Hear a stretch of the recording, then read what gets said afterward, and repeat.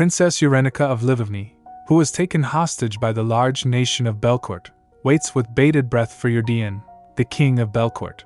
The king came and said, Princess Urenica dashes towards him. After reaching, she excitedly said, I've been waiting for you, and then she calls, De Kalb's dad. The king looks her for a moment and then asks, Who's what? Regretting what she said, Oops, why'd I say that? Stupid mouth, stupid mouth. Observing that the king doesn't look angry, she chuckles and said, I mean, your majesty, would you marry me? The king was in disbelief hearing that. He said, Princess. She was sniffling and had her hopes high. She replied, Yes. The king responds, I did not abduct you to marry you. I know that. She replies. He asks, Then why did you ask? Why? She glances at him. Because, she blushes and said, I'm totally in love with you, your majesty. From the moment I first saw you.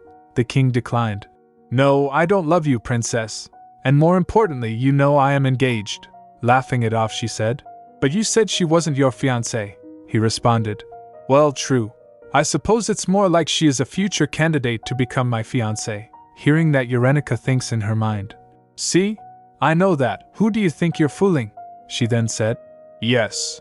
I suppose there's no knowing what the future brings. However, do you love Lady Elodia, your majesty? She inquires. He admits. I can't really say that I do. She asked. Then why won't you give me a chance? He glances at her and asked, Is there a reason that I should? She replied. Because I like you. He added. I don't know if that's true. Shocked from his reply, Urenica thinks. I said I like you? I even said I love you. What other reason do you need? She explained. If you marry me, you'll gain a lot more than if you married Lady Elodia. He asked, for example. She replied. I hold the title for the western region of Livovny, the breadbasket of our country. I'm sure you know of that region's reputation as land blessed by the goddess. He countered. Belcourt also has plenty of fertile lands, she continued. Anne, as the much-beloved youngest princess, my father will give you a handsome dowry, so much that you'll be unable to refuse. He countered again. Is a princess of Livovny actually concerned about the state coffers of Belcourt? She added. If you marry me, my father will immediately open up Gluckman Road. He again countered. Gluckman Road? I have a feeling he'll open the road soon, even if I don't marry you. Urenica felt defeated and despair. She thinks in her mind. It's moments like this that make me feel sad my country is small. If only he knew why I was doing this. He'd accept my proposal on the spot. So frustrating. I'm trying to save you here. If you marry Lady Elodia, a horrible villain will be born. That woman will raise your son to follow the evil path of dark magic. And as the father of the villain, you'll be murdered by your own son when you turn 40. Clenching her fists, she thinks. But if I say that, he'll either interrogate me to find out how I knew those things, or he'll think I'm insane. I really didn't want to have to do this, but... Resolving herself, she quickly turns and asks, Don't you think I'm pretty? He immediately answered, I don't know. I'm not sure. Hearing that in disbelief, Urenica wonders. What? The king chuckles and said, I've never seen a proposal like this, so it's refreshing. But I wish you'd understand that I have no intention of marrying you, princess. I'm not the type to get married if there's no love. He shrugs, hearing that Urenica was fuming and in shock. Dude, you just said you don't love Lady Elodia, he added. And now, I want to try loving her the best I can. What? She exclaims, he said. I'll return you to Livovny as soon as the king opens access to Gluckman Road. Good day. As soon as he said that, he turns and walks away. After he left, Urenica was standing there trembling with anger. She thinks in her mind, Put up all the walls you want, but I won't give up so easily. There's a reason why I'm trying so hard to make the king of Belcourt marry me. I was actually transported to the world of a web novel I was reading, specifically 20 years before the main story takes place. I'm trying to stop the birth of the novel's villain and the tragedy that's about to befall the characters. At the same time, I'm trying to save myself from my own character's fate of dying within 5 years after her body reacts badly to magic. The only person who can save me is King Eurydion, but he totally rejected me. My desperate attempts to save the both of us from becoming tragic supporting characters begin with the villain's father turning me down with no hesitation. Urenica asks, What are you going to name her, Teresa? Duke Levon already has a name, I bet. What did he say? Teresa thinks for a moment, and then replied, Bridget! Hearing that Urenica coughs, she said, Bridget? That's a pretty name. While blushing, Teresa asks, doesn't it sound like a good name? Urenica replied, totally. It's cute. She concludes, Bridget. That confirmed everything. I was in the world of Bridget Wants to Be Happy, a web novel I was reading in my world before I died. And right now, Teresa is carrying the protagonist of that web novel. She tells, I first woke up in this body about 8 months ago. When I opened my eyes, I had skin as white as snow, fluffy light pink hair like sweet cotton candy, and clear, pale blue eyes. I was a total beauty. So pretty. Looking in the mirror, she asks, is this really me? As she spoke, she realized, was I just talking in a strange language? As she was wondering, Teresa came barging. She asked, Urenica, are you okay? Urenica got blinded by Teresa's beauty. The maids asked, Your Highness, did something happen? Urenica was shocked after hearing, Your Highness? Because she didn't realize yet who she was. Teresa asks, I heard you scream. You scared me. Are you sick or something? Come on, Yenny. Don't look at me like a stranger. Urenica was still in shock. What? That's when she met her so-called sister. She wonders, looking at maids. Are those maid costumes? Teresa asks, Really, what happened? She replied, Nothing. She wonders seriously. What the heck is happening right now? Then she asked, But who are you? And where am I? Teresa and all the maids were shocked after hearing that. Bakiuste thinks that Urenica lost her memory. The room was in chaos. One of the maids shouted, Get the king! No, the royal physician! Your Majesty! The princess has lost her memory. Teresa asked, Yenny, what are you saying? After a few minutes, her mother and father came. They were crying after hearing the news that Urenica lost her memory. Her mother asks, Urenica, oh dear Yenny, do you not remember your own mother? She recalls her past life memories. What are we going to do with that girl? Do you want to take care of her? As you know, I have a family of my own to take care of. She was wondering as to what happened. Some people showed up saying they were my parents, but I don't really have anyone I can call family. She wonders, what is this place? Where the heck did I end up? She recalls her past life. I thought I died in that accident.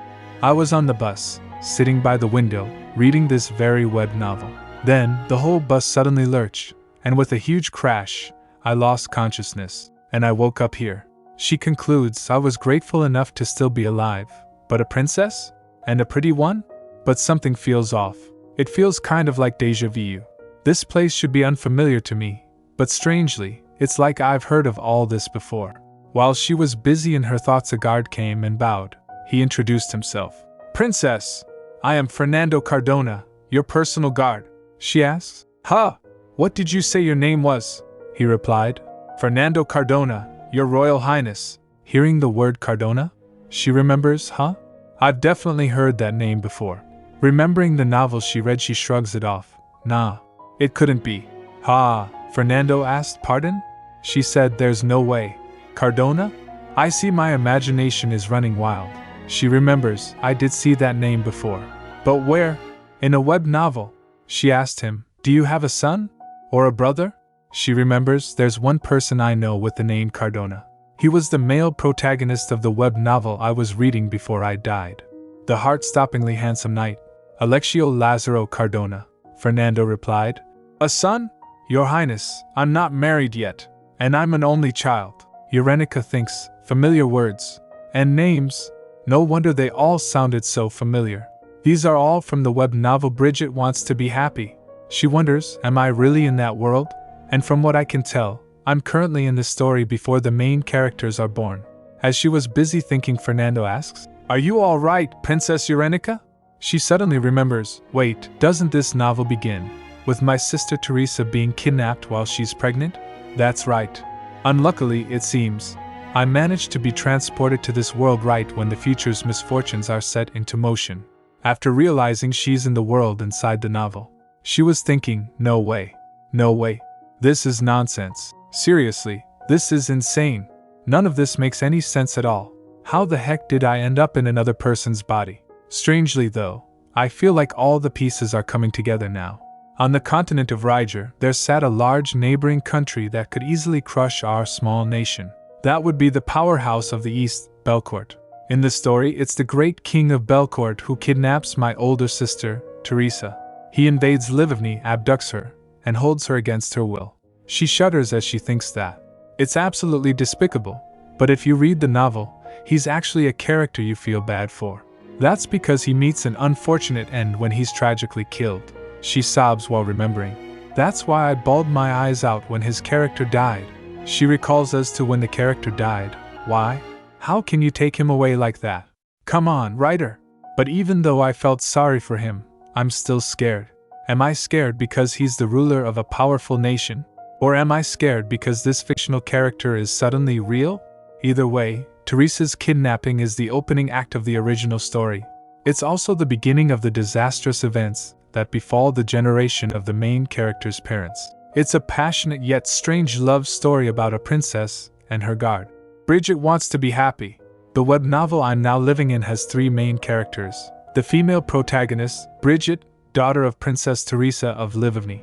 The male protagonist, Bridget's guard, Alexio, and finally, there's the villain, the tyrannical King DeKalb de Belcourt. In Bridget Wants to Be Happy, the main plot revolves around the 2 protagonists healing the traumas of their sad childhoods. In other words, their parents' generation was doomed. We're not just talking about a few bad things happening. They were all doomed to die young. From the kidnapping in the opening, they had already lost all chance of living anything close to an uneventful life. Bridget's father, Duke Levon, dies in battle trying to get his pregnant wife back. Teresa receives the news while in a country far from home and collapses from the shock. This results in Bridget's premature birth, weeks ahead of the anticipated date. Talks between Belcourt and Livigny break down, so Bridget and her mother are sent back to Livigny when Bridget is 10 years old. DeKalb, heartbroken and enraged at Bridget leaving, begins to use black magic, becoming a villain who can manipulate the souls of the dead. A year after Bridget leaves, when DeKalb turns 11, he kills his own father, the King of Belcourt, using him as a sacrifice in a magic ritual, all because he wanted to become king so he could take over Livigny and regain Bridget. I feel so bad for DeKalb's dad, but no, he's still scary. Meanwhile, Teresa returns to her home country but dies from a plague 2 years later. She counts, that's already 3 people dead in this story. It's truly dreadful. There's Teresa, her husband Duke Levon, and DeKalb's father, the King of Belcourt. Oh, and finally, Fernando, the father of Alexio and my guard, loses an eye and a leg in the war. At this point, the parents' generation is laid to waste by tragedy after tragedy. In comparison, the story of the web novel is a refreshing coming-of-age tale about 2 characters healing from this past. A totally sweet romance story. If I were still reading the web novel, I could dismiss all this as some sad backstory. But shockingly enough, it's now reality. This has to be a dream. I'm in denial. The real me must be lying in a hospital bed in a coma right now from the accident. Or maybe I was abducted by aliens. At first, I didn't accept this as reality. But I can't escape the truth anymore. I'm living a second life. Teresa is far along in her pregnancy, which means Belcourt will come barging in any time now. Teresa asks, Eurenica, why are you staring at me like that? While startled, Eurenica replied, What? Nothing, Teresa said. You're making me feel self-conscious. Eurenica said, It's just a little hard to accept that little Bridget will be born soon. Later she resolved, Yeah, I can't just sit here and do nothing. Who else can do something about this besides me? I know everything about this story. I'll do whatever it takes to stop this tragedy from happening. She devised plans. Plan A, stop Belcourt from invading Livigny. Let's break down the cause and effect. Why does Belcourt invade Livigny? I don't know. I hit a block already. It's not like the parents' stories were all that detailed in the web novel.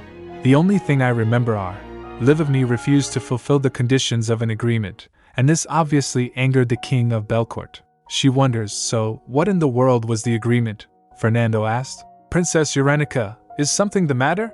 You don't look too well, she replied. I'm worried about your right leg and left eye, he asked. Pardon? While waving her hand she said, Never mind. It's nothing. She thinks, it's not like you'd understand. I mean, how could you understand? She then asked him.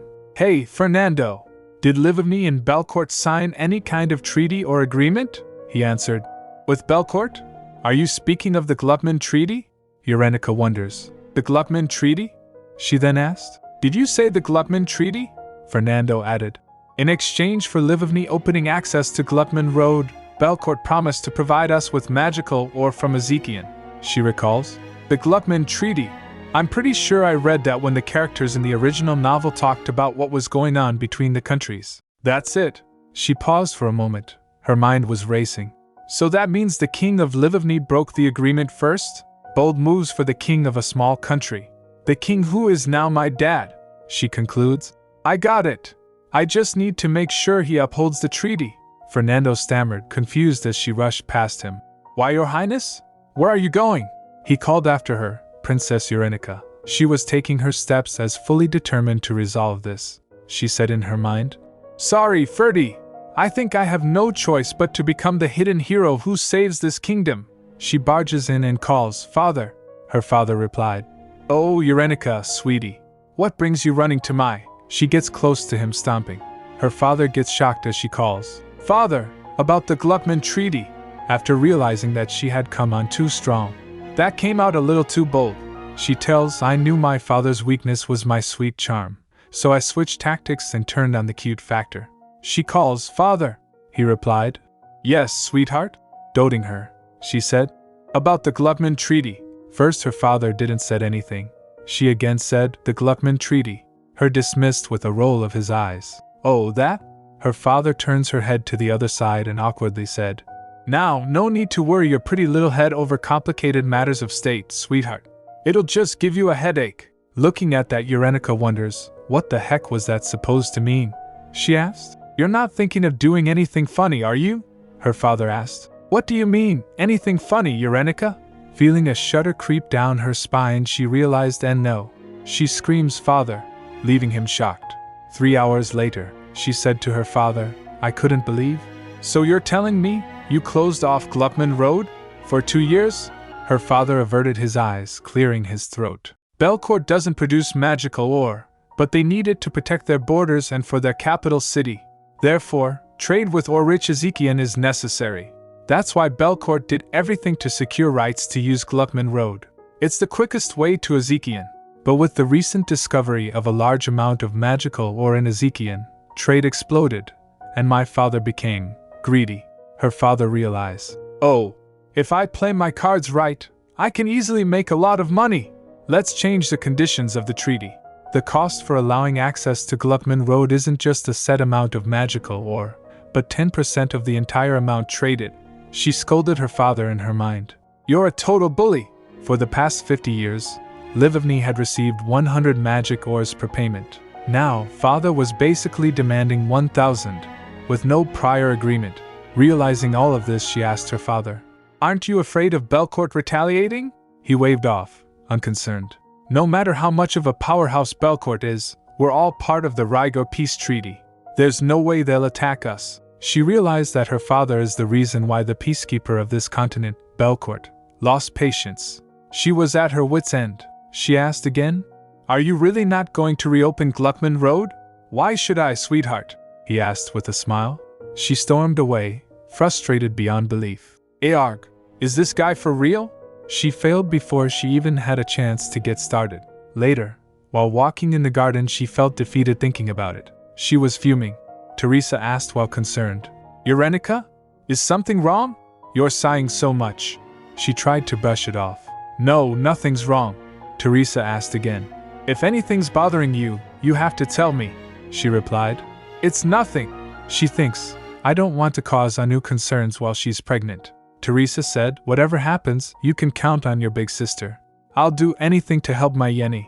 Eurenica considers, Teresa, you're an angel, she said, grabbing Teresa's hand. No, you count on me. I'll make sure nothing happens to you, Teresa. She thinks, if Plan A failed, then I'd have to resort to Plan B. Plan B, stop the king of Belcourt from abducting Teresa. While feeling determined, she thinks, if I couldn't stop the invasion, I could at least keep her from being taken. But when exactly does Belcourt invade? She quickly made her way to Duke Levin's castle, to meet his younger brother, Sergei Levin, her childhood friend. He asked, What in the world are you doing here? Why aren't you at the palace? She replied, Did he have any idea of all the things going on in my mind? He replied sarcastically, No, I doubt you have much going on in there. but she knew the only way to prepare for the future was to stay by Teresa's side and protect her. A few days ago, she was wondering as to remember when does Belcourt invade. She read it but couldn't remember. She resolved that she can't keep Teresa at the palace. She's a married woman. Sergei sighed. Not that you were ever really ladylike, but you've been acting out of control the past few months. Sergei shook his head while saying, Who'd believe that I was a princess? She replied, If you don't shut up, I'll make you. The people around her didn't notice anything's off, because Urenica and the current Urenica had similar personalities. She wonders, why couldn't I have become some random nameless background character? She thinks, if I knew this would happen, I would have paid more attention to the background story. As she faced Sergei, she said, Sir, promise me, when the time comes, you have to come save me. He raised an eyebrow. Why would I have to come save you? She replied as she giggles. A time will come when you'll have to, knowing what the future held. That's exactly what happens in the first scene of the novel. She recalls the scene from novel. Urenica, we have to go. Let go, sir. What about Teresa? She concludes. All I have to do is make sure Teresa hides somewhere. Of course, I have to hide someplace safe too, but in case things go wrong. Then looking at him, she said, I'm counting on you, Sergei. He rolled his eyes, saying, There you go, saying strange things again. But there was one thing I had forgotten: the king of Belcourt would abduct a princess, and Teresa wasn't the only princess of Livovny. Back at the palace, her mother asked, What did the royal physician say? Teresa replied, He said there's nothing to worry about, while assured her mother said, Oh, that's good to hear. As they were talking, Urenica was feeling nervous and anxious. A strange feeling crept over her. Something felt off. She wonders, what's this bad feeling that suddenly came over me? She thought, maybe I'm just being sensitive from being on guard the past few days. But the nervousness only grew. She tried to shake it off, but it wouldn't leave. Her heart started racing. She thinks I'm nervous, but something's making me really nervous about today. Her heart wouldn't slow down. As she was busy thinking worries, her father said to Teresa, Make sure you look at and listen to good things for the baby. Teresa said with a smile of chaos. Urenica jumped to her feet. I gotta do something. She grasped her arm and said, Teresa, let's go back. You shouldn't be outside for too long. Teresa said. But Yenny, we've barely been here for 2 hours, she insisted, pulling her gently. 2 hours is more than enough. Her mother and father were surprised by her actions. He asked, What's wrong? Urenica responded, Teresa gets tired easily if she's out and about too long. She said to Teresa, I'll get you home. Let's go. Hearing that, her mother said, Oh dear, I thought you were all right, Teresa. While leaving, Urenica waves and said, You should all stay in the palace today. Promise, her father said as she hurried away. Get home safe. As they were leaving, suddenly they heard a voice. Find her, she wonders. What's going on? As they heard marching of soldiers, a guard shouted, We're under attack. Urenica was still wondering. No, is it the Belcourt army? I should look into becoming a fortune teller. Her heart pounded even harder. Yenny, what is this? Teresa asked, her voice shaking. Urenica pulled her along. There's no time. This way, Teresa calls. Yenny! As she was being dragged. But Urenica wasn't listening. She was in a hurry to hide Teresa. Teresa said, Yenny! Urenica, please. Mother and father are. They'll be fine. Urenica interrupted her. She thinks, indeed in the story, absolutely nothing happens to them. King Eurydion takes Teresa and leaves. They reach the hidden passage just in time. She peeked around the corner before explaining quickly. Teresa, she pointed to the floor. Go in here. She tells in her mind this is the secret passage that Bridget discovers as a kid. Showing her the way, she said, See that small knob sticking out of the floor? When the soldiers come in here, quickly press that. Then you'll slide all the way down to the basement. As she went inside, Teresa calls Urenica. Urenica told her, Stay in there and don't come out, okay? Teresa asked while tears dropped down from her eyes. At least explain what's going on. What is this all about? She concludes. There's no way the both of us are fitting in there. I'll just have to go find the second secret passage. As she closes the secret passage, she said, Just worry about Bridget right now. Teresa calls one last time. Urenica! She shoved her in. After that, she thinks, I need to hurry before the soldiers rush in. Peeking through a small gap, she sighed in relief. There. Now Teresa is safe. I'll see you later, she whispered as she turned to leave. Tears were falling from Teresa's face. The sound of swords clashing echoed through the hall. Urenica panicked. Oh no! They're already in here? Holy crap, this is totally serious. She was hiding from the soldiers behind the pillars. She needed to go to the east wing of the palace if she wanted to get to the second secret passage. She was wondering, should I even go there? Or should I just wait here for Sergei? She hesitated, torn between running to the east wing to reach the second secret passage and waiting for Sergei to find her. She remembers, what could Sergei possibly do to save me? He doesn't know where I am. Late in the game, she realized that breaking from the original plot means she can't trust things to work out like it did in the web novel. As she was sobbing, she resolved that it's not that far. I should just make a run for it. Wiping her tears, she gathered her courage. Alright, no one's looking. She cautiously moved forward, thinking the coast was clear. I don't think anyone's looking now. While she was hoping from pillar to pillar someone was looking at her. Suddenly, she froze, realizing that the person was looking at her. His gaze was sharp. She stops and tries to cover her breath with her hand and wonders, what? How long was he looking? The person went towards her, and she trembles as he gets close. She sits down while trembling behind the pillar as her heart raced. She prayed that he just walk by. She thinks, Sergei, now would be a good time for you to come save me. If you show up, I'll give you 100 kisses. Please show up. The person gets close to her, and both of them looks at each other. Standing before her was a man with shiny silver hair and red bedroom eyes glinted with amusement. The person said, looking at her, pink hair and light blue eyes? Got you, Princess Urenica of Livovny, he said smugly. Her heart sank. The king of Belcourt. No! Sergei, you jerk, she thought desperately. The king of Belcourt abducts Urenica and lifts her up on his shoulder. He put her on his shoulder and starts walking. Urenica thinks, I'm screwed. Why is the ground above my head and the sky below my feet? She starts counting, 1 brick, 2 brick. When their soldiers saw the king taking her, they shouted from behind, Princess Urenica, unhand the princess, you brute. The soldiers came rushing to them and attacked them. The king of Belcourt kicked a soldier, while the other were confronted by his soldiers. TSK, such a nuisance. Urenica's stomach was hurting. She thinks, I said I wanted to stop Teresa's abduction, not take her place. Suddenly Sergei came running, calling her name. Urenica. Seeing him running towards her, she shouted, Sergei, what took you so long, you big jerk? Eurydion was fighting with soldiers while carrying Urenica. Urenica sniffles and said, Excuse me? Mr. Belcourt, sir? Hey, could you put me down, please? Eurydion asked. You want me to let you go? She shouted while tears fall from her face. I'm not even asking for that. I just want to be put down. I'll walk on my own 2 feet. Or could you at least hold me right side up? She added. It's just that, HNGH. It really hurts. It hurts. Your armor hurts. Eurydion put her down, but on a horse. She got shocked while seeing that she's on a horse. She hit her head on the horse's neck. What's happening? Put me down. I'm scared. Eurydion hushed the horse. Hush, hush.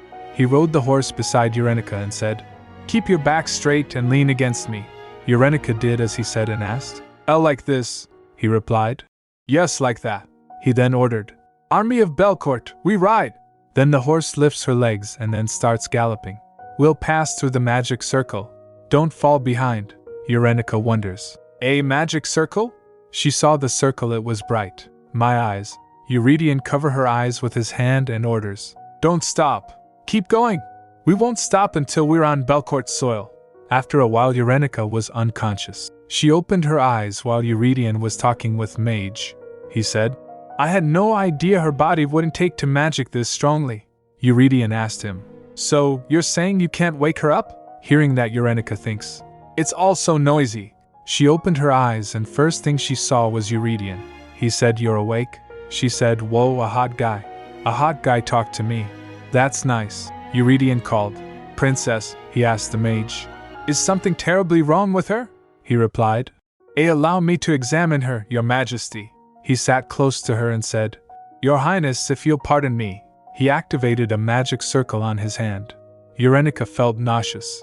He extends his hand towards Urenica and said, One moment, your highness. Urenica thinks, What's this? Did I get motion sickness? And a headache. As he touched her head, she felt a surge of pain in her head. she thinks. It feels like my head's going to explode. It hurts. It's torture. She was in pain. She tried to reach out to someone to save her. She was praying. Please, someone, anyone, help me. As she touched someone's foot, her pain disappeared. What? The pain disappeared. A foot? It was Eurydian's foot. He was looking worried for her. He asked, Princess, are you alright? She replied while sobbing, I'm alright. She shouted, Wah, what the heck? She recalls, I was on full alert the past few days to protect Teresa, only to end up kidnapped and slung around like a sack. And then I was on a galloping horse, and I've never even been on a horse. Then I was tormented by a pain I never felt before in my life. If I knew all of this would have happened, she again shouted, no, I still would have done it all again. That's what makes it even sadder. Eurydian calls, Princess. She complained, you mean it? Horrible. If you couldn't get my sister, why didn't you just go home? Why'd you have to take me? She thought, on top of that, of all the things to grab, why did I grab his foot? Eurydian then lifts her up, and she was surprised. Huh. She looks at his face and thinks, so, handsome. Tears were falling from her face. Eurydian asked, what are you so sad about? Then she realized that she was floating in the air. Her foots were not touching the ground. After that, Eurydian put her down, and she was sitting on a Belcourt's flag. Eurydian wipes her tears and said, I did not know you were sensitive to magic. I'm sorry. Did it hurt a lot? She replied. Why yes, he added. And for the sudden abduction, seems like it was quite the shock. She thinks, ugh, this is humiliating. She snatches his handkerchief from Eurydian and said, I'll do it. She then tries to understand. But what was the pain I felt earlier? Not that I feel it anymore. Then Eurydian asked, were you sensitive around magic or magical ores before? She replied, I have no idea. A magic sensitivity? He again asked. You don't know? She shakes her head and said, I've never had something like this happen before. She then said to herself in her mind, though when I say before, I mean just the past 8 months that I know of. Eurydian then asked, Rolf, what happened? He turns his head to look towards him. Looking at him, Eurynica recalls, one moment, Your Highness. The guy who touched me before? The pain got worse after that man touched me. I know it, Rolf explained. If someone is more sensitive to magic than the average person, something like this can easily happen. Eurydian asked, could the person with the sensitivity not know about it? Rolf takes a glance and said while thinking, maybe if one grew up in an environment with little to no exposure to magic. Eurydian again asked, then why is she fine again? Rolf replied while anxious, I'm not quite sure myself, Your Majesty. He bowed and said, perhaps I can find out if I examine the princess a bit more, but it seems difficult to touch her. Eurydian takes a sigh and said, I see. Anyhow, I guess this means it's impossible to use a magic circle again. He stands up and instructed, we've crossed the border, so from this point on, we go by horse. The soldiers replied, yes, sir. Eurydian then said to Eurynica, you also seemed unfamiliar with horse riding. Eurynica quickly replied, I can ride a horse, he said. You look too scared to be saying that, she said. I can't ride one on my own, but, she thinks in her mind, for some reason, I feel like I'm being a huge bother. Wait, hold up. I'm the one who's kidnapped here. Why am I worried about bothering the kidnapper? The reality struck her, he said. Then you'll come with me. If we ride all day, then we'll arrive the day after tomorrow. Eurynica thinks in her mind. Yeah, it's all because that guy's being too nice. No matter how I think about it, he's way too considerate for a kidnapper. DeKalb as a character easily became obsessive because he felt deprived of love and affection. I thought his father would be a lot colder. Asterisk. Eurydian extends his hand to offer her. Get up. Eurynica grabs his hand and said, thank you? She asked. Do you have any intention of returning me to Livivny? Eurydian doesn't speak for a moment. Eurynica thought, I knew it. No matter how nice he looks in the novel, he's the guy who kept Teresa captive for 10 years. Eurydian spoke. Once I reach a settlement with Livivny. Until then, I'll guarantee your safety and comfort. I swear on the name of Belcourt.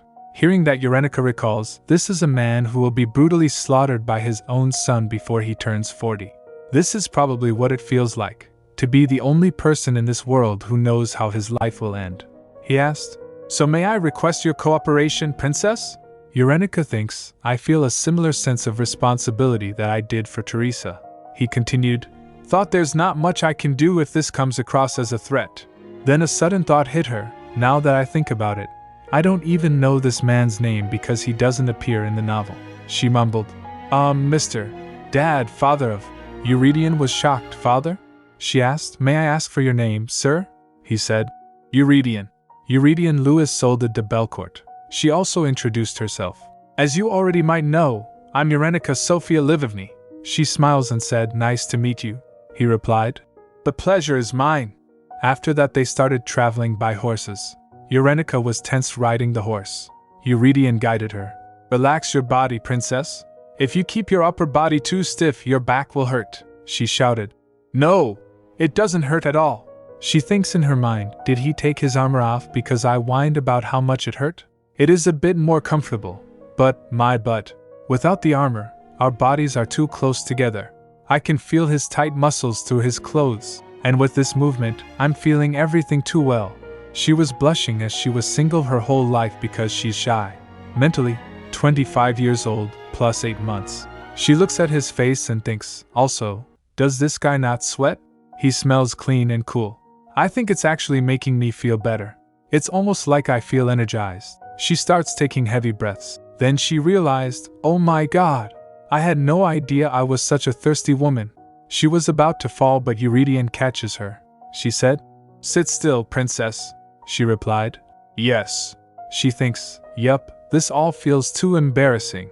A few hours later, Eurenica was feeling pain and was lying on the ground. She thinks in her mind, Now what's going on? Humph. All I did was watch Rolf make a fire. I'm dying. As Eurydion picks her, she thinks, Now's not the time to be embarrassed about him touching me. As he pulls her close, she thinks, the pain's definitely subsiding. Eurydion embraced her and said, How strange. Isn't she a little too sensitive, Rolf? Eurenica was still trembling. Rolf replied, All I did was start a fire. Eurenica recalls, This is already the third time I had this strange reaction. First, when we went through the magic circle. Once, when they tried to use healing magic on me. And just now, all Rolf did was use magic to start a fire for the camp. Rolf said, It seems that the princess is a person unadapted to magic. Eurydion asked while patting her. Unadapted to magic? Rolf said. Yes. It's very rare, but every now and then there are humans who are unable to physically or mentally handle magic. Eurenica thinks, No. There's a more basic reason.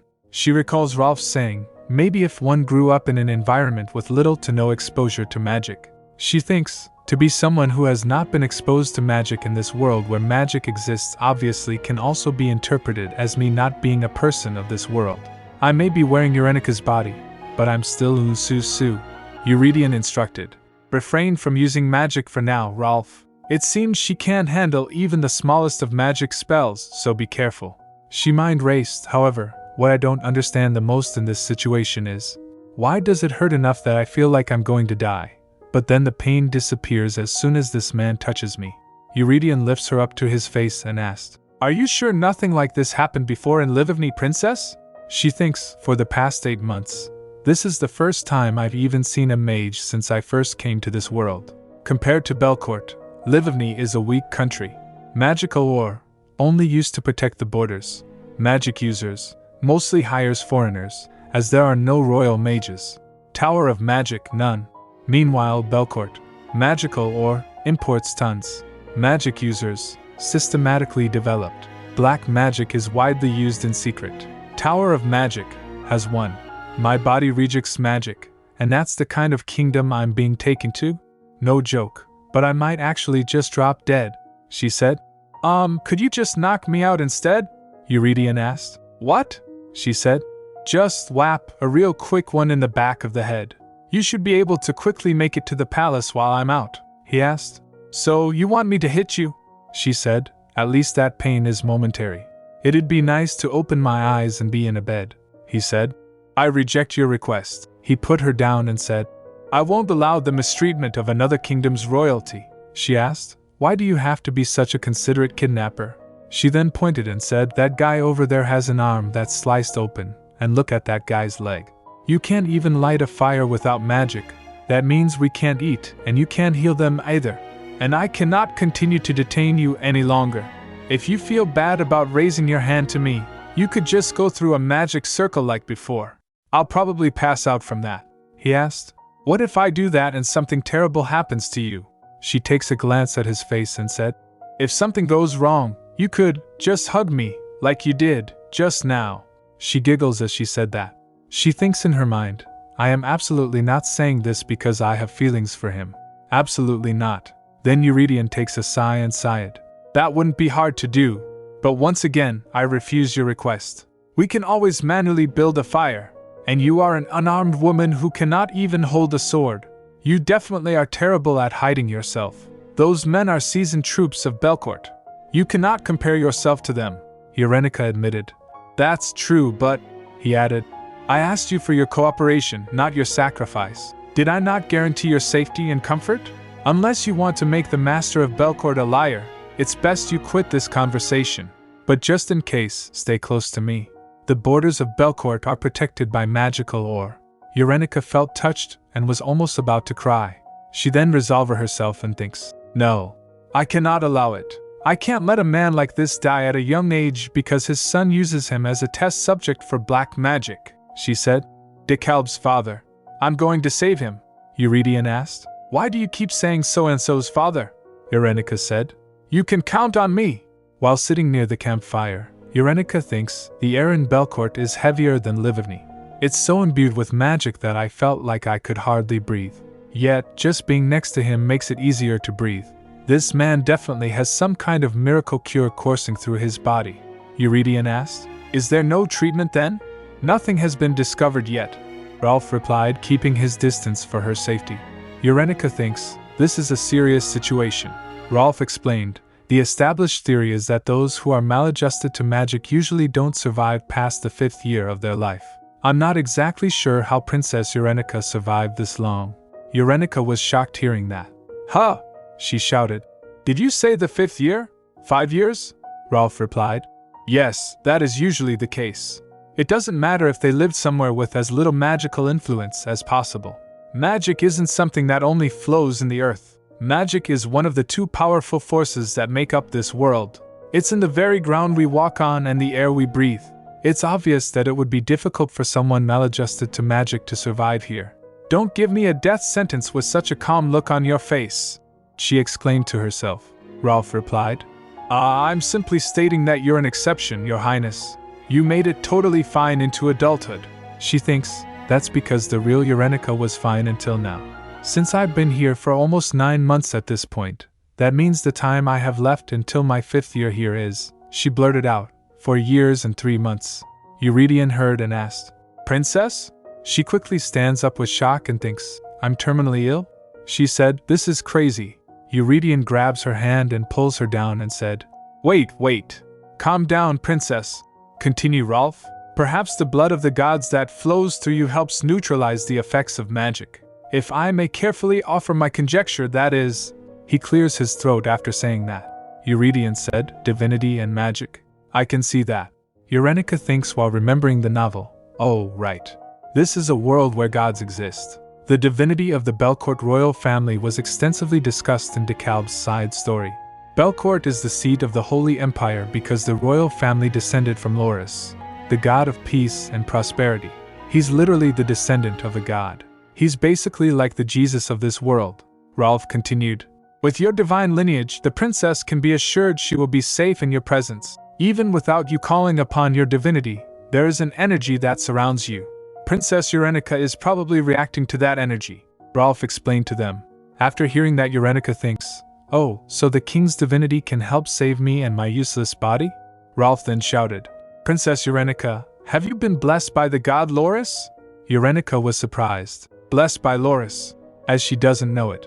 Eurydion asked her, "Have you been baptized?" She said, "Baptized? Oh," she recalls, "as soon as Teresa knew she was pregnant with Bridget, she received a blessing, didn't she? Since royalty tends to receive Loris' blessing even before they're born, I'm sure Eurenica was too."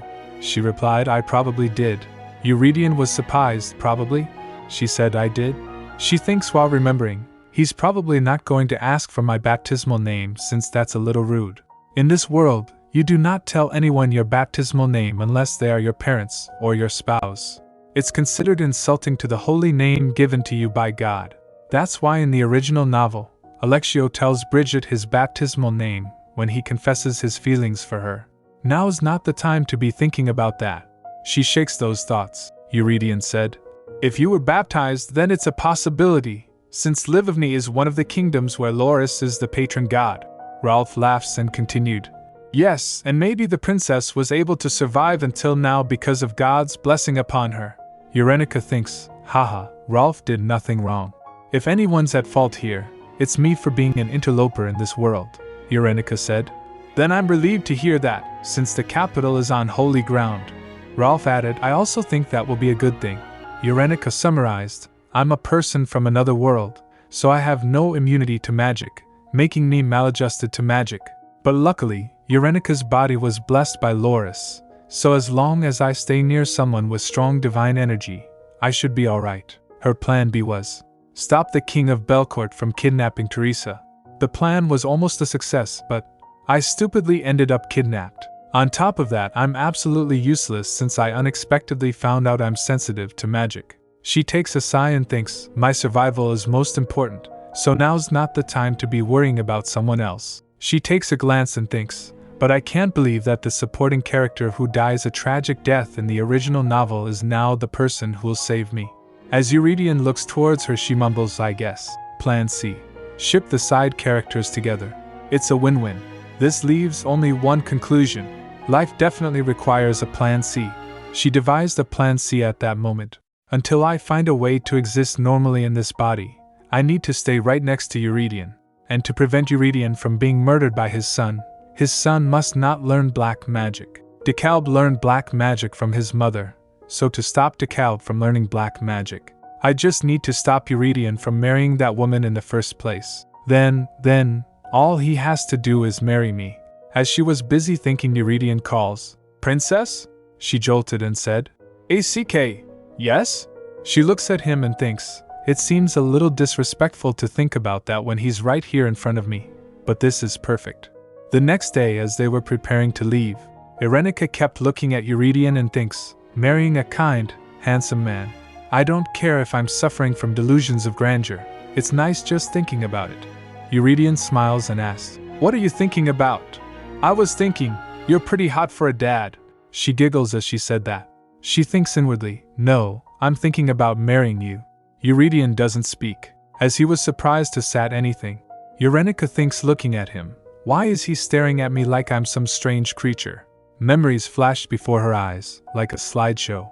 She remembers, sure, he saw me in some unseemly moments, but I don't think I was that much of a pest. She then remembers all the embarrassing moments, and said to herself, no, stop thinking about it. She felt defeated and in despair.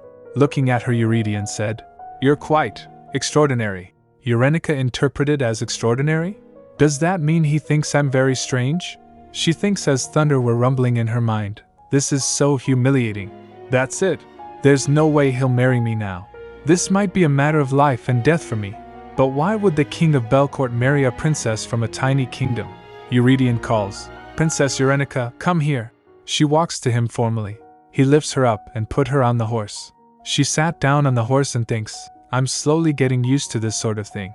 After that, Eurydion ordered his soldiers, let's go. We'll make it to the capital today, so keep your spirits up, men, he commands. Yes, sir, they reply. Eurenica thinks in her mind, even if it's impossible for me to marry this man, I need to stop him from marrying a dark magician. I know from the original story, she recalls the novel. Her mother said to him, DeKalb, you're a monster born of the strongest divine power and the most evil magic. If you want, you can have everything in this world, even the distant world of the gods beyond the Udetta, as long as you desire it. What do you think? Do you want to hold all the power in the world in your hands? She concludes she's at fault for DeKalb's corruption. She led her own son down the path of black magic. She must be out of her mind. She thoughts, then how do I stop this marriage? A sudden thought hits her, wait, hold on. When does Eurydion get married? I know Bridget will be born in 2 months. No, since Teresa didn't get kidnapped, maybe it'll be 3 months from now? Bridget and Alexio are the same age, and DeKalb is 1 year younger. DeKalb is 1 year younger than Bridget? If I'm being generous, I have only a year to stop this. Your Majesty? She asked hesitantly. He replied, What is it? She thinks, how should I ask him this? He calls, Princess? She blurted out, Your Majesty, are you unwed? Or are you expecting a child? What? He exclaims. She thinks in her mind, I know this is ridiculous. He replied, First, I'm not married yet. She asked, Yet? He continued, Therefore I obviously don't have a child and I am definitely not expecting one. After hearing that, she thinks, unmarried with no kids is a good thing. But why did he say yet? Why do I have a bad feeling? He said you ask peculiar things, Princess, and with no provocation. They finally arrive in Belcourt. The city looks old and historical, while Livovny looks more charming in comparison. She was glancing all around. Eurydion puts her robe on her and said, The crowd's gaze might be uncomfortable. Irenica looks at the Corrid. The crowd cheers. Sire, long live Belcourt! Eurenica thinks, this is a huge crowd, and if it wasn't for this cape, I would have been completely overwhelmed. He's so kind-hearted, the perfect husband material. After reaching the palace, Eurydion puts her down the horse. She thinks, if I could, I'd kidnap him myself and make him my husband. Not that I really could. But a girl can imagine. Suddenly someone came running to Eurydion and said, Your Majesty, I'm so relieved you made it back safe and sound. You have no idea how worried I was. Eurenica was surprised looking at her. Lady Elodia starts the conversation with an emotional declaration. I miss you, Your Majesty. Her passionate words immediately grab attention, but Eurydion's calm and distant demeanor contrasts her fervor. The protagonist watches the interaction, stunned, thinking, whoa, no freaking way. Lady Elodia continues dramatically. Every day, my tears wet my pillow. Do you understand how that feels? The protagonist is speechless at the scene unfolding before her, observing Lady Elodia's stunning beauty and noting, she's gorgeous. Her voice is beautiful. The way she talks, it's absolutely bewitching. Even though the protagonist is a straight woman, she admits, I can't help being drawn to her. I wonder how Eurydion. Her thoughts are cut short when Eurydion responds to Lady Elodia's emotional plea with a flat. It's only been 3 days, Lady Elodia. Lady Elodia isn't deterred and counters passionately. Those 3 days felt like 3 years to me. Eurydion, however, seems unmoved, and the protagonist notices this, thinking, what's with that look on his face? How can he look so uninterested with this beautiful woman in front of him? She observes his reaction, or lack thereof, and muses. He says he's thinking of falling in love, but he looks like she barely registers on his radar. Making a pretty lady cry like that, so cruel. The least he could do is say something to reassure her. The protagonist debates intervening herself but ultimately stays quiet.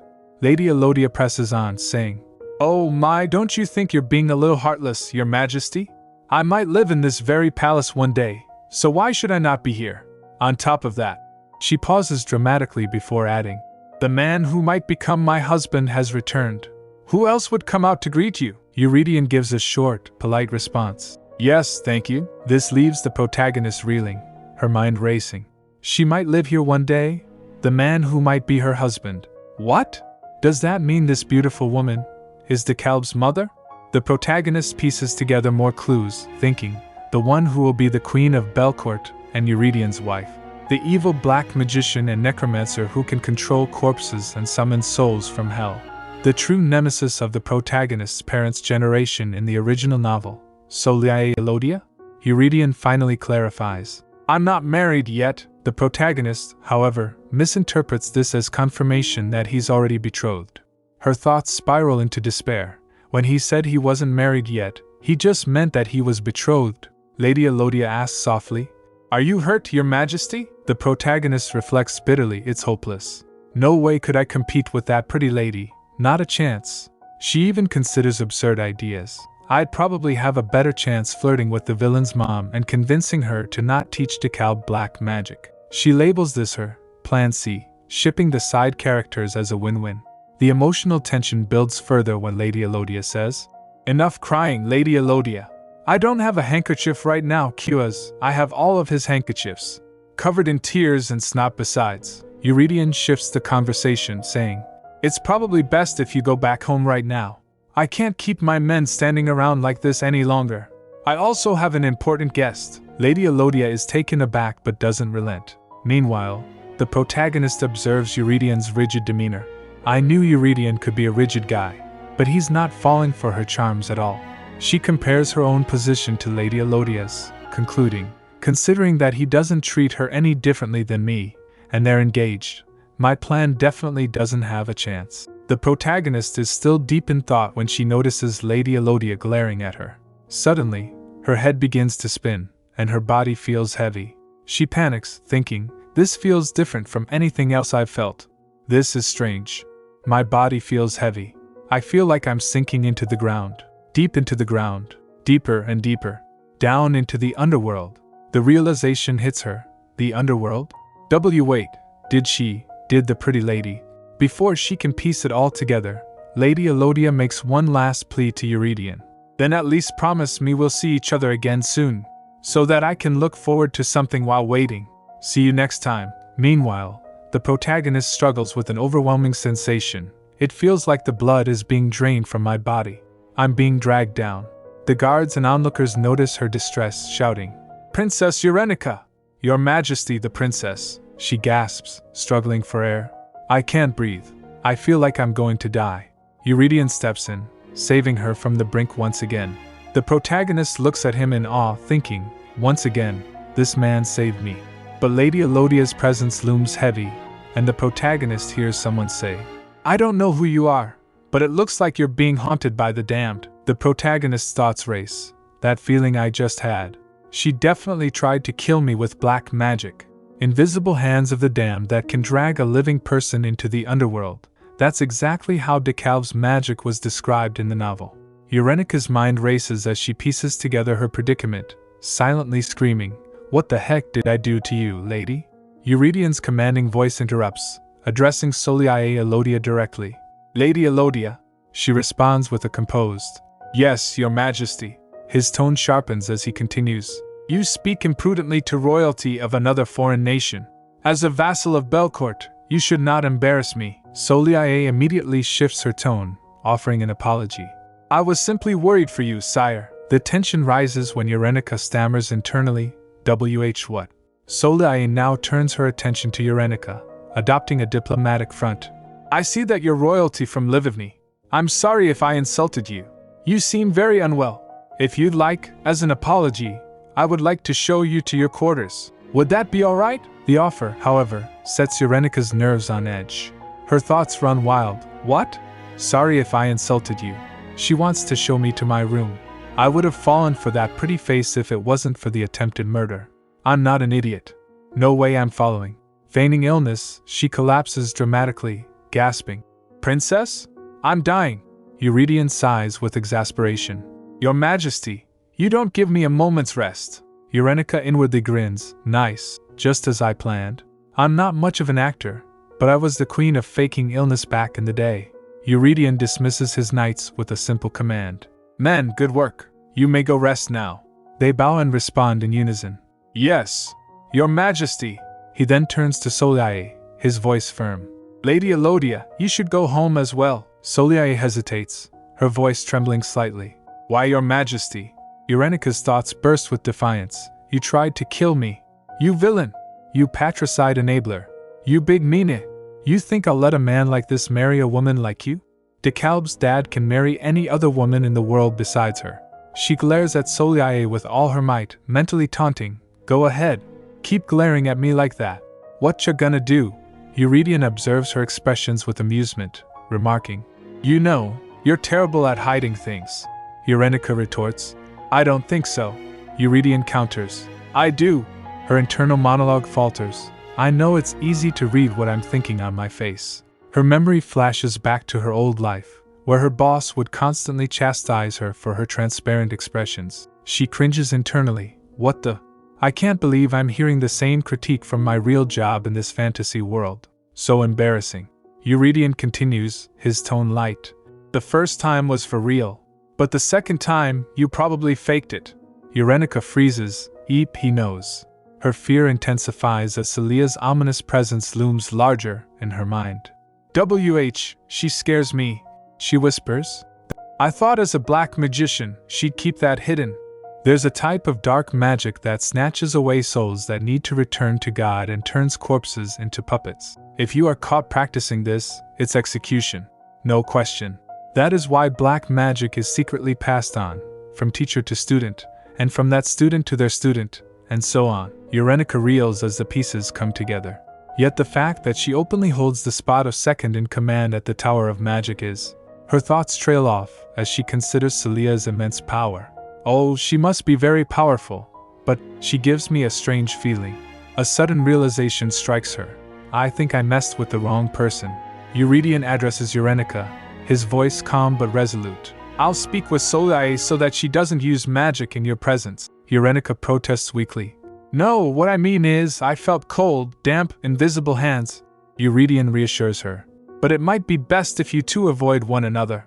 Magic is like a second skin to her. She did a lot of work to help develop Belcourt's Tower of Magic. She wields a great deal of magical power. That's probably why you felt the way you did earlier. Eurenica's internal panic intensifies. I'm screwed. I can't even try my luck here. She's struck by the futility of her situation, whispering internally, that woman you trust so much is a black magician who should be executed right now. I found out because I read it all in a book. It's not like I can tell him that. She glances nervously at Soleil, thinking, besides, if I don't watch what I say, I feel like that scary lady would totally slaughter me. Euridion's commanding presence returns as he asserts. She will no longer freely enter the palace as she did today. Eurenica's heart flutters unexpectedly. Whoa, DeKalb's dad is so cool. Her composure falters as she stammers. Thank you? She catches herself, embarrassed. I almost fell for that handsome face. The scene shifts as Eurenica's attention is drawn to a palace in the distance. She marvels at its architecture. The onion-shaped white domes, the big windows, the ivory curtains. A little palace that looks like the royal palace in Livivny. As realization dawns, she gasps, is this? Let me down, please. Her thoughts flash back to the original novel. There Zia held her pregnant stomach as she looked up at the white onion-shaped castle in a daze. It was an exterior that reminded her of her home, and tears poured down her face. Did the king of Belcourt arrange this for her? She realizes. This is where Zia and Bridget lived in the original novel. Beryllia Palace. Eurenica stood in awe, thinking. It looks exactly like how it's described in the novel. She was interrupted by a polite greeting. It's an honor to meet you, Princess Eurenica. Confused, she replied with a hesitant. The maid, with light brown hair, approached her with a warm demeanor, pulling back the curtains gracefully. Your Grace, how are you feeling today? She asked, her tone gentle and precise. Eurenica observed her attentively, recalling the novel. This particular maid looked after Teresa with the most care out of all the maids in Beryllia Palace. Trying to mask her familiarity, Eurenica responded, I'm all right. But the memory of the novel lingered. Teresa and Bridget were closest to this maid, Marianne, during their time in Belcourt. This is my first time meeting her, yet I feel like I know her already. What the? This feels strange. Walking through the palace, Eurenica noticed every detail. The grand staircase, the radiant sunlight streaming into the room. This is where Teresa and Bridget lived, where Bridget's story began. The vivid sunsets described in the novel. It's all here. The world that had once existed as words on a page was now tangible. Standing in the room, Eurenica felt conflicted. Even though I confirmed a long time ago that this was the world of the novel I was reading, why do I suddenly feel this way? Is it because this is where Teresa spent 10 painful years? She steeled herself. No matter what, I did the right thing. It's a good thing I stopped Teresa from being dragged far from home while pregnant. Her thoughts were interrupted by Eurydion. Is the castle to your liking, princess? He asked, his tone formal yet gentle. Startled, she quickly replied. Yes, it's nice here. Internally, she mused. Did he want to provide a place that reminds me of Livivny? Eurydion seemed relieved by her answer. I'm curious about something, princess, he began. Why do you keep calling me father or dad? You've mentioned it several times now. His directness flustered her. She laughed nervously. Because you kind of remind me of my father? Her thoughts betrayed her. That's a lie. But I can't tell him the real reason. When I read the novel and he died, I shouted, Father, and cried so hard. Oh, DeKalb's dad. How could they kill you off like that? Eurydion narrowed his eyes, clearly unconvinced. You're not a very good liar, he remarked dryly. Eurenica protested weakly. It's true. His piercing gaze didn't waver. You're only good at being insistent, he added. Embarrassed, she tried to redirect the conversation. I won't do that anymore. I'll be careful, I promise. Eurydion nodded, his tone softening. Good. It is disconcerting, after all. Rest well, and if you need anything, call a maid immediately. As he turned to leave, his parting words carried weight. You're an important guest of Belcourt. If there's anything you want, don't hesitate to ask. As long as you remain here. Eurenica watched him go, her thoughts swirling. This guy. The way he naturally oozes consideration makes my heart flutter. She recalled how he had spoken harshly to Soliai earlier. Maybe he's not always so kind. Maybe he's the type to cut someone off immediately if they cross a line. Before she could stop herself, she called out, Your Majesty, are you going to marry that woman? Eurydion paused, surprised. You mean Soliai Elodia? He asked. Well, I suppose that is what will happen. She's not lacking in qualities befitting a queen. Eurenica felt frustration rise. What does that even mean? It's not a matter of lacking qualities. She's not fit for the position at all. She's a powerful mage who uses outlawed black magic, and she tried to kill me. And more importantly, she'll encourage your son to kill you. But I don't have evidence to prove any of this. She clenched her fists. I must make him trust me more than Soliai Elodia. I have to do whatever I can to protect him. Eurydion's final words echoed in her mind as he left. You're a princess of Livivny. You should be more cautious. Determined, Eurenica resolved to act, her exhaustion giving way to newfound resolve. Eurenica finds herself in an unexpected lesson as Eurydion begins to lecture her about being cautious. Eurydion advises firmly. Be more cautious. First, in private places like your bedchambers, you should not allow just any person inside. Eurenica responds cheekily. But you followed me in here, sire. Ignoring her comment, Eurydion continues. Secondly, if anyone follows you in, you should immediately order them to leave. Eurenica tilts her head in confusion. What do you? Eurydion doesn't stop, stating his third point. Thirdly, do not hold on to any man who willingly leaves. Eurenica is taken aback. Why'd he have to specifically say man? Is he talking about this situation right now? Deciding to push her luck, she considers this a chance to test his boundaries. What if I have feelings for him? How far can I push this? She resolves to use her charm to gain the upper hand over Soliai Elodia. Trying her best to be alluring, Eurenica boldly asks, What if I were to say I have feelings for you, sire? Would I still have to be cautious? Eurydion's expression doesn't waver. He responds calmly. And fourthly, don't say words like that to just anyone anywhere. That's not...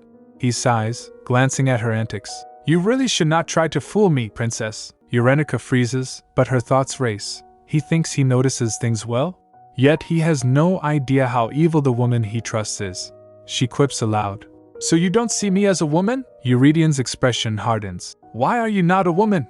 And that sort of thinking does not justify your reckless behavior, princess. He pauses, then adds with a sigh. You truly are unpredictable. I leave you to your rest. As Eurydion leaves, Eurenica slumps. Dang it. I failed. So not just any old trick is going to work on seducing this man, huh? Fine. Just you wait and see. In Eurydion's thoughts, he reflects on the curious princess. What in the world does that young princess of Livivny wish to do? Such an interesting woman. Nothing about the cute way she looks says she's strong or determined, yet I can definitely sense that inside her. He recalls the reasoning behind his recent actions. I never intended to harm whomever I kidnapped. The attack was supposed to be a warning to Livivny, nothing more. I thought stepping in myself would send a direct message. I even ordered my elite unit to cause minimal damage. Yet, somehow, I feel like I brought back something quite troublesome. His musings are interrupted as a subordinate reports. We've removed anything that might have magic within a 200-yard radius of Berillia Palace. Eurydion nods, but after a moment's thought, he orders, Make it 500 feet. The subordinate hesitates. Sire? That will reach the royal garden. Eurydion remains firm. That's all right. Go ahead and do it. I promise to guarantee her safety, and I wouldn't want to find her harmed by accident. Later, Eurydion observes Eurenica from afar, smiling faintly. She's like a kitten who doesn't know anything about the world. Turning serious, he commands Ferric. Don't allow Soliai Elodia to enter the palace grounds for now. Let the staff know. Ferric is taken aback. But, Your Majesty, Lady Elodia may not take this kindly. Eurydion brushes off the concern. Until now, I didn't concern myself with Lady Elodia, but with such an important guest to protect, I cannot allow her free rein. Her unchecked magic is a risk. The next day, Eurydion reflects on his decisions, only to slightly regret one of them as unexpected developments arise. Eurenica wakes up and stretches groggily. That's strange. You must have been exhausted from your long journey. You slept almost the entire day, a maid informs her. The whole day? Eurenica gasps. She feels her body, noting, my body does feel a little lighter after sleeping for so long, but I don't feel any more refreshed. Her thoughts swirl as she considers, wonder if I'll feel better once I wash up and eat. Also, it's strange that I slept almost 24 hours without waking up once. I definitely felt like I was recovering when I was standing in front of Eurydion. With a shrug, she rationalizes, I guess I was just exhausted. I did sit on a galloping horse all day. As Eurenica accepts her situation, a maid enters to speak. Your Highness, I was given special instructions for looking after you. Oh? And what might those be? Eurenica asks. You are sensitive to magic? The maid inquires. Yes, quite a lot actually. Eurenica admits, quickly adding, but I'm alright, so don't worry. She waves off the concern, determined not to let her weakness define her. After all, the treatment for being maladjusted to magic is the king himself. Despite her reassurances, the maid looks at her with pity.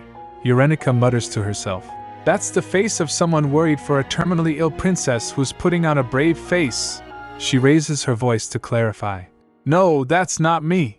No need to feel that way, the maid then shares.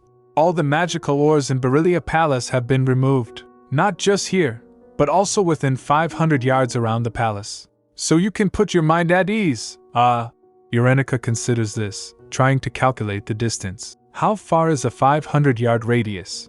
She notices the maid looking at her amusedly. She probably thinks I don't know the palace layout at all, and she'd be right. The maid suggests, would you like to go out and walk the grounds? There are markers as you reach 500 feet, so it won't be difficult to spot. Markers? What markers? Eurenica wonders aloud. She decides whether I flirt with Eurydion or chase off Soliae. I'll be staying here for the time being, so I might as well get a lay of the land.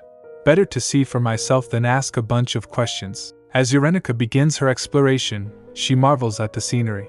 She really meant it when she said the markers wouldn't be hard to spot. She mutters. She notices a garden in the distance. It looks like a garden of sorts over there. Is that the palace garden? The maid confirms. Beyond those markers is the royal garden by the main palace. The 500-yard radius goes to the main royal garden in the east, Chiarda Palace to the west, the drill hall to the south, and the northern gate of the palace grounds. That is what makes up the boundary, the maid adds. Within those boundaries you are safe, but if you were to go beyond them, it's dangerous because there's no way of knowing where and how magical ores are used, Eurenica finishes. She reflects, overall, this is much better treatment than any typical hostage would receive. But I'm still trapped. I can't exactly complain since the source of the problem is my own body's reaction to magic. The maid continues. The king ordered that if you wish to leave the boundary, to inform him immediately. Eurenica perks up, thinking, does that mean he'll come see me himself? She then sighs. Maybe I was just imagining it when I thought he was being weirdly guarded yesterday. Still, I'd like to go beyond the garden. Where should I take you, Your Highness? Before Eurenica can answer, a new voice interjects. I was assigned by the king to escort you wherever you wish to go, Your Highness. And you are? She asks. I am Thierry Schumart, a priest at the Temple of Loris. He introduces himself with a bow. Eurenica's thoughts race. I can't believe this king. He actually assigned a priest to me. Is this his way of saying he doesn't even want to see me? Thierry gives her a brief tour, explaining.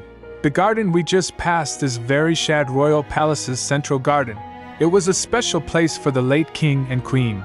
Since there is no queen at the moment, the gardener manages the grounds, Eurenica pries. Does the king ever take a walk there? Thierry responds.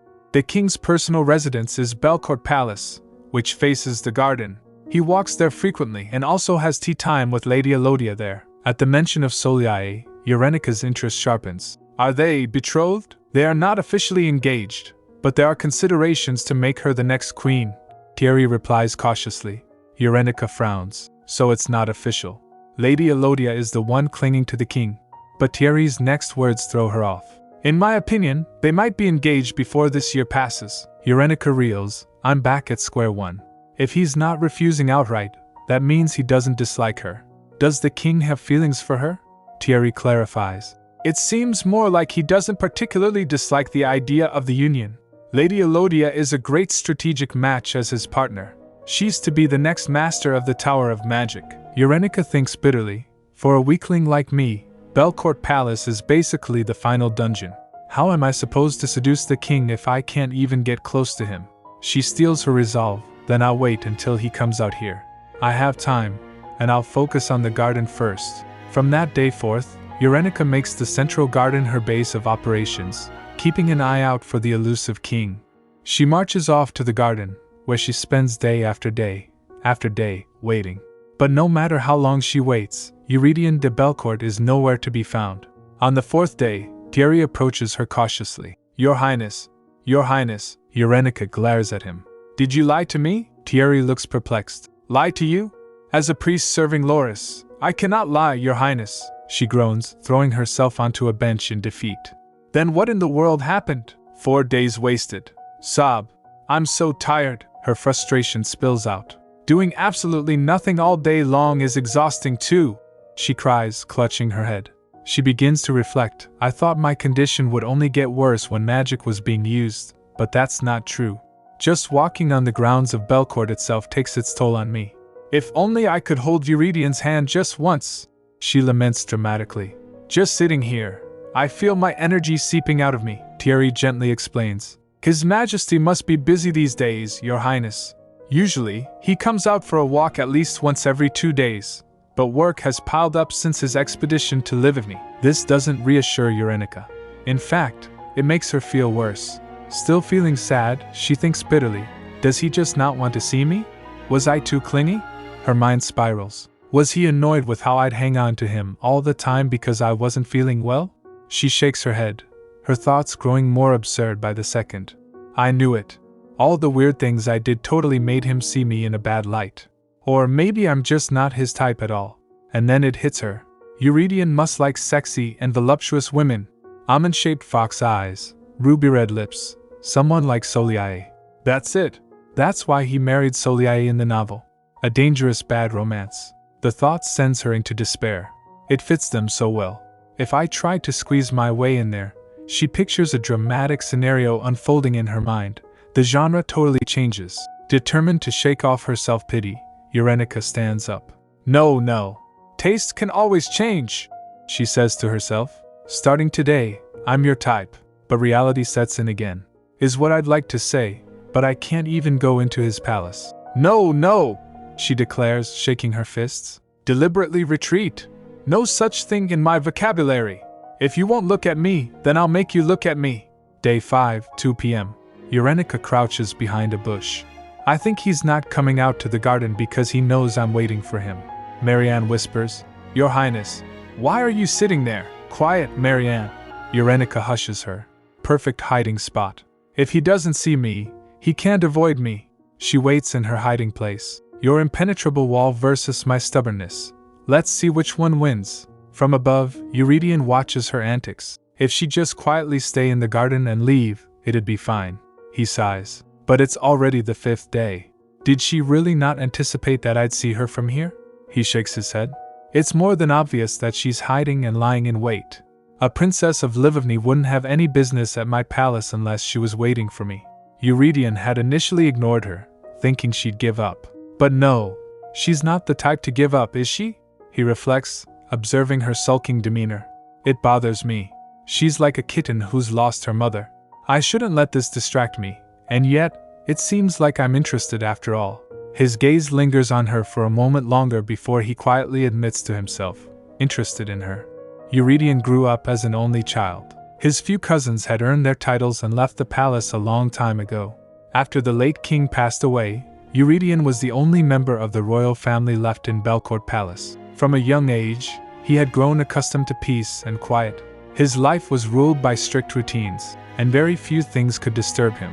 However, 2 things had recently been testing his patience. First was Livigny's constant impertinence, and second, the more exhausting issue, Soliae Elodia, the woman who proclaimed herself his fiancé. Soliae played her part well, acting as if she adored him. But Eurydion could see through her act. She loves pretending she's the one who knows me best, he thought. Despite her sweet facade, she always felt like a snake waiting for the right moment to stab him in the back. It's probably best to keep her at arm's length, Eurydion mused. If it weren't for the political necessity of keeping the Tower of Magic under his control, he would have cut ties with her long ago. He added, she knows this too. That's why she intentionally shows up, using her beguiling face to try and deceive me. I always need to stay cautious around her. There's definitely something else she's after. The tension with Soliae often disrupted Eurydion's desire for peace. Yet, when he compared Soliae to the Princess of Livovny, it felt strangely different. Despite how Eurenica also disturbed his daily life, he didn't feel annoyed or bothered by her presence. In just 5 days, Princess Eurenica has achieved something Soliae hasn't been able to do in 5 years. She lured me out of my routines. While he acknowledged the princess's charm, Eurenica, oblivious to her success, was struggling with her own battles. I'm eating and sleeping better than ever, yet my energy is low. I feel like the land of Belcourt is squeezing the life out of me. Eurenica tried to piece together the cause of her condition. Was it the magical or imported from Ezekian? Or was it the sheer number of magicians in Belcourt? Or worse, was it Celia's black magic still affecting her body? If this continues, I might not wake up one day, she worried. Despite her worsening state, Eurenica couldn't bring herself to ask for help. I can't demand a maid like Marianne to fetch Eurydion for me. And I can't just barge into the palace either. Frustrated, she shouted internally. I'm about to die here. This is cruel, cold-blooded. I should have known. He's not DeKalb's father for no reason. She started to rationalize her needs. I don't even need him to hold my hand or hug me. Just seeing his face or standing next to him might make me feel better. As if answering her prayers, Eurydion appeared, his voice cutting through her frantic thoughts. Princess. The sound of his voice was like a refreshing breeze washing over her entire body. Eurenica could barely keep herself upright but thought, he's the only thing that can save me from this suffocating land. Desperately, she reached out to him, her body suddenly feeling lighter. Eurenica collapses from exhaustion, her knees giving out. Eurydion steps forward quickly and catches her before she can hit the ground. She leans against his chest, clearly weak but relieved to have support. A soft glow begins to emanate around them, suggesting a magical connection or something unusual. Eurenica's face softens with relief, her tension fading.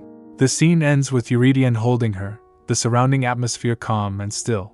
Eurydion, noticing Eurenica's weakened state, softly calls out, Princess, your condition. Eurenica leans into him, thinking to herself, I can feel my depleted body slowly being re-energized. Desperate, she clutches onto him tightly, mentally pleading, I don't want to let go. If I do, this heaviness I feel from the earth will squeeze me again. She looks up at him, her thoughts racing. I don't know when this man will come back to me again.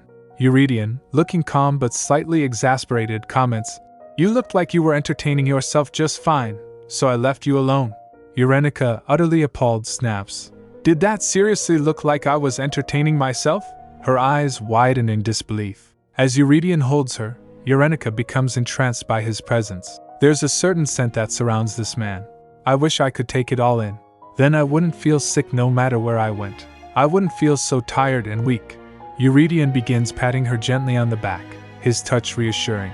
Eurenica lets out a small sigh of relief but frowns. If he was going to be this nice to me, why'd he play hard to get like that? And if he wanted to keep up that wall of his, why'd be nice to me now? She grumbles inwardly. It's not fair. Eurydion finally speaks, his voice steady. It seems like you've calmed down. Eurenica panics and quickly wipes her face, thinking, No, I don't want to show him that I'm crying again. I can't let him see me crying all the time like a little kid. Eurydion, leaning slightly closer, says firmly, I need to see your face to see how you're feeling. Turn your head. Flustered, Eurenica hesitates, thinking about how Marianne had worked so hard to brush her hair earlier. Now it's a mess. But maybe I look better than I did before?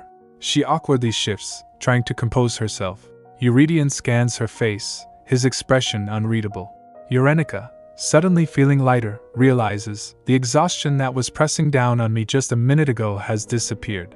Eurydion asks casually, So, have you been really busy? She replies with a pout. Well, a little. A little? He repeats, raising an eyebrow. Her voice rises. A little? If you were a little busier, then you would have totally. She stops herself, catching her breath. Eurydion tilts his head slightly. Totally what? Eurenica flusters, calming herself down. I can't just start griping at him. He's a king. Of course, he'd be occupied with his duties. It's not strange that he's busy. And there's no reason for him to abandon his obligations just to take care of me. She waves it off with a nervous laugh. Never mind. But Eurydion presses. Totally what? She diverts the topic, grumbling. Why has Shumart not been helpful? Her voice grows defensive. He's nothing like you. And it's not like I can latch onto him and drain him of his divinity. I'm not a leech. Eurydion smirks faintly. Then what does that make me? Eurenica's face flushes as she blurts out. You're different. She grabs his hand impulsively. Honestly, all you have to do is hold my hand like this. She reflects inwardly. People say affections grow gradually, like getting caught in a drizzle. One moment you're dry, then suddenly you're soaked. Maybe that's my only chance now. If love at first sight didn't work, I'll just have to rely on that drizzle. Eurydion pulls his hand back slightly and says, If you ever need anything, don't hesitate to talk to Shumart. What else would a priest use his divinity for, besides helping those in need? Eurenica pouts, muttering under her breath, that wall of his is not coming down. She clenches her fists in frustration. But that's not what I mean, dude, she finally says out loud, looking straight at him. Alright, look at me, sire. If I receive the priest's divine energy, I'll be fine. But won't the priest be drained? Eurydion shrugs nonchalantly. Probably, she pleads. But I fully recovered just from standing next to you. So not only does it benefit me, but you're doing a good deed saving a person's life. It's a win-win for two tragic supporting characters. She clasps her hands together and begs. So could you come see me every 2 days or so? Please? I promise I won't bother you or take up too much of your time. Her voice grows more desperate. If I die in a foreign land, I'll come back as a ghost and haunt you. Eurydion sighs. Once every 2 days? I will be very busy for the next few days, princess. Her heart sinks, and she's about to lose hope when he adds. Let's say once every 4 days. Same time, right here, for 30 minutes. I can commit to that much. Eurenica gasps, her eyes wide. You will? Eurydion nods. And even if I can't make it once every 4 days, I'll frequent the garden. Just don't sit in a strange hiding spot like you did today, princess. Her jaw drops as she stares at him. He didn't find me by accident? He knew I was there the whole time? Eurydion smirks faintly.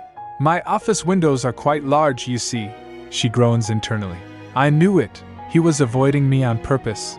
And here I thought he was endlessly gracious and kind. Seriously? She clenches her fists, glaring at him in frustration. You're a villain, just like DeKalb, you big meanie king. Eurydion begins with a calm but firm tone, reminding Eurenica about Shumart. I've said it before, he says, his voice carrying a gentle authority. Shumart is a high priest who handles funeral rites. You don't need to feel guilty about receiving divine energy from him. He pauses briefly, glancing at her. If you ever find yourself too weakened, go see him. Eurenica blinks, confused, her head tilting slightly. Listening, for now? She thinks, her internal voice dripping with sarcasm. She narrows her eyes as she processes his words. The more I listen to him talk, the more it feels like he's quietly nagging me, but in a nice way. Still uncertain, she cautiously asks. But a high priest? Eurydion raises an eyebrow. Have you never heard of the name Shumart? I'm sure it's well known even in Livivny. Eurenica flounders, caught off guard. How would I know? Livivny might have more priests than magicians, but that's not saying much. She hesitates, her eyes widening. Wait, why? Eurydion smirks slightly, almost amused. Shumart is the leading candidate to be the next Archbishop of Vereshad. I nominated him myself. Her jaw drops. Ha! He continues nonchalantly. I'm the only one directly in line for the Belcourt throne, and he's one of maybe 5 people on this entire continent with as much divinity as I do. Her internal monologue screams, What? Thierry, so he really is an incredibly high priest. Realization hits her like a lightning bolt. And I made such an important person sit around and chat while drinking tea with me? She clasps her cheeks in horror. Eurydion watches her reaction, his voice softening. I wasn't lying when I said I'd guarantee your safety and comfort. But then she remembers her earlier thoughts about him. Cold-hearted, cruel, insensitive, evil villain's dad. She internally shouts, flustered at the contradiction. His expression shifts into something almost playful. Although, what you said earlier wasn't entirely wrong. Eurenika's eyes widen in surprise. Thank you? She murmurs, almost disbelieving. Eurydion continues unbothered. Meeting for 30 minutes every 4 days isn't much time, but at least it's something. Let's stick to that plan for now. Her thoughts spiral into chaos. Oh, I'm so touched. Just a little while ago, I was crying my eyes out, but this guy is like a walking, talking healing potion. She glances up at him, and her breath catches. Wow, he's so handsome. That face, it's unfair. How am I supposed to seduce someone who could make women fall for him with a single glance? Unable to stop herself, she blurts out. You're really handsome, sire. His eyes narrow slightly. What did I say about that? She immediately corrects herself. I mean, sire! But her mind is already reeling. He must really hate being called dad. Her thoughts drift as she studies him. There's still so much I don't know about him. The things he likes, the things he hates. Where is his line? How far can I go before he pushes back? But then, determination floods her. I need to be careful. Slow. I'll hover around and wait for my chance. Find every weak point in that impenetrable wall of his and attack them one by one. As if sensing her scheming, Euridion's voice cuts through her thoughts. I see you're thinking of something ridiculous again. Her cheeks flush. Not at all, she insists. But inwardly she panics. No, I can't let him reinforce that wall. Please, your majesty, let your guard down. Despite her internal battle, her plan takes shape. She reflects with satisfaction. From that day on, I visited the garden every 4 days. His presence alone melts away my exhaustion. He's like a miracle. Yet, she notices something different about him. He seems more on edge lately. Even his normally calm demeanor can't completely hide it. Is it exhaustion from his duties? Her heart softens as she catches glimpses of him relaxing. That expression, it suits him better than any of his usual seriousness. Breaking the silence, Eurydion asks, Princess. She snaps out of her reverie. Why yes? His voice drops, almost hesitant. Do you think you could write a letter to Livni? Her confusion is evident. A letter? Why? He hesitates before explaining. Your father threatened to demolish Gluckman Road if he didn't receive a handwritten letter from his daughter. The shock on Eurenika's face is palpable. Demolish it? What? Oh my god. Father! Her thoughts spiral into panic. Don't tell me Euridion's been on edge because of Livni? Eurenika's thoughts spiral further as the realization sinks in. It's already been 3 weeks since I was kidnapped. She clasps her hands together, guilt gnawing at her. I was so relieved that Teresa wasn't the one brought here, but I didn't even think to worry about anything else. Her expression softens as she recalls her past. In my real life, my parents passed away when I was young. I don't know much about filial love, but Eurenika, the youngest daughter of the king and queen of Livni, was so deeply loved as the baby of the family. Her imagination kicks into overdrive, picturing her family's reaction. Give me back my baby girl. Yenny! Yenny! Her hands tremble slightly. I can totally see how the royal family would react. They must be frantic. Tears prick her eyes as she berates herself. What's wrong with me? Sure, keeping myself alive is important, but how could I forget about my family? I completely forgot all about Livni. Eurenika reflects on her situation, guilt bubbling up. I really should have thought more about the family I left behind. My father probably thinks I'm locked away in some dark room without water or food. But then, her perspective shifts. To be fair, Eurydion has provided me with dresses, 3 full meals a day, snacks, and a safe place that even reminds me of home. I'm practically living in luxury. But still, guilt. Her thoughts turn to Livni and the family she left behind. I didn't even think about them properly until now. How could I have forgotten? Determined to reassure her father, Eurenika thinks about writing a letter but hesitates. It would be easier if my father could just see me through a magic sphere. Then reality hits. But that wouldn't work. Livni doesn't even have a magic sphere to connect to. Livni is a little bit of a backwater kingdom. Resolving to write a letter, she carefully drafts the contents. I'm doing well, father. The king of Belcourt has not been untoward to me. Please don't worry too much. Is Teresa alright? I hope nothing happened to her, especially with her delivery date approaching. As she's writing, Euridion's calm voice interrupts her. Write whatever you like. I won't check it. Eurenika freezes, her mind racing. Oh really? Maybe I can sneak in a clever hint to stall negotiations about Gluckman Road. But before she can implement her plan, Eurydion adds, "Actually, I'll read it after all." That look on your face made me nervous. Flustered, she sighs inwardly. How does he always see through me? When Eurydion eventually sends the letter without checking it, she feels a mix of relief and regret. If I knew he wasn't going to check, I would have written whatever I wanted. I hate him. Why is he being so mean today? Her thoughts grow more desperate. If my father opens Gluckman Road, Eurydion will send me straight back to Livivny. I can't let that happen. If I go back, I'll die an untimely death within 5 years, and Eurydion will marry a black mage instead. She silently prays, "Father, I hope you can sense what I'm really trying to say in my letter. Please take it as a clue to hold out as long as you can." Eurydion, observing her intently, suddenly speaks, "You're hard to figure out. Do you want to go back to Livivny or stay here?" Eurenica hesitates but sees an opening. If I tell him I like Belcourt better than Livivny, would he let me stay? But Eurydion doesn't seem convinced. Even if you wanted to stay, your body rejects this land. You don't have any real connections here. What good would staying do? Frustrated but determined, Eurenica decides to play it safe. I still have time. I just need to wait for the right opportunity. As they continue talking, she notices something odd.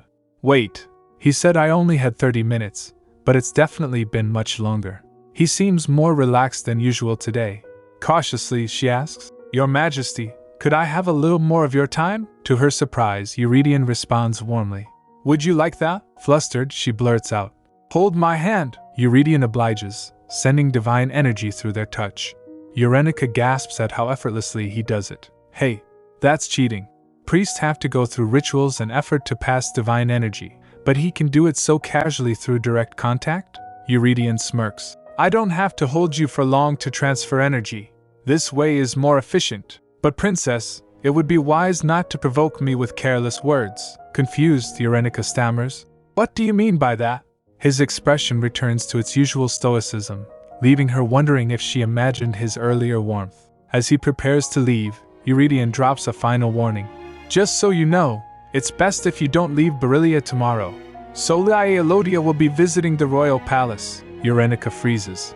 Soliae Elodia, the black mage? Eurenica hearing the ominous name of Soliae Elodia repeating in her mind, sending shivers down her spine. She sits, visibly distressed, with her thoughts spiraling. Your Highness? Is something bothering you? Mari, her maid, notices her troubled expression and tries to comfort her. Eurenica's internal monologue reveals her turmoil. What should I do? Soliae Elodia is coming to the palace tomorrow.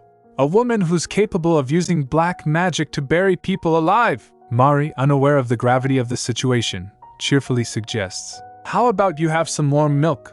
It should calm you down. Eurenica reluctantly agrees, sipping on the milk. She's right.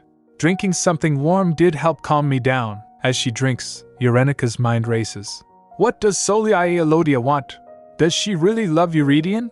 She's supposedly been by his side for a long time. But why would a woman who is so powerful be threatened by little old me? I'm just the princess of a small kingdom. Images of her first meeting with Soliae flashed before her eyes, when Soliae tried to drag her into the underworld. As soon as she saw me, she tried to drag me down. Was it simply jealousy? Eurenica shivers at the memory, the chill palpable. Her thoughts shift. Whether or not she loves Eurydion isn't the point. What's important is that she obviously has a goal. Why would she want to marry a man who's the exact opposite of her? The realization dawns. And if she gets caught plotting anything, she'll be executed. Eurenica's knowledge from the novel resurfaces. DeKalb, you're a monster born of the strongest divine power and the most evil magic. If you want, you can have everything in this world. Even the distant world of the gods beyond the Udeta, she speculates. Maybe her true plan is to see beyond the Udeta, the border between heaven and earth. She dares to gain the world of the gods using black magic? Eurenica continues piecing it together. If she was hoping to attain that through her son, then that explains everything. But that horrible experiment of hers ultimately fails, because in the novel, DeKalb loses his divinity when he learns black magic. Still puzzled, Eurenica ponders. Why would she use her own son to try and obtain the power of both worlds? Is there a hidden goal? She remembers how little Soliae appeared in the novel. Though she made a strong impression every time, she actually doesn't appear a whole lot. Determined, Eurenica resolves to follow Eurydion's advice. Maybe it's best for me to hide out in Beryllia Palace as Eurydion suggested. But then she second-guesses herself. I can't spend the whole time I'm here trying to avoid her. Even if I get sent back to Livigny, I need to make sure those two don't get married. She contemplates her options. Do whatever I can to interrupt whenever they're together. Willingly sacrifice my own body to prove that she's a black magician. Her thought spirals further. Wait, if I use option 1, then it'll immediately bring about option 2. That's right. If I try to get between them, and she kills me with black magic, then Soliae will get caught red-handed. She imagines the outcome. Through my death, Eurydion will avoid an untimely death, and he'll live a long, long life, happily ever after. Eurenica shakes herself out of it. But I can't die. That's a bad ending. I'm doing all of this so I can live. Her resolve strengthens. I'll just act like how I usually do tomorrow. It's not like I was much of a planner to begin with. A life unplanned is one lived with energy and gusto, right? Meanwhile, Eurydion reflects on his decision to limit Celia's visits to the palace. It's been 3 weeks since I last saw Soliae. I can't push back meeting with her any longer. I already limited visits from twice a week to once a week, he sighs, thinking about her role. She's the mage in charge of giving me regular reports on the Tower of Magic. Though I can't trust her, she's still an excellent magician, and she's symbolic of the crown's relationship to the Tower of Magic. His frustration grows. Who knows? If nothing happens, maybe she can be my companion for life. But that means living the rest of my life being wary of my own queen. It's exhausting just thinking about it. He steels himself. I can't let this shake me. I don't want to show any weakness. It's suffocating. I can only imagine how clingy she'll be since I kept her from the palace for 3 weeks. Troubles upon troubles, it truly is. Eurenica peeks outside her window. She spots Eurydion standing tall, looking distracted. She rushes to open the window and teases him. I got you to open it. I thought you'd stay inside Beryllia Palace all day today. Eurydion watches her with a knowing expression. Did I forget to tell her about Soliae visiting? No, I definitely told her. Not that she seems like the type to ever listen to anybody. He shakes his head in amusement. You really are incorrigible, princess, she said. I'm not a predictable woman, you know. Looking at her, Eurydion thinks, for some reason, she looked more delicate today, almost translucent. It was as if she would disappear. Was it because of the white dress? It would be better if she didn't wear white. He raised his and caressed her hair, thinking, it's strange. I felt like I know this princess in front of me even less than I know Soliae. Yet maybe it's because she seems to move so freely, unrestrained. Simply watching her makes me feel just as free, he asked. Yes. But what brings you here despite the obvious danger you're putting yourself in, princess? She hesitated.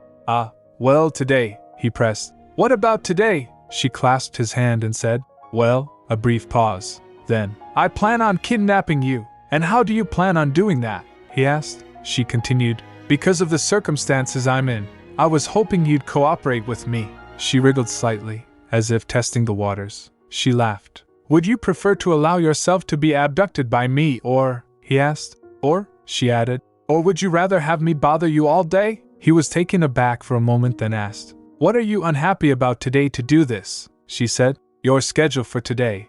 I'm thinking about thoroughly interrupting it. He wondered, does she really mean that? She continued, you're not engaged to her anyway. So I figure she and I are in the same position. I'll guarantee your safety and comfort. I'm confident I can do that. So will you cooperate? She winked playfully. Though I guess nothing can be done if you decide to take what I said as a threat. He replied, I didn't know. He thinks in his mind, I have about half an hour to an hour until lunch with Soliae. She knows I was particular about punctuality, so she'll arrive exactly on time. I can't help but think about how Soliae dealt with any noblewoman who tried to approach me. She'd spin her web of rumors and involving them in scandals to get rid of them. Though this princess looks like someone who could never be implicated in a scandal, still, even without Soliae directly getting involved, if it even looks like I'm getting close to a princess I abducted from another kingdom, it probably wouldn't look great for me, or for her, she asked, shaking her head playfully. What do you think?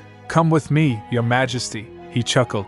I can't say no. He thought, it's as if she knew I wasn't looking forward to my meeting with Soliae. Eurenica was shocked. Your majesty? Eurydion jumped outside from window and said, go on, tell me, princess. She blinked. What? He asked. What do you plan on doing with me once you abduct me? She was in shock. What? It worked? He pursued on confused while she was in shock. Princess? She thought, did I actually manage to lure him in? She had tried to flirt subtly before, and he had avoided every attempt. Maybe being direct had been the right choice all along. She rolled her eyes slightly, then said, well, first, how about we run away? He's strangely going along with everything today. She extends her hand towards him. He agreed, accepting her hand. Then they walked while Eurenica leads the way. Her mind was jumbled, thinking, he's strangely going along with everything today. Did he decide to humor me? I mean, thanks. If Soliae were to see me stealing Eurydion away, I wondered how she'd respond. She might literally bury me alive with her own 2 hands.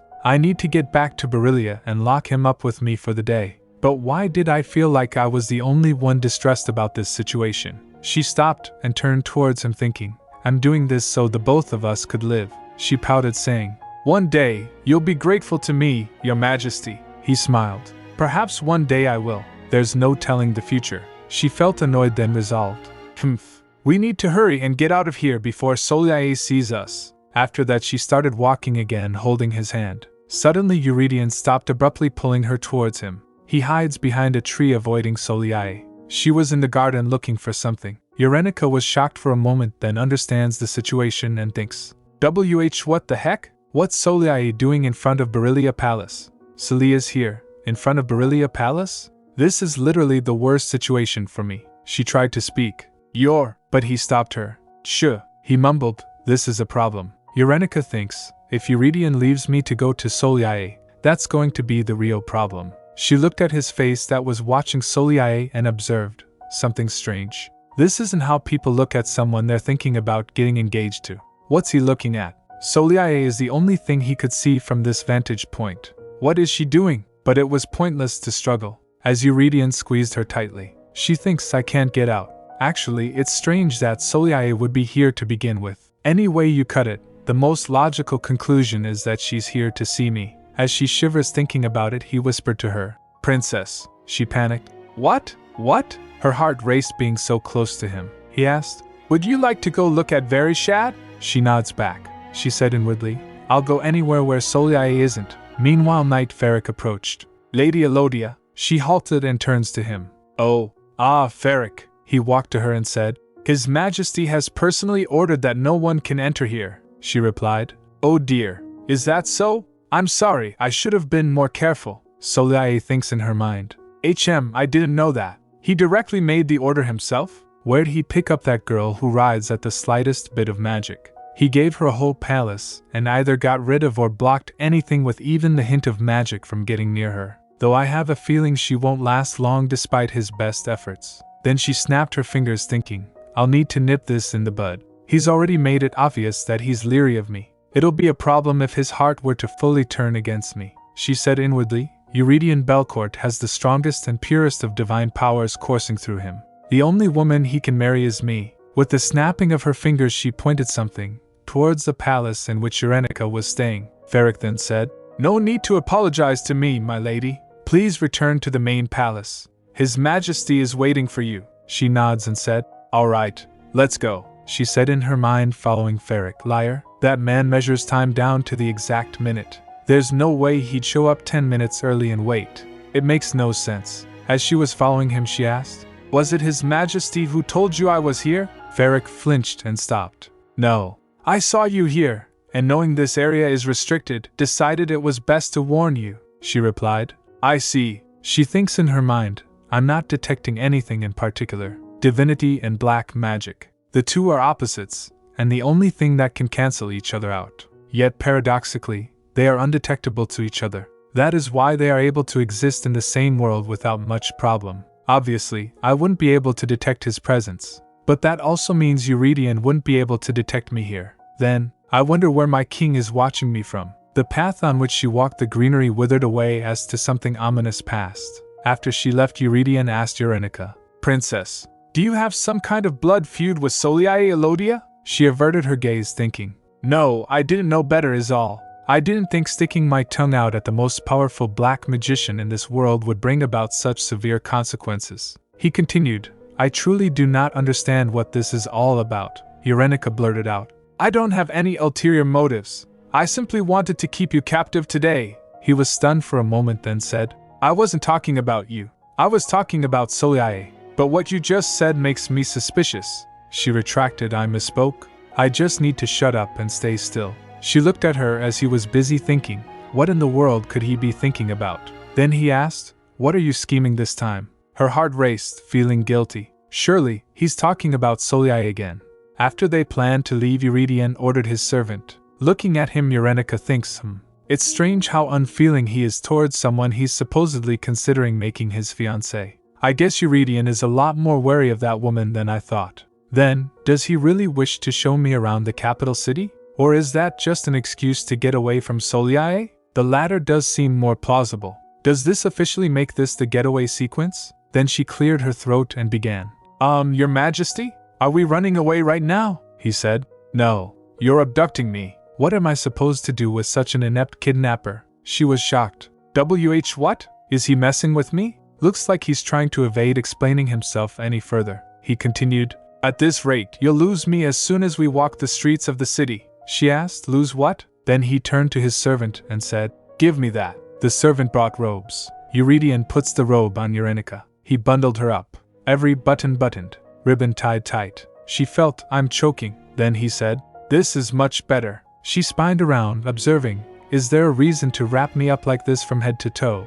I guess it would be dangerous for a pretty girl like me to walk around the streets in an obviously expensive dress. But I'm not the only one who'd stand out. Eurydion would definitely stick out like a sore thumb more than I do, he said. I wonder what you'd like to see the most, princess. The Temple of Loris? The wolf statue in Yuval Plaza? Or maybe the mural that depicts our nation's founding? She said. Oh, the temple. I'd like to go there. Then she snapped. No, wait. But what about you, DeKalb's Your Majesty, he assured. Oh, you won't lose me so easily. She agreed, that's true. You really stands out in a crowd. She shouted after realizing, wait, no, she thinks. That's not what I meant. Has he lost his mind? He can't walk around in public dressed like that, with that face. I thought we were trying to get away from Soliae, he asked. What's the problem? She said inwardly. There's a lot I want to say, but I don't have the space to list it all here. She flapped the robe and said, you have to wear this too. He hesitated. I don't think that's a good idea, but if you want me to, she said, you have to put the hood up too. After putting it on, she giggled. Hee. All done? He asked. Do you enjoy wrapping things and covering them up? She dead seriously said. No. My tastes lean more toward taking things off, but that doesn't really work in this situation. Also, you're one to talk, Your Majesty. She thinks he's the one who wrapped me up in this robe so only my face peeks out. He then remarked, it's almost scary how naive you are. She asked, startled. What's that supposed to mean? I'm a grown woman.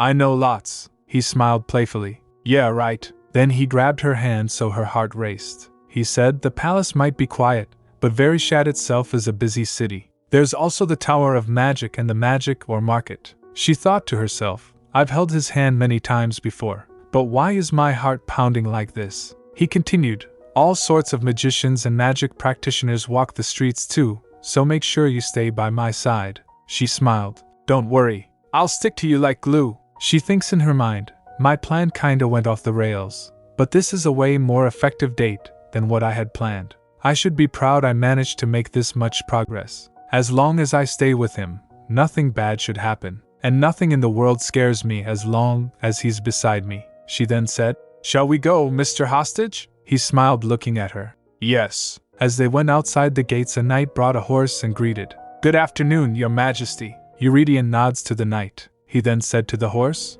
Rud, it's been a while. Hearing that, Eurenica thinks, Rud, that's the horse we rode the whole way to Belcourt. He's not as scary as when I first saw him. I should try to learn how to ride a horse when I have time. It's not a problem now, but there might be a situation where I'll have to escape on horseback on my own. He then turned to her. This way, princess. He lifts her up and puts her on horse. She grasped the horse and said, thank you. Looking down, she thinks, I'm so far up. Yeah, learning horseback riding might still be difficult for me. He gets on horse and said, posture, princess. She straightened up and said, yes, sir. He then said to the knight, take care of everything before I return. And, Raiden, make sure you and the other three follow unnoticed, understood? The knight bowed. Yes, Your Majesty. Eurenica wondered, what? Follow who? Then he pulled horse ropes, pushing it to run. And that's how she finally got to go outside the palace for the first time since she arrived at Belcourt. She was amazed to see the empire. Belcourt's small streets were so different from Livna,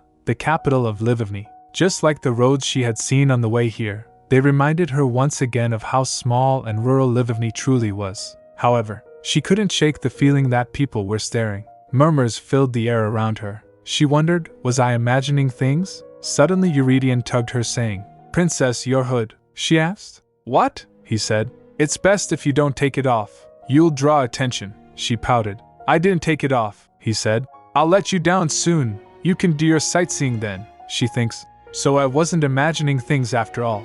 I didn't particularly like people staring at me. "Yes," she mumbled, slumping slightly in the saddle. He asked, "Who do you think you are, raising your voice at me?" The city bustled around them, lively and full of energy. "Extra, extra! Read all about it!" The chatter of townspeople, the rustling of newspapers, and the sounds of the busy marketplace surrounded them. It had been a long time since she had heard the sounds of other people like this. A little change of pace was nice. She thinks, I'd been too busy worrying about things all on my own. I should enjoy this. We are away from Soliae, and most importantly, I'm with the most trustworthy escort in the whole world. Then they stopped, and he left her back down. She slipped her robe from her head, saying, "Your Majesty." Eurydion pulled it, saying, "Be careful what you call me when we're outside the palace." "Ah," she blinked. "Then how about?" He refused. "No, I don't even want to hear it." "Humph." She crossed her arms. "I can't do anything." "Don't call me anything," he instructed. "You'll be next to me the whole time anyway. Actually, you won't even need to get my attention." She narrowed her eyes. He was so oddly standoffish. Fine then. She was going to call him Your Majesty, just to spite him. "Come on, don't be so immature," she sighed. Then he said, "From this point on, riding a horse will draw too much attention. Besides, walking is better if you want a general look at the city." "That's fine," she said with a nod. "I like walking." The truth was, Eurydion had no obligation to show her around Verishad like this. She felt a little guilty making him walk with her, especially without his usual guards. "I have to inspect the capital anyway," he said as if reading her thoughts. "No need for you to look so down like this." He hesitated before adding, "And there's something I wanted to check in on. Don't let the hood fall off," he reminded her. Sometimes, it was almost like he could read her mind. She hoped what he said was true, though she would be grateful even if he was only saying it to make her feel better. She couldn't figure him out at all. Sometimes he was kind and considerate, but then he would suddenly be cold and distant. He made her let down her guard, only to hit the wall he had built around himself. And yet, how could she not fall for even the smallest bit of kindness when he had a face like that? As her heart raced, she thinks, "First, I need to calm her heart down," she said. "Thank you in advance, Your Majesty. Since today, you'll be my health elixir, my shield," he said. "I just hope I don't lose you." "Pardon?" she asked, looking at him. "No, nothing. As long as you have fun, I'll be satisfied," he said smoothly. Hearing that, she thinks, there he goes again. "You're flirting. Admit it, you're flirting with me," she thought, exasperated. He then extends his hand and said, "Come." He kept messing with her feelings. As her heart raced, she said, "It's all because of that face of yours." "What?" he asked, puzzled. She said, "I'm saying you're seriously handsome, Your Majesty." He looked completely taken aback. "What in the world are you? Let's go," she said quickly, grabbing his hand. Her heart started beating really fast. Her face turned red. She thinks, what was this? It feels like I shot myself full of caffeine. Did I overdose on his divine energy? She avoided his gaze. She was blushing so much her face was going to explode. Verishad was a large city, with the royal palace at its center. 4 main streets stretched out in different directions from it. To the east and west were the noble estates Phila and Hylan. To the north was Anaxa, where the commoners lived. And to the south, they entered Elijah, the arts district, known as the high streets of Verishad. "Oh, we're here," Eurydion said. "This is considered the second heart of Verishad," he explained as they reached the bustling Elijah Plaza. "Wow," she breathed. "So this is that famous." She was about to dash away, but he grabbed her hand and said, "Don't go off on your own, princess." "Oh, yes," she said, returning to his side. He was glancing around, observing. Seeing that, she thinks, something feels off. He looks more on edge than usual. "So you've heard of Elijah Plaza?" he asked. She nodded. "Yes." Or maybe it was just the shadow of his hood giving her that impression. I heard it's a place worth visiting, she explained. It was recommended to me, he asked. By who? She smiled at the memory. You must visit Elijah Plaza, Thierry had told her excitedly. It's the fruit of centuries of Belcourt culture and arts coming together in one place, she said. Thierry did. Eurydian's expression was unreadable. I see you two have gotten close, she blinked. Why is that your response? Am I not allowed to make friends? He replied. Of course you can. Wouldn't it be stranger if we didn't get along? She wondered. I spent much more time with Thierry and Marianne than I have with Eurydian, after all. Then, he asked, does Thierry Chimard allow you to call him by his name? She frowned. Wait, are you jealous? He was at a loss for words. He said. Who? Me? Jealous of you? She said. Don't look at me like I'm talking absolute nonsense. You're hurting my feelings. And yes, Thierry and I have gotten to know each other, so of course, we're on a first-name basis. He said it's fine if I call him Thierry. She thinks, though that's only because we came to a compromise after I kept calling him by his proper title. Marianne had a similar experience, Eurydian said. Yes, well, if you mutually agreed to do so. But surely you're not allowing him to call you by your name, she hesitated. Yes. Well, I am royalty after all, he replied thoughtfully. I see. He looked a little disappointed, seeing that she thinks in her mind. Huh? What? Would you like to call me by my name? What is it? She asked. What is he so unhappy about? He asked. What? She said. Urena Navica. It's kind of a long name, so people shorten it however they like. Urenica, Yenica, Yeni. Any one of those three are fine by me. Those are pet names that only my family uses, so I'm making a special exception for you, Your Majesty. Hearing that, he thinks, it looks like she has no idea that in Belcourt, names are only used between extremely close people, and that shortening names to make nicknames is never done. Though the real issue is, I doubt she'd care even if I explained this to her. She's not really the type to be cautious around people. He spoke. There's still a lot that you don't know about Belcourt, Princess, she asked, confused. Like what? He replied. I'm saying that I refuse to call you any of those names. Anyway, do you remember what I told you before? She pewed, thinking. That's not the reaction I wanted, she asked. What was that? He sighed. You leave me no choice. I suppose I'll just have to be vigilant for you. She was confused. What's that supposed to mean? He keeps saying things I can't understand. Then the realization hit her. Oh no. Does he not like the fact that I'm friendly with a priest that he puts a lot of trust in? That sounds like his problem, not mine. She frowned. I don't see what's wrong with me and Thierry being friendly. It's your fault for not appearing in the garden often. You were more than happy to make me wait, he clearly replied. I was busy. She felt annoyed.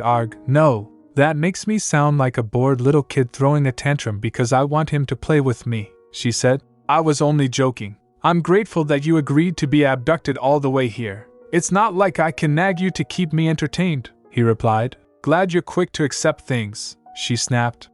Seriously? Suddenly she felt a sudden surge of energy behind her. Someone was running and crossed near her. Eurydian guarded her, pulling her close. Careful. The person doesn't stop and a marble rolled back from him. Seeing that, Urenica wondered, a black marble? Did that man drop it? I felt a sharp pain like something just scratched me, but it's gone now. What was that? Due to Eurydian's divine energy, the pain vanished. Coming to her senses, she giggled. I guess he has someplace to be. He was in a rush. Oh, thank you for catching me, he smiled and said. It's times like these that make me glad you're careless, she asked playfully. Haha, are you mocking me? He replied. No. Like I said, I'm relieved, she said. I don't understand how that's supposed to make you feel that way, he said inwardly. It'd only scare her if I told her what it was, he replied. Heh, you don't have to do anything out of character. She was confused. Really, what is it? Did I totally miss something? But I don't notice anything in particular. She glanced around thinking. Then he tapped her forehead and said,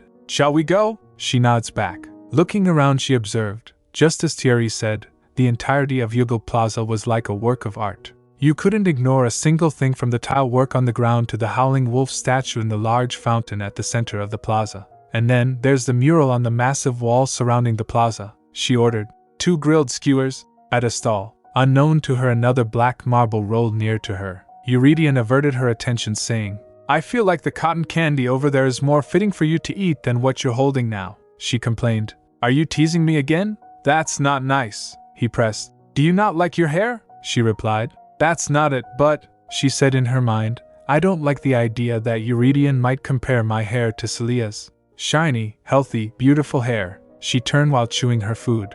Anyway, I don't want to eat cotton candy. I'm going to eat something else. Another marble rolled to her. Eurydion quickly hides it before her and said, Sure, you can do whatever you like. He crushed another with his foot. Then he looked ahead and she was standing still. He asked, Why? What would you like to eat this time? As she chewed, she said inwardly, What? That question just popped out of his mouth reflexively. Looking at him, she thinks, something seems to be distracting him from the street food we're eating. He then said, Actually, maybe it's better if you hold on to the money. She panicked, thinking, I'm not asking you to buy something from me. She quickly stopped him. That's not it. Don't treat me like a child. She pointed. I wanted to ask about the wolf. It has a cross on its back, he said. What? She said. That statue of a howling wolf. I didn't notice it when we were further away, but now I see there's a cross on its back, he replied. The wolf and the cross are symbols of Belcourt. That's because Loris, the god of peace and prosperity, is known to frequently appear on Earth in the form of a wolf. So the wolf is the symbol of the Belcourt royal family, who descended from Loris. The cross on the wolf's back symbolizes the one in the royal family who inherits most of Loris' divinity. That is, the king, she began. I see. So it symbolizes you, father of… He cut her off. Watch it, she retracted and smiles. So the statue symbolizes you. As he stared at her, she thinks. Finally, he's actually looking at me. He doesn't seem particularly different from how he usually is. Yet, every now and then, I notice he looks like he's on edge. Or am I just imagining that? Then he asked, Why do you keep looking at me like that? She replied. How am I looking at you? He said. You're looking at me like you're trying to figure something out. She replied, No, I'm not. Then he said, That's good. She annoyingly asked, What do you mean, that's good? He said, Because whenever you look at me like that, something unexpected happens. She laughs to herself. Is it imprinted in his brain now that I'm a troublemaker? Then she said, I admit I can behave a bit unpredictably, but I'm being totally serious right now. I feel like I'm being neglected somehow. He shrugged it off. Neglected? That's not fair at all. Well, if that's how you feel, I can't really argue with that. What would you like to see next? She stared at him for a moment, then giggled. I want to go look at that wolf statue up close, he agreed. All right. Looking at him, she thinks, all he can see right now is me. Maybe in this moment, it's as close as I'll get to what I want. He followed her, thinking, I can't let my guard down around her at all. They went close to the statue and Eurenica was amazed. Wow, look, this is the perfect spot for a picture. She pointed with his finger, just like this, with the wolf in view. Click, she blurted, Oh, I guess they don't have cameras here. Looking at her, all playful, Eurydion thinks, she must have been pretty restless, cooped up in the palace. She said, This is so different from Livivny. We don't have a big plaza like this. Our royal palace is small. The houses are small. Even the roads are small. Everything is small. I guess you did get to see that for yourself, huh? Our royal palace is tiny compared to the one in Belcourt. What did you think? He replied. It looked bite-sized, she responded. How rude. Bite-sized? Our palace isn't that small. It's just that Belcourt's is ridiculously large, he replied. Sure, let's go with that. She turned her head. Wow, that was a total turn-off. Then another marble rolled near them. Eurydion was cautious of another boundary stone. Looking at it, he thinks, I've never seen a boundary stone that gives off a swirling dark aura like that. Yet strangely, today I've seen quite a few. I wonder if these are being used for black magic. Then as Eurenica was sightseeing, she said, Let's go over there now. Observing the situation, Eurydion thinks in his mind, boundary stones have one of two uses. Either they're used to trap something inside, or they're used to teleport something trapped in their line of sight. Soliae was in front of Berylia, and as soon as we left the palace, it was like we were being surrounded by boundary stones. And then there were all those magicians who accidentally bumped into us. But this is all speculation. No matter how vigilant I am, there's a limit to what I can detect about magicians. In a similar vein, a magician can't know whether or not I possess divine power because of the negating effects of dark and divine power. And in a crowd like this, it would be even more difficult to pick out. But right now, I have the distinct feeling that we're being pursued. Where is this bad feeling coming from? Then another stone rolled. Looking at it, he smiled. I do have enough evidence to at least determine their intentions. I know which one of us that malicious woman is going after. He grasped her hand tightly. Eurenica turned confused. Your Majesty? He thinks. Who does she think she can abduct? She asked. Why do you have that look on your face again? Huh? He pulled her close, saying, Careful. The stone disappeared behind her. She was still confused. He said, I told you not to call me that in public. You should watch where you're walking. She glanced back, saying, But nothing's there. He changed the topic. Anyway, where did you say you wanted to go? I see over there they have a display of Belcourt's traditional crafts. Would you like to look at that? She gets excited. What's that? Yes. Let's get a closer look, she asked the vendor. This is so pretty. Is this something you wear in your hair? The stall owner said. Yes, miss. Take your hood off, and I'll put it on for you, she excitedly replied. Okay, yay. But Eurydion stopped her. No, don't take it off, he thinks. Her pink hair already stands out, since it's rare in Belcourt, she insisted with sparkly eyes. Just this one time, real quick, he refused. No, she pressed again. Then I have no way of knowing which one looks good on me, he whispered. I'll have all of them sent to Beryllia Palace for you, so no need to take your hood off. The stall owner heard his words. The palace? He said. I'll take them all? Eurenica questioned. Such lavish consumption. Don't you think you're overspending? He nodded. I don't know if you could say I ever overspend anything. I probably have the most money in Belcourt, the owner said.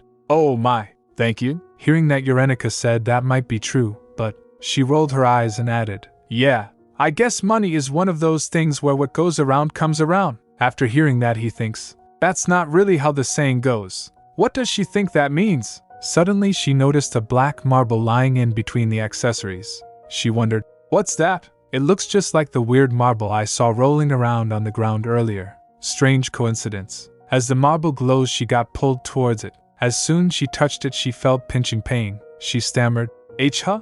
Ow, that stings. She turned to Eurydion and said, Your Majesty, there's something wrong with this one. He asked. Which one? She pointed. This stone here. She was confused. What? But I wasn't trying to reach for it, she said. It feels like it's pulling me in. Eurydion quickly stopped her. Don't touch it, princess. He pulled her towards him and said, Looks like somebody forgot these. They're all over the streets. Eurenica was startled.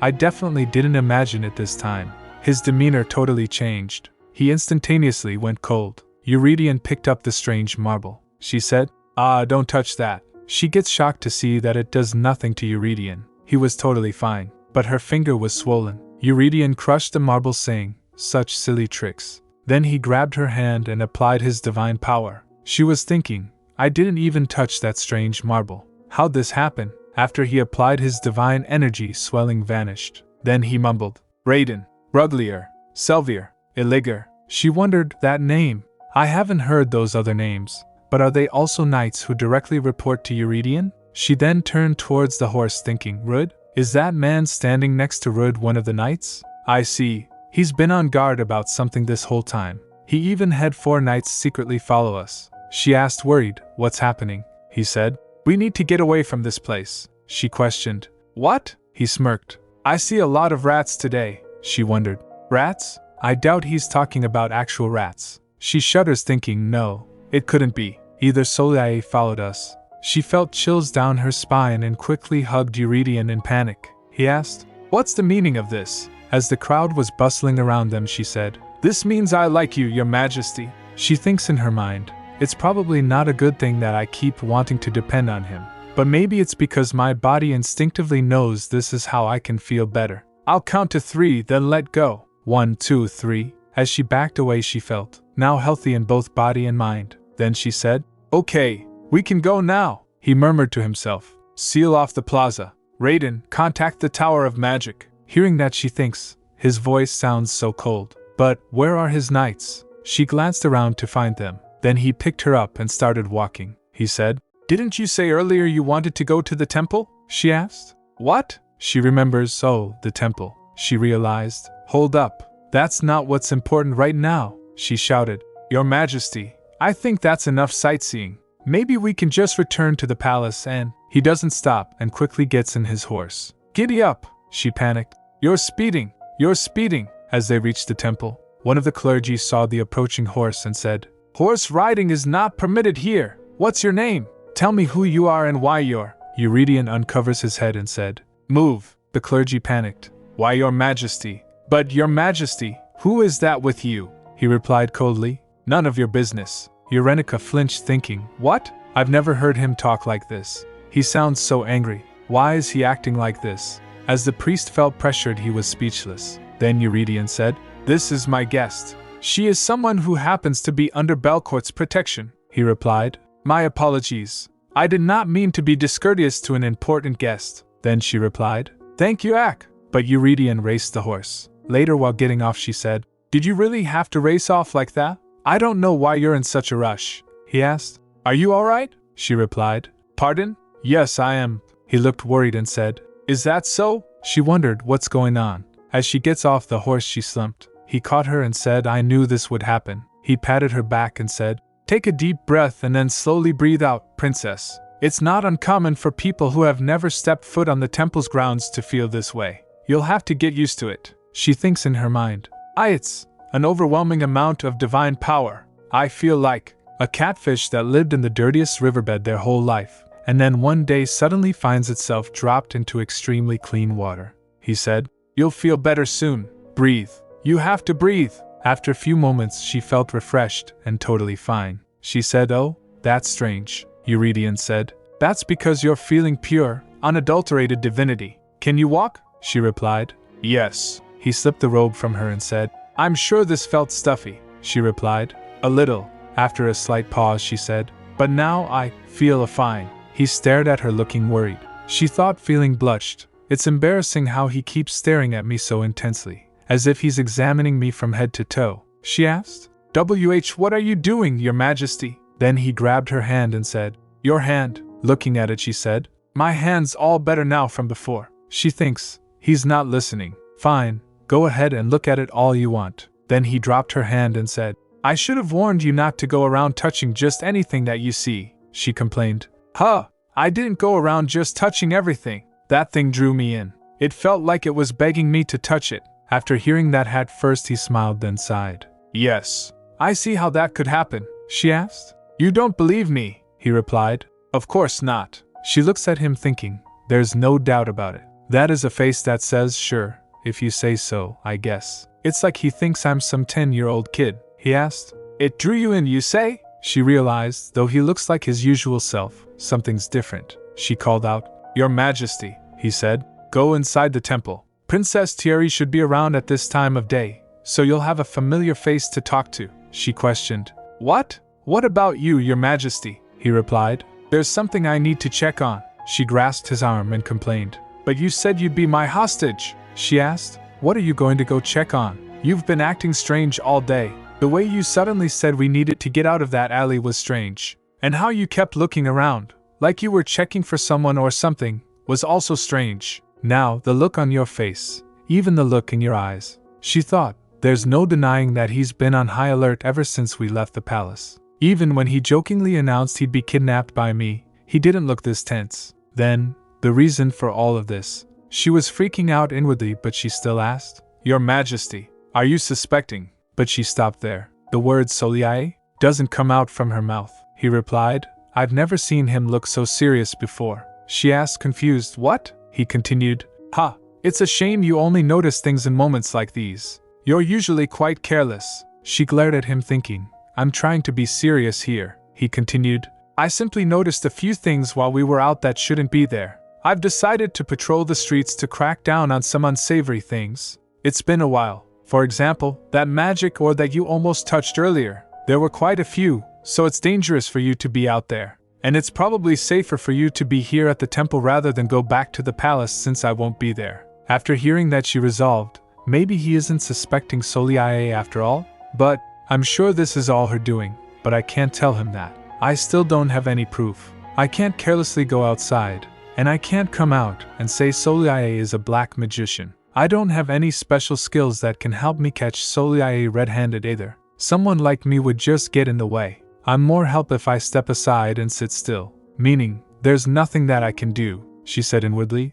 This is so frustrating. Then she asked, When will you be back? He replied, By the end of the day, she said. Don't be late, he replied. You have my word, she said while fidgeting. I'm serious. You don't know what's going to happen. If you don't make it back on time, it'll make me nervous, he asked. What exactly is it that I don't know? She smiled nervously, thinking, I dunno. Like, the plot of the original novel? The thing is, nothing's certain in life. What if Soliae changes her mind if things don't go her way? If she can have the son she wants, she might decide to harm Eurydion instead. She spoke. Nothing, just make it back safely. What I mean is, don't get hurt or anything like that. He brushed her hair, saying, I see now that you like to worry over nothing. At first she looked unhappy, then she smiled, thinking, seriously? I wish he'd understand even half of what I was feeling. After he left, she said aloud, he left me alone. He did say Thierry should be around. I guess hanging out with Thierry is better than being all by myself. She turned towards the steps and thinks, the real problem right now is, are there this many steps so you can atone for your sins? She complained, how am I supposed to get all the way up there? She was wearing heeled shoes. As she started going, she thinks, Eurydion will probably return before I make it up these steps. Then someone called from behind, Princess? So she turned, then the person said, oh my, I wondered why His Majesty was looking for me. What are you doing up there? Looking at Thierry, she felt relieved. That staircase is only used when we make an offering to Loris. The altar is located at the top, Thierry explained. Loris walks there, so entrance is forbidden, she said inwardly. Eurydion Belcourt, you forgot to tell me the most important thing. If Thierry hadn't shown up just in time, I would have irreverently set foot on holy ground where Loris descends. Of all the places here, why did Eurydion have to drop me off in front of those steps? Blushing slightly, she turned to Thierry. Oh, but how'd you know I was there? He replied. His Majesty told me so. He did? She frowned. How? He was with me the whole time. Those of us ordained to serve Loris can communicate even if we don't directly speak to each other, Thierry explained. King Eurydion's divine powers are the strongest and purest in this land. Therefore, he can effortlessly communicate with us. She recalled. So he wasn't just mumbling to himself earlier. All those nights must be the holy nights of Loris. Are you feeling better, Your Highness? Thierry asked. Yes, I'm great. She stretched her arms. It's been a long time since I felt this full of energy. Thierry smiled. You probably feel better here than you did at the palace. There's nothing dangerous here for you to be on the lookout for. Unfortunately, there were a lot of areas in the temple restricted from outsiders. I would appreciate it if you'd keep that in mind, Thierry said gently. Of course, I'll be on my best behavior. I promised. She thinks he knows better than anyone that I can't stand being bored. Before I knew he was a nominee for the next archbishop, he had been exclusively my guide at the palace. She hesitated, then sighed. I'm sorry to be such a bother when you're a busy man. Not just today, but also before. I probably was very rude to you, Thierry chuckled. What do you mean? No need to apologize, Your Highness. Truth is, I'm not that busy, she said inwardly. Thierry is so nice. I wish Eurydion could be half as nice as him. She blushed, suddenly thinking of Eurydion. He'd probably tease me if he heard me apologizing like this. Now I'm thinking about him again. Something just didn't feel right. Eurydion tried to act like nothing had happened, but it felt like something definitely did. What if Soliae placed some black magic on the palace I'm staying in? My head ached. Thierry gestured toward a roped-off pathway. Your Highness, this path marked with gold rope leads to the priest's prayer room. Civilians cannot go past this point. The prayer room for outsiders is marked with red rope. It's located right over there. She blinked. What? I see. So the gold rope leads to the prayer room for normal people, and the red rope goes to the priest's prayer room. Got it. But it was opposite. If you go further in, past the prayer room, you'll find a public area for believers, he continued. She looked around, noticing the nobles gathered there. Looks like a lot of nobles visit here. Yes, of course, Thierry said. That's because this is the only place in the capital where one can pray directly to Loris. Class has no meaning in the temple. Commoners and nobles both use the same spaces. Now, if you'll come this way. There are a lot of people here today. She followed him, but she could hear murmuring. One girl said, That pink hair, the one that His Majesty. Other asked, Oh, is she? She tensed, thinking, What? Are they whispering about me? I really didn't like being the center of attention. If DeKalb's father were here, I'd at least hold onto his robe or something. She sighed in relief when Thierry finally led her inside a quiet room. I use this room as my study, he said. I wanted to take you to the worship room, but there are a lot more people here today than I expected. Please come in, she replied. Thank you. She sat down, finally relaxing. He inquired, Would you like some tea? Yes, please, she said quickly. She flaps her hand, thinking. They kept staring at me. I thought they'd stare a hole into my face, Thierry asked. It looks like you went somewhere today, she replied. His Majesty and I went out into the capital today, but something unexpected happened. Thierry raised an eyebrow. You mean, His Majesty accompanied you himself? Yes, well, it somehow happened that way, she trailed off. One thing had led to another. Thierry served her tea and said, when His Majesty contacted me directly, I thought something terrible had happened. I'm relieved to hear you're all right. Nothing really happened, she said, though she wasn't entirely sure. However, it seemed like His Majesty was very concerned about something. Thierry's expression grew thoughtful. I see, she sipped the tea. Oh, this tea is nice. After a slight pause, he said, it seems as if His Majesty really cares for you, Your Highness. PBBT, she choked. Who said that? He replied. Oh no. Nobody really told me anything directly. More like I noticed some things, and people have been talking. She looked worried. Are rumors? Yes. It's simply idle chatter that's been floating around, he admitted. I only overheard the conversations of some nobles recently. I don't know anything for sure myself. She leaned in. So what are the rumors? Thierry hesitated. It just seems like there are rumors, tying you to King Eurydion a little. Her eyes widened. In a good way or a bad way, he replied. I don't think I should be the one to judge that. If they say there's something between those two, that's good. But if they say some strange woman appeared in the palace, then that's bad. Is it the former or the latter? She asked, waving her hand. He hesitated, then recalled the conversation. A noble woman said, I heard His Majesty wanted to teach Livavni a lesson, so he captured their princess and has her locked away in a dungeon. Other replied, What? Not at all. My husband told me he saw the princess around the palace. Another noblewoman had apparently said, I heard the king brought his true bride from Livavni. Someone else had murmured. Another said, If that's the case, I'm all for it. I don't know what this princess is like, but she has to be better than that snake of a woman. He then said, I think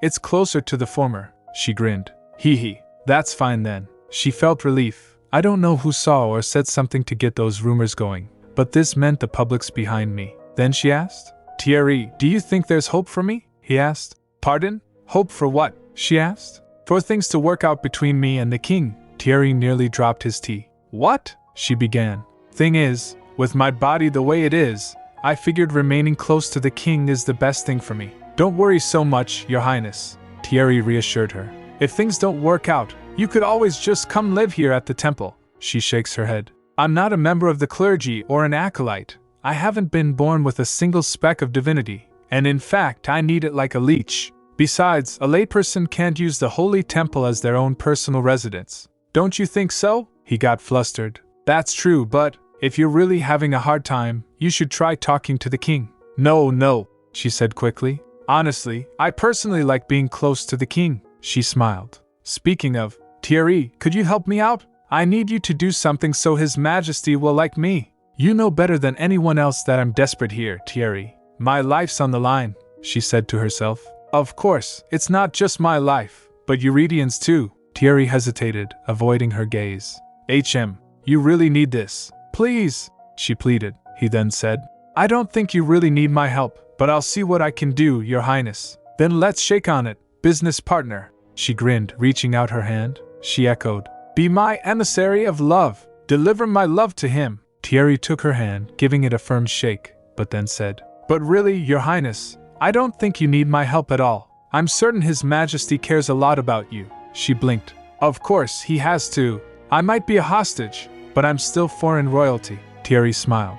No, I don't mean His Majesty cares about you for that reason. Eurydion cares about me? She murmured, uncertain. I'm not exactly sure what Thierry is basing this on, she said. I can't think of any other reason. Well, I'm sure I told you before that he's not a man who's easy to get close to. Thierry continued. I know that quite well too, she admitted. He is kind, but just when I think I have an in, his walls go up. He's a monarch through and through, but he doesn't seem to have a lot of personal relationships, he said. I've served His Majesty for almost 10 years, and he keeps me at arm's length too. Oh, really? She asked, slightly surprised. He continued. He's the only one directly in line for the throne. Because of that, he's always been bound to duty. He only seems kind and magnanimous because he's used to court affairs and his role as king. I see, she murmured, deep in thought. But perhaps Thierry continued, watching her closely. You're exactly the type of person His Majesty needs.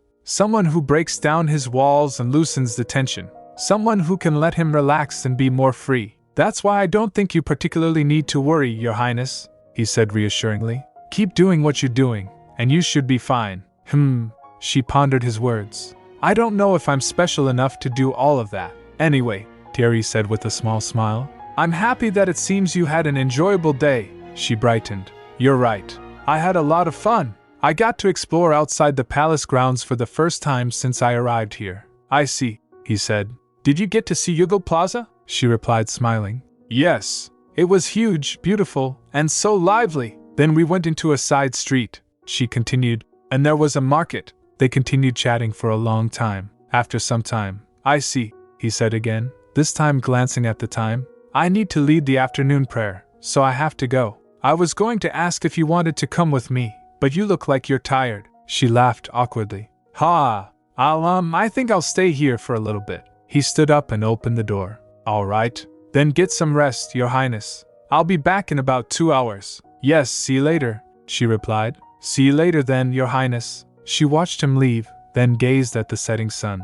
The warmth of the day still lingered, but something felt missing. She squeezed her hands together, trying to pinpoint the feeling. Is it because I missed the warmth I felt holding his hand all day today? Thierry's words replayed in her mind. Anyhow, you might be just the type of person that His Majesty needs. Thierry said I could be someone Eurydian doesn't have to be so tense around. She thought, is Eurydian really that relaxed around me? I can't be sure of that at all. Especially when he throws up his iron walls and thwarts all of my efforts, she sighed. Anyhow, whatever the case, while thinking she leaned on sofa. I wish he'd hurry up and return. Even if the Temple of Loris helps me feel better, at the palace, there's a man who makes me feel like I can breathe just by being around him. I prefer that a lot more. At Yeladeta, the boundary between heaven and earth, someone said to himself. What? Something's not right. There's a strange crumb floating around on earth. More specifically, it's in my temple, an unknown voice whispered. She felt an eerie chill. It's very small and frail, and it feels out of place. The voice hummed thoughtfully. Now I'm curious. Later Urenica opened her eyes. It was night. Her eyes fluttered open. How long was I sleeping? She sat up groggily, rubbing her eyes. What the? She frowned. It's dark. She yawned, stretching. I think I slept for about an hour and a half since Thierry left. Her eyes adjusted to the dim light. He might still be leading prayer. She glanced at the clock. I probably have about another 30 minutes until Thierry comes back. What should I do until then? She looked down at her options. Option 1, wait 30 more minutes. Option 2, go to the prayer room. She nodded to herself. Yeah, I'm at the temple, so I should go see the prayer room. She ruffled her hair, making a face at the mess. Maybe I should just wear it down. She brushed through it with her fingers. Still messy. Then she walked to the garden. She exhaled and stepped into the quiet hall. It's empty. I feel like I've taken the place over. She froze. A strange noise echoed. Her heart pounded. What was that noise? She turned, glancing around. I'm the only one here right now. She shudders. What the heck? Now I'm scared. She swallowed hard. Maybe I heard wrong. She remembered as she walked. The prayer room. Thierry said he'd be in the public prayer room. She strange beep sound continued. Just as she was about to rush forward, a voice called, Hey, her breath hitched. What? Who is that voice inside me head? A voice echoed inside her head. You, come over here. Her blood ran cold. Am I going crazy? She laughed to herself. Ha ha ha. I must be hearing things. She cried to herself. Ach, what's going on? She tried to convince herself it was nothing, humming a song to shake off the creeping fear. The sun will come out tomorrow. Bet your bottom dollar that tomorrow there'll be, the voice said. I said come here. A chill ran down her spine. Goosebumps erupted on her arms. I wasn't hearing things after all. She started running down the stairs. She said to herself, the red rope leads to the priest's prayer room. The gold one to the public prayer room. The voice added, that's it. Good girl. She squeezed her eyes shut and covered her ears. I can't hear you. I can't hear you. While running, she called out everyone. Thierry, Marie, Thezebia, anyone. Finally, she saw the prayer room. She grasped at the door handle, her voice rising in panic. Thierry, there's something evil that dares to lurk in this holy temple. The room was silent. She glanced around and said aloud, No one's here. She gasped. What? Is prayer time already over? I think I came to the wrong place. Then the door locked by itself. The voice in her head said, Where do you think you're going? She freaked out. She grabbed the handle and yanked. No way! It wouldn't budge. Her pulse pounded in her ears. Why is this happening to me? The voice echoed in the head. Geez, you seem like a total cutie. No need to be so shy. Just come over here, child not of this world. Are the children of humans these days all as fearful as you are? My child is so sassy. Who are you? She whispered. Her voice was trembling. I won't harm you, the voice assured her. Come closer, child. I'm curious, that's all. Urenica looked around, but she saw nothing. She thinks, I must look like an idiot, talking to nothing at all. But the voice, it's coming directly into my head. She swallowed hard. If you're a ghost, go away. If you're human, say something, the voice replied. A ghost? You should watch what you say, little one. If you won't come to me, I'll go to you. Though it'll be a lot less scary if you come first. Humph. Who said I was scared? She forced myself to sound braver than she felt. Sir? Ma'am? I'm coming. I'll come, okay? Sir or ma'am? There was something about the energy in the room. It felt pure to Urenica. Unthreatening. Familiar, like Eurydian. She resolved herself, right. This is a temple, a safe space. Nothing evil can enter here. She took a deep breath and walked towards the wolf statue. The voice said, I don't know why it has to be such a production to see your face. Urenica squared her shoulders. I'm not sure who you are, but you're committing a crime. You're holding someone against their will and haven't identified yourself. You're not supposed to do that, the voice replied. I thought you were a scared little thing, but I guess that's not entirely true. Your soul and your body are separated, the voice mused. I haven't seen a child like you before. Where are you from? She flinched, thinking. My soul and my body are separated? That's totally right, she asked while confused. Seriously, who are you? The voice replied. If I told you, you'd be scared. Urenica shudders in fear. I'd be scared. Is this one of Celia's cursed spirits? How dare an unclean spirit make a mockery of the temple? Her voice wavered. Who are you? One of Soliae Elodia's familiars? She stumbled back. The voice asked. What? Who's that? A what with a grudge? She shouted. A zombie who died with a grudge. Go away, evil thing, the voice replied. Hey, I told you to watch what you say. A sharp punch hit her head. Ow, she clutched her head. Why'd you hit me? The voice replied. You'll really regret acting so impertinently to me. Poor child not allowed on this earth. Urenica quickly grabbed the statue to take cover. She thought, they used physical force and threatened me. Maybe it really is the ghost of someone who died unfairly. She glanced around to see. Where are they watching me from? Then the voice said. If you keep holding on to me tightly like that, you're going to make me blush, she screamed. Baking away from the statue. She stumbled back and was about to fall, but she fell to the ground. She was floating, the voice said. Such a clumsy child. But it's cute, she gasped. What in the world is happening? Then the voice said. Oh dear, I need to go now. Hearing that, she shouts. What? I have to go listen to my prayer, the voice said lightly. I mean, I am supposed to be good and merciful after all. Goodbye, child who speaks so rudely. I'm leaving. Good luck with your life. With the sound of whoosh, the voice stopped. Urenica fell to the ground. She groaned in pain, her body frozen in disbelief. She wondered what. You have to go listen to a prayer, she mumbled. But you're not a god, so why would you need to? Then realization hit her like a bolt of lightning. Are you a god? No way. They didn't exactly sound godlike. She shakes her head thinking, no. There's no way a god who never appeared in the original story would suddenly appear now. She complained to herself.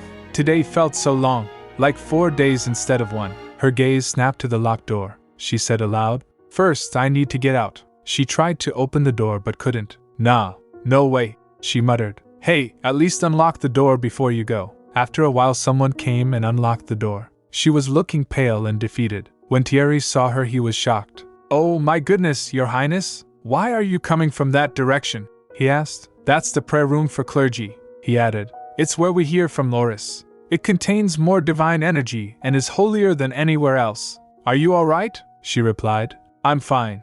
But stopped in the middle and asked nervously. Wait, what happens in that prayer room? She thinks in her mind. They hear from who? Thierry replied. Oh, you mean the priest's prayer room? It doesn't happen often, but sometimes we hear Loris's voice in there. After hearing that, Urenica reflected on what had happened earlier. She stammered, No way. Then that was really God. She was stunned and bewildered, still in shock. He asked her, "Your Highness?" She replied, "What in the world have I done?" She remembered all the bad things she said to the voice. She struggled keeping her calm. "Why you try to talk to me like that? How was I supposed to know?" Thierry grasped her arm asking, "Your Highness, where are you going?" My voice came out weak. "Thierry."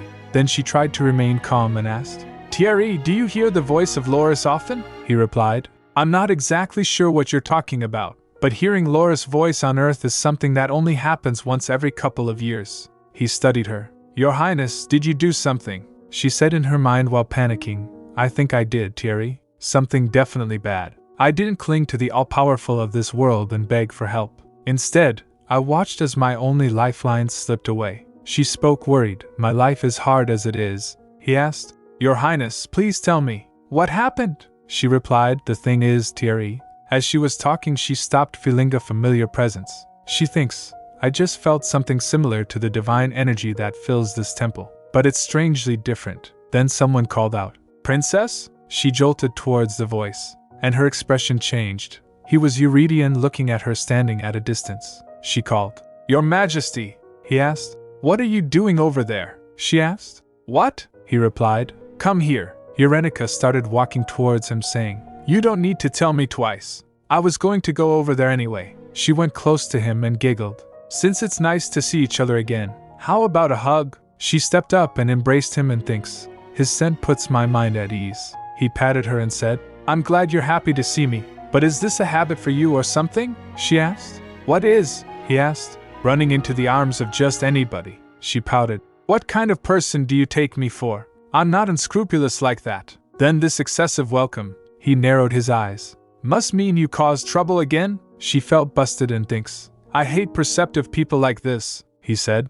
"I wonder what that look on your face means, Princess. I wasn't even gone for that long. Don't tell me you've been going around making a mess again." Feeling guilty, she thinks in her mind, "You see, the thing is, I went in the wrong prayer room. Strangely, I think because I'm a child not of this world, I heard the calling of God." She resolved, "That sounds insane.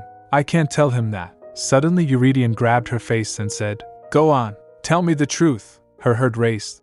How about you let go of me first?" She stammered. "You're too close," he countered. "You're the one who hugged me first," she said inwardly. "Obviously because I wanted to get some of that divine energy before your steel walls went up again." She mumbled, "Nothing happened. I'm not some troublemaking kid." He released her and said, "All right, that's a relief." She gave him a piercing glare. "Were you just messing with me?" Then he looked towards Thierry. So Thierry said, "You're back, Your Majesty." Eurydion asked him, "Yes. Did anything happen, Shamart?" Hearing that, Eurenica gasped. "If he lets Eurydion know that I went into the priest's prayer room, I'm going to be so embarrassed." "Don't tell him, Thierry," he replied. "No, nothing happened at all." She felt relieved. "Phew," she looked proud. "See, told ya." Suddenly someone called, "Oh my, is that His Majesty?" People were coming back from prayer room. Another said, "Do my eyes deceive me, Lady Hisario?" Other replied, "Not at all. I see him clearly with my own eyes too." Hearing them, Eurenica gets nervous. "What? How long have they been watching us?" She froze, stiffened. Eurydion, noticing a change of her demeanor, asked, "What is it, Princess?" She shifted uncomfortably. "There are other people here." He looked towards them and said, "Looks like people leaving the prayer. What about them? Just, you know." She fidgeted and tugged him. "When are we leaving?" she said to herself. "I really don't like unnecessary attention or a lot of people looking at me." After a slight pause, he replied, "Yes, it is getting late. Shall we go now?" Eurenica nods back. She thinks in her mind, "I have the energy, but I don't know if I have the mental capacity. I want to go back and lie down. So tired." She said her farewell to Thierry. "See you later." Both Eurydion and Eurenica walked away. Thierry said, "Good night, Your Majesty. And you too, Your Highness." When they reached to the horse, Eurydion asked her, "But where's your robe?" She tried to remember and said, "I left it in Thierry's room." He asked again, "Where?" She replied, "Thierry's room.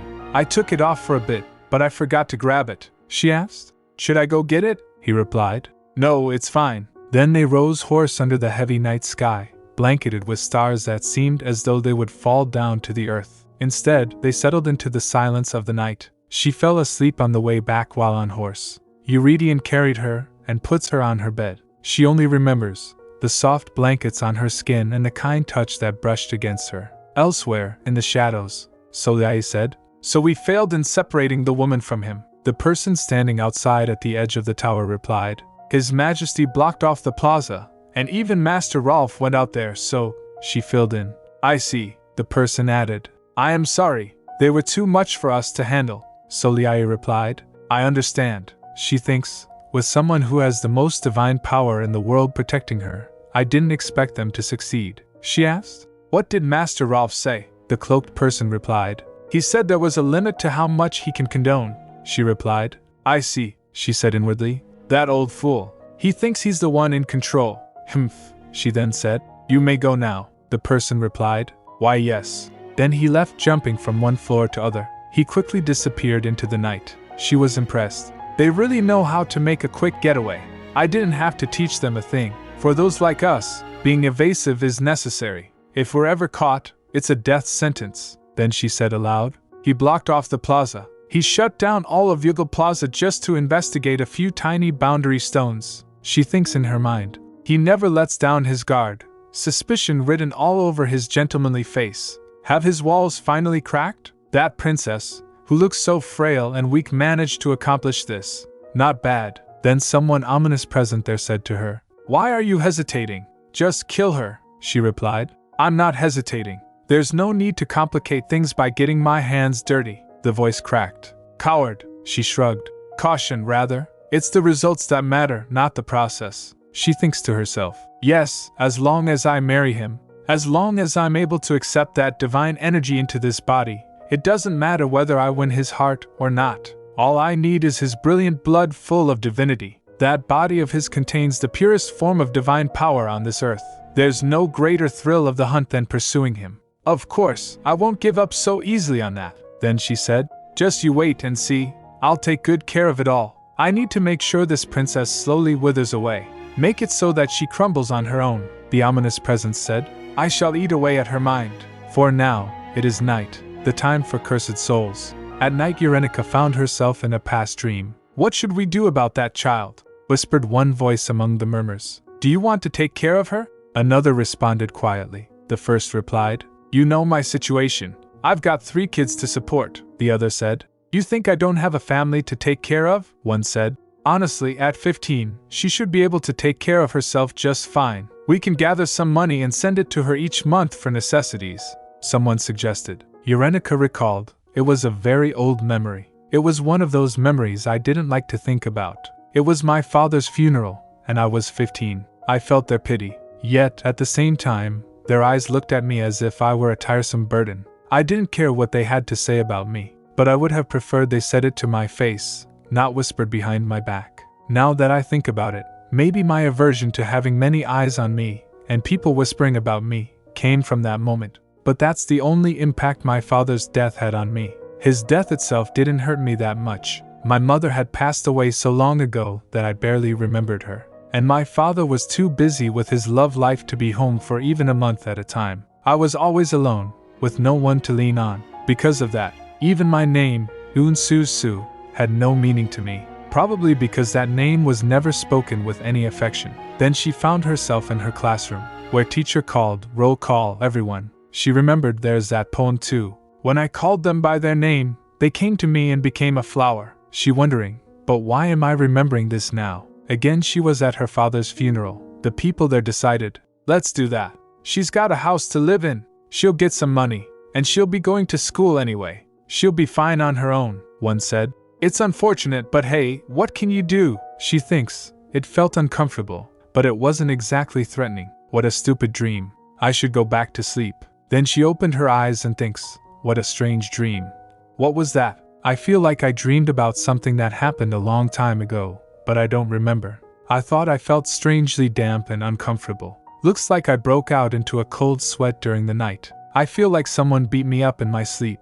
Even though I'm now used to waking up weak and listless every morning. She rises up and said, surely I can't be feeling this under the weather just because I went out for a bit. She was feeling aching pain in her body. After that day, her life didn't look all that different from the outside. But if there was one difference she noticed, it was that there were more and more days where she'd fall asleep sitting by the window. Later she found herself sleeping at the window. She smacked herself thinking, Is it the warm weather making me sleepy? Then the voice of Loris again rang in her head.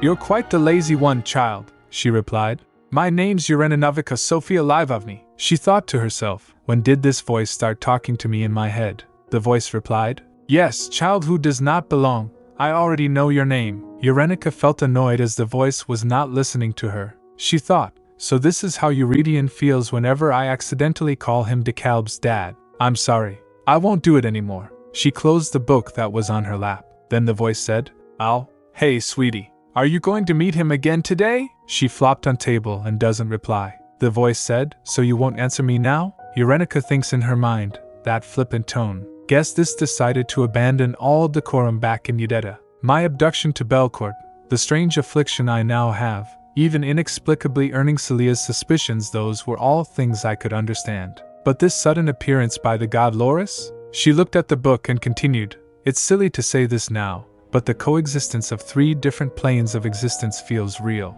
Udetta separates the human world from the world of the gods, and Remordera separates the underworld from here. This is actually a universe where the boundaries between the realm of the gods and the underworld all exist. I heard even high priests may hear Loris' voice only once in a lifetime. So why is Loris always trying to talk to me? At the same time, they don't answer any of my questions. Then the voice said, I wonder how a small, inconsequential thing such as you came here. Hearing that, she jolted and questioned, Inconsequential? She felt annoyed. Arg. This god seems a lot more capricious than how people here depict him. That dude, God, probably sees me as a bit of a distraction. She said in her mind, Thierry, run away. This is the god you're serving. Meanwhile, Thierry suddenly jolted. Seeing that, his companion asked, What is it, Archdeacon? He replied, I got the feeling that someone was talking about me. Besides that, everything's business as usual. Since that day, Soleil didn't set foot on palace grounds. That's why it's just been one peaceful spring day after another. Another day the maid checked up on Urenica. She said, You don't look too well these days, Your Highness. Another maid asked. Your Highness, you look so pale. What? Later Thierry also asked. Is something wrong, Princess? If anything is bothering you, feel free to talk to me. After hearing everyone asking about her, she thinks, Am I the only one who thought everything was quiet and peaceful? She replied, showing no fatigue. I'm totally fine. I feel great. I've just had some bad dreams, Marianne said. It's stress, Your Highness. She turned to Thierry. Archdeacon, should we inform His Majesty so he can summon the royal physician? If she's having trouble sleeping, maybe a sleep aid herb would be good too. He gave the maid a serious nod. I was just thinking that myself. I'll speak with His Majesty. Urenica was confused. What? Why should I be stressed about anything? Or is that how it looks? She thinks, lack of magic tolerance. A high-profile hostage. Basically, a princess who is homesick? It's true I had some strange dreams, but otherwise, I don't feel any different. Does it look that bad to other people? Though I have been feeling tired a lot more these days. I feel better when I'm outside, but inside the palace, I'm exhausted. I just want to get under the covers and go to sleep.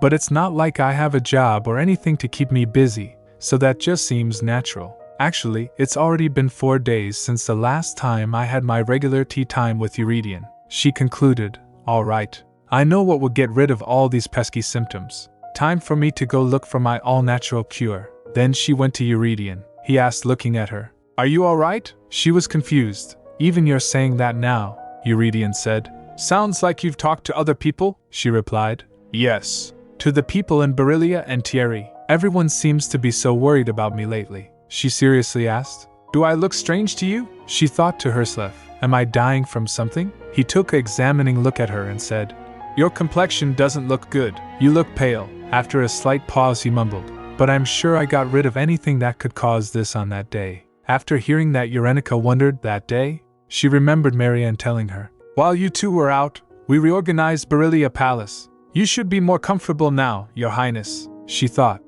is that what that was about? Eurydion stared at her for a moment, then said, Your hair looks especially dry too, she grumbled. My hair is fine enough as it is. If it's dry too, then we've got a problem. He grabbed her hand and said, But your hair isn't what's important right now, Princess. Are you eating enough? What about sleep? She gets confused. Is he actually concerned? She smirked and asked, Why? Are you worried about me? She giggled as she said that. He replied, What nonsense are you going to say now? She teased, If you're so worried, I think a hug would be nice right about now, he rejected, turning his head. I see you're still as lively as ever though. Seeing his reaction, she said in her mind, so cold. Then she poked him and said, Ah, you caught me. I was trying to appeal to you by appearing frail, he replied. Don't try to wiggle your way out of this, princess. If you're not feeling well, you should tell me right away. She walked to a little distance, then turned and said, I'm fine. Besides, Marianne and Thierry are already worried enough about me. You don't have to do that.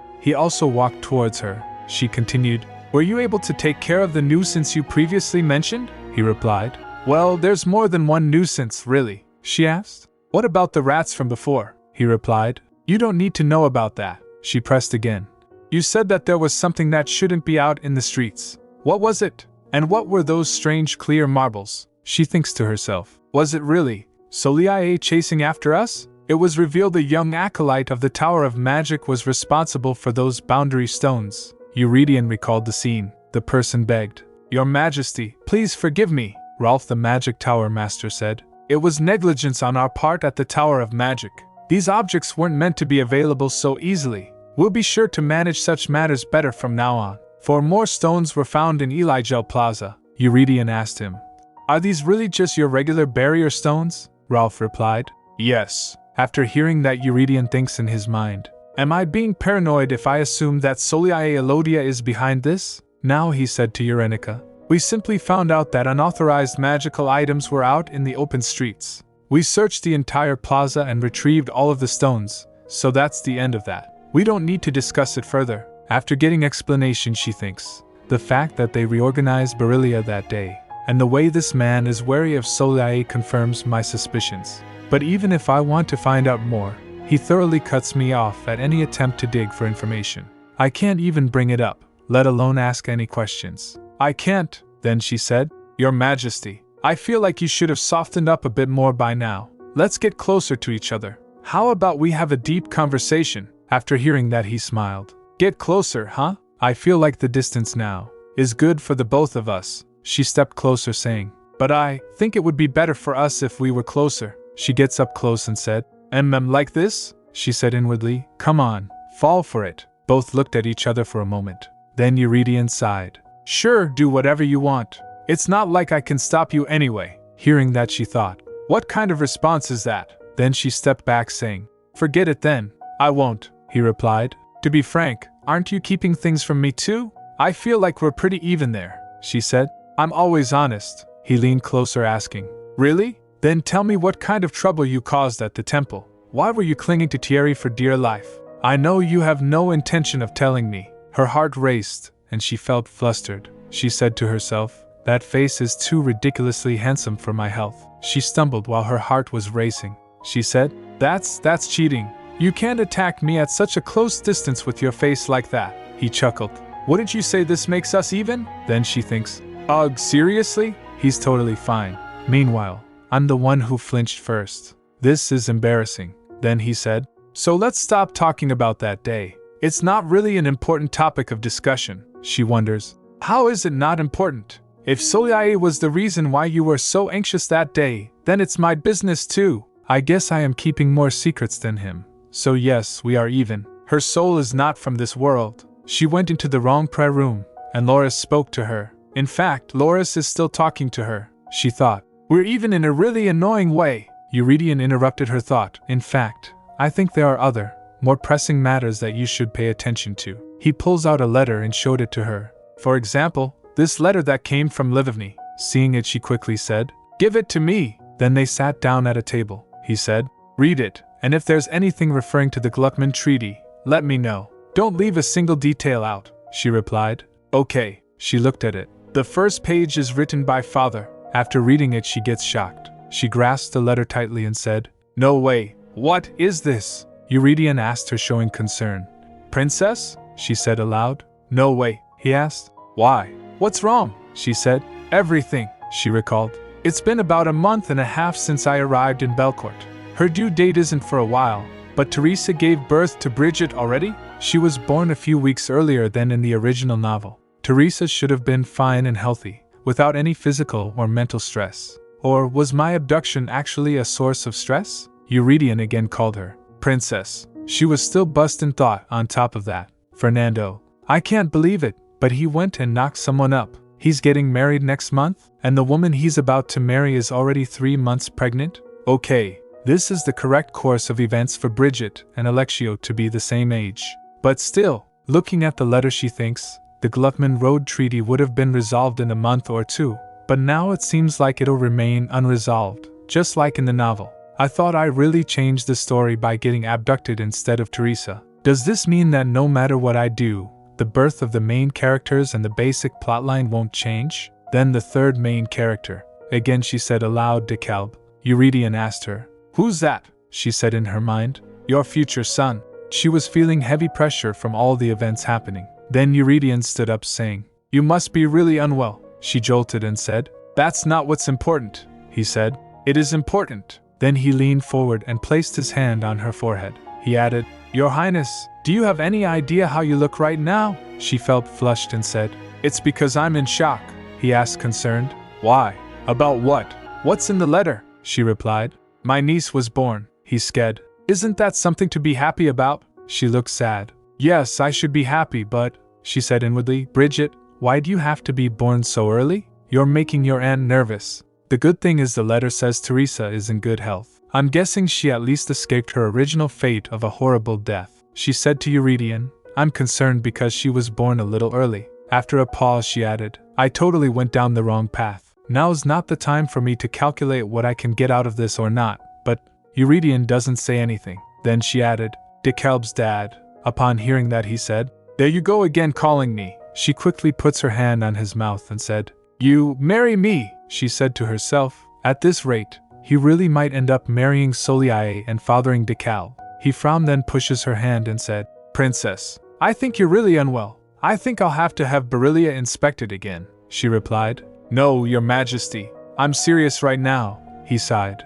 You should go get some rest. I'll walk you to Beryllia, so don't worry. Few moments later she was left alone in front of Beryllia Palace. She said aloud, Wow, I can't believe this. Does he really think I'm sick and delirious? While leaving, Eurydion told her, If you're sick, call for the imperial physician. He really escorted her to the door and left her. She said to herself, Wow, he totally shut me down. Suddenly Loris's voice rang in her head. Ha, you're a lot more rash than I thought. She jumped in surprise. Oh my God, please be quiet. I'm mortified, the voice added. I can't help it, it's too funny. You're just too cute. You were so serious that I thought maybe humans propose marriage differently these days. She thinks, maybe I was a little too direct. Then a sudden thought shaked her. Not at all. I know too well that beating around the bush won't work with that man. She remembered the example of her kidnapping him. And who cares if he rejects me a few times? If things really continue according to the original novel,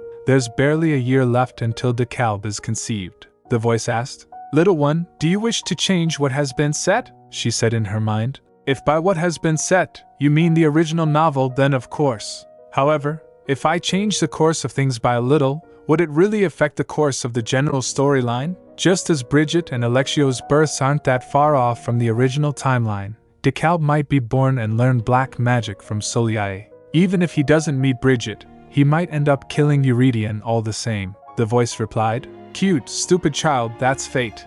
Fate is created by so many connections coming together. Even I can't get involved. Then she said aloud, Be quiet. How can you say that as the god of peace and prosperity? You actually want me to submit to a cruel and tragic fate? The voice asked her. What do you do if I won't submit? How will you accomplish what a god cannot?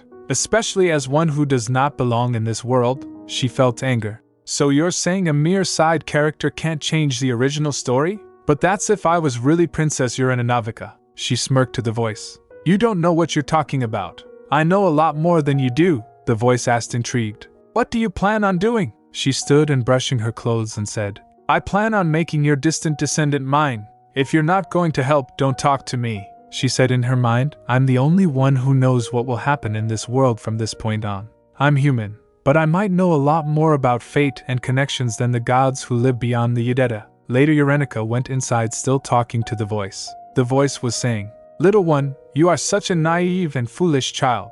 I cannot directly get involved with what happens on Earth. That is forbidden by the Udetta and Remordia. Besides, you're also not a child of this Earth. Then the voice asked, Little one, debris on this Earth, do you want my help? She quickly turned, asking, "Are you really going to help me? Really?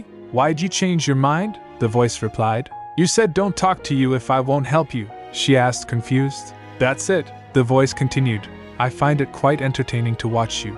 You're quite the cute little piece of debris." "Alright then. So you plan on making him yours, little one? I can help you as long as I don't directly do anything. At the least, I can tell you where he is and what he's up to. He is the closest thing on this earth in my image, after all." Upon hearing that, Eurenica quickly changed her attitude. She replied, "Okay, I respect and honor you, oh great Loris. Please forgive me for how rude I was previously," the voice said. "Little crumb, at least try to sound a little more sincere," she replied. "I mean it," the voice said. "Yes, then go ahead and try to make him yours, the one with the most divine energy on earth." Meanwhile, Ferric was carrying books that Eurydion ordered him. The books were on topics like boundaries of the world, Udeta and Remordera, of matters that touch darkness, chaos upon the land, the age of the dead. Ferric thinks it was hard to know what he was thinking at times, but these days, I had absolutely no idea what was going on with him. Why did he suddenly want to read books like these? Upon reaching, he knocked the door. Eurydion said, "Enter." He stepped inside, balancing the weight of the tomes in his arms. He said, "I found the books you asked for, Your Majesty. Leave them there," he replied curtly. Ferric obeyed. "Yes, Your Majesty." A pause. Then, he asked, "Did Ezekiel refuse the terms again?" "Yes," Eurydion confirmed. "Now that things are finally settling with Livivny, Ezekiel is causing trouble," Ferric said. "I had no idea they'd announce an increase in tariffs for magical ore. The way they tried to sway Livivny, I wonder if they're trying to bury talks about the passage. It seems they look down on us because we didn't retaliate," Eurydion said. "They're underestimating Belcourt," Eurydion thinks in his mind. The good standing of being a protected nation under the Ryger peace treaty was destroyed with the raid on Livivny. It might be a good idea to just take down Ezekiel too at this point. He let out a deep sigh, brushing a hand through his hair. "You may go now. I'll call you if I need anything else," Ferric complied. "Yes, Your Majesty." As he turned to leave, Eurydion was deep in thought. "Though I don't plan on going to that extreme just yet, for the sake of the Livivny princess." But there was something else that troubled him. The Tower of Magic had been unusually quiet. Someone else had placed the boundary stones in Yugal Plaza, yet there were no threats in Berilia Palace. The entire palace had been inspected in secret without the princess's knowledge, but nothing out of the ordinary had been found. And yet, that only made things more suspicious. Soliae, who would throw a fit if another woman so much as walked past him, had remained silent about the Livivny princess. That day, she had been loitering around Berilia. Based on everything Soliae had done before, it would be normal for her to have interfered in some way. But her hands were strangely clean in all of this. Then, there was that thing. He recalled Eurenica telling, "That thing drew me in," as if begging me to touch it. Reflecting on everything he thinks, until now, I had thought Celia's goal was to become queen to exercise full authority over the Tower of Magic. He then recalled himself asking Rolf, "Is there magic that could enchant people?" "No, Your Majesty," Rolf said firmly. "There are no spells that can control people's minds. Even in all my years of magic, I'm incapable of that," he concluded. If I can't trust what Rolf told me, does that mean I can't trust the Tower of Magic itself? Has an unknown darkness taken root in Belcourt's Tower of Magic? He shook those thought. No, that seems unlikely. What am I thinking? That's impossible. Magical or was simply a rock surrounded by magical power. How could it possibly have any pull on a human being? I shouldn't let what the princess said get to me. It's all nonsense. Then he remembered Eurenica saying, "I'm fine now," he thinks, yet her face was strangely pale. "It bothers me, she looked like she had lost a lot of energy lately. How did it come to this? Since when did I care so much about that princess?" As he was flipping pages of the book, he saw a flower in the middle. Then a sudden ringing broke through his thoughts. "Hey, Dad!" He quickly rose up and opened the window, shouting, "What?" A bright voice chimed. "Wow, looks like I got your attention." This was the best way to get Euridion's attention. Eurenica waved his hand, saying, "Your Majesty, how about you give me some of your time?" After that, Eurydion went down to her and called, "Your Highness," she said eagerly. "I've been waiting for you." Then, without hesitation, "Your Majesty, marry me." So, to cut to the chase, "I'm totally in love with you, ever since I first saw you." "But I don't love you," he replied deadpan. "Don't you think I'm pretty?" she asked. He tilted her head. "I don't know. I'm not so sure. I'm not particularly interested in a loveless marriage. I want to try loving her the best I can. And so, this was how she came to be rejected. In the most direct and cruel way, she let out a scream. Arg. She was mad and complaining to herself. Unbelievable. He's going to try and love Soliae? What in the world is that man thinking? She was practically fuming. I thought he didn't trust that woman. Surely he doesn't mean that. How little does he think of me that he has the gall to tell me that he'll try to love another woman? Rushing forward, Marie asked. Your Highness, what were you thinking? She was shocked. Oh my word, I had no idea you had feelings like that for His Majesty, Marie groaned. Actually, I did expect something like this would happen, but how could you do that with no hesitation? You're foreign royalty. Eurenica felt embarrassed. Does being royalty make any difference? Marie pressed. But what about maintaining your dignity? More importantly, what if Lady Elodia hears about this? Rumors are already spreading within high society. Oh, that's good news, she mused. It's not, Marie shouted, looking pale. You have no idea how bad this is. Lady Elodia is not one to show any mercy. I know that too, she admitted, she said in her mind. In fact, I don't think anyone knows that as well as I do, but she replied cheerfully. Don't worry, Marie. Even if things go wrong, Loris will watch over me. When did I say I'd do that? The voice whispered. She turned to the voice whispering. You said you'd help? Don't tell me you'll just sit there and watch if I get dragged to hell. I told you I cannot get involved in human matters, little crumb. Loris sighed. Especially when it involves magic. You need to find your own way out of this. She trembled. Wow, I feel so relieved that you have my back, she muttered sarcastically. If anything happens, you can come hide at the temple, the voice offered. It is holy ground where those that fear me cannot go, she sighed. Yeah, that's a good plan, I guess, she thought. I have no way to protect myself, so I would just have to avoid Soliae like my life depended on it.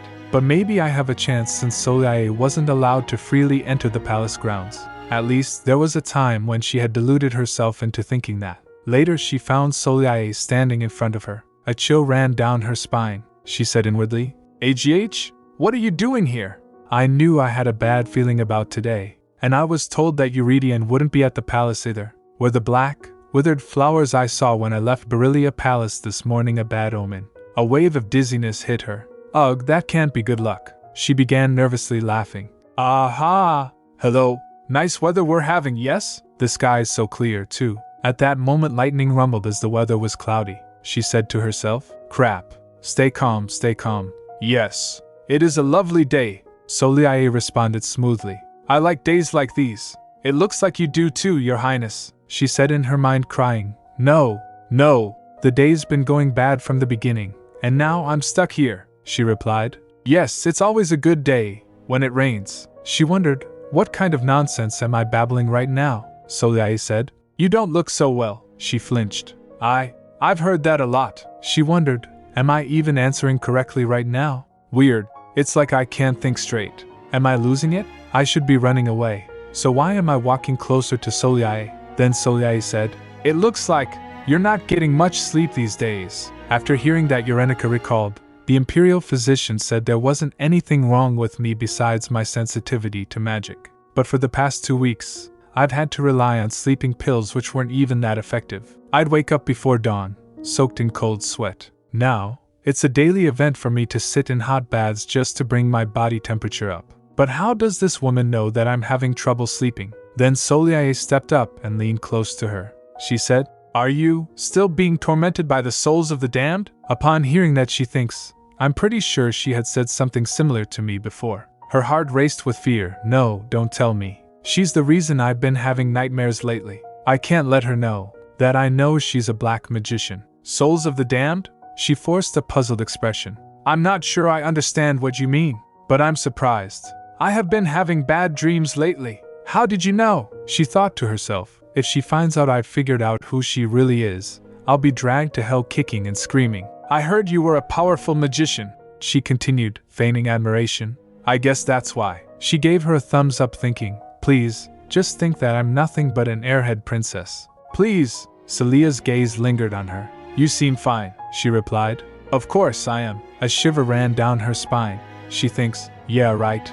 I feel like I might collapse any second. Besides, there's a strange sensation I can't shake off. A prickling feeling. Then a hunch creeped in. I've definitely felt this before. Then Soleil said, I wish for your continued health, your highness. Upon hearing that, Eurenica thinks she doesn't mean that at all. Please, please, go away already. Then Soleil said, well then, and started walking. After she left, Eurenica was standing there. She squeezed her arms close and flopped to the ground. Her hands were trembling. After a brief moment she said aloud, oh wow. Then Laura's voice rang. You should be careful, she replied. I know. She thinks in her mind, I thought Soleil couldn't enter the palace grounds, but I was stupid to think I was safe because of that. Maybe this was all part of her plan. As Soleil left Berilia Palace grounds, she said to herself, that's unexpected. I thought she would have withered away to nothing by now. She smirked. I cast a nightmare spell on her, black magic that calls up the worst memory a person has, amplifying it 100-fold to eat away at the mind.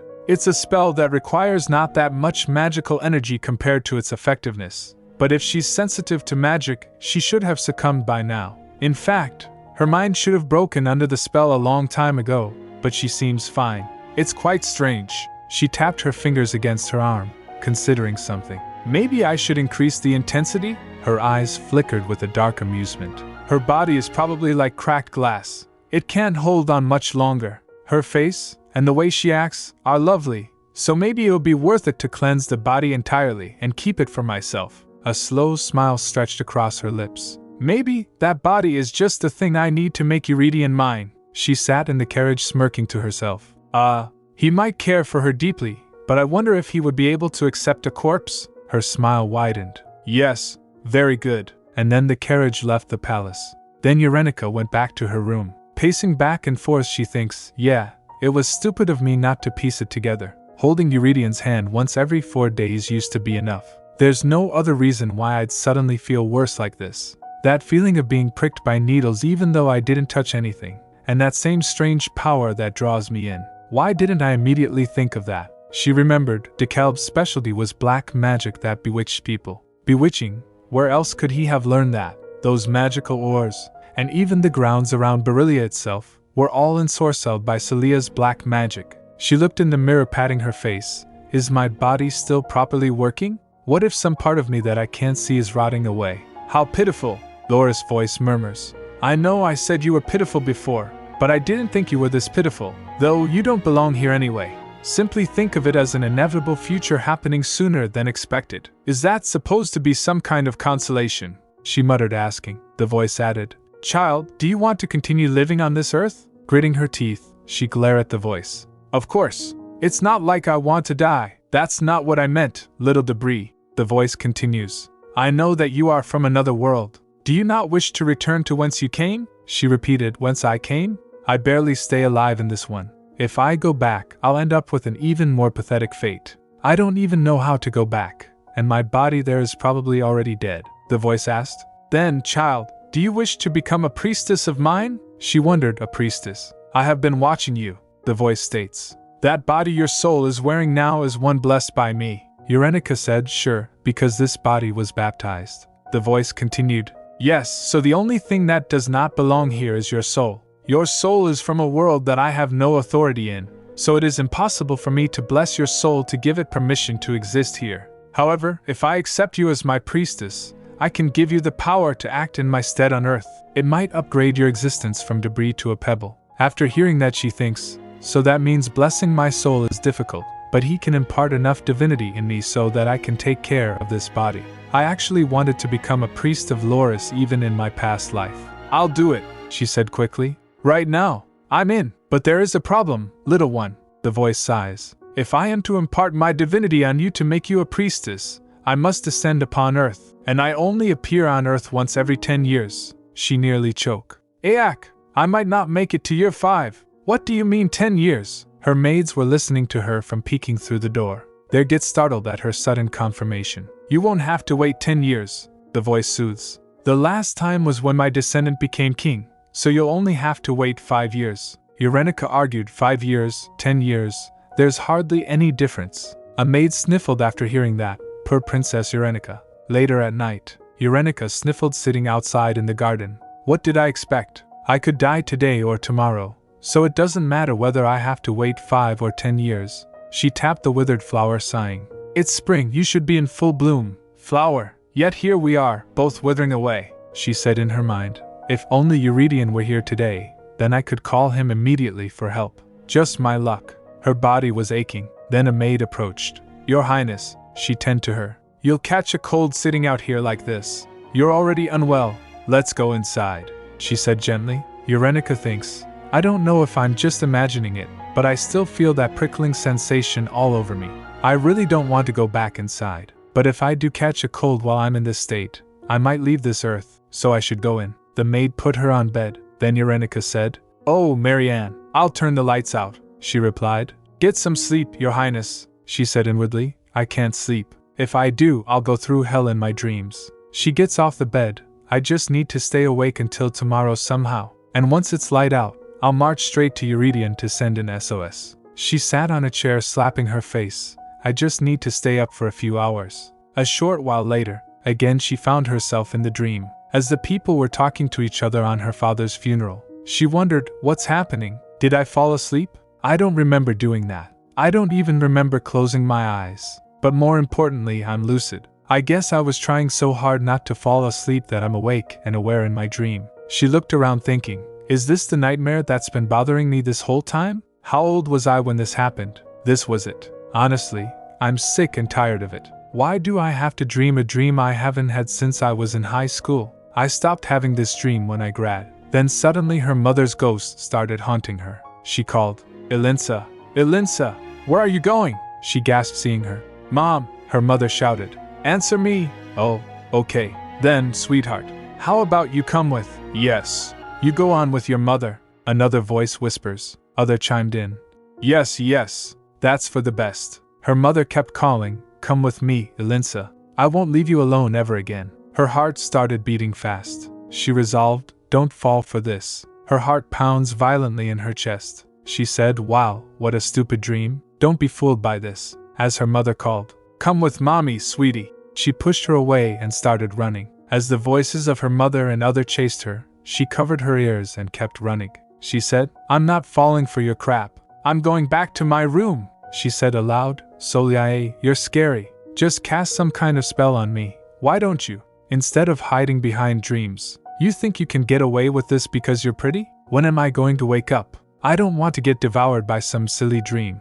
Then Eurydion reflection called, Princess, where are you off to in a rush? She was startled for a moment but didn't stop. Then she said, You big meanie, you think I'll fall for this because you're using his voice? Eurydion never calls me Eurydion. You creepy witch. She thinks, I finally get it. What I don't want others to know the most this nightmare is going after my weaknesses. The things I hate the most. And especially, what I don't want taken away from me the most. She imagined Eurydion. She called out, DeKalb's dad. Your Majesty, Eurydion. She wondered while running, what in the world could possibly keep you away from the palace all day? I don't understand. It's his voice that I want to hear the most right now. I can call for him all I want, but he won't come to rescue me in my dream. But I can't get out of this dream on my own. Then she saw a bright flash at a distance. She thinks, an exit. It's an exit. I can finally leave this crappy dream. She jumped from the flash and opened her eyes in her room. She gasped, raising her hand up. I'm alive. Her body was looking faded. She thinks, my voice sounds strange. Then she rustled to check, who's in my bed? She saw her body lying on bed. She gets shocked. What's happening? HNH. She saw her body and thinks, this is nuts. I thought my body felt lighter, but it turns out I'm a ghost outside of my own body. She sobbed, what the heck is this? What did I do to deserve this? All I did was stick my tongue out at her. This punishment doesn't fit the crime. Suddenly Loris's voice called. I knew this would happen. She quickly turned to the voice. Loris, the voice continued. What are you doing, little debris? Go back into that body. She asked, go back in? How? The voice said, don't they see? You're a soul without a receptacle. Sometimes a soul ceases to exist, and the body draws in a similar one. That's what happened to you. If you don't go back soon, your body will die, and you'll be cursed to wander as a lost soul. Her body was groaning in pain. She crawled to her and asked, but how? How am I supposed to go back in? She brushed her hand through her body's hair. Before she can process it, her soul is pulled back. She opened her eyes and started coughing. She coughed and gasped. Suddenly back in her body, the voice scoffs. You made it in just fine. I guess this body fits your soul well. She almost cried. Ugh, seriously? I've never had anyone so unreliable watching my back before, the voice said. I showed you the exit. What do you think got you out of that terrible dream? She wailed. Damn, this whole situation is crap. If those lost souls had caught me, or if I had remained a lost soul, I would have died. My body can't take having these nightmares every night.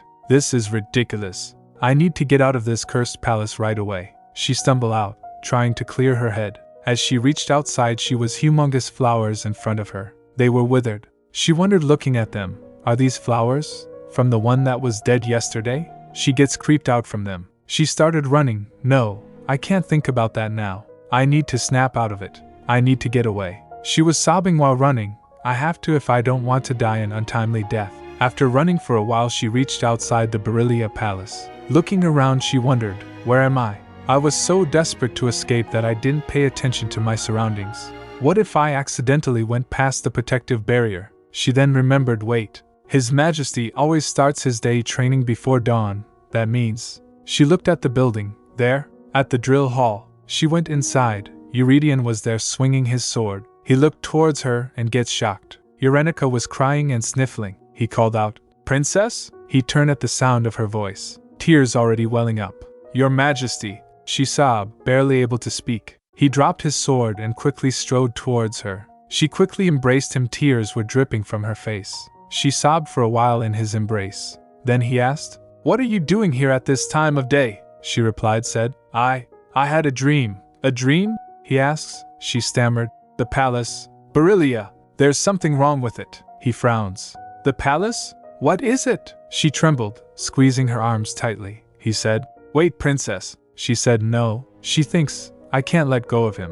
If I let go, I might really die. Let me see your face, just for a second, he says gently. She continued thinking, if I separate from him, even for a second, I might not survive, if I let him go. But then Eurydion called out, Eurenica. Her mind raced upon hearing that. Did this man just call me by my name? I won't go anywhere. Just for a second, he reassures her. She exhales shakily as he pats her head. Then after a moment she loosened her grip and stood up. Then he sighed gently. What's going on? He rubbed her face to wipe the tears. She was still crying and wobbles. As Eurydion's divinity started taking effect, she began. Your Majesty, Berilia Palace. There's something wrong with it, he replied. That's why I told them to look everywhere. Then she felt a little relieved. She thinks his divinity, pure and untainted, is seeping into me, she said, tapping him. Your Majesty. As his divinity was calming her down, she grasped his hand and said, How strange. She thinks in her mind, usually, I feel better the moment I touch him, but this time, it's different. Maybe I really was worse off than I thought. With nightmares tormenting me every night, maybe seeing him once every 4 days wasn't enough. It should have been obvious. Something is draining me faster than Eurydion can heal me, and it still is. Her hand started slipping from him, and she started losing consciousness. She wobbled and stumbled backward thinking, is it all right for me to faint like this? What if I'm swallowed by nightmares again? She fainted. She heard his voice calling for her. Eurenica. After she fainted, Eurydion carried her to his palace. The maids were shocked to see the Eurydion carrying Eurenica. Ferric and royal physician also followed him. 2 maids whispered to each other, wondering, Princess Eurenica? Oh my, what is going on? What in the world? Eurydion puts her on bed and came back. Ferric was guarding the door. After Eurydion came outside, the first thing he said was, Find him. Find whoever dared to use black magic in Berilia Palace. Ferric gets bewildered. Your Majesty, he said inwardly. We've already turned the palace upside down twice for inspection. Nothing will turn up. His hesitation was clear, but the command was absolute. He bowed. At your command, Your Majesty. Then turning to him, Eurydion scoffed. Actually, I'll do it myself, he ordered. Seal Berilia Palace. Make sure not even a rat can escape. And bring that woman Soliae Elodia. Bring her before me. Now, after saying that, he left. Ferric complied. Yes, Your Majesty. Later, Eurydion went to Eurenica's room. He sat beside her bed and looked at her. He said to himself, she's so small. While recalling, he thinks, I should have taken measures right then and there, regardless of what she said. How can she forget her shoes? What chased her away in such a hurry? She remembered her telling him, dream. I had a dream. He thinks she did say she had a dream. But the princess would not have run out of the palace just because of a bad dream. Then he recalled Ferric telling him, Lady Elodia departed to the southern region on a mission last night by order of the magic tower. Then he activated his divine power.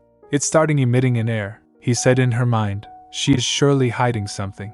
What an opportune time to be away. Then Eurenica shows signs of waking up. His divine power vanished. She slightly opened her eyes. So he called her. He leaned in and gave her a shoulder. She blinked and asked, "Is this a dream?" She embraced him while asking. He replied, "No." She said, "Is that so?" After a few moments she asked again, "Did I dream again today?" He replied, "No." He thinks in his mind, she's talking about her dream again. Then he asked, "What kind of dream was it?" "You're not the type to be so startled by a dream. What did you see in it?" She blinked and doesn't reply. He wondered, is she not fully awake yet? "You're really mean, Your Majesty. Such a mean it," she mumbles. He asked, "What did I do to make you so upset?" She replied, It's all because of your fiancé that I'm going through this." He flinched upon hearing that. She continued, "But you're still saying you're gonna try to love that woman." He replied, "I'm sorry. I didn't mean it. I was just upset." He thinks to himself, "It's true that I'm glad to hear her voice. She is adorable, every little thing she does. I admit my heart is leaning closer to her, and I want her to have everything she wants. But," he recalled her saying, "marry me, because I like you." He concluded, it was obvious she wasn't being sincere. "But still, I'm no teenager, I shouldn't have said something so hurtful," she said again. "You're so mean," he admitted. "Okay, I'm sorry. I shouldn't have said that, even as a joke." He tugged him close and added, "You don't even know anything." He flinched again thinking, I hope she doesn't run into just any guy's arms. He recalled her saying, "I was in Thierry's room. I took them off to take a nap, and I forgot them." He thinks, I'm sure she doesn't. But she's definitely got a knack for driving someone mad. But she's only following her instincts, doing what makes her feel better physically. She again mumbled, "Why don't you just marry me? I wish I could just win you over now." He thinks, she's not actually in love with me.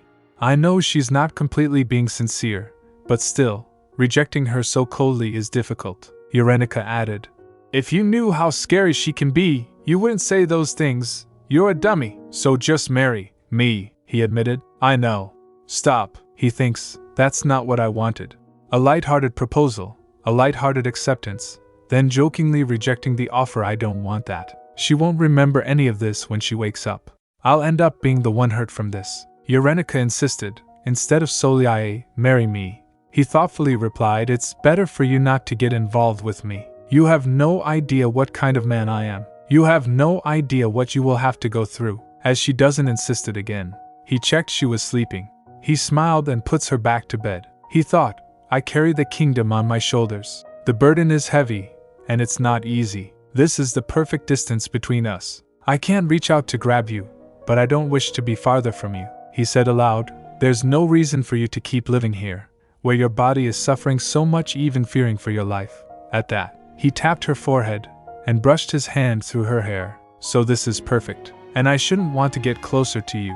Well, you won't remember any of this anyway. The next day, Eurenica was asleep thinking, my favorite kind of fragrance. A person's scent so clean, refreshing, and soft. A comfortable blanket and bed. I love how this feels. Realizing everything, she opened her eyes and quickly straightened up. She thinks seeing herself in a bed, am I back at Berelia Palace? She looked around wondering, where am I? She tried to remember, where am I? How did I get here? What's the last thing I remember before I fell asleep? She remembered I had a nightmare as soon as I drifted off. I broke away from it, and my soul escaped from my body. Then I barely managed to crawl back into it. Recalling the garden, she felt shivers in her body. She puts the blanket around her while trembling. What a terrible night. I'm lucky I didn't lose my mind. It seems I ended up fainting. Then she recalled, that's right. I went behind the palace, to the drill hall, where she saw Eurydion. She laid down to bed again thinking, that's why I feel okay now. I thought it was a miracle. I better thank him when I see him again. I was lucky he came out to train that morning. Suddenly she heard a beep sound. After hearing that, she rises up from bed thinking, this sound again. It's like a dial tone. Loris's voice called. Hey you little crumb, you okay? Eurenica replied. I'm not sure, the voice said. Yeah, I'm not so sure either, Eurenica sarcastically said. Considering the fact that someone incredibly useless didn't help me at all. I'm fine, alive and kicking, the voice asked. Are you talking about me? she replied. Who else? The voice said. From the way you talk, it seems like you're all better now. Oh, here he comes, she asked. Who's coming? Then the voice doesn't reply. Eurenica reaches to the curtain wondering, is it the maid? But someone else pulls the curtains aside. It was Eurydion. He asked, are you up? Who are you talking to? Due to bright light she blinked, saying, it's too bright. He pushes the curtain all the way, saying, you'll get used to it soon enough, she asked, hiding in the blanket. Really? He then removed the blanket from her, saying, you've slept plenty. It's time to get up. Averting her eyes, she said, not really, but he replied, yes, really. You slept for a day and a half straight. How can that not be enough? It came as a shock to her. He added, you should eat, even if you go back to sleep afterward. You can't be skipping 3 meals in a row. She panicked, thinking, a day and a half? So what happened in the early morning? Was a whole day before? Not this morning? How much damage did my body suffer? Then she asked, wait, where is this place? He replied nonchalantly, my bedroom. Well, to be more accurate, you're sitting on my bed. After hearing that, she panicked and quickly gets off the bed, thinking, oh my, I slept in his bedroom? It was difficult for her to walk. Eurydion helped her and said, you can't go out like this, princess. Where are you going in your pajamas? She replied, It doesn't matter.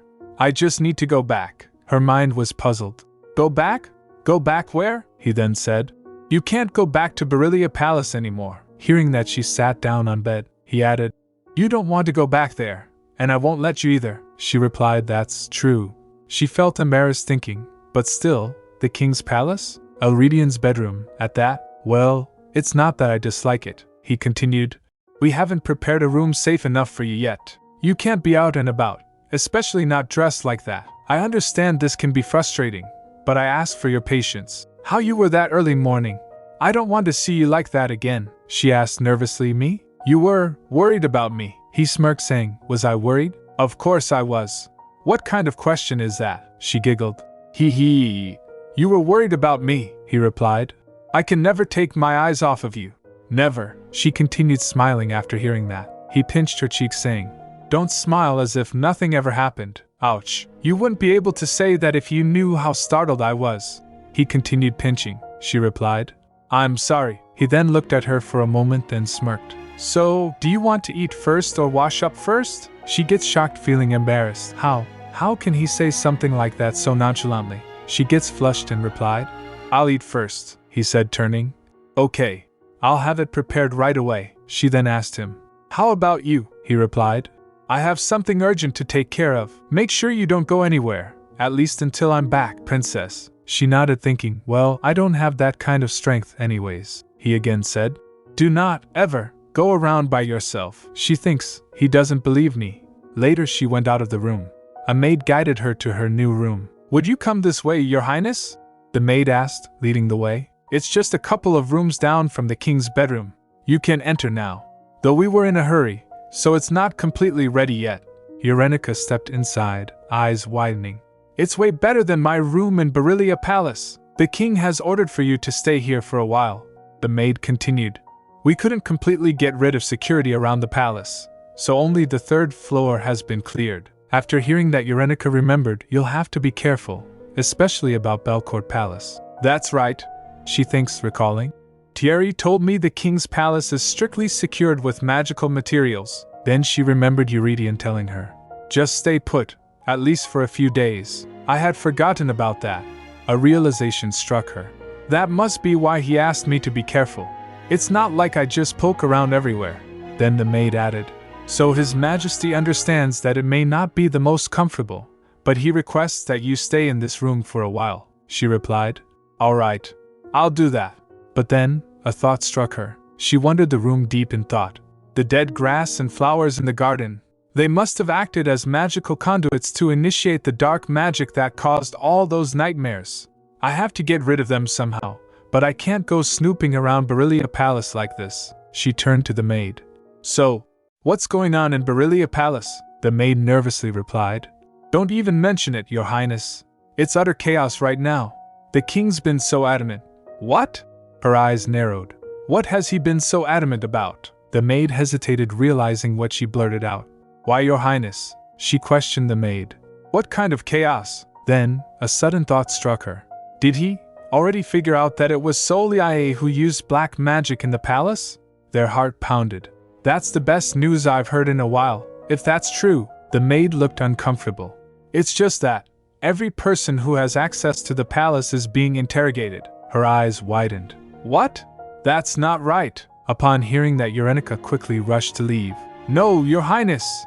The maid stepped forward, blocking the way. You shouldn't go downstairs. It may still be dangerous. She questioned the maid. If you can get the king to come here, I won't go downstairs. Other maids cut her way. One added, He'll be here soon, Your Highness. Please come this way and wait for him here. She scoffed, thinking, They're really making me feel like an immature kid. A voice in her head chuckled. An immature kid, you little crumb. She blushed, replying in her mind, I know. It's not like I want to be like this. If you can just come down and help me, everything will go smoothly. The voice replied, Stop asking for something that's unattainable, kiddo. It's beyond my powers. Her irritation flared. What kind of a god are you?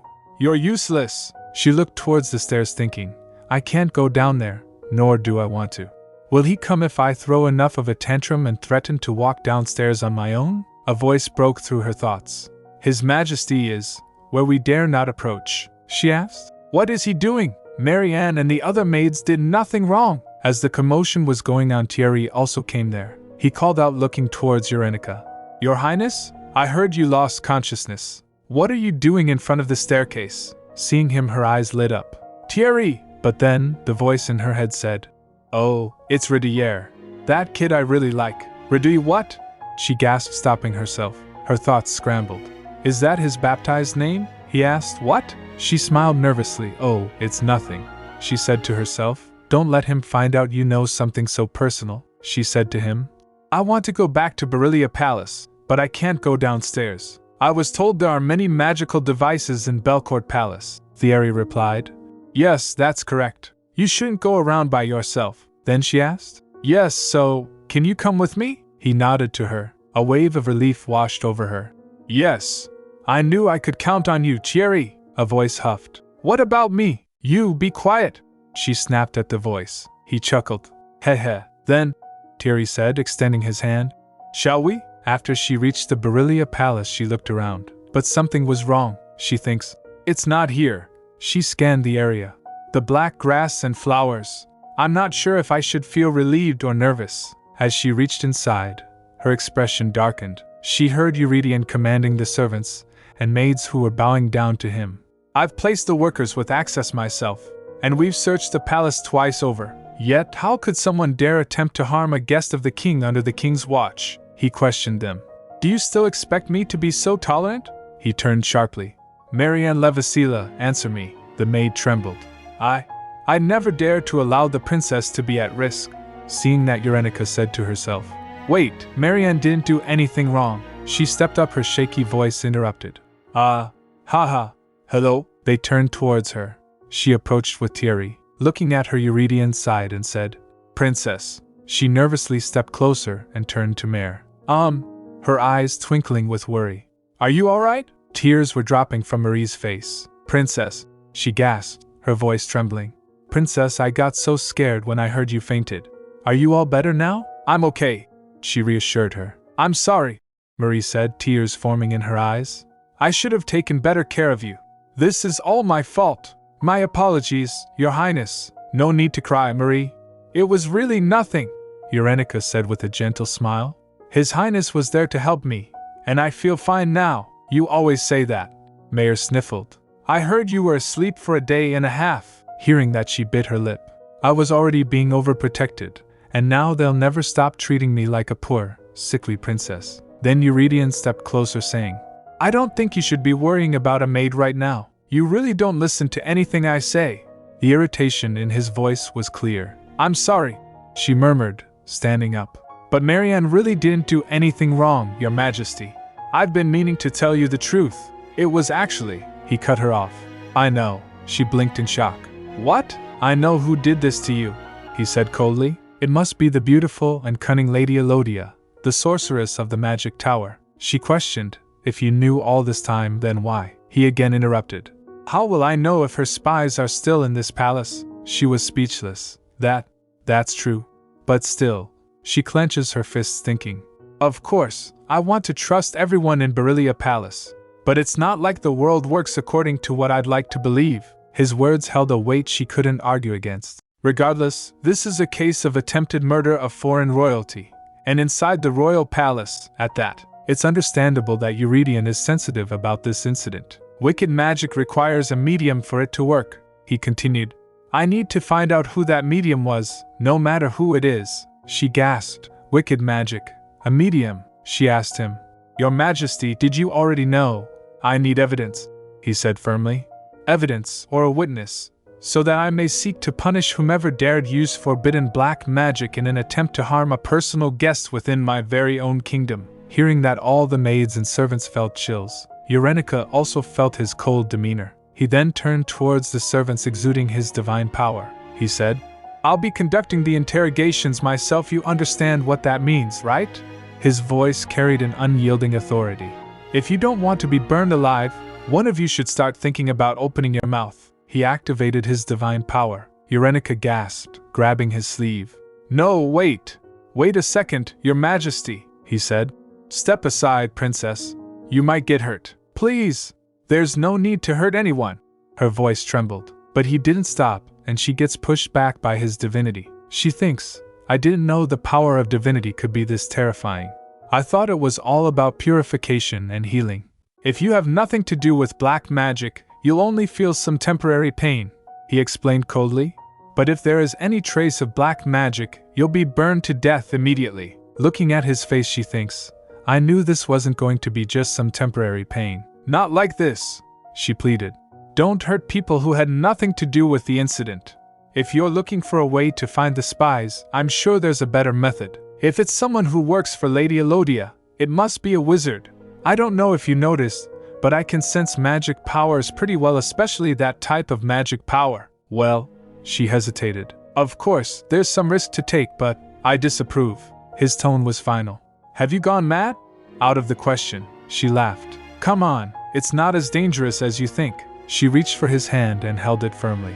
Here, I keep holding you hand like this. What? He stiffened. You can trust me. My life depends on it, so I wouldn't do this recklessly, she assured him. You said you can't sense black magic with divinity anyway, she said in her mind. I'm sure that's why you didn't suspect Soleil until now. She took a deep breath. And she probably didn't plant her own people in Beryllia Palace. If she did, she wouldn't be using such an indirect method as nightmares. That must have been the only way she could try to destroy me, she continued. Anyhow, this is more efficient. On top of that, I think the real issue is actually in the garden, not inside the palace, she added. So stop looking so mad and scary. I feel like I can't even get a word in with you because you look so fearsome. Then the servants were relieved. A maid sobbed. Princess, you have no idea how startled I was. Tears welled up in maid eyes. Eurynica replied. I know, I'm sorry. Then Eurydion pulled her away from them. She turned to him. See? She said, giving his hand a reassuring squeeze. I'm totally fine, he sighed. Would you mind not using this method in the future? She grinned. Hehe. I knew you were worried about me. Princess, please, he groaned. Allow me at least a moment to feel at ease. She laughed softly. Yes, sir. I promise to be more cautious. Now, shall we try to comb through the garden? She asked. There's no need, he said. I'm plowing up the entire garden. She gets shocked. What? Just 1 second, she yelped. Let me first tell you what's in the garden. As he was speaking, Eurydion scooped her up, Princess carrying her. He turned to Thierry holding Eurynica. Chamart. Yes, Your Majesty. Thierry obeyed. He commanded. Purify the entire garden. With all due respect, Your Majesty. Chamart hesitated. I'm not entirely sure if my body can handle it. Never mind the garden. Stop whining, Eurydion ordered. I'm not just whining, Thierry muttered under his breath. My order stands. Get it done, before I do it myself, Eurydion said, his voice unyielding. As you wish, Your Majesty, Thierry stammered. It sounded a little over the top. Eurynica didn't realize at that time what it truly meant to purify all of it, or how that made her returning to Beryllia a much more remote possibility. After that, Eurydion came back holding Eurynica. As he entered his palace, the nobles started whispering to each other. Realizing that Eurynica felt embarrassed, he said to Eurydion, Excuse me, Your Majesty, he asked. What is it? Can you put me down now? She asked, though it sounded more like a plea. She nervously laughed, thinking, it seems like his divinity energy has subsided compared to before. The sensation is strange. What a strange feeling. I am glad he seems to care more about me. He was always so cold before, but, she gasped, realizing. Glad? Am I enjoying the fact that he's so mad over what happened to me? Then a voice calls hesitantly. Your Majesty? Eurydion turns towards it. Who is? His tone shifts. Count Ivan, I clearly remember ordering no meetings today. The Count bows deeply. I bow before the Supreme Lord of Belcourt. His words are clipped. Keep it short. Make it brief, Count said. Yes, sir. It just seems that we can no longer delay the agreement with Ezekiel. It is an urgent matter, Your Majesty, Eurydion responded. Who are you to determine what's urgent or not? I thought that was my job. Seeing that, Eurenica gets confused. What's going on? Was he just seemingly caring and kind only on the outside? But on the inside, he's always this cold and ruthless. She glances towards the Count, thinking, he can be nice now, but you never know when and how. He may be merciful and tolerant at times, but he is still a ruler and a monarch. The Count was also staring at her, seeing that she thinks, is there something on my face? Why does he keep glancing at me? She checked herself. Then Eurydion puts her head close to him. She blushed, seeing that the Count said, so it is her, the one who's been rumored. Eurydion replied, unwavering. I don't have any immediate matters to discuss with you. You may leave us, Count. I hope I never see you disobeying my orders like this ever again. Saying that, he turned the other way. Eurenica said to him, please take care. So Eurydion glared at her. She thinks, why? What did I do? Then he came to her room carrying her. She said, thank you for taking me, BA. He doesn't stop and went close to bed. Seeing that she felt awkward, he left her on her bed and said, I think it'd be better if you went to bed, actually. She protested. But I'm wide awake now, he insisted. No, you're sleepy. She stubbornly pouted. How can I fall asleep when you're staring at me like that? Then getting ready to sleep, she said. Maybe I am getting a little sleepy. Then he said, it's probably better for you to go back to Livigny as quickly as possible. She gets in shock. What? She said inwardly. How did you come to that conclusion from our conversation? She shouted. I don't want to. I'm fine here, he replied. I'm not fine. Since it's impossible to keep you by my side and watch you all day, it's better for you to go back. She thinks, am I supposed to be glad? Or be sad? It does sound like he wants me around though. The decision lingers. Then she tugged his robe. He sat beside her. Then she said, then, keep me by your side. He flatly refused. What's the point? You just keep sneaking out. She quietly mumbled. I wasn't doing that on purpose. She pouted. Honestly, you were just being so harsh and scary today. You have to at least admit that. He extends his hand towards her to caress, then stopped. She said, right now, you don't seem all that different from how you normally are. He smirked. I'm not. If I seem different, well, I'm sure 80% of it is because of you. Hearing that, uncertainty lingers in her thought. I just can't tell what he's thinking. Is he worried about me? Or is he mad at me? Should I still try to get closer to him? Or should I just sit quietly for today? Asterisk. Then she hesitantly questioned. Do you really mean that? He tilts his head. Mean what? She asked. You really want me to go back to Livigny? He replied. To a point, I'd probably worry a little less if I didn't see you at all. Flip. She felt sad. She thinks to herself, twitching. Maybe I should have just stayed quiet. Well, I'm the weird one who won't even consider leaving Belcourt after all that I went through. She giggled. Hee. That's a little harsh. Then a thought crossed her mind. She asked, when did you realize Lady Elodia uses black magic? He replied. Recently.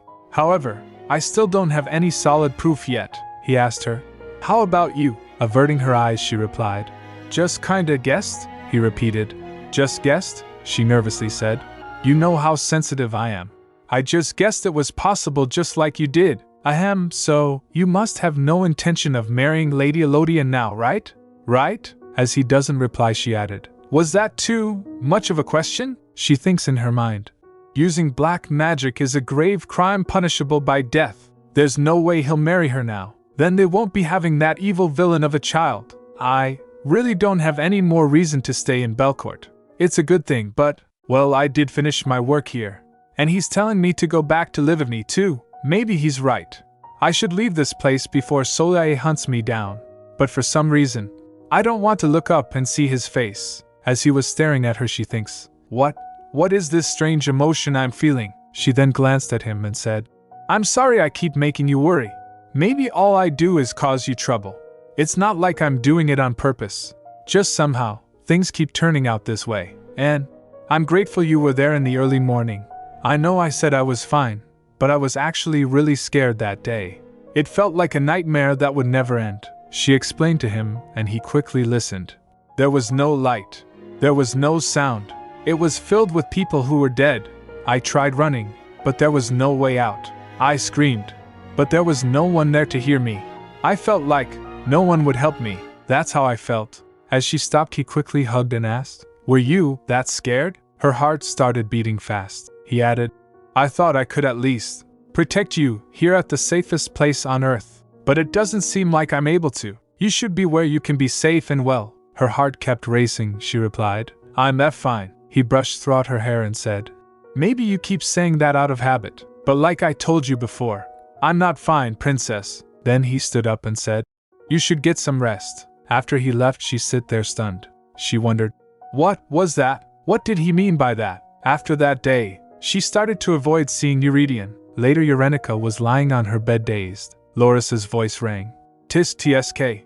If there was ever an award for being lazy, you deserve it, she replied. I know, right? I feel like roots are gonna start growing out of my body down into this bed. It hasn't been just a day or two. It's been a week since I've even stepped foot outside of this room. This is no way for a person to live, the voice said. At least get some fresh air out on the terrace. You might turn into a mummy at this rate, she thinks. I know I shouldn't just be out and about, because it still might be dangerous. But this is just too much, right? The voice replied. Yes. You're no better than a hibernating cocoon these days. Then she resolved herself and rises up from bed. She then walked to the door and peeked outside. All the servants and maids straightened up seeing her. She greeted them. Good morning, everyone! And then closes the door. Inside the room, she slumped, feeling defeated. She thinks in her mind, I'm being so overprotected. How can they be standing there every time I'm out? Isn't this too much? Later she thinks has nothing better to do. It may still be dangerous outside, but maybe I can write a letter to Livni, she asked. Roxanne, is there a pen and paper I can use? The maid replied.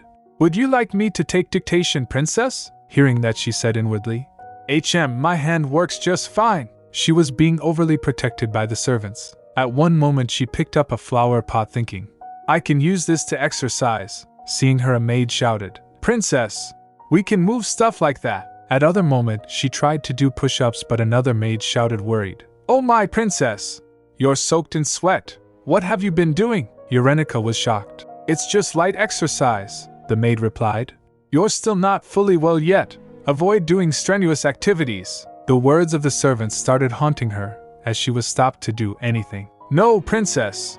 Stop, princess. Princess this, princess that. Finally she concluded, I guess I'll just sit still. It'd be great to have someone to talk to at least. A few days ago, she asked Eurydion, Your Majesty, is it possible to bring the maids from Beryllia Palace here? Well, the ones here are great. I have no problem with them. I'm just more comfortable with the maids from Beryllia Palace. We've already verified none of them were involved with black magic, he replied. No. They failed to serve you properly last time by putting you in danger. It doesn't make sense for them to work at the king's palace after what happened. They should be grateful they still have their jobs. I hope you understand. She thinks he turns so cold once someone crosses the line with him. She remembered his words. I thought I could at least protect you here, at the safest place on earth. But it doesn't seem like I'm able to. Her heart started beating fast upon remembering the scene. She blushed thinking, My heart starts to race at the mere thought of him. This is a serious case. My heartbeat goes out of control whenever I start thinking about him. Marianne is banned from entering this place. Princess, Archdeacon of Verishad-Thierry is probably too busy, and Eurydion doesn't come unless I go out looking for him. Realizing, she thought to herself, You're the one who's been avoiding him. How can you be hurt that he doesn't come to visit? She slapped herself. Are you stupid?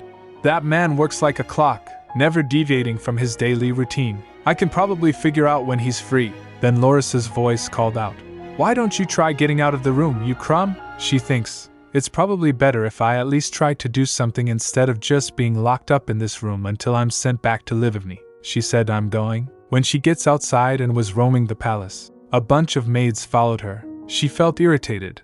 I know they've been following me every day for the past few days, but this feels so burdensome. Did Eurydion order them to do this? Because, with the previous maids, I threatened to escape the central palace. I'm restricted to the 3rd floor anyway. Suddenly she saw Eurydion talking with Ferric at stairs. She called out, Your Majesty! He turned towards her. Princess. Then he went up while Ferric followed her. Upon reaching to her he said, I haven't seen you in a few days. She flinched, saying, Is that right? I didn't really notice. Then he asked, So what brings you out? You've been really good at avoiding me, she replied. That's not true. I haven't been avoiding you at all, he smirked. Really? I saw you run back into your room whenever you saw me down the hall. A few times. She gets flustered. He saw me. My heart keeps racing whenever I see him. It's driving me crazy. I can't exactly tell him that. She kept smiling to avoid suspicion and said, What a lie. That wasn't me. He accepted. Okay, let's just say I was mistaken then. How about lunch? She replied. I ate already. He asked again. Tea? She repeated. Tea. She was surprised. What is this? This is so unfair. He got me all weirded out. But he's feeling completely normal and peaceful. Then I'll be completely normal and peaceful too, she then said with a big smile. Why, if I said I haven't had tea yet, would you have asked me to join you for afternoon tea? He was taken aback for a moment. Then he said, Yes. She gets confused. What? He smiled and asked. Would you like some tea? She said to herself, This is so unfair. Then she followed him to his office. After getting inside she said, So this is where you work. He opened the window replying, Oh, is this your first time here? She said while looking around. Yes, it is. Well, I've been inside your bedroom though. She felt awkward realizing as to what she had blurted out.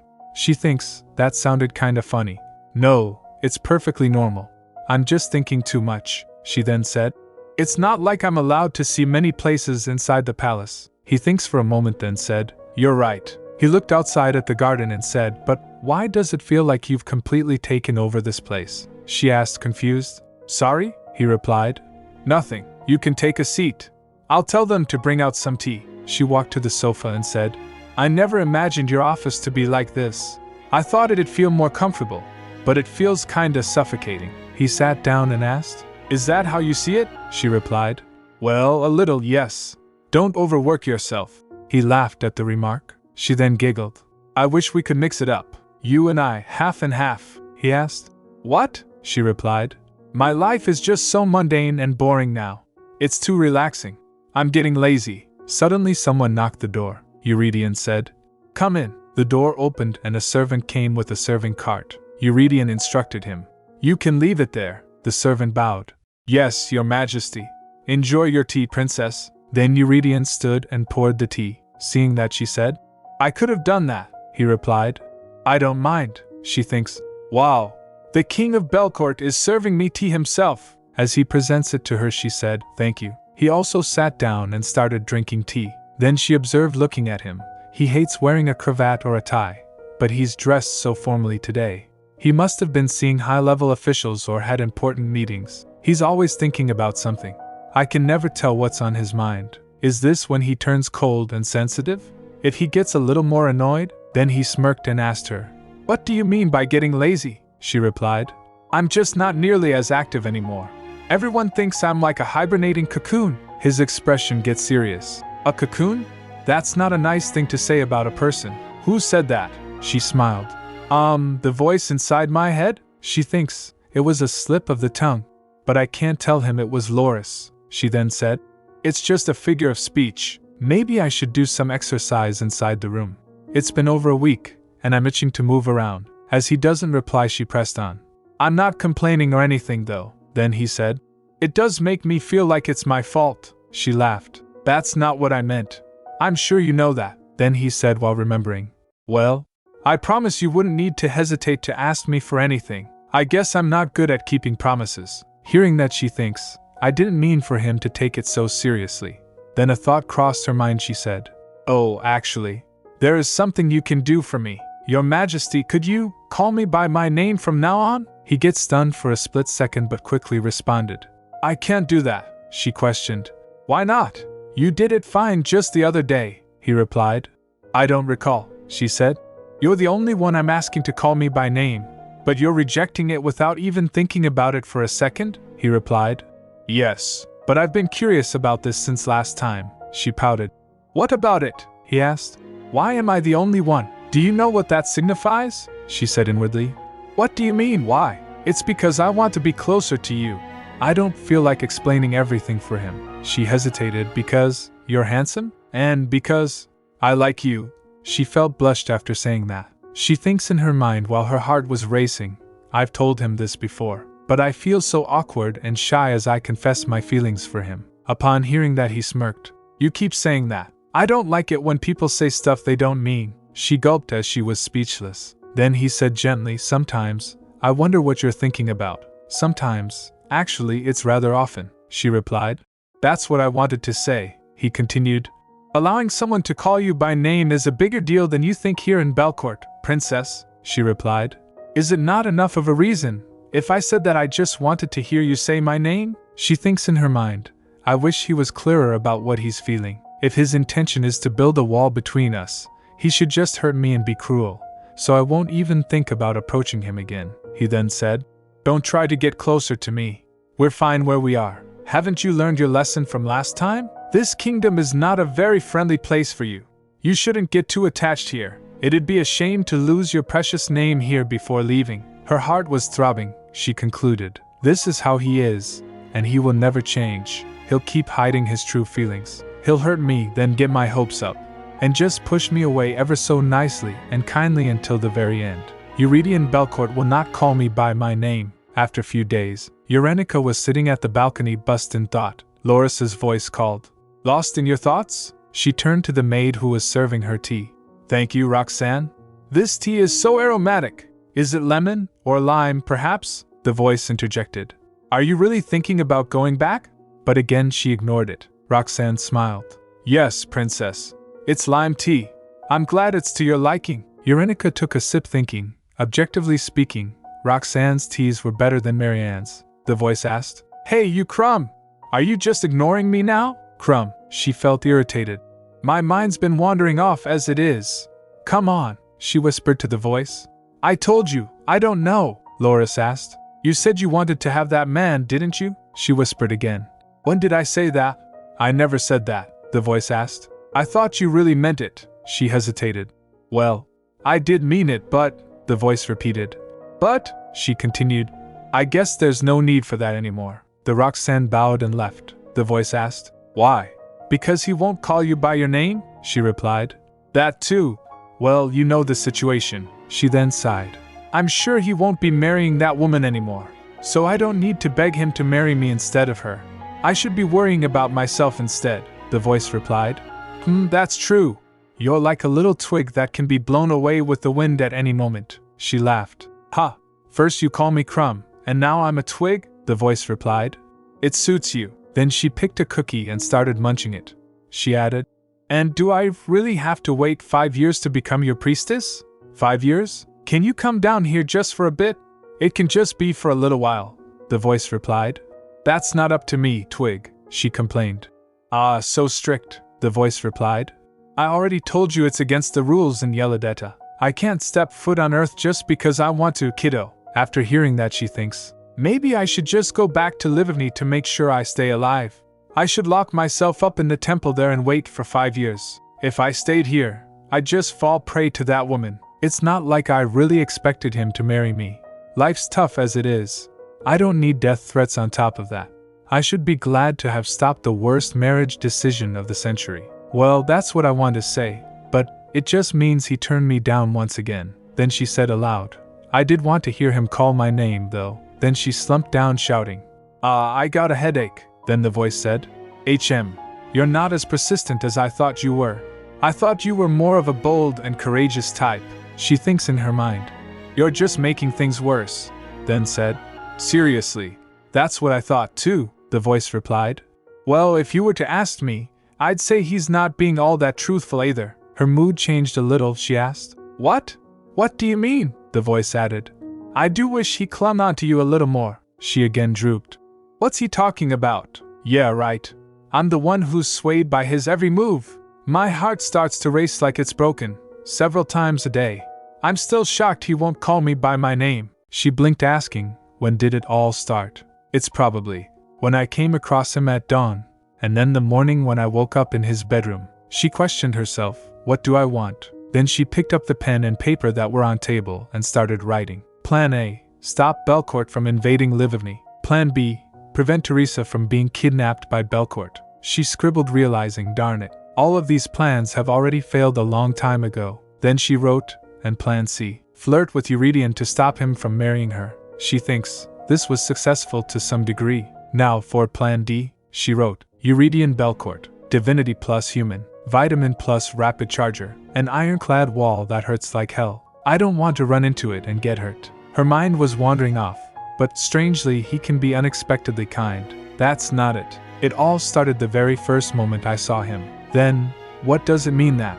Several days have passed since then, and even now, I still can't look him in the eye. She wondered, what does that mean? Then the voice giggled, asking, hee hee. Do you think writing down that stuff will help, Crumb? Then she crumpled the paper and throws it. Forget it, the voice said.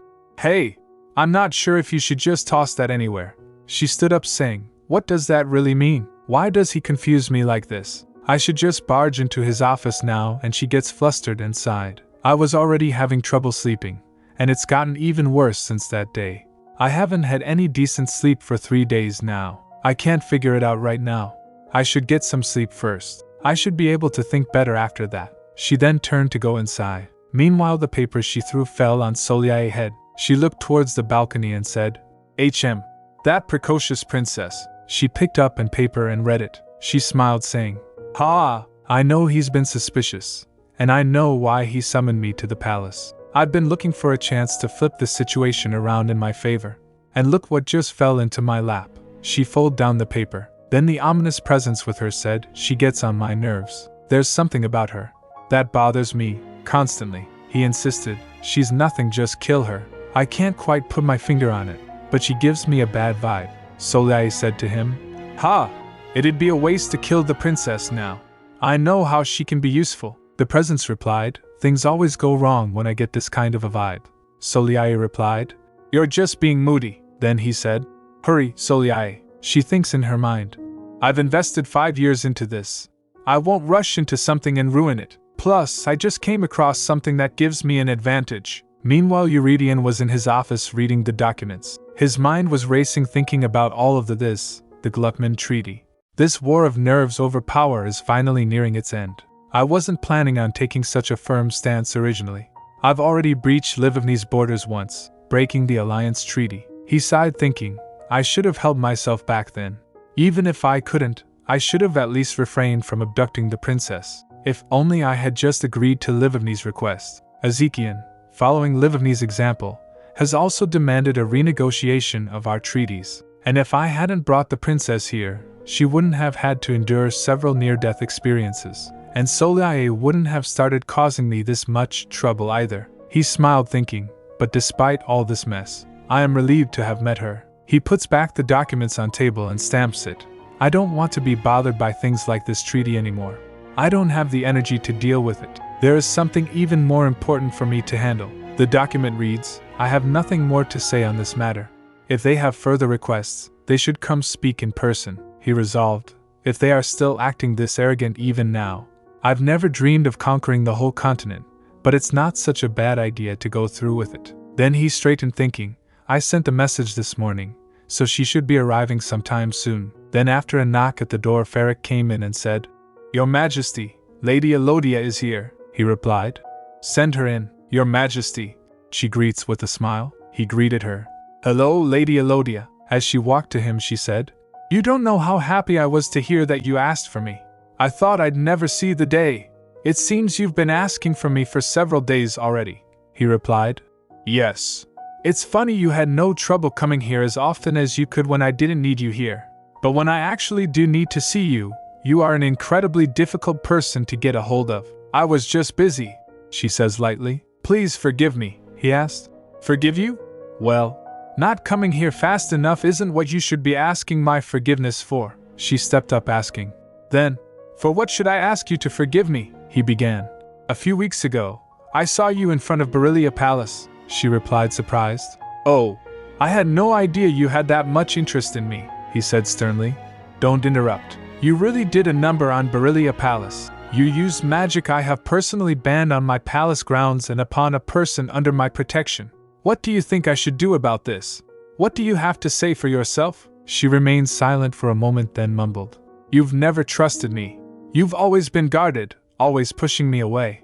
But you've never actually stopped me from doing something. Just like now, and you're wrong again. She extends her hand towards him, saying, if you were certain that I'm an evil sorceress, you wouldn't have called me here.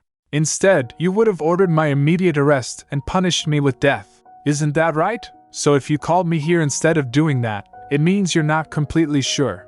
You're still not sure if I'll be a benefit to your kingdom or a liability, he smirked. A benefit. Your confidence is fitting for someone who rules over the Tower of Magic, she countered. And that's why you're keeping me close. I am the ruler of the Magic Tower, and every mage in Belcourt works for me. When my aged master dies, all authorities related to magic will officially be handed off to me. But your majesty, do you know what I find so strange? It's your attitude. He was caught off guard for a moment, but he doesn't reply. She tilts her head slightly, watching him closely. Had I not attempted to harm the princess, would you still have reacted this way? Isn't this a little excessive? She continued. Your Majesty, I know you better than you think. I've been by your side for a long time now. You would have sent me off to be killed right away as soon as you realized that I am a black magic sorceress. Under normal circumstances, that is. She asked. What are you afraid of? What am I afraid of? He thinks to himself, then said, you're right. I am the lord of this kingdom. I shouldn't be afraid of anything. But now, the thought of what you might dare to do so fearlessly is what makes me fearful. She asked. Do you have any proof I am a black magic sorceress? She exhales lightly, saying, there are no cards in your hand. All you have are weaknesses. No matter what, I'm the one who comes out on top. You get it now, don't you? She leans closer, voice soft but firm. It's so easy for me to reach out my hand and touch the one I love so dearly. And of course, all of this is assuming that I really am an evil, black magic sorceress. Then he exudes his divinity, asking, so what is it that you want? She smiles, stepping closer, exuding ominous aura that dueled with his divinity. She said, well, your majesty put a leash around my neck. Marry me, as planned. Then, no harm will come to your kingdom or your princess. Meanwhile, Urenica was outside at the door listening. Her breath catches. She gets shocked. Just what is happening? She stepped back, trembling.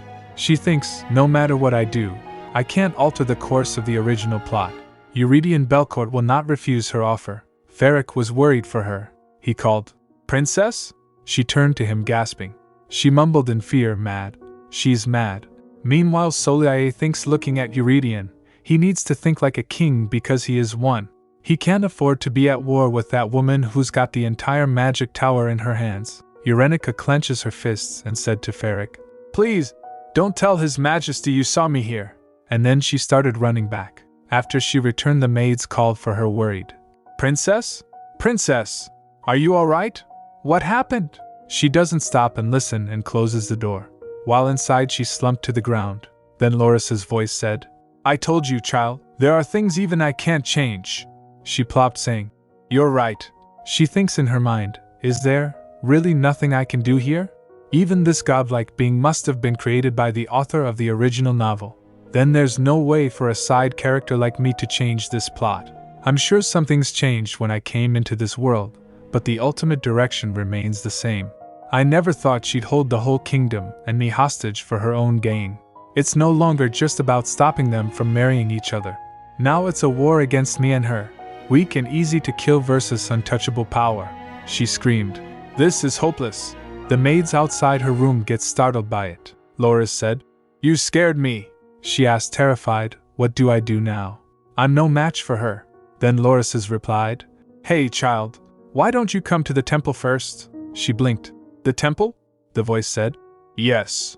You're just defenseless bait sitting in that palace. She felt defeated. That's undeniably true. Damn. The voice giggled. You know, just as a strategic retreat. She felt irritated. Ugh, don't be so nonchalant about it. Then she resolved, he's right. I heard their entire conversation myself. The decision I need to make has already been determined since the beginning. I can't cause him any more trouble than I already have. Later at night she tried to sleep but couldn't because of all the tension. She rises up thinking, it's still hard to fall asleep at night. Maybe I'll get some fresh air. Then she went to the balcony. She went outside and observed, it's not cold, but it's pitch black. It's so dark. Suddenly she was reminded of the nightmare. Nighttime. She shakes her head to clear those thoughts. Come on. It keeps coming back to my mind at night. Even without black magic, I've been feeling weak, and it's affecting my mind too. She mumbled, Get away, you evil thing. Get away, you evil thing. Get away, you evil. As she was saying that, Eurydion heard her. He was at the other balcony with the next room. He called out, Princess? She gets terrified and screamed. Her heart raced with fear. She stammered, Who goes there? Looking at Eurydion, she calmed down a little. He was having a glass of drink. After rubbing her eyes, she asked, Are you a ghost? He repeated, A ghost? She called, Your Majesty? Then he said, What are you doing up at this hour? She replied, I couldn't fall asleep. How about you? What are you doing up at this hour, Your Majesty? He replied, Well, let's just say I had trouble falling asleep too. She thinks, I'm sure it's because of what happened earlier today. I'm still confused because that conversation got me all tangled up, and I'm sure it's even worse for him. She said, That's understandable. He swirls the glass and said, But why can't you sleep? She giggled and said, Maybe my mind hasn't quite recovered yet. He asked, You're not saying you're fine today? She said, I don't lie. If I'm okay, then I am. And if I'm not, I'm not. He sighed. I see. Princess. Take 3 steps back. She asked, confused. Sorry? He said. Now. She stepped back a little, still confused. He tried to jump from that balcony to hers. She stammered, Wait. But he came around.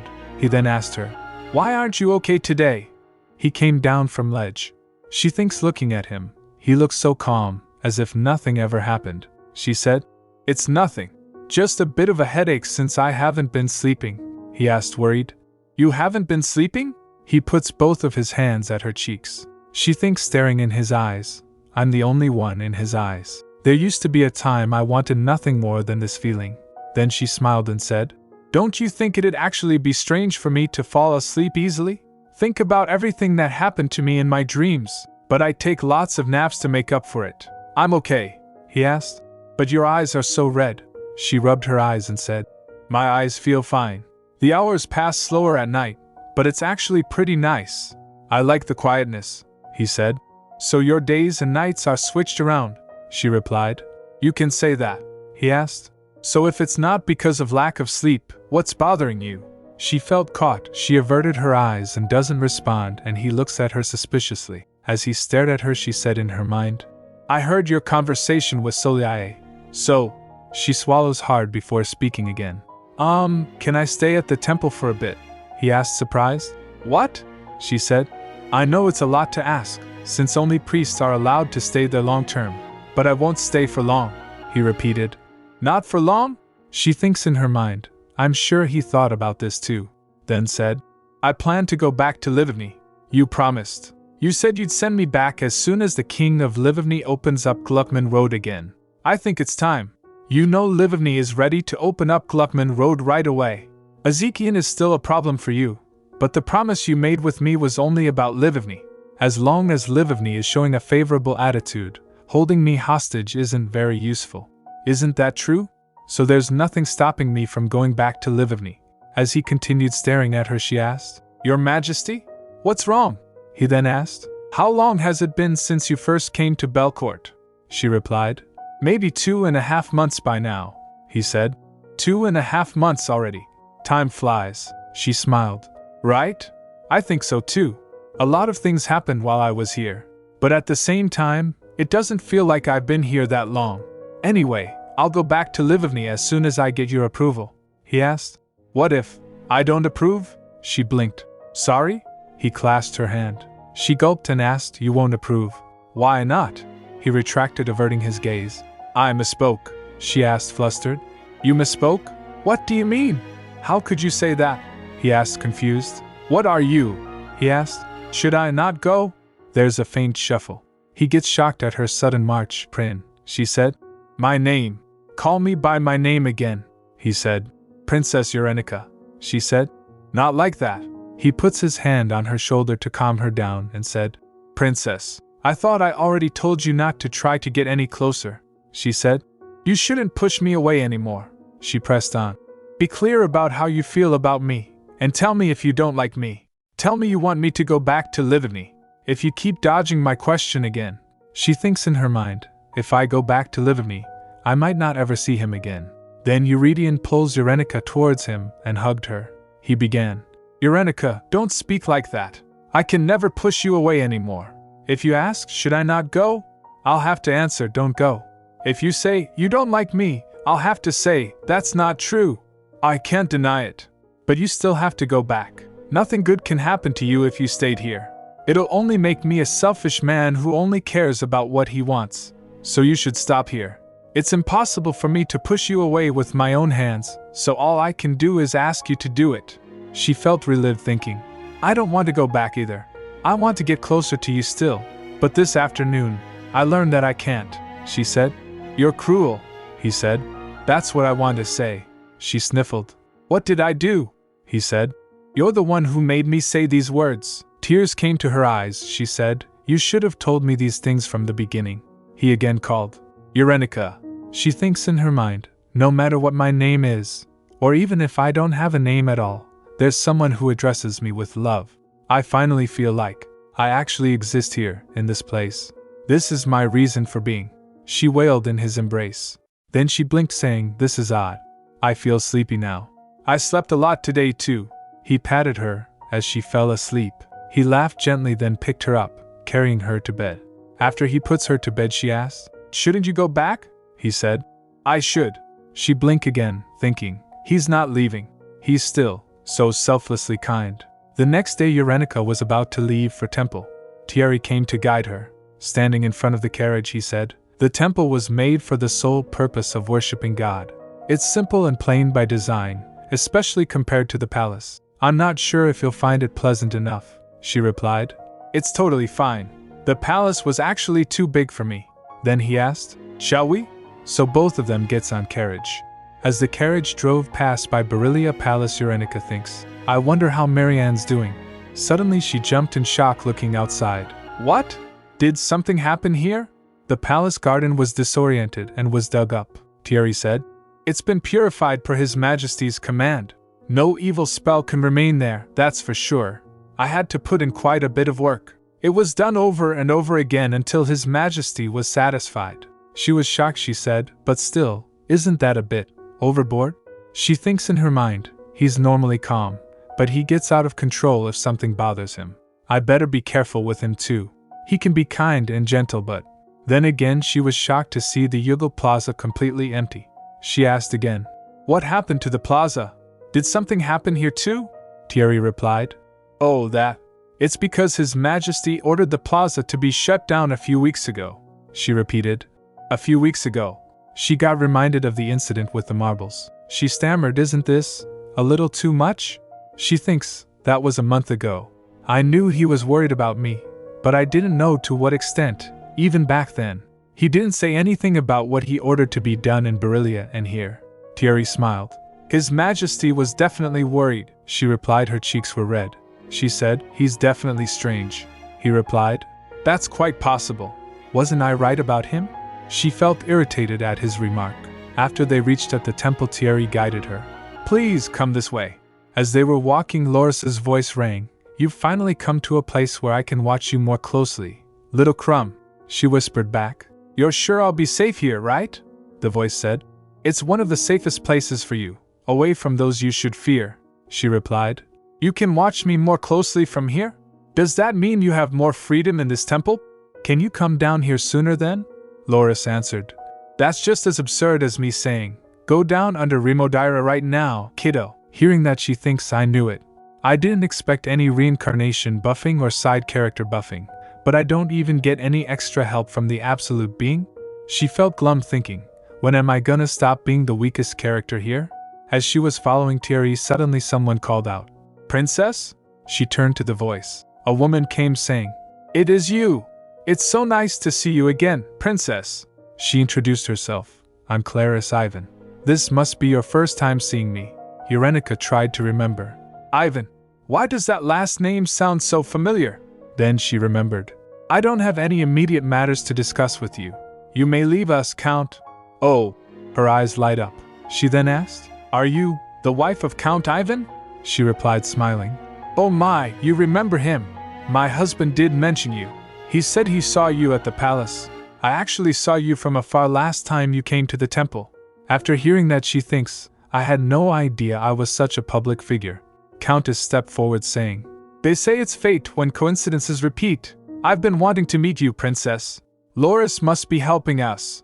Loris replied, "Well, that's not true." Urenica giggled. "Ha! That might be true." Then Thierry came running. He said, "Princess, are you trying to give me a heart attack?" He stopped seeing. "Countess Ivan?" Countess said. "Oh my!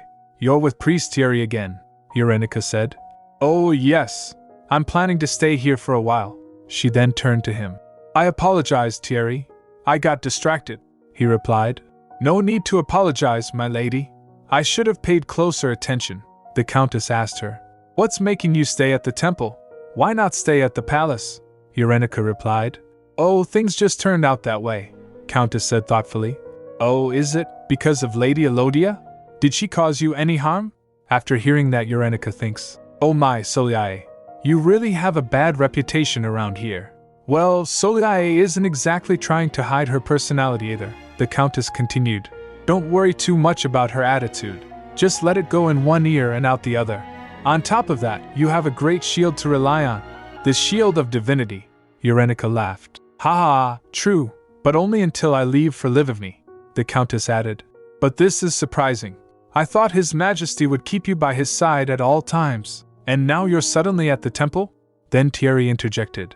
"Countess Ivan, would it be possible for you two to catch up some other time? I must finish showing her around the temple." Urenica thinks in her mind, "Oh, that's right. My physical reaction to magic and the reason for my moving to the temple are supposed to be a secret." The Countess said, "I didn't mean to interrupt. I apologize. I was just so glad to see Her Highness. Can I look forward to another day to have this pleasure again, Princess?" Urenica replied, "The pleasure is all mine." She thinks, blushing, "I shouldn't judge a book by its cover, but for some reason, I think she's okay. Thierry seems to know her as well, and she's pretty. Maybe I'll get to learn more about the nobles of Belcourt. It'd be nice to have someone to talk to since there probably isn't much to do at the temple. I'm sure I'll be going back to Livigny soon anyway." Then she slapped her face. Stop thinking about it." And so, her life at the temple started that day. A few days later, Urenica was happy and her complexion got way better. She was cleaning the statue of said Loris. Voice in her head asked, "Don't you feel much better here? I told you, you should have come here to begin with." She thinks, "Wow, I can't argue with that." She recalled the days when she was sleeping almost the whole day. She thinks, recalling, "I was telling everyone I was fine, but that was not the case at all." While wiping the dust, she said aloud, "I can't remember the last time I felt this good. Did I feel this good when I was in Livigny?" Then Thierry remarked, "Your complexion's definitely better, Princess." She giggled. "Right? I've been noticing it every morning. I feel like the beauty I once lost is making a comeback." Then Loris said, "Clean it well, Crumb, clean between the hairs too." She whispered to it, "Sure, I am cleaning it well." While she wiped the statue's eyes, the voice in her head said, "Hey, be careful with the eyes. Don't you know they're the windows to one's soul?"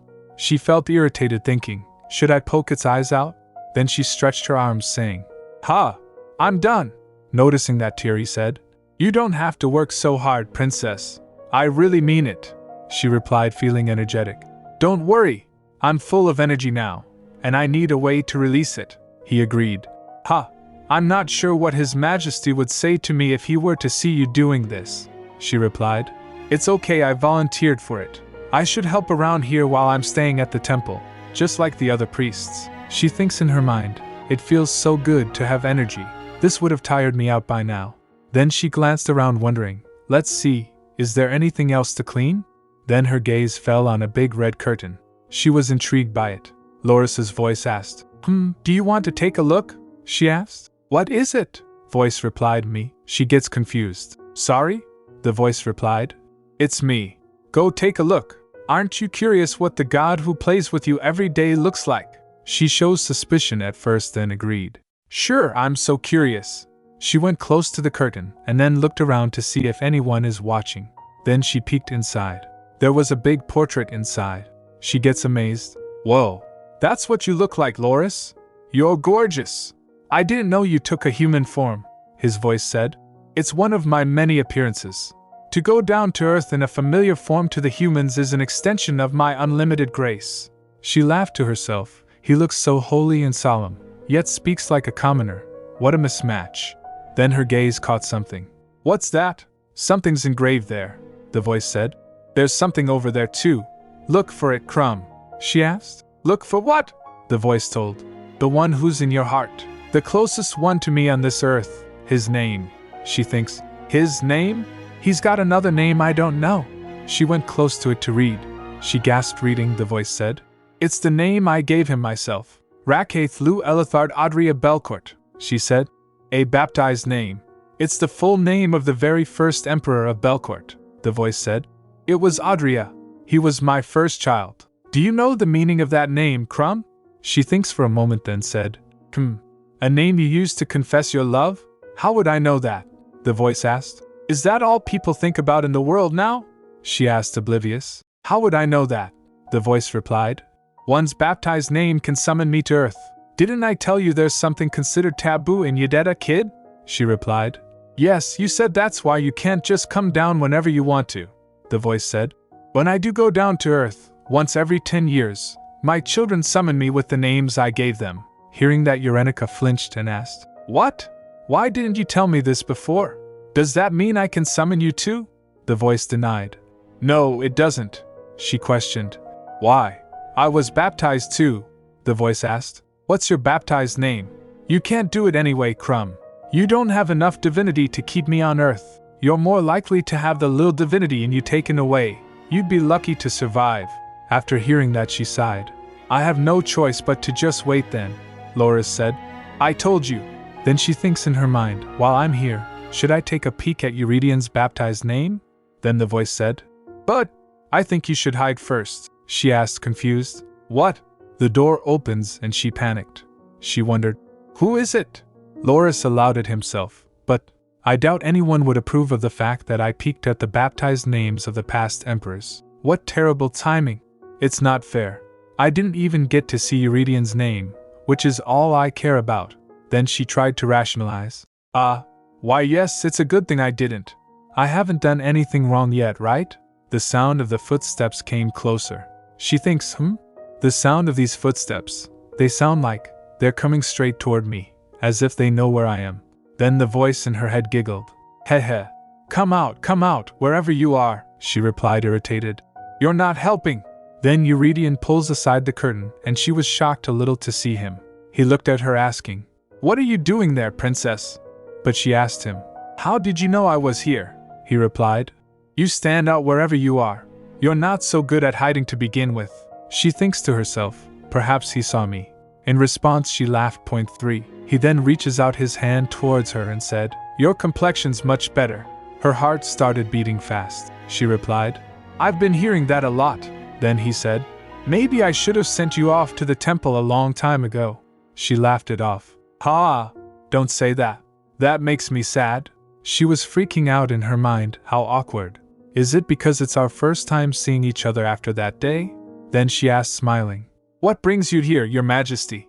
I didn't hear anything about your visit to the temple. He hesitated. Well, she asked him, concerned. Is everything all right? Then she said, Come to think of it, this is strange. He asked, What's strange about it? She said, There's no way Your Majesty would come to see me without a reason. He chuckled. That makes me wonder what you think of me. She smiled and said, A liar? Then added, A king who plays incredibly hard to get. Someone who builds a wall half voluntarily and half forced. Do you want to hear more? I've got at least 50 descriptions. He was speechless for a moment, then he smiled and said, I can't deny any of those things, she said. See, I know you better than you think. What brings you here, then? It can't be because you've missed me. Or is that the biggest reason you're here? He said. Who can stop you? Then he lifts her up and puts her on the altar behind her. She was surprised for a moment, a feeling of déjà vu. She freaked out thinking, this is the holy altar, he said. Loris is merciful, she said inwardly. Merciful? Yeah, right. Her mind went blank. What? She turns her head saying, who knows? Loris might just be more petty and immature than you think, he said. You sound like you know him personally, princess. Then she thinks, why is he always so sharp? He looks tired. Is he unable to sleep? Or is he overworked? Then she extends her hand and caressed him. So what's been going on for the past 5 days? I haven't been around, he replied. My life is always the same. Still feeling frustrated and tired from lots of work. But I'm used to it. There isn't anything significant enough for me to say, this is what happened. As he was saying, she remembered. There are a lot of things tying him down, she then said. I see. You must have felt so stifled. It's a problem that annoying things keep popping up to torture you. I could have comforted you if I were there. She smiled, caressing him. Then she said, smiling, I'm glad you're here today. I'm full of energy these days. I think I can transfer my good energy to you. He smiled gently. I see, she said while thinking. I guess we've traded places then. Then she extends her hand saying, yes, let's trade places. I'll be that person for you today. Human vitamin, or fast charger in other words. As he leaned and she hugged him and said, you did good today. She patted him thinking, and that night, Eurydion had told me I should stop. He said he wouldn't be able to push me away if I came any closer. But does that mean I should hold myself back and never express how I feel about him? Her heart was beating fast, and she was blushing. Then she said, I've missed you. I've really missed you. She thinks in her mind, emotions that were so hard to define take clear shape once they are spoken out loud. I'm not just sympathizing with someone fated for tragedy, and it's not because I need him to survive. I am deeply in love with this man. And now that it's clear, it's hard to understand why these emotions have just been circling around in my head all this time. Her heart wasn't calming down. After listening to her, Eurydion also gave in and said, I knew I couldn't push you away.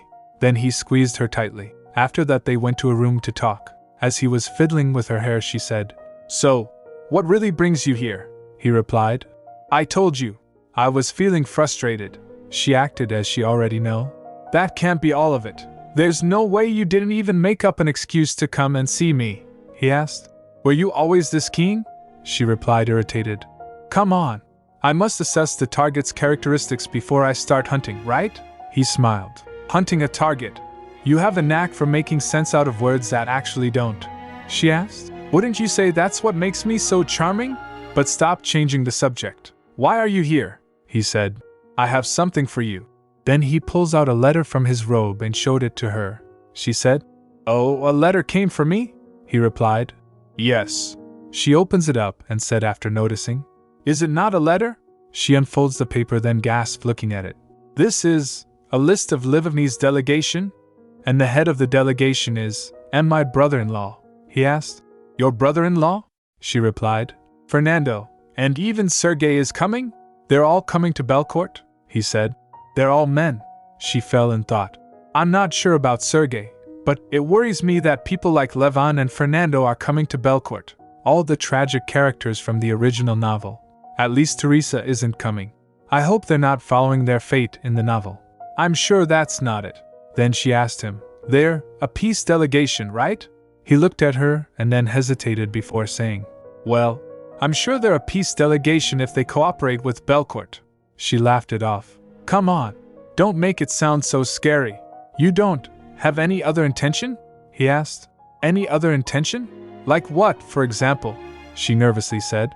Well, like swiftly conquering the tiny kingdom of Livavni. You wouldn't do that, right? At least for my sake? She said it playfully. Then he replied, thinking, Now that you mention it, it makes me want to consider it. He said, How Belcourt deals with its neighboring kingdoms depends on Livavni's attitude regarding the Tri-Kingdom Treaty. She said, There's no way Livavni would do anything rash while I'm in your hands. You know that. And even if I go back to Livavni, my father wouldn't be so stubborn like last time. she said to herself. Something's making him feel annoyed and cynical. After listening to her, he remains quiet for a moment, then asked, "Who's Sergei?" She replied, "He's my childhood friend. He's also the younger brother of my sister's husband. Well, he still feels more like a friend rather than family," she thinks. But it is a little odd that Sergei's coming. Sergei Levon. You little punk! It's not Sergei's fault, but it still makes me mad. I trusted his advice, and I ended up getting kidnapped. Then she looked at Eurydion and blushed, thinking, well, I guess things turned out all right in the end. Or not? I'm not so sure. Then she giggled, patting him. I'm sure it's good that it happened. Her mind was not at ease. A delegation from Livovny. He came here to tell me that my time to leave is approaching. Is this really the end once I leave? Then she said, this must be what kept you so busy these days. If it's a Tri-Kingdom treaty, I guess Ezekiel will be coming too. She smiled, saying, I heard they have a lot of magic stones there. How scary! I can see why there was so much work for you to do. Renegotiating the terms of the Gluckman Treaty hasn't happened in 50 years, right? He nods to her. She was panicking in her mind as the mood was not getting light. And no! Change the subject, change the subject! Then she blurted out. How's Lady Elodia these days? Again she panicked, thinking, that's a landmine. You idiot! Why would you bring her up? He replied, showing disgust. I wish I never had to think about her. But I still have to follow her traces, until the day I lock her up in the dungeons for good. She said, this puts me in a bad mood too. She thinks in her mind, I shouldn't have brought her up. But we do need to talk about this eventually. Then she puts both of her hands across his face and said, by chance, Your Majesty, I'm sure you already know that you should never ever marry her, right? He frowned. Do I look crazy to you? She pressed on. Never! Don't marry her or be engaged to her. Do you understand? He gets stunned for a moment but doesn't reply. She continued, don't even say something ridiculous like she's dangerous, so I need to keep her close to me. I refuse to witness that as long as I am alive. Your answer, please. He stared at her, then said, is that what you've been worrying about from the beginning? She flinched, confused. Sorry? He said. I knew it. I thought it was strange that you asked me to marry you out of nowhere. She laughed, thinking, you got it all wrong, Your Majesty. That wasn't the first time. It was a while back before that. But she insisted. Anyway, please do answer, he replied. That's easy. Agreed. I have no desire to do what she wants. I'm not even sure what it is that she wants from me, but still. Eurenica remembered a line from novel. You can have anything you want in this whole world. Even the far, far away world of the gods beyond Udeta. She said to Eurydion, I'm sure it's because of your good looks. But in her mind she said, she wants to reach beyond Udeta, to possess even the distant world of the gods. And you have the most powerful divinity on earth to make that possible. Then a thought crossed her mind. Come to think of it, is Loris aware that someone on earth wants to take over what is beyond Udeta? He said. I wish that were the case. Then he grabs a lump of her hair and kissed it. She remains quiet for a moment, then melted down. Loris. Udeta. Someone wants, aware? Her mind went blank as she was blushing. Then she quickly hugged him. Later Eurenica was having tea with Countess Ivan. Countess asked, His Majesty didn't come today, Princess? She replied, thinking, he was here a couple of days ago. Maybe he'll come tomorrow? Since that day, Eurydion came to visit her at the temple every 3 days. She thinks in her mind, he continued visiting her without a clear reason. He still hasn't brought up anything about my return to Livovny. We probably get to see each other just a few more times before I have to leave Belcourt. But I'm happy to see him at least intermittently, since I thought I'd never get to see Eurydion anymore when I left the palace. The Countess said, Wow, I heard he's incredibly busy preparing for the Tri-Kingdom Treaty. I knew it. Eurenica wondered. Knew what? As the Countess was looking at her playfully blushing, she continued, I'm scared to hear your answer. I won't ask. After she took a sip, the Countess said, Oh, by the way, you'll be at the welcoming ceremony for the delegation, right? She gets confused. The welcoming ceremony? Will I? She asked. Do I have to? The Countess replied. Oh my. Yes, of course. So many people are curious to see you. I mean. Suddenly she stopped herself. Oops. Seeing her expression, Eurenica thinks, I won't go. So many people will be staring at me. I might melt. Countess continued. I heard Livovny is sending a delegation too? A foreign delegation can't come inside the temple. You'll have to go to the ceremony yourself, don't you think? Eurenica gasped then said. That's true. His Majesty hasn't mentioned anything yet, but I guess I'll have to go if I want to see my brother-in-law and Sergei. The Countess nodded. Yes, yes. And you don't have to worry too much about the social world. Most of the noble ladies are on your side, and His Majesty will be watching you the whole time. Lady Elodia can't harm you in any way. My husband and I will be in attendance, of course. I'll sit with you when you come. She gets flustered then awkwardly said. I'd be grateful, but… Clarice? Countess said. Yes, please go ahead. She hesitated. Why are you so nice to me? It's just that. You've been very kind to me from the very first moment I met you. Oh, I'm not saying it's burdensome or anything. I mean, technically, I'm just a hostage. Surprised, Countess asked. You're going back to Livivny? She nodded. Yes. I plan to return to Livivny with the delegation. Countess was surprised. I thought you'd be staying here a little longer. That's so soon. She laughed. It just happened that way. Countess asked. Did His Majesty approve this too? She nodded. Yes. Probably. I see. Not much time left then. The Countess sighed. I'm saddened. I was hoping to be closer to you. I've been wanting to befriend you ever since I saw you from afar. You just seem so lovely, and you just give off a very different air compared to the ladies of Belcourt. Because, in Belcourt, well, it's known to be overly strict with decorum and class. I understand there's a certain level of respect and elegance the members of the noble families should carry, but sometimes it can get a little too much. There's just no room to breathe in this rigid lifestyle. It feels a bit suffocating. Oh, she murmured thinking, Eurydion used to say the same thing from time to time. The Countess added, I heard Livivny is much more open and free compared to Belcourt. I imagine it to be like you, perhaps, she replied. That's because our kingdom is so small. Then she remembered. But it's true Livivny is described in the novel to be more liberal than other kingdoms around. They even allowed the only daughter of the kingdom's princess and a duke to marry a knight of the guard, she replied. You're probably right, at least compared to Belcourt. Countess was happy. Right?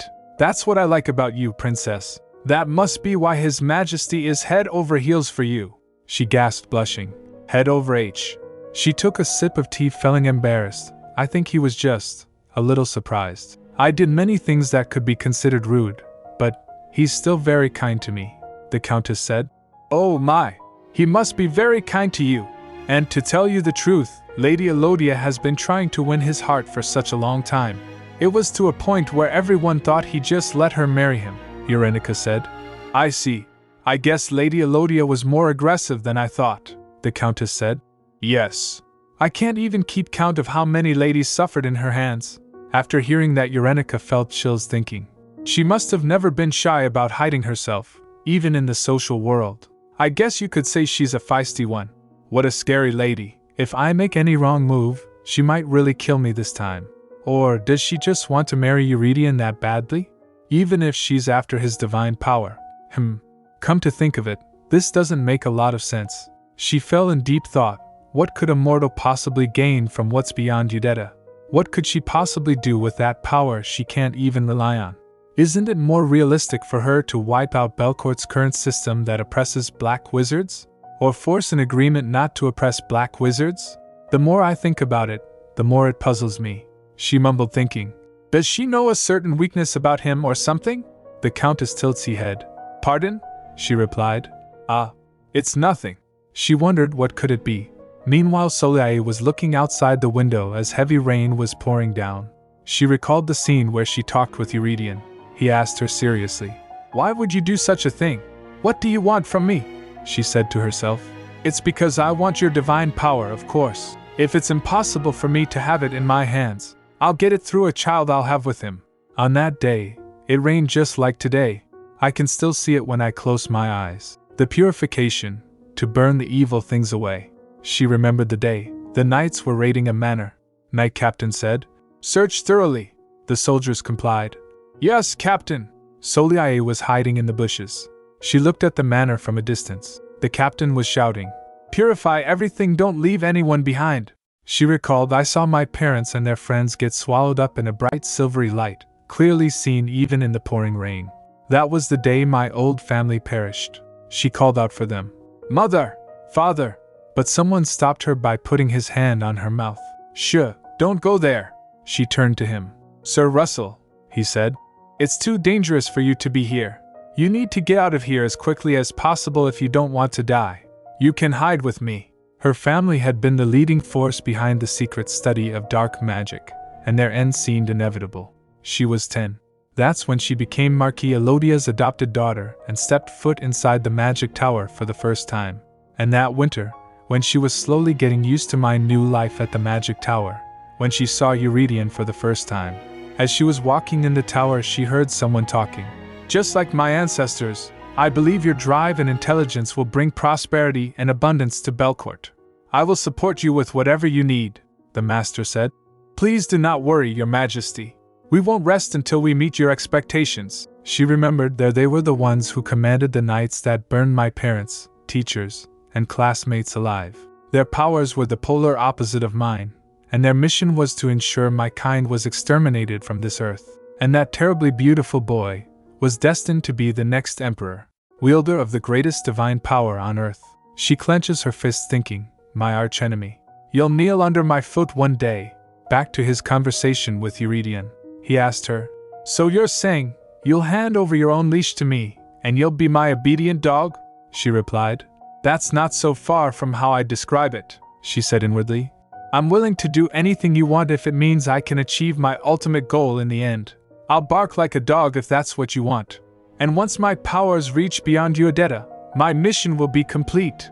At an early event, she approached an ominous figure by using magic circles and asked, If I bring you the greatest divine power on earth, if I fulfill this request of yours, promise me you'll wipe out the silver light.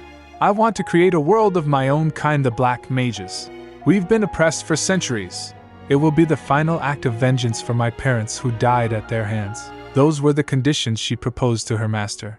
Back to present, she was busy thinking, I'm sure Eurydion won't reject my offer. Even if he doesn't accept everything I'm offering, he'll find a way to compromise. It'll be Eurydion who kneels in defeat at the very end. Considering that outcome, I have no problem wearing his leash for now. But, suddenly a voice crackled. She asked aloud, What is it this time? You've been acting so sensitive and strange, especially as of late.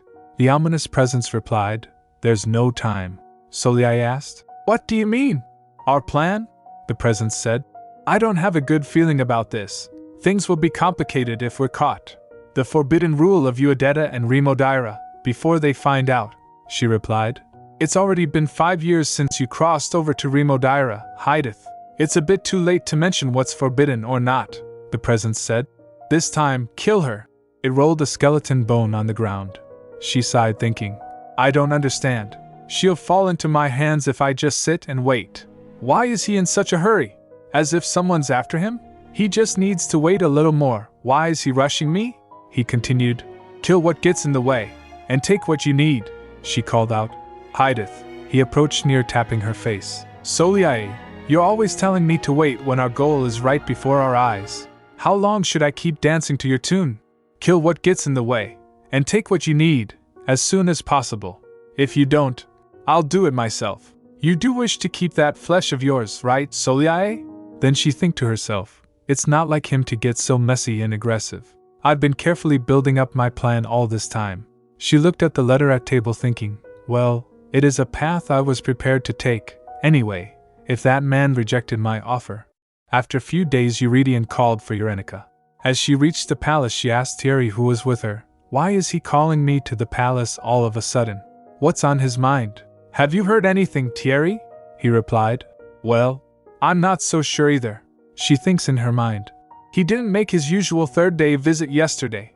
I've been thinking about so many different things all by myself. I'm the princess of Livivny. Can I just refuse to attend the ceremony when my own people are coming? But Soliai will be there. I don't want that woman next to Eurydion. And now he's summoned me to the palace? It's always him who comes to the temple. I thought he'd never call me to the palace. Did something happen? Is it something related to Soliai? As the door creaked open, someone came running towards her, calling, Yuri and I ka. He quickly hugged her. She remembered the voice. She called out in surprise, Ak, as Sergei? He sobbed, asking her, Eurenica, you're alive and well. She was still surprised. It's really you, Sergey. But what are you doing here? He complained. That's the first thing you'd say to a friend you haven't seen in 3 months? Do you know how worried I've been? I thought you had at least a broken arm or leg. He again hugged her, sobbing. She said, Hey, calm down for a second. I understand how you feel, but let go. She patted him, saying, I'm totally fine. I've been as comfortable as I had been in Lvivny. I've sent you letters, haven't I? He then asked her in surprise. Both of your legs and arms are attached? She replied. Of course they are. I told you. I'm fine. He noticed. But you've lost so much weight. She averted her eyes. Well, there's a reason for that. She thinks he's still so quick to notice things. Then she noticed both Fernando and Lebanon, who were almost teary. She called out, Ferdy and Duke Lebanon? She asked, surprised. Lvivny's delegation is already here. Both of them rushed to her. Princess Urenica, my lady, Fernando asked. Are you all right? You're not hurt anywhere? She replied. Ferdy, I'm fine. But got cut off by Lebanon asking her. Your sister, my wife, threatened to kill me if you were hurt in the slightest. Are you really all right? She thinks everyone must have been worried sick. Now I feel bad, she said. It's been a while, Ferdy. You too, Duke Lebanon, Fernando cried. I'm not qualified to be your personal knight. I'll resign as soon as we return to Lvivny. She tried to comfort him. Oh no! It's not your fault, Ferdy. And I'm really fine. His Majesty treated me like a guest of the kingdom rather than a hostage. I've been living here comfortably ever since. I went sightseeing around Belcourt, ate a lot of delicious things, stayed at the temple, and met many good people. There's really nothing to worry, Abio. Then Sergey interrupted. You've definitely gotten skinnier, our little Porky, she gasped. Shut up, Sergey. Who are you calling Porky? He said. It's true. You were so plump just 3 months ago. She pushed him, saying, Get away from me. Go away. You're no help at all, even after not seeing each other for a while. He then said, She seems the same, judging by how she's acting. Then she noticed, I feel like someone's staring. She looked towards Eurydion, who was staring towards her, sitting on his throne. She gasped, thinking, Oh, right, this is the throne room. Eurydion asked, Are you satisfied now, Duke Lebanon? How dare you come to the king of Belcourt and demand to bring her immediately? Urenica got taken aback while he continued, Didn't you demand me to send you a handwritten letter by the princess last time too? While threatening to blow up Gluckman? Urenica felt bewildered, thinking, Oh, yes, they did do that. My father and brother-in-law. They don't know how scary Belcourt could get. Then she turned to him. I apologize. I think they were more worried in Lvivny than I, though. Eurydion cut her off. Does the Lord of Belcourt look like a joke to you? After hearing that, she wondered, why is he throwing a tantrum? He's definitely upset about something, judging by his facial expression and words. Then all three of them came in front of her as to shield her. Then she realized and giggled. Sergey said, Something must have happened here. She replied, feeling pleased. I know what this is, and it feels pretty good. He replied. Let's just go back to Lvivny right away and forget about the ceremony. She's definitely not normal.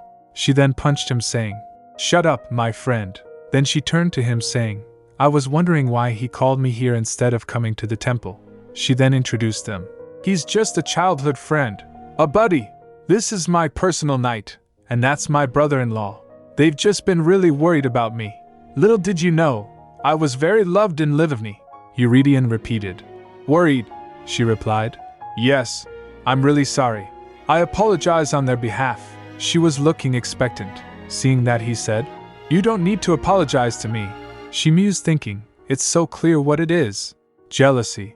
She felt happy and confident in front of him. She said, Well, now that I'm already here in the palace, can I talk to them for a bit more before I go back to the temple?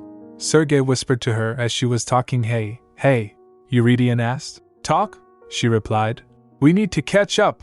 I haven't seen them in 3 months, after all. She said to herself, I have lots to ask. Bridget, about Teresa, Alexio, and whoever becomes Ferdy's wife. It's your turn to know what it feels like. I'm sure Eurydion will be so jealous. Instead, he smiled and said, The servants will show you where to go. I'm sure you can use some rest after your long journey here. Duke Lebanon began. We're fine. But Eurydion cut him off sternly. No, you're not fine. Then he flicked his hand and a servant came and said, Let me show you the way. the Duke agreed. Yes, of course. Eurenica also turns to go, but Eurydion stopped her. You stay right there, princess. Her heart skipped a beat, huh? She was shaking while wondering. I should, right? She shook her head, debating with herself. I should stay here since I haven't seen him in 4 days. Wait, no. I should put my foot down now. Another shake, more resolute this time. It's my chance to see him so desperate for once. A soft laugh escaped her lips. She said, I'd like to spend some time talking with my family since we haven't seen each other in a while. She started, hesitating. Well, perhaps. I do have a little bit of time to speak to His Majesty? Eurenica! Sergei called out, grabbing her hand. She turned, barely believing what she was seeing. Him? Jealous? She stole a glance and was jumping with joy inwardly. He's jealous! Then Eurydion sighed and said, Come to me. Then he changed his attitude and again said, Can you please come to me? Her heart raced. How could I say no when he talks to me like that? She took a deep breath. Go on first, Duke Lebanon and Ferdy. You too, Sergei, and let go of me. They were shocked to see her denying to come. Sergei frowned, pulling her back. Hey, what's going on between you and the King of Belcourt? Please let go, she insisted, trying to shake free. She thinks, why is he clinging to me so much? It's not like him. Then Duke Lebanon took a glance towards Eurydion, then turned to Eurenica. He said, We'll be waiting for you, princess. Please promise me you'll tell us everything that happened to you so far, in detail.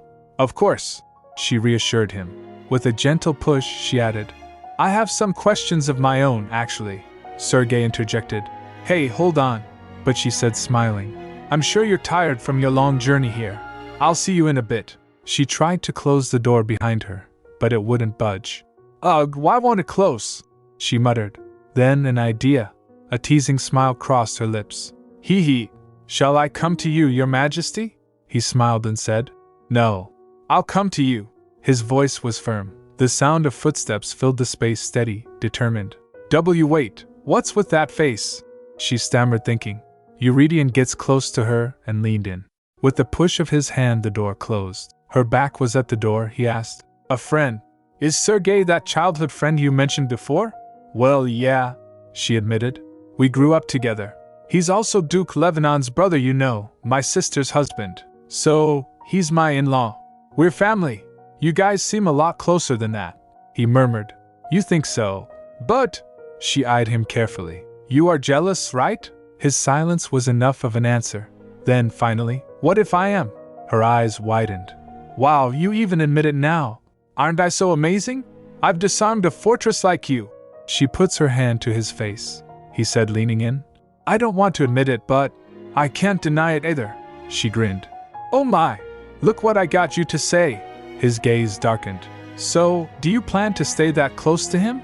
Didn't you say he's more of a friend to you than family, princess? She glared, asking. Why are you calling me princess again? Eurenica, he said, his voice softer now. She said, he must have been really worried about me. We used to fight all the time, she reminisced. We were practically enemies before, but it's just been a long time since we last spoke. Belcourt and Livovny aren't exactly on good terms right now either. She met his gaze again. You practically invaded our kingdom and kidnapped me, Livovny's princess. Of course, they'd be worried about me, but you both are too close, he muttered. She replied. Come on, we're just friends. Still, his expression didn't ease. She sighed inwardly. Maybe I was too mean to His Majesty. While I have him wrapped around my finger, I want to punish him a little for pushing me away so much before. She winked, saying, a little hug between long-lost friends should be fine, right? Suddenly he kissed her forehead and said, Fine, right? Her heart pounded. How about something like this? He teased, inching closer. He again kissed and said, Definitely not something like this, right? That's ridiculous, she stuttered. Nonsense, he asked. Of course not, right?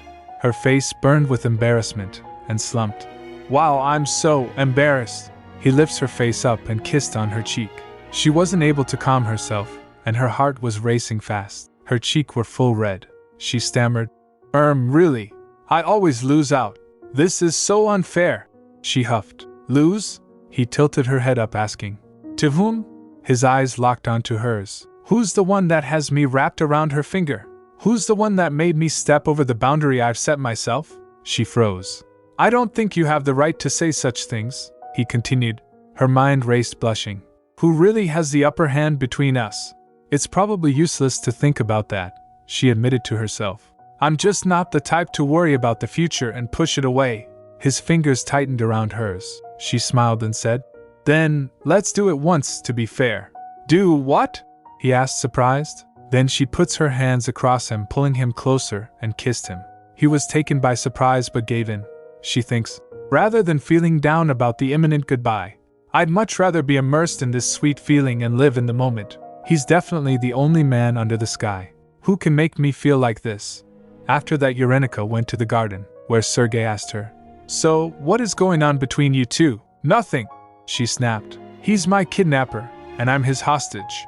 He's the lord of this kingdom, and I'm his guest. That's all, she said inwardly. Well, of course, we're more intimate than that in secret. Ahem. She cleared her throat hastily. A secret relationship. A grin spread across his face. Seeing that, Sergei said, It's so obvious when you lie. Did you know that? Then Fernando chimed in.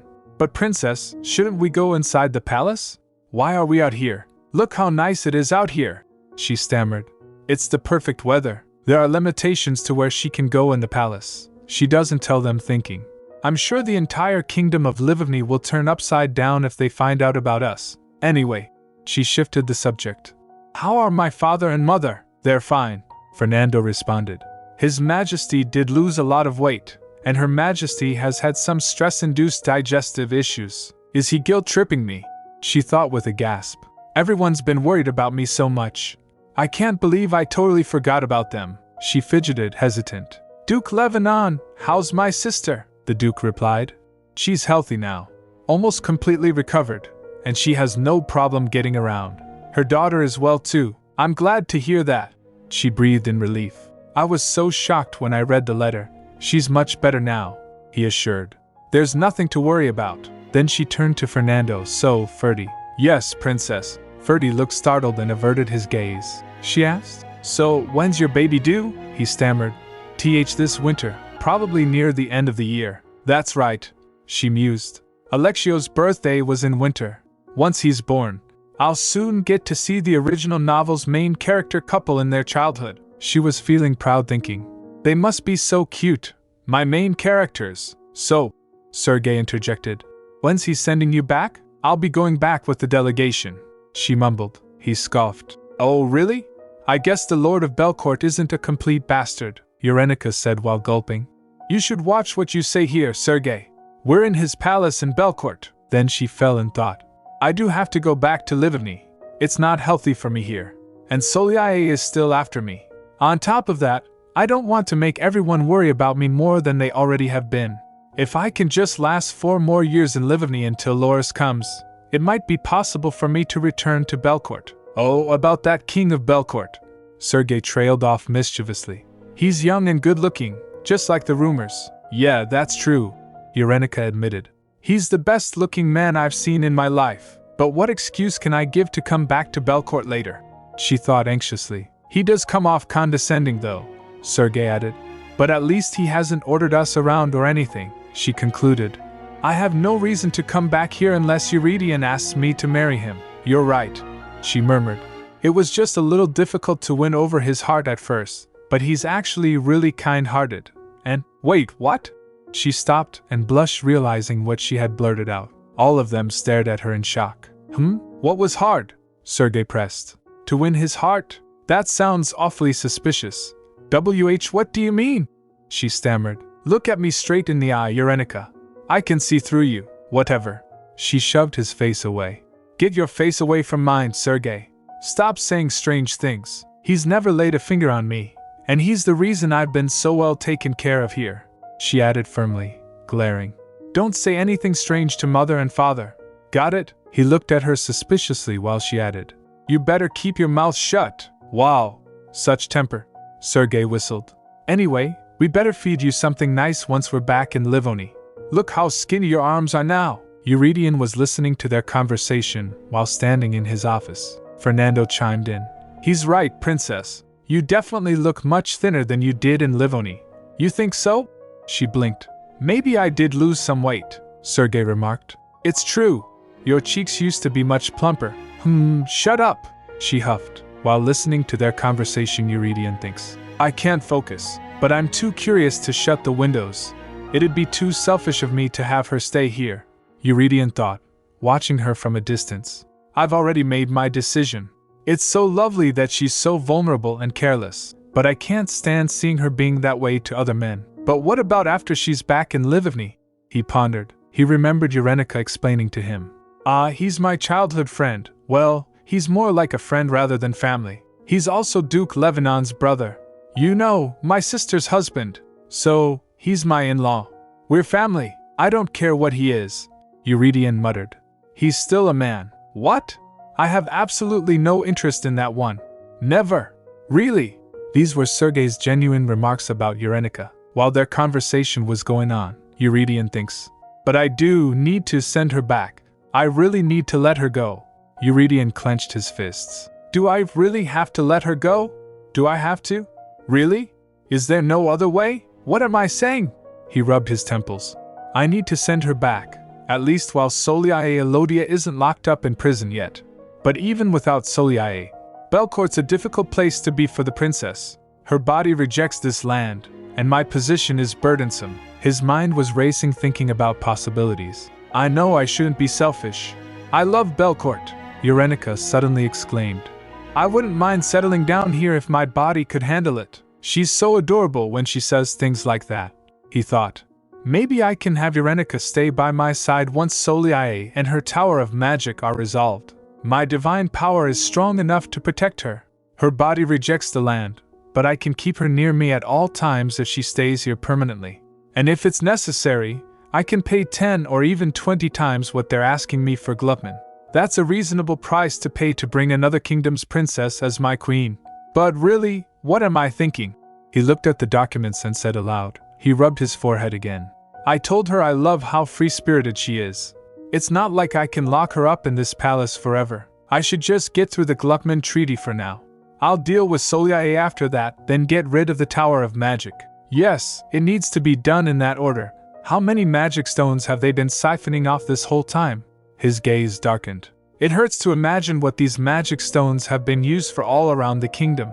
There's no way Roselle wasn't aware of an operation this size. He must be a black magician himself, or at least an accomplice who allowed his disciples to commit a crime. Maybe I shouldn't have trusted him so much, he muttered to himself. The daily record of every activity done in the Tower of Magic, and a report about Soliae Elodia and all the other disciples. I'll send Eurenica back to Livni to keep her safe, then purify the entire kingdom. How long will it take to get rid of black magic from this kingdom?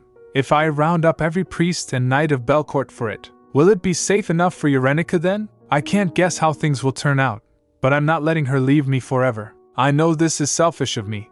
Ultimately, it's up to Eurenica, he sighed. I hope she understands how I feel.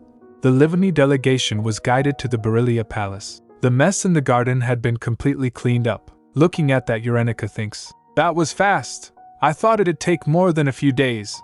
This is amazing. As they walked, Eurenica suddenly started to leave the group, but she was caught on her way back to the temple. She had originally planned to stay at the Berillia Palace after being caught by Sergei, but Eurydion denied.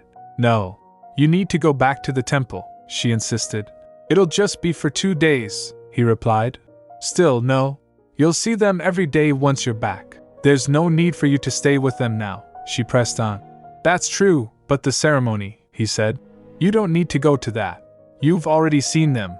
You don't have to be at the welcoming ceremony. It could be dangerous for you. A gentle kiss was placed on her forehead as he said, Soliae will be there, and the Ezekian wizards are going to be in attendance too. If anything ever happens to you, the king of Livni might blow up Gluckman for good. Don't go. She giggled nervously, thinking, that doesn't sound like a joke. To Clarissa's disappointment, she decided not to attend the welcoming ceremony. Later she was walking in the palace when Loris's voice rang. I think it could be fun, Eurenica said. No, I'm not going. But please, watch him for me instead.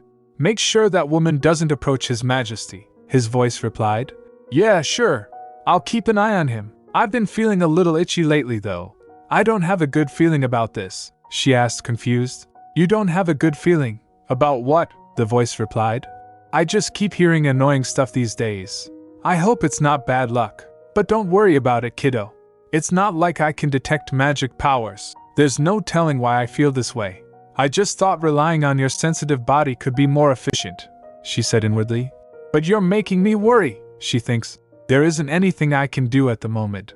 I should just be careful and stay safe, she sighed, trying to reassure herself. Just a few more days, and I won't be in Belcourt for at least a few years. Just a little more to go. She had thought she could stay safely at the temple for the duration of the Gluckman Treaty meetings, but Sergei insisted, so she replied, You're really trying to kill me, aren't you? It hasn't even been 2 days since I came back to the temple, he asked, oblivious. What did I do? He grabbed her shoulder, saying, You're Livoni's princess, Eurenica. We barely got to see you in 3 months. If you knew how worried your parents and your sister have been, you wouldn't say I'm asking too much. She felt guilty, thinking, Ugh, I know that, but I can't exactly tell him that either. Then Fernando added, I also find it odd that you're staying at the temple instead of with us. I've been sent here to protect you. I think it's suspicious that the king of Belcourt has been trying to separate us. You'll be going to the welcoming ceremony tomorrow anyway. There's no reason for you to stay so far from us, she replied. Oh, I won't actually be needed at the ceremony. Then the Duke asked, surprised. What? Is that what that king's been telling you? The entire continent heard the rumor that the king of Belcourt invaded Livovny and kidnapped its princess. Even we weren't sure how safe you were kept.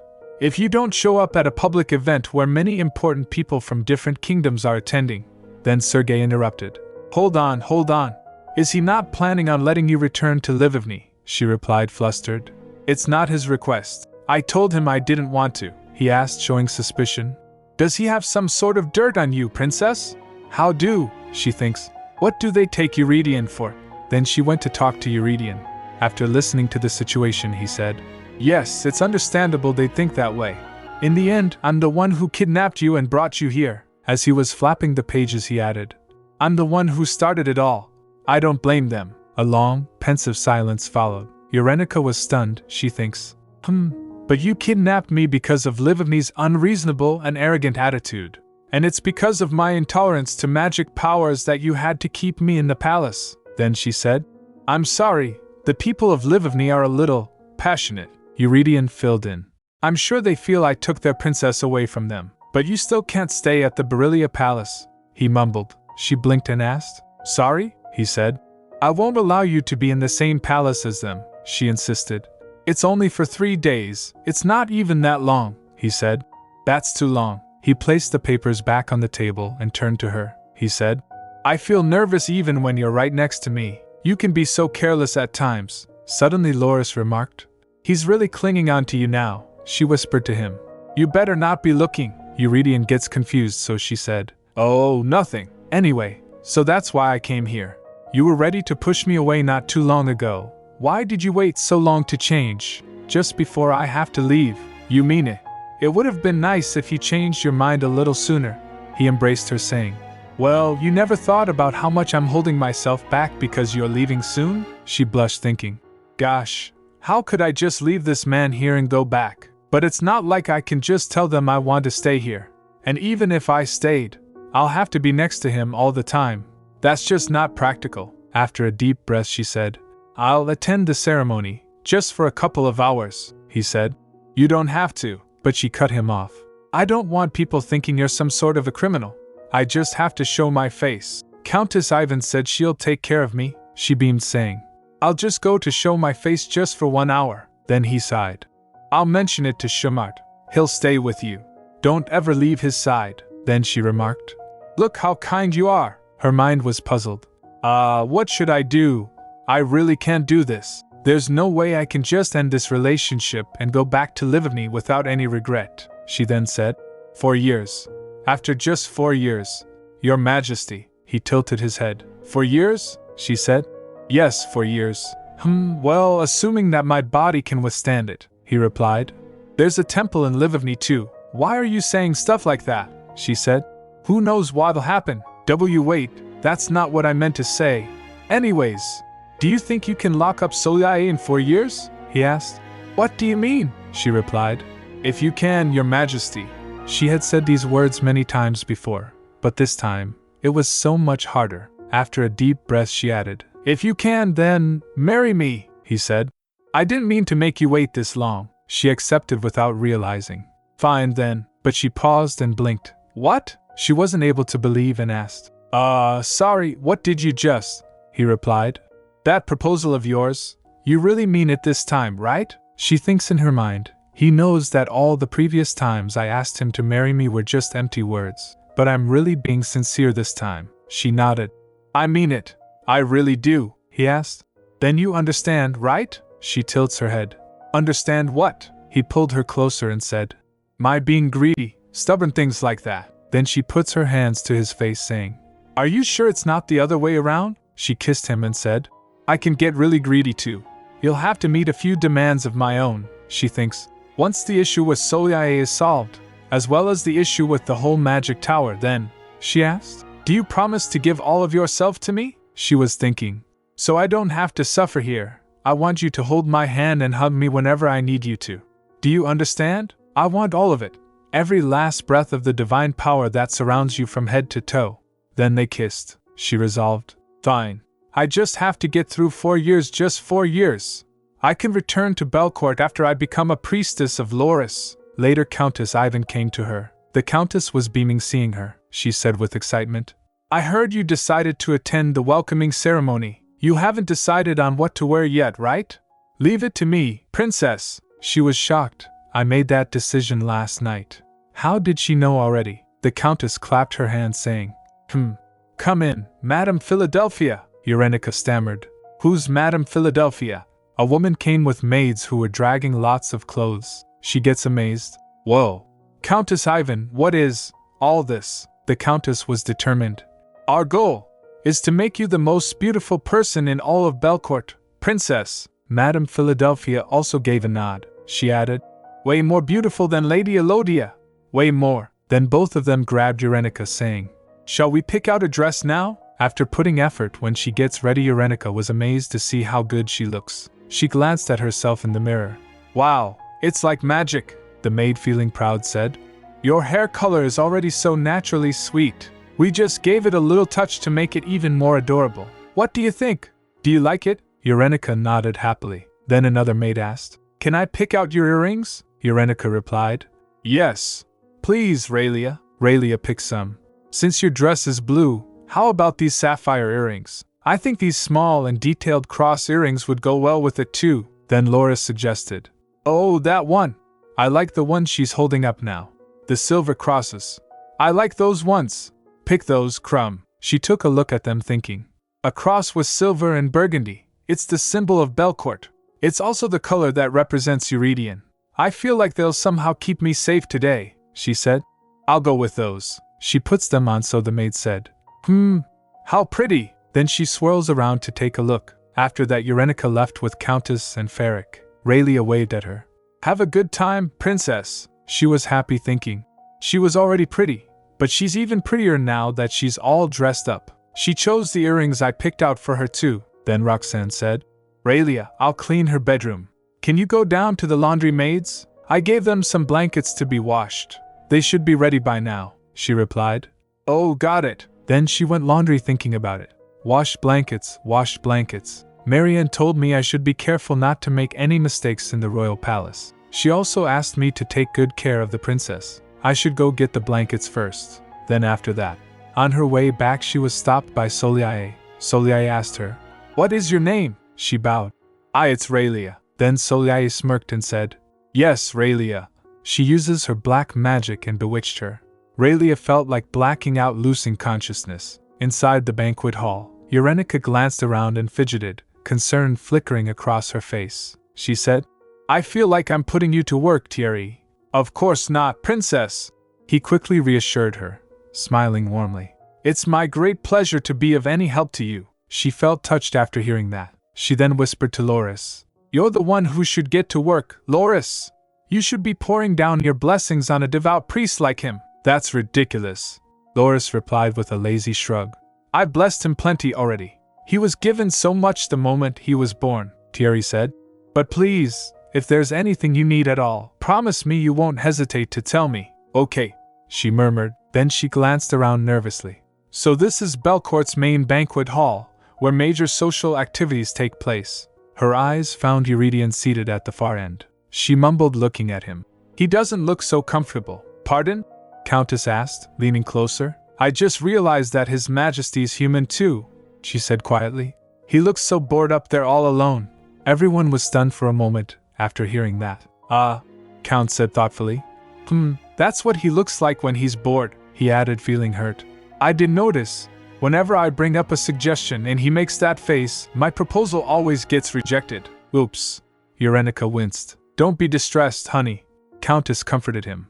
Try bringing something more interesting next time, Eurenica said to herself, feeling guilty. I didn't mean to hurt his feelings, but this isn't my fault. He could say what he feels instead of just smiling and hiding his emotions. Then the Count cleared his throat and added, But Princess? Have you two decided on when your ceremony should take place? Huh? She blinked. Ceremony? Count asked. His Majesty didn't mention anything to you yet? She repeated, eyes widening. Eurenica gets confused. Ceremony? For what? Does he mean a wedding ceremony? I mean, the Count continued said, we need to know at least the general time frame so we can prepare properly. I know his father had his around late spring to early summer. Clarice! He gasped, flinching as the Countess pinched him. Hee. Come on, honey! You said too much. Countess giggled, playfully pinching the Count. Then Eurenica giggled and said, He did say, he won't make me wait long. As she said that, the murmurs arose in the audience. Murmurs spread across the hall. Wait, she stammered. I didn't mean to draw this much attention. Countess quickly stepped up, eagerly asking, Oh my, is that really what he said, Princess? She teased. I had no idea His Majesty was capable of saying something so sweet. But wait, she asked, didn't you say you were going back home with the delegation? Eurenica replied while hiding behind Thierry. Oh yes, things just sorta worked out. I knew it, the Count exclaimed. I mean, she's already been staying in his palace. Of course His Majesty's been thinking about it. I knew something was going on since a long time ago, the Countess excitedly added. Didn't I tell you at the temple months ago? Remember how he went through the entire Barilia Palace last time? You should have seen what he did to the palace garden, Eurenica snapped, looking at them. Focus! You're gossiping just like everyone else here now. Thierry turned to the princess, concerned. Are you alright? She replied. I don't think I'm a good fit for social activities like this, she admitted, shrinking under the attention. I really don't like all this attention. You think so? Thierry asked softly. She replied. Yeah. I don't particularly enjoy this kind of scene, Thierry suggested. Well, I think you should at least get used to it a little. Being the Queen of Belcourt is bound to attract some attention. Is that right? The princess muttered under her breath. Anyway, Countess said to the Count, did you hear anything about Lady Elodia not attending today's ceremony? I don't see her anywhere. I did see her name on the list, the Count replied. But maybe she's running a little late, come to think of it. The princess looked around. She's definitely not here. I would have noticed her right away if she were. One moment, Princess, Countess said, excusing herself. Let me go ask some of the ladies. Have you heard anything about Lady Elodia not attending? She asked around. The princess muttered under her breath. I hope she never shows up, at least until I leave here today. She pressed her temples, thinking. I just have to kill a couple of hours here and show everyone I'm alive and well. Suddenly the maid Raelia came close to her and called. Princess. She flinched at her sudden arrival and stepped back. Thierry guarded her. Raelia? She turned to the maid. Would you like something to drink? Raelia beamed. You look rather thirsty. Sure. I'd appreciate that, the princess replied. Raelia nodded, then paused. Sure. Please give me a moment. I'll bring it right away. She scared me, Eurenica thought. The Countess came and called. Princess. Eurenica turned to her. Countess Ivan, the Countess said. I've asked several ladies, but none of them really knew anything about Elodia. However, she added, someone did see a carriage waiting in front of the magic tower. I see, Eurenica replied. Well, I guess I'll just have to. Eurenica stopped in the middle as she saw Countess looking at something behind her. Princess! Raelia returned, slightly wobbling under the weight of the tray. I wasn't sure what you preferred, so I brought one of each. What would you like to? Suddenly the glasses toppled and few of the drinks fell on Countess's dress. I am so sorry, Raelia gasped. Urenica quickly asked. Are you all right, Countess Ivan? The Count also stepped up concerned. Then Urenica called out. A maid, call another maid. It's no big deal, Princess, Countess said calmly. My maid's probably waiting outside the hall. I can just change into a new dress. It didn't splash on you, did it? I'll go with you too, Urenica offered. I wasn't planning on staying long either. But Princess, Countess objected. You haven't even spoken to His Majesty yet. It's fine, she said firmly. I can just see him tomorrow. I have lots of time before I go back to Livigny now, she said in her mind. On top of that, my arms and legs have been feeling numb ever since I got here. It's probably because of the Ezekian wizards. I'll just get worse if I stay here any longer. I'll ask your Dian how the banquet went later, the Count covered the Countess saying. Let's get you covered up with this first, he said, gently wrapping her. Then Urenica turned to a servant. Could you let His Majesty know that I'm going back to the royal palace? He complied. Right away, Princess. Then she said. Let's go, Thierry. Come with us, Raelia. Yes, Princess.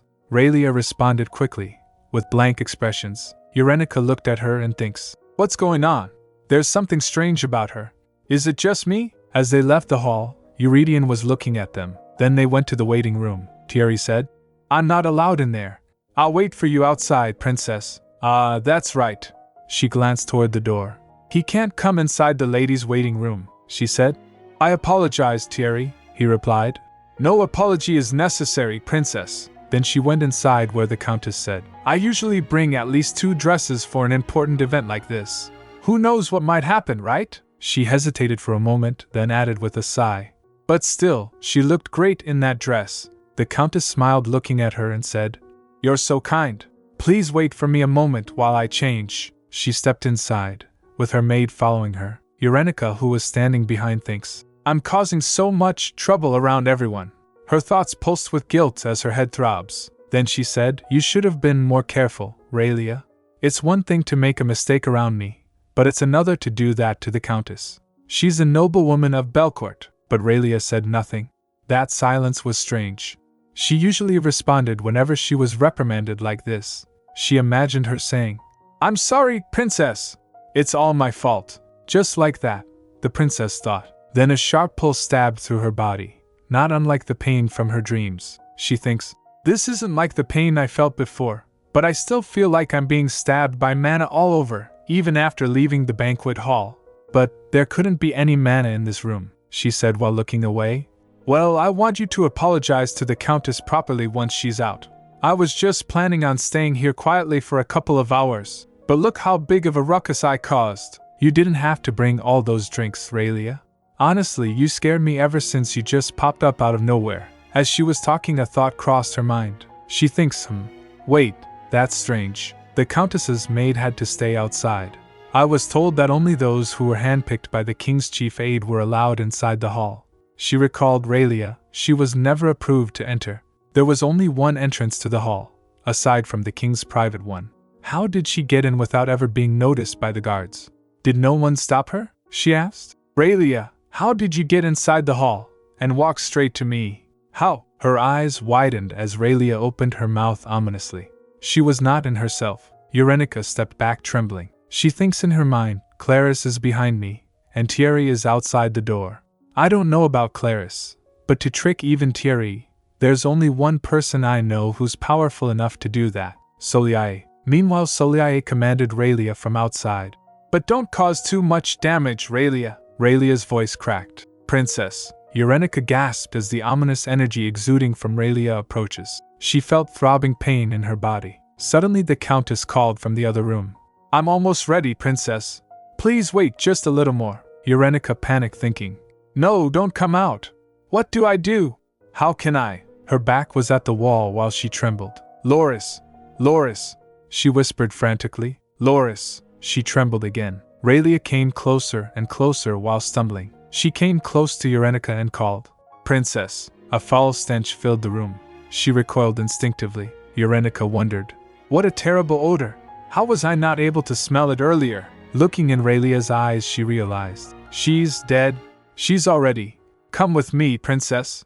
The voice was cold. She grabbed Urenica by the neck and started choking her. Meanwhile, Soliae, who was in hallway, was talking to her master. He said, Hurry. Some disgusting energy is nearing us. Sure. Her voice was faint. While walking she thought, I guess this is how it all happens. It's my lord's command, there's nothing I can do to stop him. He'll swallow me up whole if I don't bring all this to an end to his satisfaction today. Her master again pressed, hurry, hurry, hurry. Now, hurry, before he finds out. She went up to the guard who was guarding the banquet hall. A lady. Soliae? The guard murmured. Soliae muttered, smiling.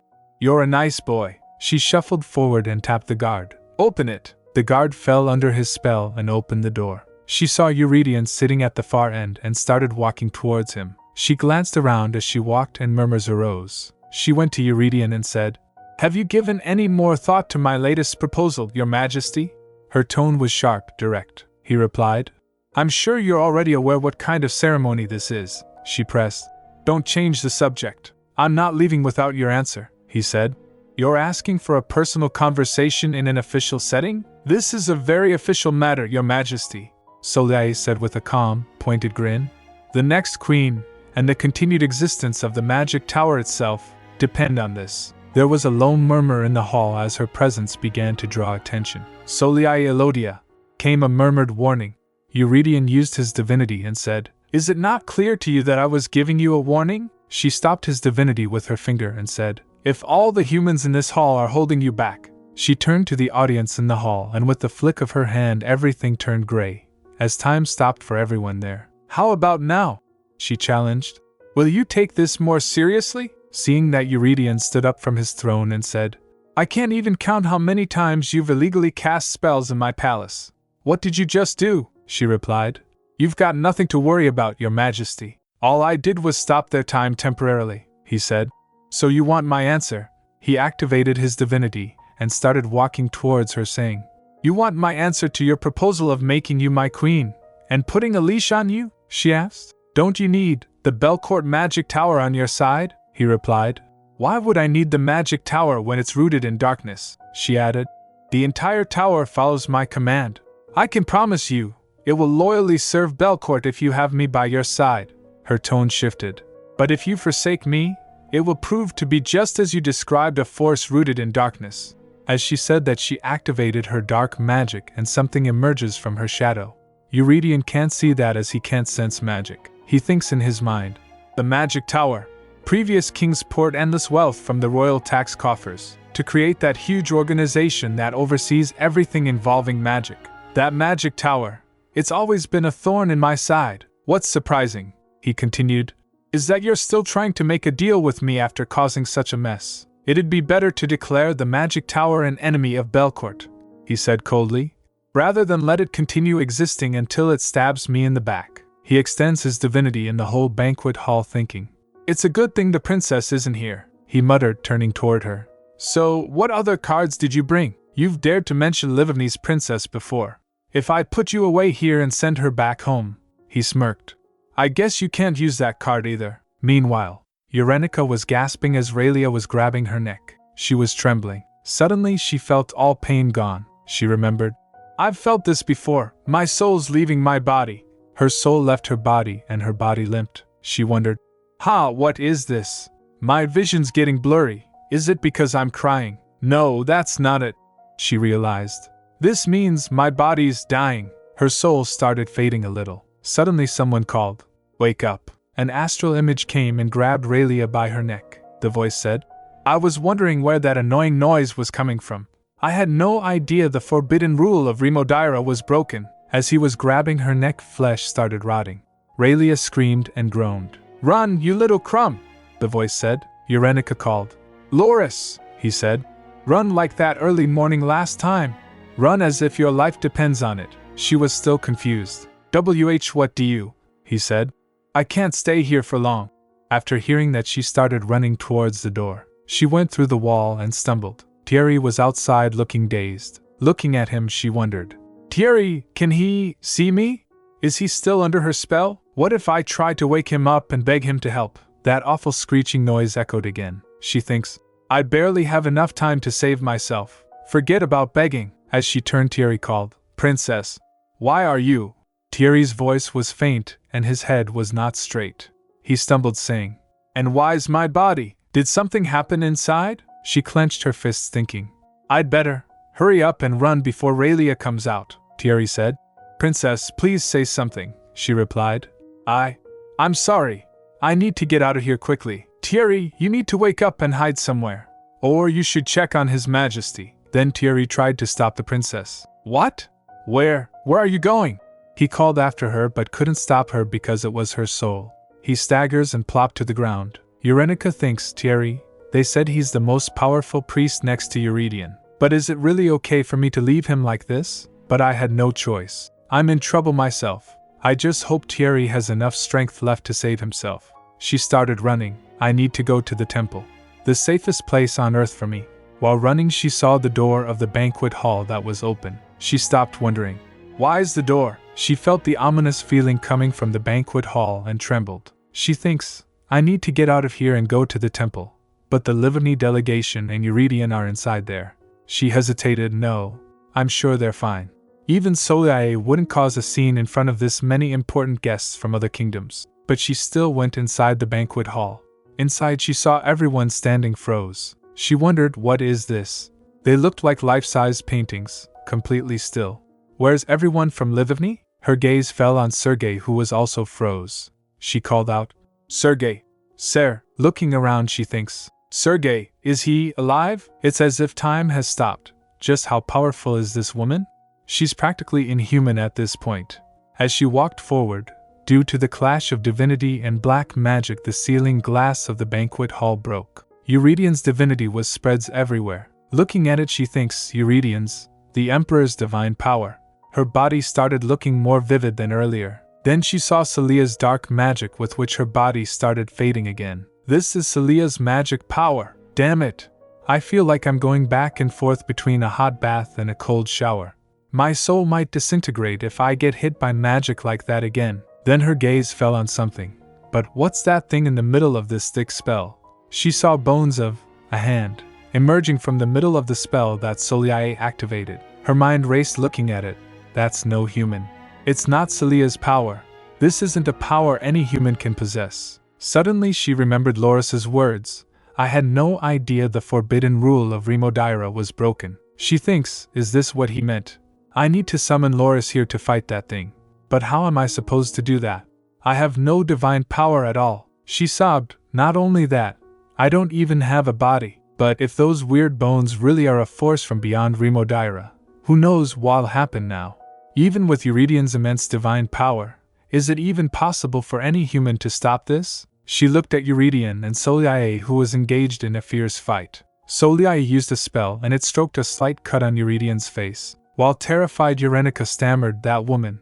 How dare she attack? She left a mark on my man. Then she resolved, determined. That's it. I don't care if I have no chance at all. I'd rather try something, even if I die. As she ran towards the temple, her soul floats with the gust of wind.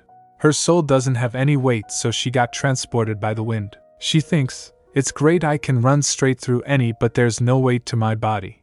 I'm swept away in every direction. All my bones would have been crushed if I had my body. After reaching the temple, she recalled Thierry telling her, Loris walks there, so entrance is forbidden. She thinks, if what Thierry said is true, there's probably no better place to call Loris than here. She went up and called for him. Loris! Loris! Can you hear me? She wondered, how do I actually summon Loris? Maybe this isn't how you do it. She remembered, when I do go down to the earth, once every 10 years, my children summon me with the names I gave them. She thinks, name. My baptized name, but I don't know my baptized name. Can I use someone else's? She began, Adria. Rakaith. Lou Elithard. Adria Belcourt. As she said, that letter appeared in the air and started floating. Eurenica was stunned for a moment, then she looked around. Then with the sound of rumbling, a light appeared from the sky. Then Loris' voice replied, Bring it to me. Eurenica flinched and asked, As sorry? The voice said, I need a medium to stay on Earth. Bring something. A medium? She echoed. Loris' voice replied, A cross is great, but it can be any object that symbolizes me. She asked again, Anything. She rustled through her pockets. I don't even have a body. There's no way I'd have something like that on me. Damn it. Nothing ever works out for me. Even if I do have something, I can't touch it. Suddenly the earring in her ear dangles. Then her soul turned into Eurenica's soul. she wondered. Huh! What? My voice, it's back. She observed herself. I was still halfway transparent. But this is Eurenica's body. But my body should still be in the palace, right? Then she remembered. I think these small and detailed cross earrings would go well with it too. She quickly started taking off her earrings. Loris!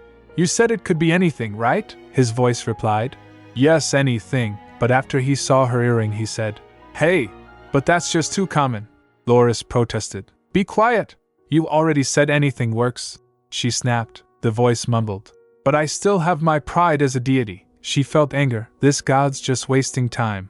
Every second matters. Then she clenched her teeth and changed her attitude. She beamed. How about we think about stuff like that after you come down? The voice replied. You must be the first person ever who tried to summon me to Earth with something so lowly as that, kiddo. Then her divine power got sucked away and her soul turned back to original. Loris's voice said, And you dared to use my first child's name too. Then rumbling began and she gets swept away. She fell down and think, Arg, I feel like I've been tumbling around all day. Then Loris appeared in front of her and said, Hello, Crumb. She turned to him.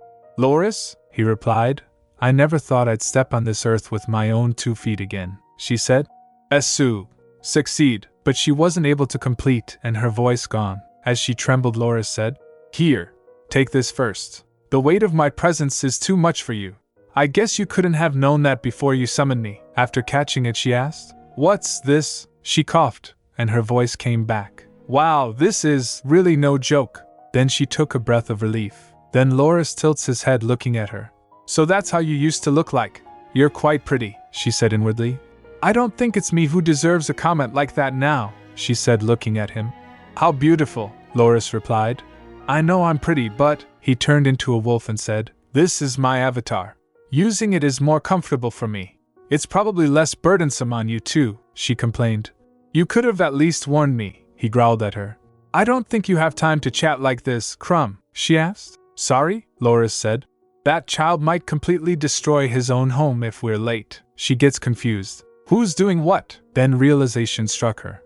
Oh, I forgot for a second. Celia. Eurydion, Loris said. Shouldn't you go back before he finds your body? He'll flip out if he sees you lying there in that gruesome way. It doesn't look like that bastard will go back down under Remodaira on his own. I'll have to deal with him myself. She quickly gets up and Loris puts her on his back. Then she asked him. Under Remodaira, he mumbled. He's the one who broke the forbidden rule first. It'd be a mistake to think I'd just sit here and not do anything about it. Especially after you've summoned me here like this. He began walking towards the palace. Eurenica wondered. Who's he? I knew there was something else behind this other than Soliae.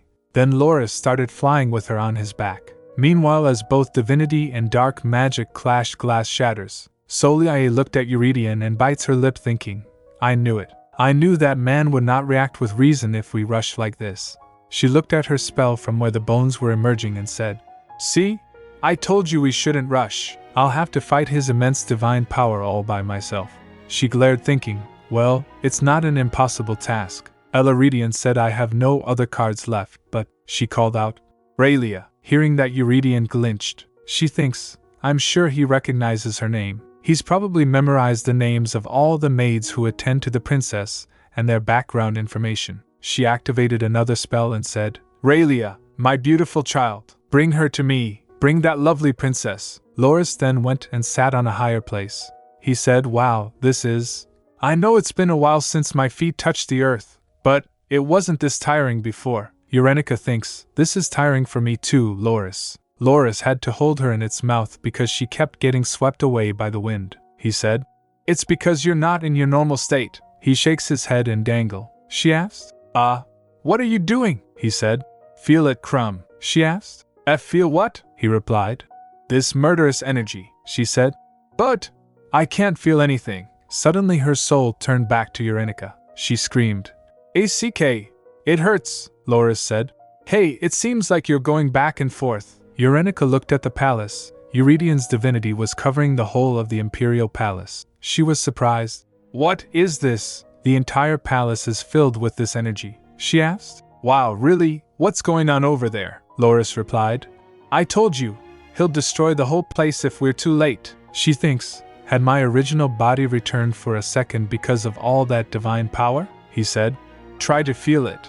Hurry, I'm not able to feel divine power, kid. She clenches, trying to focus. I have to feel it. Anything, please. She jolted after getting the realization. I felt it right away. I didn't even have to focus. Then her body gets more faint. She thinks, Bralia, what are you doing with my body? Loris asked her. Where's your body? She mumbled.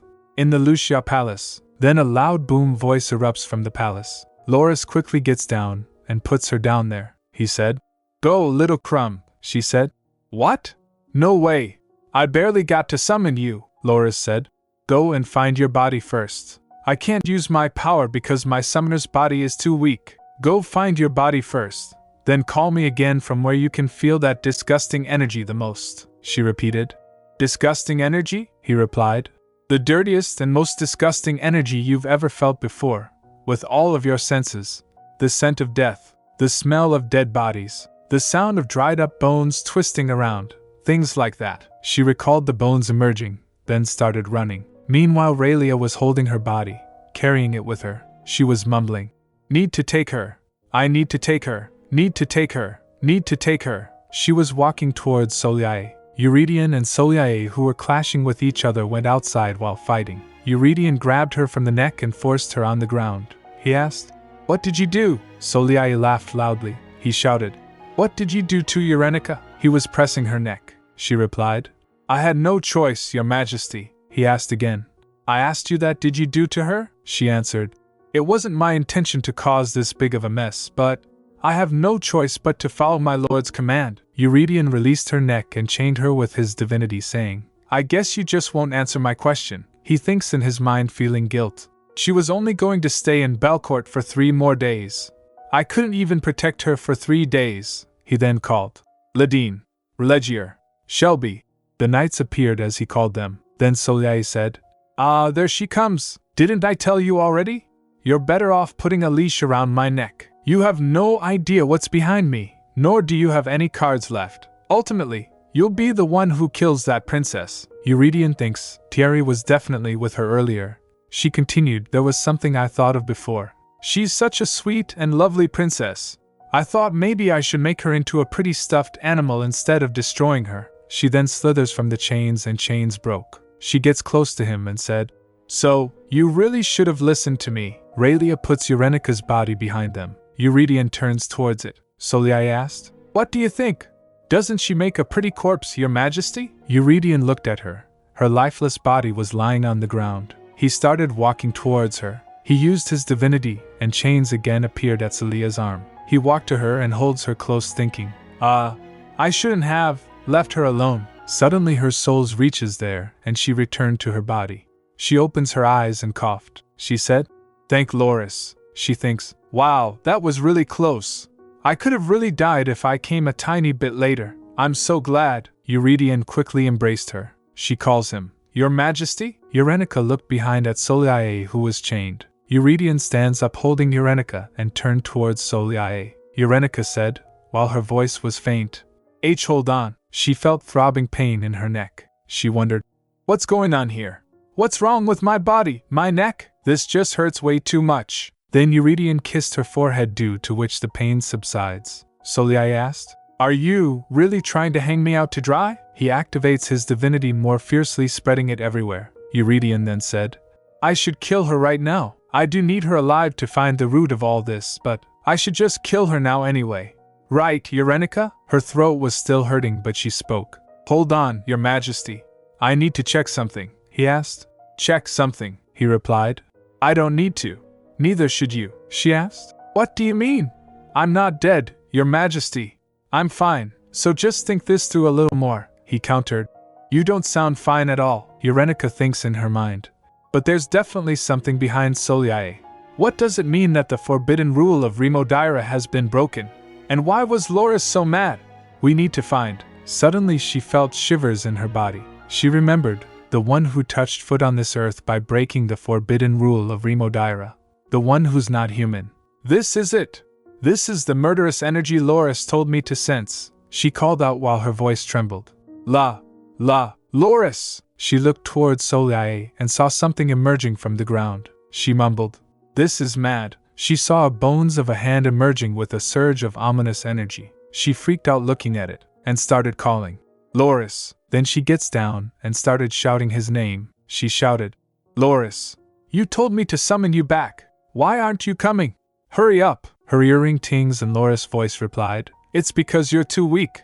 Don't blame me. As he said that, the divine power escaped Eurenika's body and she gasped. She felt throbbing pain in her body. She staggers and Eurydion supports her. Loris said, Hold it, Crumb. Wait until I manifest my form completely. Then she looked at the emerging hand and thinks, What the hell did Soliai summon? Eurydion asked her concerned. She replied, Don't worry. I just need to check something. He asked, What is that? She kissed his cheek and said, I just need to ask her one question. After that, I won't say anything, no matter what you do with her. Just let me do this. She thinks in her mind, I understand why he's worried, but I won't have any other chance to speak to Soliai face to face like this. Soliai said, You're trying to kill me. You won't be able to, Eurydion. One day, you'll end up wishing that you had ended things with me. Then Eurenika began. Soliai, what is that? She replied. Well, my lord, the king of the underground, the ruler of the souls of the dead, the king of Remodira, the realm beneath us, the god of the dead, Eurenika asked. Since when? Soliai replied. My dear princess, do you see this hand? You're not fit for magic. I heard you're sensitive to magic. Eurenika quickly asked Eurydion. Your Majesty, do you not see it? She remembered. One who uses divine power can't sense magic power. She panicked, thinking. They can't see it. They can't find it. That's why they've been so calm this whole time, Soliai said. You can feel two separate energies that cannot coexist. The chains across Soliai were about to break. The hand grabbed Soliai's leg, pulling her down. The chins broke, and with a flick of her hand, Soliai pulls Eurenika towards her. Eurydion tried to grab Eurenika but couldn't. Soliai brings her close and said, My dear princess, did you say Loris, the absolute being beyond Udetta? She replied. That's what I said, didn't I? Then Soliai said, What do you think, Lord Hydeth? Why don't we take this princess instead of that man? He replied. Fine. I can clearly see which one's been bothering you more, Eurenika stammered. Are you insane? Soliai replied. Unfortunately, I'm completely sane. Call that name one more time. The greatest divine power in this universe, not just on this earth, she resolved at that moment.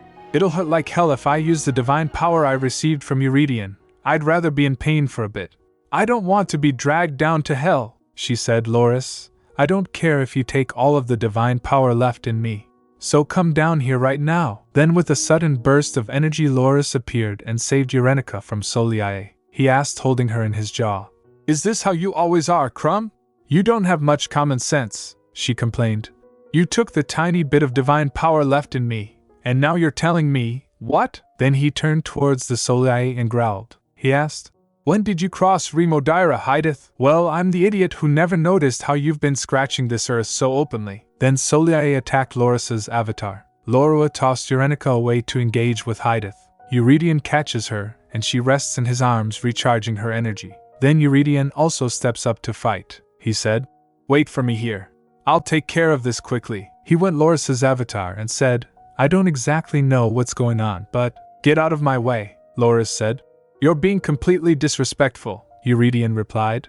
You need to shut up too. Then he used his divine power and surrounds it around Soliai. Looking at the situation, Eurenika thinks, the divine power around me, it's too violent, too strong. I can't hold it any longer. Soliai will die if she's left like that. She already tried to kill me several times. And Raylia. Who knows how many people she's deceived or killed until now. It'd be better to just get rid of her now. This is directly related to my own survival, so I should leave her to die. But if she dies now, will all of this really end? More of the bones emerges from the ground and surrounds Soliai to protect her. Eurenika grits her teeth, thinking, she's a black magic sorcerer who uses dead bodies and souls. She made a contract with the king of the underworld. But what will her death actually accomplish? Even if Soliai dies and the contract ends, the king of the underworld could easily find another contractor. He could approach me again, with a new smiling face. She resolved. You have to decide. What is more beneficial to you, emotionally and logically? Letting her die like that? Or letting her go? She turned to Loris. He asked. What is it? She said. Can we track her later? He asked. What? She asked. If we let her go now, can we still trace her whereabouts after? He answered. If she's connected to your senses, yes, she pressed. Is that really possible? He continued. You summoned me, and you're contracted with me. It's not impossible, but your body has to be able to withstand it. After hearing that, she thinks, even if Loris' avatar suffers while being on this earth, it'll be fine. He can always go back to Yudeta once he runs out of power. My body just needs to be strong enough, she said. Let's follow her then, that bastard.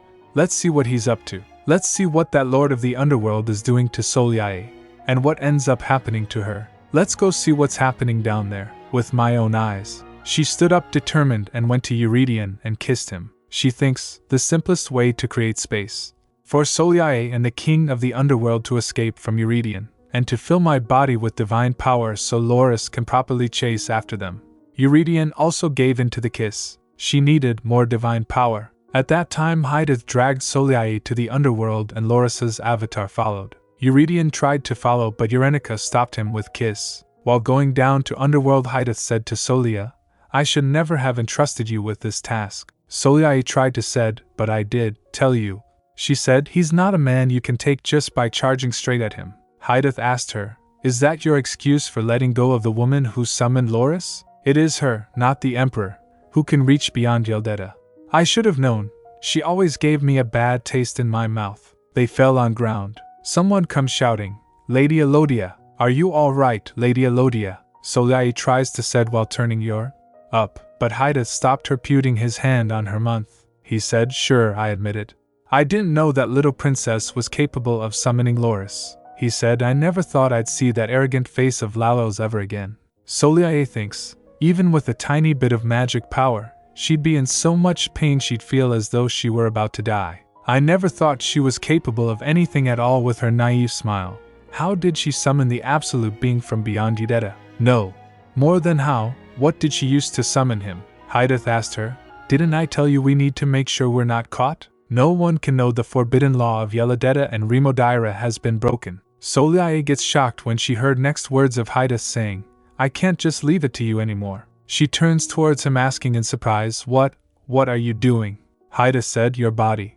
I need your body. She said nervously, don't be ridiculous.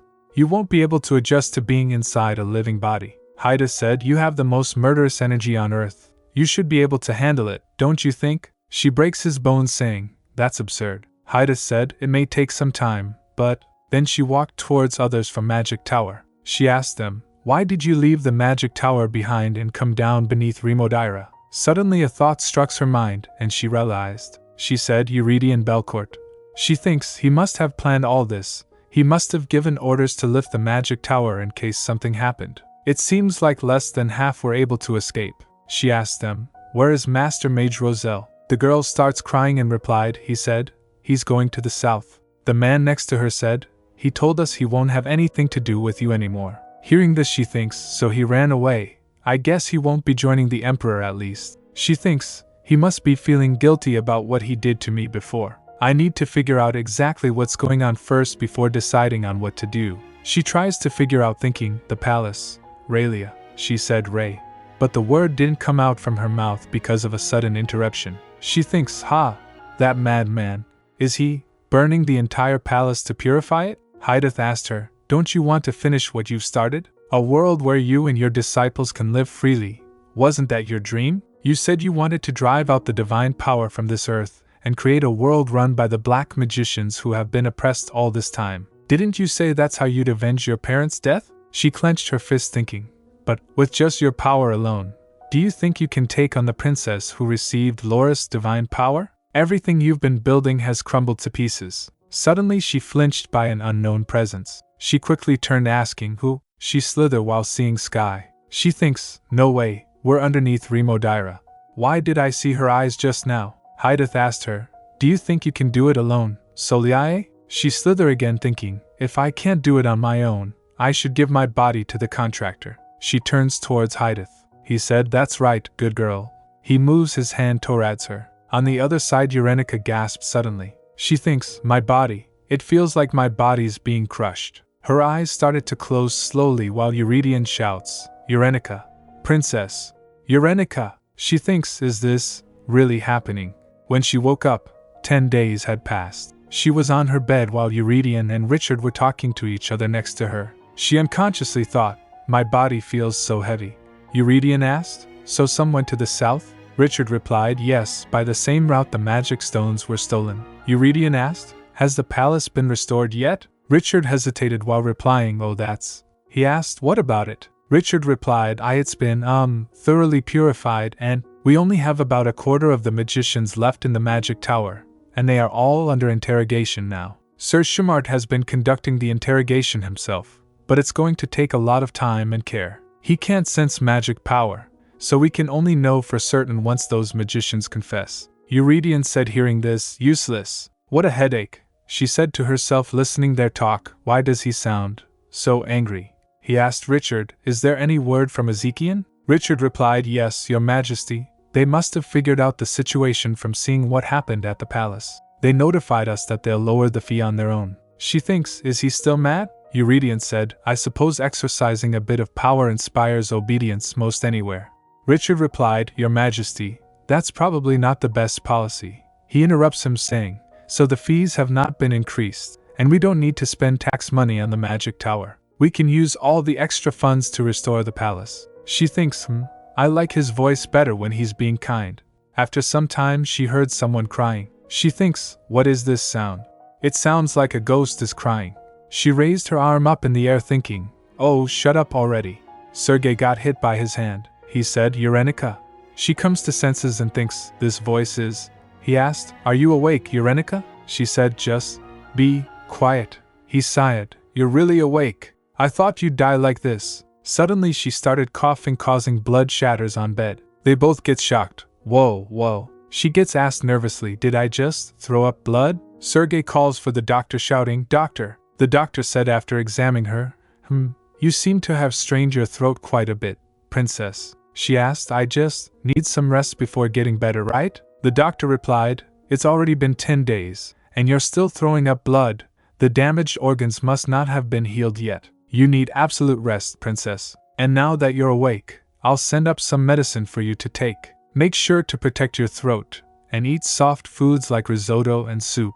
Stay away from things that are too cold or too hot. And suddenly he noticed Eurydion glaring at him, and he started hiccup. Eurenica taps on his shoulder thinking, don't worry, I'll put in a good word for you. The doctor left, closing the door. She tries to smile while saying, it feels like it's been a while, ahem. She holds her throat thinking, wow, my condition's not good at all. She glanced at him thinking, he'll flip if I throw up blood in front of him like I did earlier. She picks the medicine jar and takes a pill thinking, I'll take medicine first. After taking medicine, suddenly she extends her arms towards him, putting him in a shock. She said, hug me now, come hug me. She realized something while noticing his face. She thinks he had those eyes when he was overworked. Has he not slept? Oh, that's right. I've been sick in bed for 10 days. He must have been worried. She winked at him saying, ahem. Are you not gonna give me a hug? Then I guess I have no choice but to keep talking like this. She tries to say, if I strain my throat even further and can't speak at all anymore, it's all your. But he stopped her, blocking her mouth with his hand. He said, stop. The doctor just told you not to speak so much. She thinks, then, how am I supposed to have a conversation with you?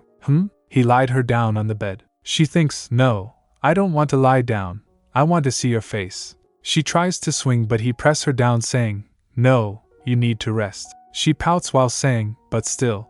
He stopped her again saying, don't talk. He said, I came by every day to make sure you were breathing, but seeing you awake like this makes me feel even more unsettled. He brushed her hairs with his hand. The heat gets close to her, making her blush. She thinks, it feels like he's checking for my breathing.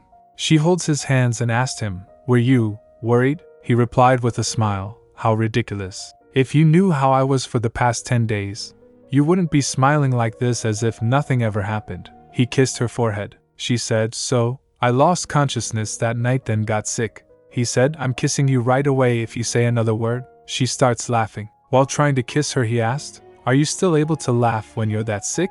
Your throat, arms, legs, there isn't a single part of your body that didn't get hurt.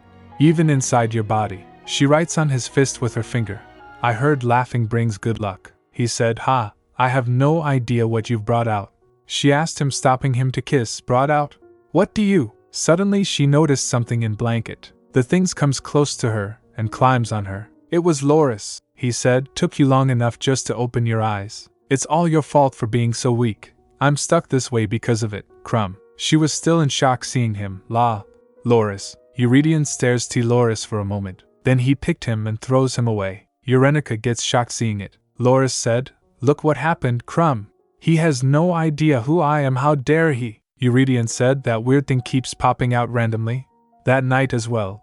Loris asked, Weird thing? Eurydion asked Eurenica, Are you the one who summoned that thing over? Loris gets frustrated and asked, That thing? He sits in Eurenica's lap saying, Children are all so ungrateful.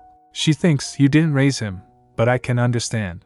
Loris read her mind and replied, I've practically raised him. I'm the source of all his power. She gets shocked and thinks, He can read my mind now. She thinks, He's so sensitive. He replied, I'm not. She turns towards Eurydion saying, It's my pet. He asked, A pet?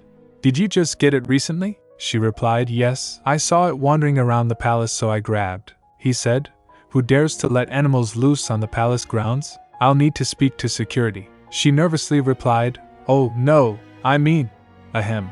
I was outside the palace, actually. He asked, You went outside the palace that night? She thinks, I have no other way to explain what happened that night without sounding crazy. She points her finger towards her throat trying to say, voice not coming out. Eurydion said, You only smile like that when you're in trouble, but this time. Suddenly she embraced him in her arms. She kissed him. Just let it go with this. He said, No. I can't let some strange creature by your side. Before he can complete his word, she kissed him again. Then he tries to say, You kept dodging answering my questions that night too. I won't let. But once again she interrupts him, kissing him. She thinks, If I tell him now, it'll lead to an endless interrogation. Just this one time, please. I need some time to at least figure out what to tell him. I just can't do that yet. For a moment Eurydion remains silent. Then he said, I can't win against you. She laughed and said, Hee, I knew it. He brushed her hairs with his hand saying, No more talking. Then he kissed her. He said, You won't be keeping that thing constantly by your side, right? She asked, What do? He said, There are too many things wanting to be around you. It's annoying. She thinks, Too many things? What other? After some time Sergei visited her and asked, Why didn't you tell me? She asked, About what? He replied, What else? Your physical condition, of course. He said, Forget it, you don't need to explain. Let's just go back now. She said, I will go back, but only after my body recuperates a little more. He said, We would have stopped you from coming to the ceremony ourselves if you told us about your condition. Do you know how scared I was when I heard that you collapsed? He asked, Are you listening, Eurenica? She replied, Oh, yes. Meanwhile she thinks, I'm the new target of their dark scheme. Not only was I kidnapped in my sister's place, but I'm also about to be turned into a zombie by all the black magic around Eurydian's palace. I wish it had a clean ending, like Saved. The end. Why did I have to be dragged into all this? Loris said, If you want to change something that's already been said, you'd have to replace it with something else instead. Don't you think so, Crumb? She said to him, Can you be quiet? Sergei thinks she said to him and said, Why should I be quiet? Just know, we're packing up and leaving as soon as you feel better. She replied, Fine, I understand. She thinks, Hydeth can't track divine power, so I should leave Belcourt so it can't find me. She thinks, What's fortunate is that it'll take some time for Hydeth to completely take over Celia's body. Loris said, I've never felt this lazy and sleepy in my entire existence. You won't succumb to the magic powers since I'm here with you. But, can you do something about that body of yours? She thinks, I'll need to get stronger in the meantime. At least enough to keep Loris on Earth in a better form. Forget being strong. It'd be great to just feel normal. I feel so heavy and tired in Belcourt, there isn't much I can do here. I don't expect to be able to completely overcome the magic powers set against me, but I could at least defend myself more easily if I were back in Livigny. Eurydion also needs time to chase out the remnants of the magic power and purify this land. The timing is perfect for me to leave now. Suddenly she starts crying saying, Perfect timing to leave sounds too sad. Sergei asked, What are you mumbling on about? Is your mind not well either? She thinks Hydeth, the true force behind their dark scheme, has materialized, and the original plot is completely twisted now. There's no telling what will happen from now on. She clenched her fist thinking, I guess I've at least succeeded in changing the story. I'll keep everyone safe, everyone I've determined to protect. I am a little scared about what I might have to suffer in the future, but, she said, I need to survive on my own. She said, survive. Survive, Sergei said, hey, let me check your temperature. Come over here. She pushed him away saying, go away, Sergei. She thinks, it's extreme training time as soon as I get back. And my goal is to survive on. After some time Thierry comes to Eurydion and said, all the documents have been sent, Your Majesty. He asked, all of them? Thierry replied, yes, Your Majesty. Rest assured, I have checked them all, and the purification process will start at the end of the month. Eurydion asked, how long will it take? Thierry replied, about 3 years. He said, make it 2. Thierry thinks, does His Majesty think I have multiple bodies? He said, yes, Your Majesty. He thinks, but I can't complain and tell him I can't do it, since I've failed in protecting the princess. And more importantly, I saw her in that form. He glanced at Eurydion thinking, I haven't had a chance to tell him since he's been busy late into the night for the past 10 days. Should I tell him what I saw that day? But I'm not so sure if I should tell him something like that without first speaking to the princess. She was dressed in a strange fashion I've never seen before. Thierry said, we've also heard that the Lord of the Magic Tower, Roselle, has headed to the south. I've issued orders to rush the purification process along every southern Rolite to Calcutta. We expect to catch him by the end of the year at the latest. Hearing this, Eurydion said, damn it. He thinks, an unimaginable amount of money and time was spent on that magic tower over multiple generations. But that's where the evil darkness is most concentrated. Doesn't she make a pretty corpse, Your Majesty? He furiously thought she was going to turn Eurenica into one of them. But it did seem like they were after Eurenica for some other reason too. Why did Eurenica let that woman get away? How am I supposed to ignore that fact? I got sucked into those eyes and lost Soliae. And another thing. The baby wolf that fell from the sky. Loris. The way she called out to the god in such a purposeful way. What was that about? At night he went to Eurenica and she tells him, it's Loris Avatar. He asked, Loris Avatar? She said, I guess. He felt bad for me since I was struggling so much here. He remained silent for a moment. She said, and its name is… Laurie. Yes, it's Laurie. He thinks she just made that up. She said, I think I was able to recover quickly because of Laurie. You said your divine power wasn't enough either. I was relieved to have Laurie by my side. He asked, is there any proof this beast is indeed Loris Avatar, and not some demonic creature? She laughed and asked, could you be this disrespectful to the divine guardian of Belcourt? She said, I'm the living witness. I would have died if it weren't for Laurie. He said, don't say things like that. She replied, I'm just saying, oh, and when I let Soliae go, Laurie planted the seed of divine power in her. It'll help you find her location. He gets shocked and asked, can she be located? She replied, as long as Soliae is on Earth, and the seed remains in her. And I think something's attached itself to Soliae just like how Laurie came to me. Laurie says it'd be best to find Soliae before whatever it is has completely blossomed. He said it should take a few years. Eurydion said, so at least a year, that's enough time. She said, and for me too, I'm not completely well yet. The real issue behind my condition has yet to be resolved. He asked her, so you're going back? She nods saying I should. He thinks, I was thinking that she should go back as soon as possible too. It'd be too selfish for me to hold her back. He brushed her hairs and stares at her. He recalls the moment when she passed out in his arms. Seeing her, he thinks, as long as you're alive and well somewhere safe, I can let you go for a little while. I can be selfish later, after I clear out everything and anything that might be dangerous to you. She said, and one more thing. It's about the palace, Your Majesty. He asked, so when do you plan on going back? She replied, oh, in about 2 days. But more importantly, the palace. He interrupts her asking, in 2 days? He moves her head towards him saying, where do you keep looking at? She tilted her head asking, is there really a need to do all that? He said, you have a long journey ahead of you. She asked, what did I just say? Ignoring her words, he said, how's your neck? She points her finger towards palace's garden shouting, no, more importantly, look at what you're doing to the palace. He glanced at it for a second and then said, oh, that? She asked, oh, that? I should have known when you turned Berylia Palace upside down last time. She said, do you know how many devices run on magic power in the palace? You're burning everything.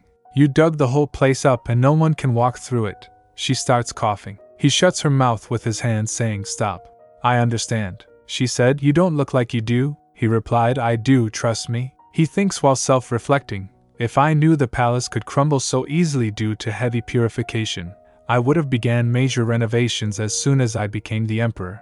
I was too complacent. He asked her, how about your throat? She replied, it's fine. He asked, and the bruises? She said, they're almost all gone. Do you want to see them? He thinks, there's no way she's completely recovered yet, but she's always laughing at things. She asked him, Your Majesty? Want to know something cool? He asked. What is it? She said, by now I can tell what you're thinking just by looking at your face. He thinks, but I can't read your face at all. I thought she was the easiest person in the world to read at first, but now, I can never tell what she's hiding under her smile. She said, You're disgruntled about something right now. What's bothering you this time? He said, No, nothing at all. She said, Come on, you can't lie to me. Something's definitely on your mind. He asked, Is that so? He said, Then why don't you try to guess what I'm thinking? She pretended to think something. Then with a smile she asked, Do you want to kiss me? Hearing this, his eyes wide opened. He said, I guess you're not completely wrong. She said, See? He covers her with a blanket. She said, Come on, don't be so overprotective. Then suddenly he kissed her. She asked, That's it? He smiled and thinks she can be so provocative. He said, It's better to leave things lingering a bit. She asked, Lingering? He replied, Because then you'll be more excited to see me next time. She thinks something for a moment. Then she asked, Then how about this? She said with a smirk, I was gonna tell you something before I left, but I'll just hold my tongue. She moves her finger towards his lips saying then. She said, You'll come and look for me sooner, at least to satisfy your curiosity, right? She hugged him saying, I'll take care of the lingering. You just take care of the curiosity part. The moment to leave arrived and the doc said to Eurenica while she was ready to leave, Please have a safe journey back, princess. Take this medicine right after every meal. And this one here is a nutritional supplement. You should take it once in the morning and once in the evening. He said, Stay away from doing any heavy exercise for a while. And don't ever ride a horse. She said, I don't know how to ride a horse anyway. He said, and don't even think about getting near a magician or any magical instruments. He said, You may have gotten better thanks to His Majesty's divine power, but please don't forget that you're still a patient. She nods and replied, Yes, I understand. Marie comes and said, Princess. Eurenica suddenly hugged her and asked, I heard you were sick. Are you all right? Marie said, I don't deserve to hear that from you, Your Highness. Tears fell from her eyes while she said, I shouldn't have sent Rayla away that day. Eurenica patted her and said, It's not your fault, Marie. I'm sure she went to a better place. Don't be too hard on yourself. She said, I'll see you again when I come back to Belcourt. Well, it'll be in a few years, but Thierry comes and Eurenica noticed him. He said, Princess, please be safe in your journey. She winked and tries to slight him. Sure. He said, Your Highness. Eurenica said, Let's shush about what you saw that day, yes? She said, If you let out a single word about that day. He asked then. She said, Then I'll pray to Loris every night to rain down plagues on the Verishad temple. Loris said, But I won't give them any plagues. She patted him saying, I'm gonna abandon you if you keep wiggling around like this, Laurie. Loris said, You, kiddo, what did you just say to me? How dare you? Where's your reverence for me? She said, Anyway, Thierry, I'm sure it was difficult putting up with my tantrums all this time. Thank you, he said, Please, Your Highness. I'm the one who should be thanking you. She asked, Thanking me, Thierry? He said, Yes. You'll come back one day and save me from His Majesty's grip. She chuckled hearing that. She tries to said, Let me give you a hug, Thierry dash. Meanwhile Eurydion pulls her back saying, Nope. She said, No need to be so rude, Your Majesty. He said, I'm not being rude. I have every right to intervene. He said, Eurenica, you shouldn't just hug anyone like that. She cuts him off saying, Oh, come on. I told you I won't. Why won't you believe me? She said, I'll watch myself, I promise. I won't just lie down or fall asleep anywhere, or hug anyone. He said, Don't let anyone into your room either. She nods saying, Won't let anyone in my room. Noticing his expression, she thinks, he still doesn't look satisfied. She glanced at her surroundings, ensuring that no one is watching them, and kissed him. Eurydion said, This makes it harder for me to let you go. She said, Come to think of it, you can have some lingering feelings too. I shouldn't be the only one who's left lingering. You should have a spoonful too. He said, I'll write you piles of letters. She said, Good. He said, I'll be mad if you don't write me back. She said, Of course, you will. She then giving him a cross said, and this, she thinks, is the other half of what I'll carry with me probably for the rest of my life, she said, is a spoonful of lingering. She thinks, it's got the perfect colors that represent Eurydian Belcourt. She mumbled, don't lose it. She thinks, it's a symbol of my well-being while I'm away, and also a symbol of the promise that we'll reunite again. She said, you can look at it every day while you miss me, and maybe regret how long it took you to accept my love. He said, that's not what you said last night. She said, everyone's words changed from the night before to the next morning. He said, sure. I guess I'll be doing lots of missing and regretting. Sergei waved at her and shouted, Eurenica. She hesitantly said, I better go now. She starts walking towards Courage thinking, something's definitely changed. While I was on this land that constantly pushed me away, the future isn't so clear anymore, which makes me nervous and scared. But I'm sure I'll keep marching toward the unknown and infinite possibilities for both me and him. She puts Loris down and he asked, hey, Crumb, why are you putting me down? Then suddenly she rushed towards Eurydian. She hugged him tightly. She thinks, I'll remember this feeling until the day we meet again. His pure and clean smell I've grown to love so much. His heartbeat that tells me he's alive. He hugs her back. She thinks, our hearts intertwined as one, beating full of life. And feeling their beating from within my chest was such a comfort that I didn't need to cry on the day I left Belcourt. Two priests were talking to each other. Have you heard? Father Shumart is coming to the south. One voice whispered urgently. Father Shumart himself? Why? Came the surprised reply. There must have been an order to pay close attention to the south in particular, the first voice said, lowering their voice even more. I also heard Kelkita is the ultimate destination to be purified, the other replied. Kelkita? The southernmost place in all of the empire? But wasn't it the first region to be purified? The first explained. That's right. This is top secret, but I heard there was an order issued to repurify the entire region. His Majesty believes the Black Mage's base is. He stopped talking as he saw someone standing in front of him. A sudden interruption. Oh, it was Thierry with Holy Knights. He uncovers his head and said, oh, it's nice to see you, brothers. Are you two on your way back from Ciella's? One of them replied. Yes, we just crossed the moat after submitting our report. How about you, Vice Bishop? He asked hesitatingly. Did something happen? I see you're being accompanied by Holy Knights, Thierry replied. Oh, please don't mind us. After our current job, we're simply on our way to the south. There's no need to worry about us, brothers. Focus on tending to your duties, one replied. Yes, father. One of them stole a glance at a holy knight, uneased and thinks, why do I feel so intimidated by this holy knight? I've never felt this before. One more thing, brothers, Thierry said, his voice firm now. Yes? They replied, a bit startled. Thierry said, secrets should remain as secrets. It's fine between us brothers, but be careful not to let rumors spread among the civilians. There's no point in keeping something a secret once everyone starts talking about it. The first one nodded in embarrassment. Why yes, Father Shumart. We'll keep that in mind, then Thierry said. We need to get going now to offer a prayer to Loris. Please take heart, brothers. They bowed their heads and replied. Yes, Vice Bishop. May Loris will always be with you. Thierry blessed them back. May Loris always be with you. As the group departed, after a few moments Thierry sighed, turning to a knight. Phew. Even an apprentice priest will notice you if you make it that obvious. You couldn't think of a better way to disguise yourself? It was Eurydian, he replied. But I didn't do anything. Sure, you're right about that, came the sarcastic reply. Then Eurydian said, you only give carrots, but never use a stick. I like everything about you except that you're too soft, Thierry thinks. Does he want me to change my personality?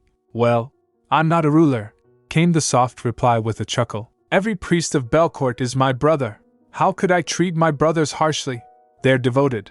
You've seen their purification progress report yourself, haven't you? Eurydian replied. Please don't pick on me. I wish you were half as strict with your brothers as you are with me. Then he tings the earring that Eurenica gave her. He was wearing it like a necklace. Thierry looks at it and doesn't reply. Then Eurydian started walking, so Thierry suggested, please practice some self-control this time, Your Highness. If you destroy everything around the region like last time, I'll be the first to go on strike. As they started walking, Thierry continued, must I remind you how you scorched the entire palace grounds last spring and tore apart all of the Reynard region? I can't even keep count of how many times I told you to never do that again, Your Majesty. Eurydion replied. I know. I certainly feel bad about that, Thierry added. The princess will not like this idea. After hearing that, Eurydion said, Then I'll just have to not tell her anything, Thierry said. She's quicker than you think. It won't be easy hiding it. Stop giving Lise more work to do, Your Majesty. I beg you, he nonchalantly replied. Sure. Then they went to their horses and Eurydion said, Regardless, coming all the way here better pay off. Our information should be accurate. It took us several months to track him down. According to the information, the person they were looking for was hiding inside a cave. Later, inside a cave, they were chasing him. He was running away from them, but Thierry restrained him by using his divinity. He stumbled and said aloud, Ugh. What is this?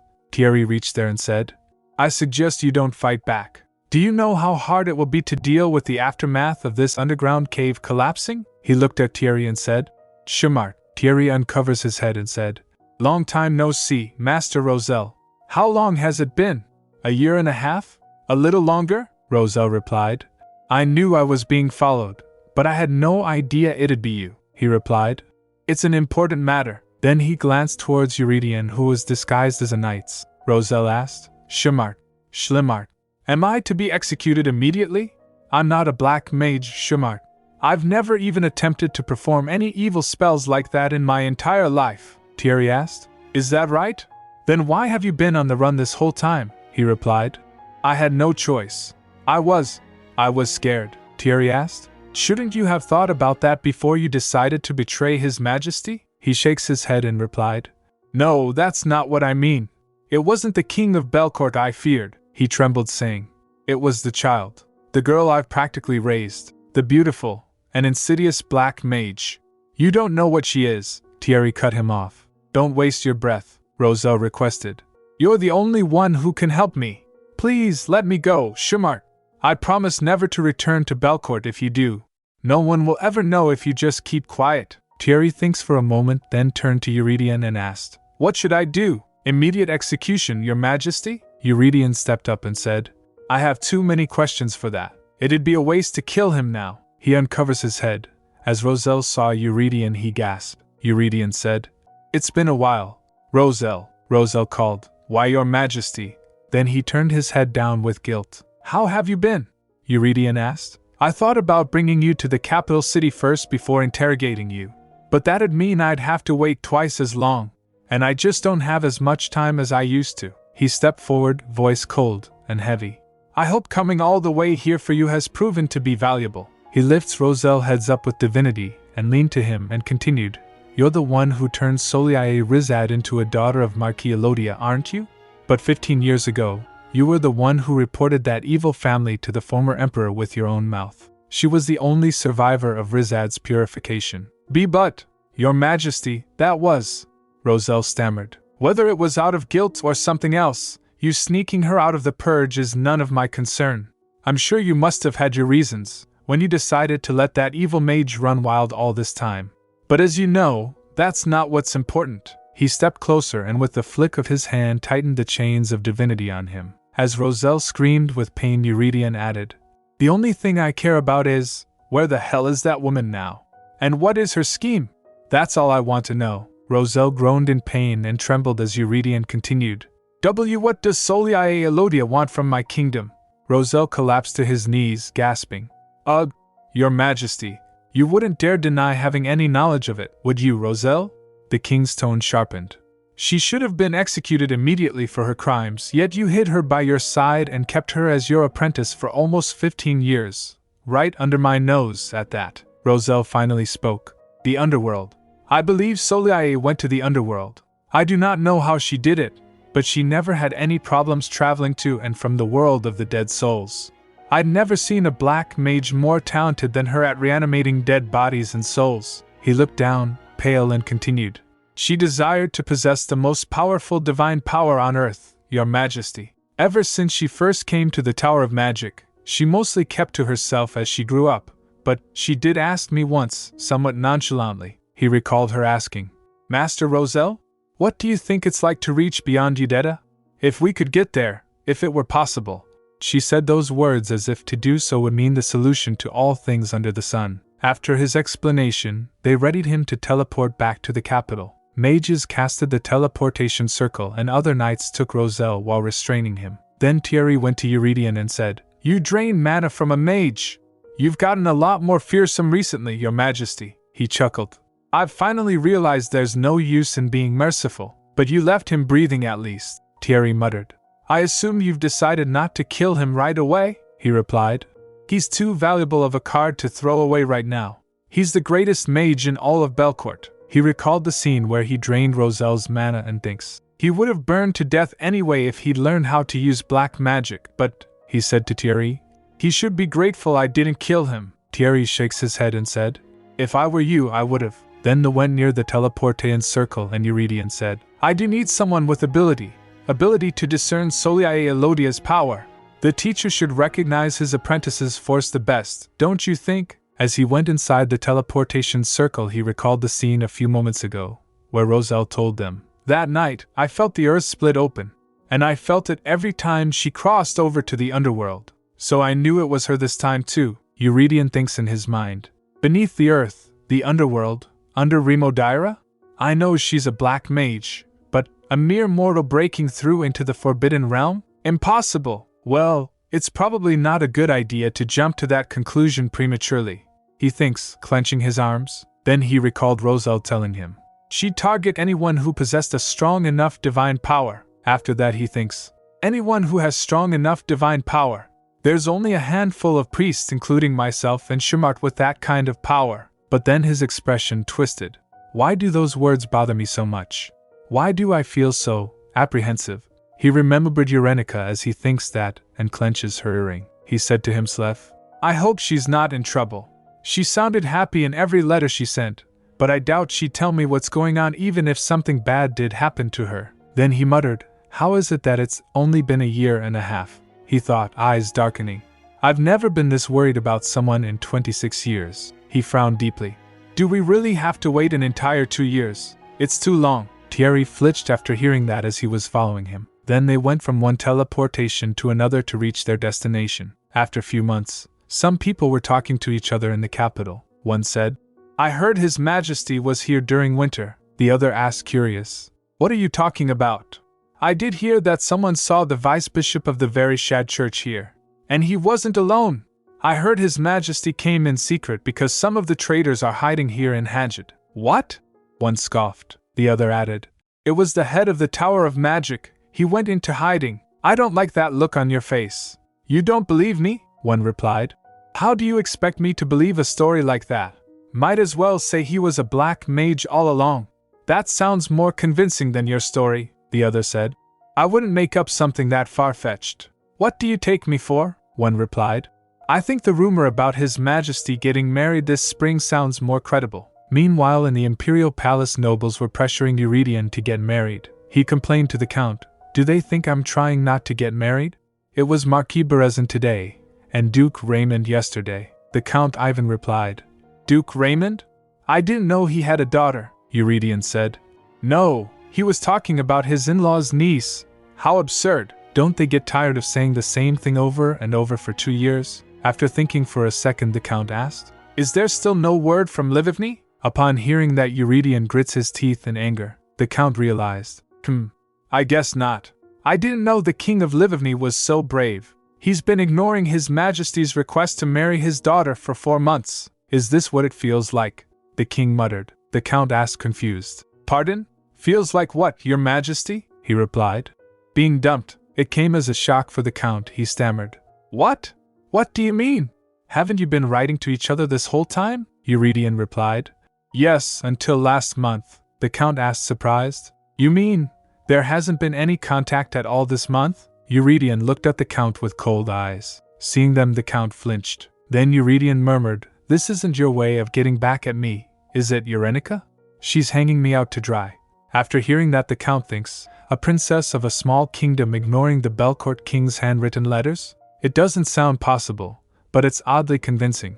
Eurydion thinks to himself, is she really punishing me for declining her proposal for 2 years? What's on her mind? Did she have a change of heart?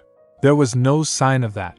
Was she not being completely honest in her letters? Then Roselle's words ran in his head. Soliae would target anyone who possessed a strong enough divine power. Then he started walking while the Count followed him. He fell in deep thought. Something's off. This is exactly why I sent a letter to ask her hand in marriage right after I came back from Hajj. I've already been feeling anxious about not finding any trace of Soleil for 4 months now. And now I have to worry about whether Eurenika's feelings for me have changed. It's hard enough not to see her face or hear her voice. How does she expect me to survive if she doesn't even write me? He recalled Soleil and thinks, or has that woman already stretched out her demonic hands to Livivny? Did something happen in Livivny? There's no way to find out unless someone writes me back. If that's the case, he said aloud, why don't I go see it for myself? The Count who was following him gets startled. Pardon? But Eurydion doesn't pay mind to him and continued thinking. Except for Kokita, the purification process is almost finished anyway. I'll go there after I wrap up some urgent matters first. Then he smirked and said aloud, she'll have to answer me if I'm standing in front of her. The Count again nervously called, why, Your Majesty, and thinks, is he really thinking about going to Livivny himself? Meanwhile, in Livivny, Teresa asked the king, Father, are you sure you can just keep ignoring him? They're letters from the king of Belcourt himself. But her father tore down the letter furiously and throws it away. Humph, the father huffed, brushing dust from his hands. He said, it'd be one thing if he were sending these letters as a king, but they're from a thief who wants to steal my youngest daughter, Teresa repeated. A thief? She thinks in her mind. He's the #1 bachelor in all of the continent, the king of Belcourt. No matter how I look at it, I think you're kicking away a huge ball of fortune that came our way, her father snapped. My Yenny is living with her daddy. She's not going anywhere, and it definitely won't be that dangerous kingdom. After hearing that, Teresa sighed. I do understand where he's coming from though.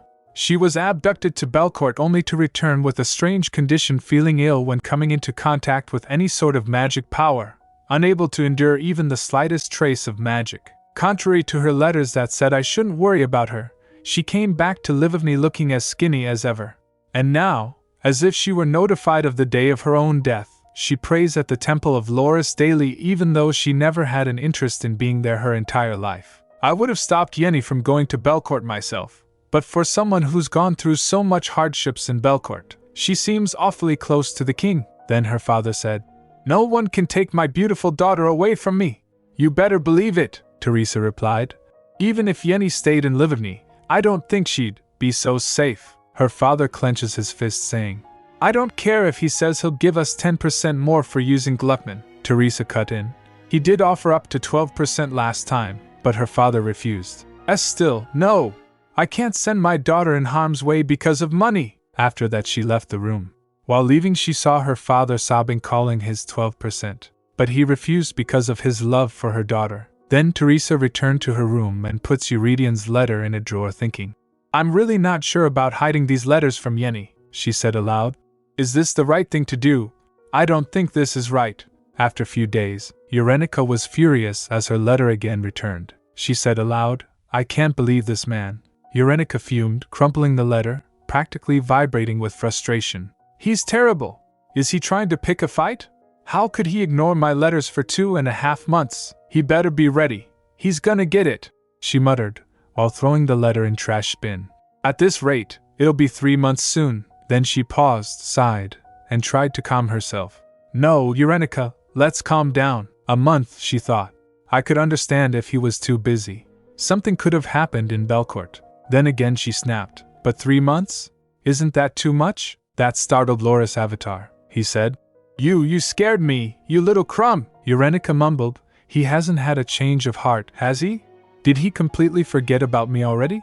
She thought with growing anxiety. Laurie was confused for a moment, then he plopped down. She glared at him for not listening to her, then she walked to the window. After looking outside the window, she took a sigh and calmed down a little. She puts her head at the window's glass and said aloud, I feel nervous now that our communication's been cut off all of a sudden. She recalled her conversation with Loris's avatar. He said, Little crumb, the seed of the divine power disappeared from the earth. One of two things could have happened. Either he found the seed and got rid of it, or the seed itself died because it couldn't adapt to a body it found. She asked, Doesn't that mean Hydeth could come barging in at any given point now? She clenches her arm, thinking, We don't even know if Hydeth is targeting me, or Eurydion, and there's been no contact from him after he told me the purification process was nearing its end. she complained. He told me he wouldn't make me wait long. I'm not even asking to see him in person. He's making me wait just to receive letters from him. But the time we spent together wasn't even 4 months. And it's been over 2 years since I left Belcourt. I guess that's enough time for anyone to start feeling differently, she whispered. She slumped down saying, Damn it! I should have stuck around in Belcourt no matter what. Did he rebuild that wall I worked so hard to bring down? Do I have to start all over again then? Laurie chimed in. A human reed sways like a reed, child, she replied. That's true. They do say a man's heart is like a reed. A shiver crept down her spine. What if the next piece of news I hear from Belcourt is his wedding? Suddenly she heard a call. Auntie, huh? What? She flinched and turned around, confused. I wasn't told she'd be coming today. She rushed to the balcony and looked down. The voice continued calling. Auntie! Yenny! Auntie! Brisney! Urenica blinked. Where's your mom? It's dangerous to be out alone, the child said. Come play with me, Urenica instructed. Wait there, and don't eat anything off the ground, the child replied as she puts her finger near her mouth. Okay, Urenica stammered. Bree, get those fingers out of your mouth. As she said that, she jumped down from the balcony, and using divine energy she easily floated down. She went to the child and said, Come on, it's dirty to put your hand in your mouth, the child excitedly called. Auntie Yenny! Urenica swipes the dust from her hand and said, Why are you here alone? Where's mommy? The child replied. I didn't come alone, Urenica asked. Well, who'd you come with then? The child replied. Lexi? Then Alexio also came there, coming out from the bushes, calling her name.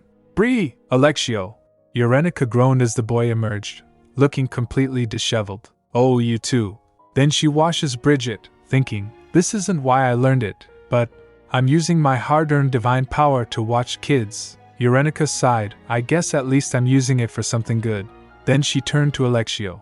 Let's get you cleaned up, Lexi. Bridget went to Laurie and he sniffed her. Urenica asked him, What are you sniffing at? He replied, licking Bridget.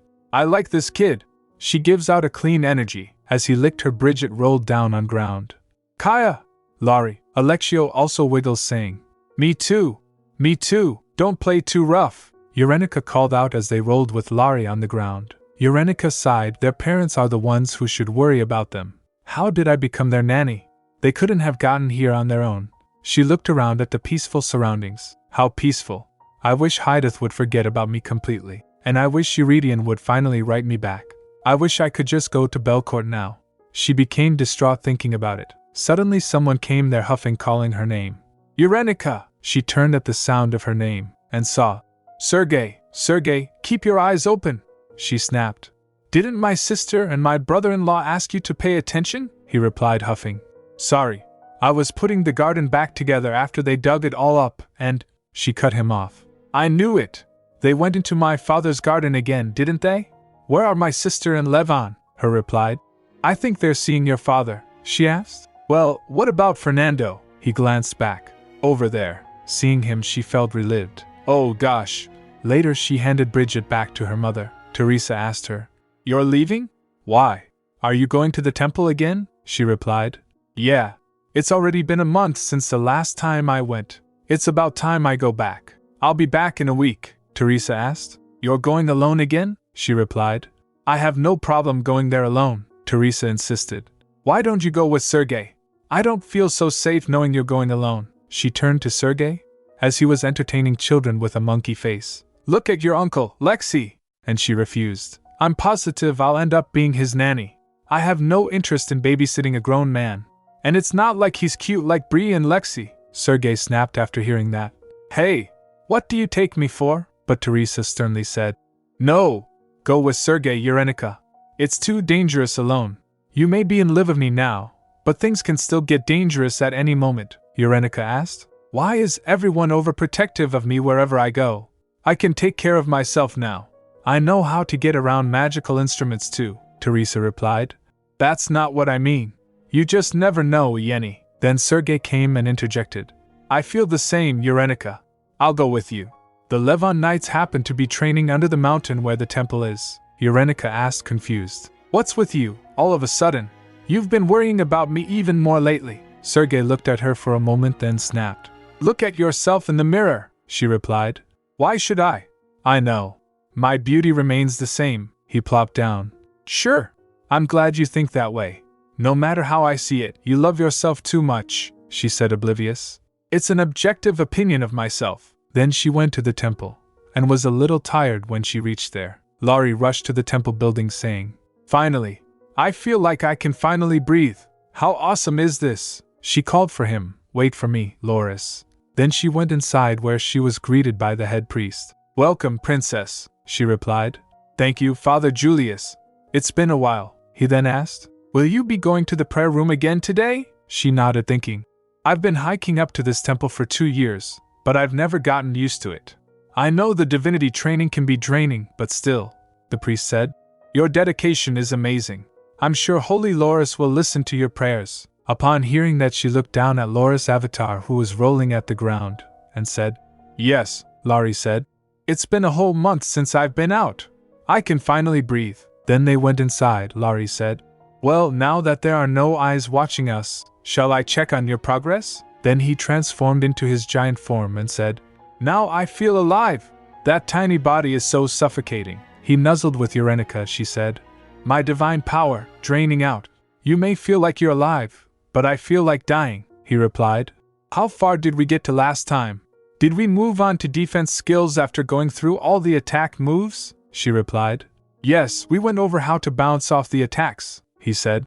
Let's see, then what haven't we covered yet? She replied. Well, you taught me how to bounce off magic with divine power, how to put a shield around my body, how to put some weight behind my divine power to cause physical damage, and other little applications like sharpening it like a blade, he said. It's probably a stretch to try tackling the flame of purification, right? The most difficult divine skill to master, she replied. I didn't know it was that hard back then. I'm not sure. Then he straightened up and instructed. Well then, shall we work on improving your self-healing powers? It's all about speeding up your cell recovery by filling the empty spaces in your body with divine power. While that boy was around you, cells all over your body naturally became more active since his divine power was limitless. But that only works when you're around that boy. She felt sad thinking about him. That boy, Loris continued. Bouncing magic off your body is a good way to protect yourself, but you also need to learn how to quickly purify and heal magical damage if it enters you, she complied. That's right, seeing her quick response, he said. You're listening to me for once. How refreshing. You're a cute little crumb, she gently replied. You're making it sound like I'm such a rebel or something, he replied. You don't treat me with much respect, that's for sure, she sighed. That's because Laurie keeps making a mess every day, he said. This is exactly what I mean. Upon hearing that, she pouted. Loris continued. If you're ready to be trained, you need to focus and move the divine power from within. Remember, you're not bouncing it off this time. You might bounce it off one of your own internal organs instead. And of course, don't sharpen your divine power into a blade either. Got it, kiddo? She thought. Eek, I'm scared. Focus. Then she focused her attention and traveled inside her subconsciousness. She saw the cracks inside her consciousness and thinks, it's easy to sense other people's divine power, but there isn't enough power in me to feel it. An empty spot. This is where I need to fill with divine power. I'll start to die if magic power infiltrates there instead. Then Loris instructed. Don't use divine power that comes from the temple. Use just your own divine power to fill up the empty space. Her heart raced as she was contemplating. First, I need to focus and gather all the divine power scattered across my body into one place. I've felt this squeezing sensation in my heart before, each cell of my body being filled with energy. Her mind drifted as she recalled her interactions with Eurydion and thinks, what I felt back then. Suddenly he was stopped by Loris calling her, Urenica? She flinched, opening her eyes, and gasped. He tapped her head and said, I told you to focus. Don't bounce it off. Her heart was racing, she felt it. Huh, Loris said. You'll only hurt yourself that way, you crumb. Didn't I just tell you to focus? This won't work. Practice with your fingernails or toenails since they won't hurt too badly even if they bounce off of you. Then he sighed and asked, Do you still like that boy so much? She blushed and replied flustered. I told you not to read my mind, he replied. I never did. It was you who thought out loud. Later, while sitting in the garden. Ugh, this is too hard. It's too difficult to live like this, seriously, she groaned. That wasn't too bad for your first time, came the response from Laurie. I told you, you have some talent. She gave a sullen look. It's just that your body is too weak for it. Isn't that what you were about to say? Is this what it feels like to be a feeble genius? You're going a bit far with that one, kiddo, he replied. She pouted, then glanced around. The holy knights are still training. She shifted uncomfortably. I'll never get used to people staring at me and whispering behind my back. Then she started walking. What do you think, Loris? She asked suddenly. He asked. About what? She said, looking around. About this weird situation. It's because you're pretty, Loris said casually. But that's never changed, she exclaimed. Loris commented. Do you know how obnoxious you sound right now? She replied.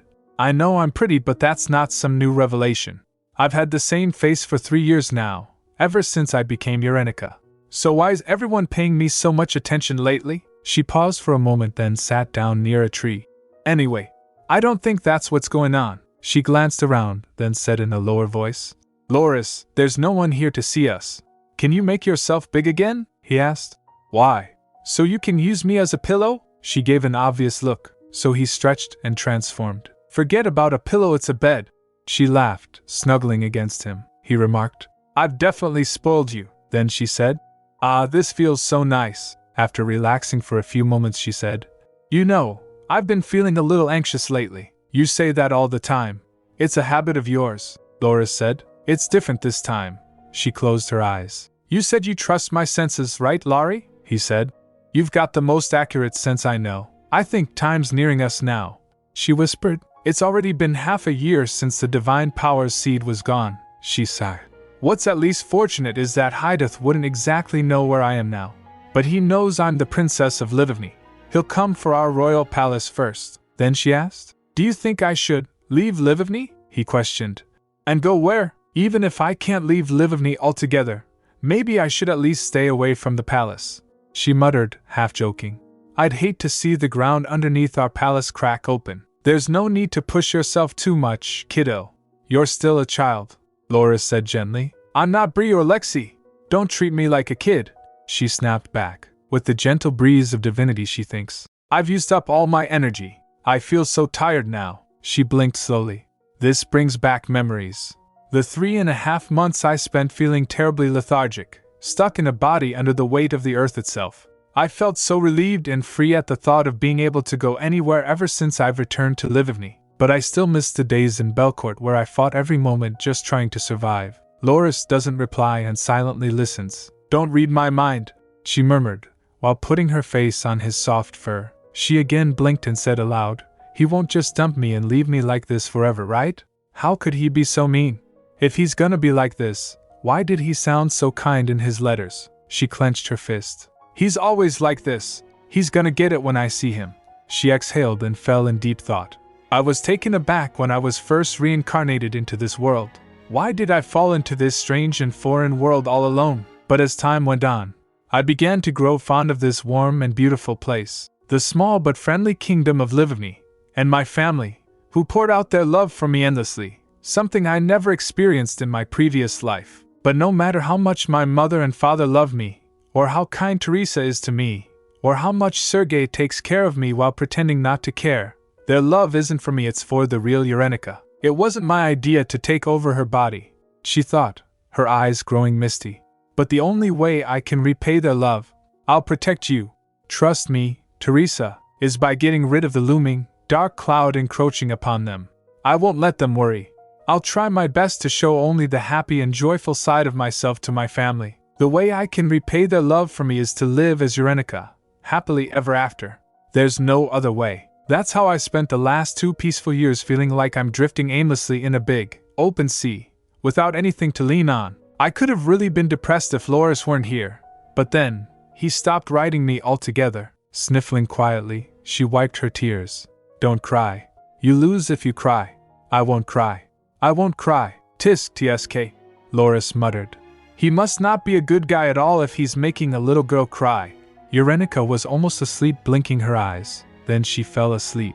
Then Loris used his tail and taps her earring. He added, I'm calling him over for you in such an obvious manner. Then why is he taking so long?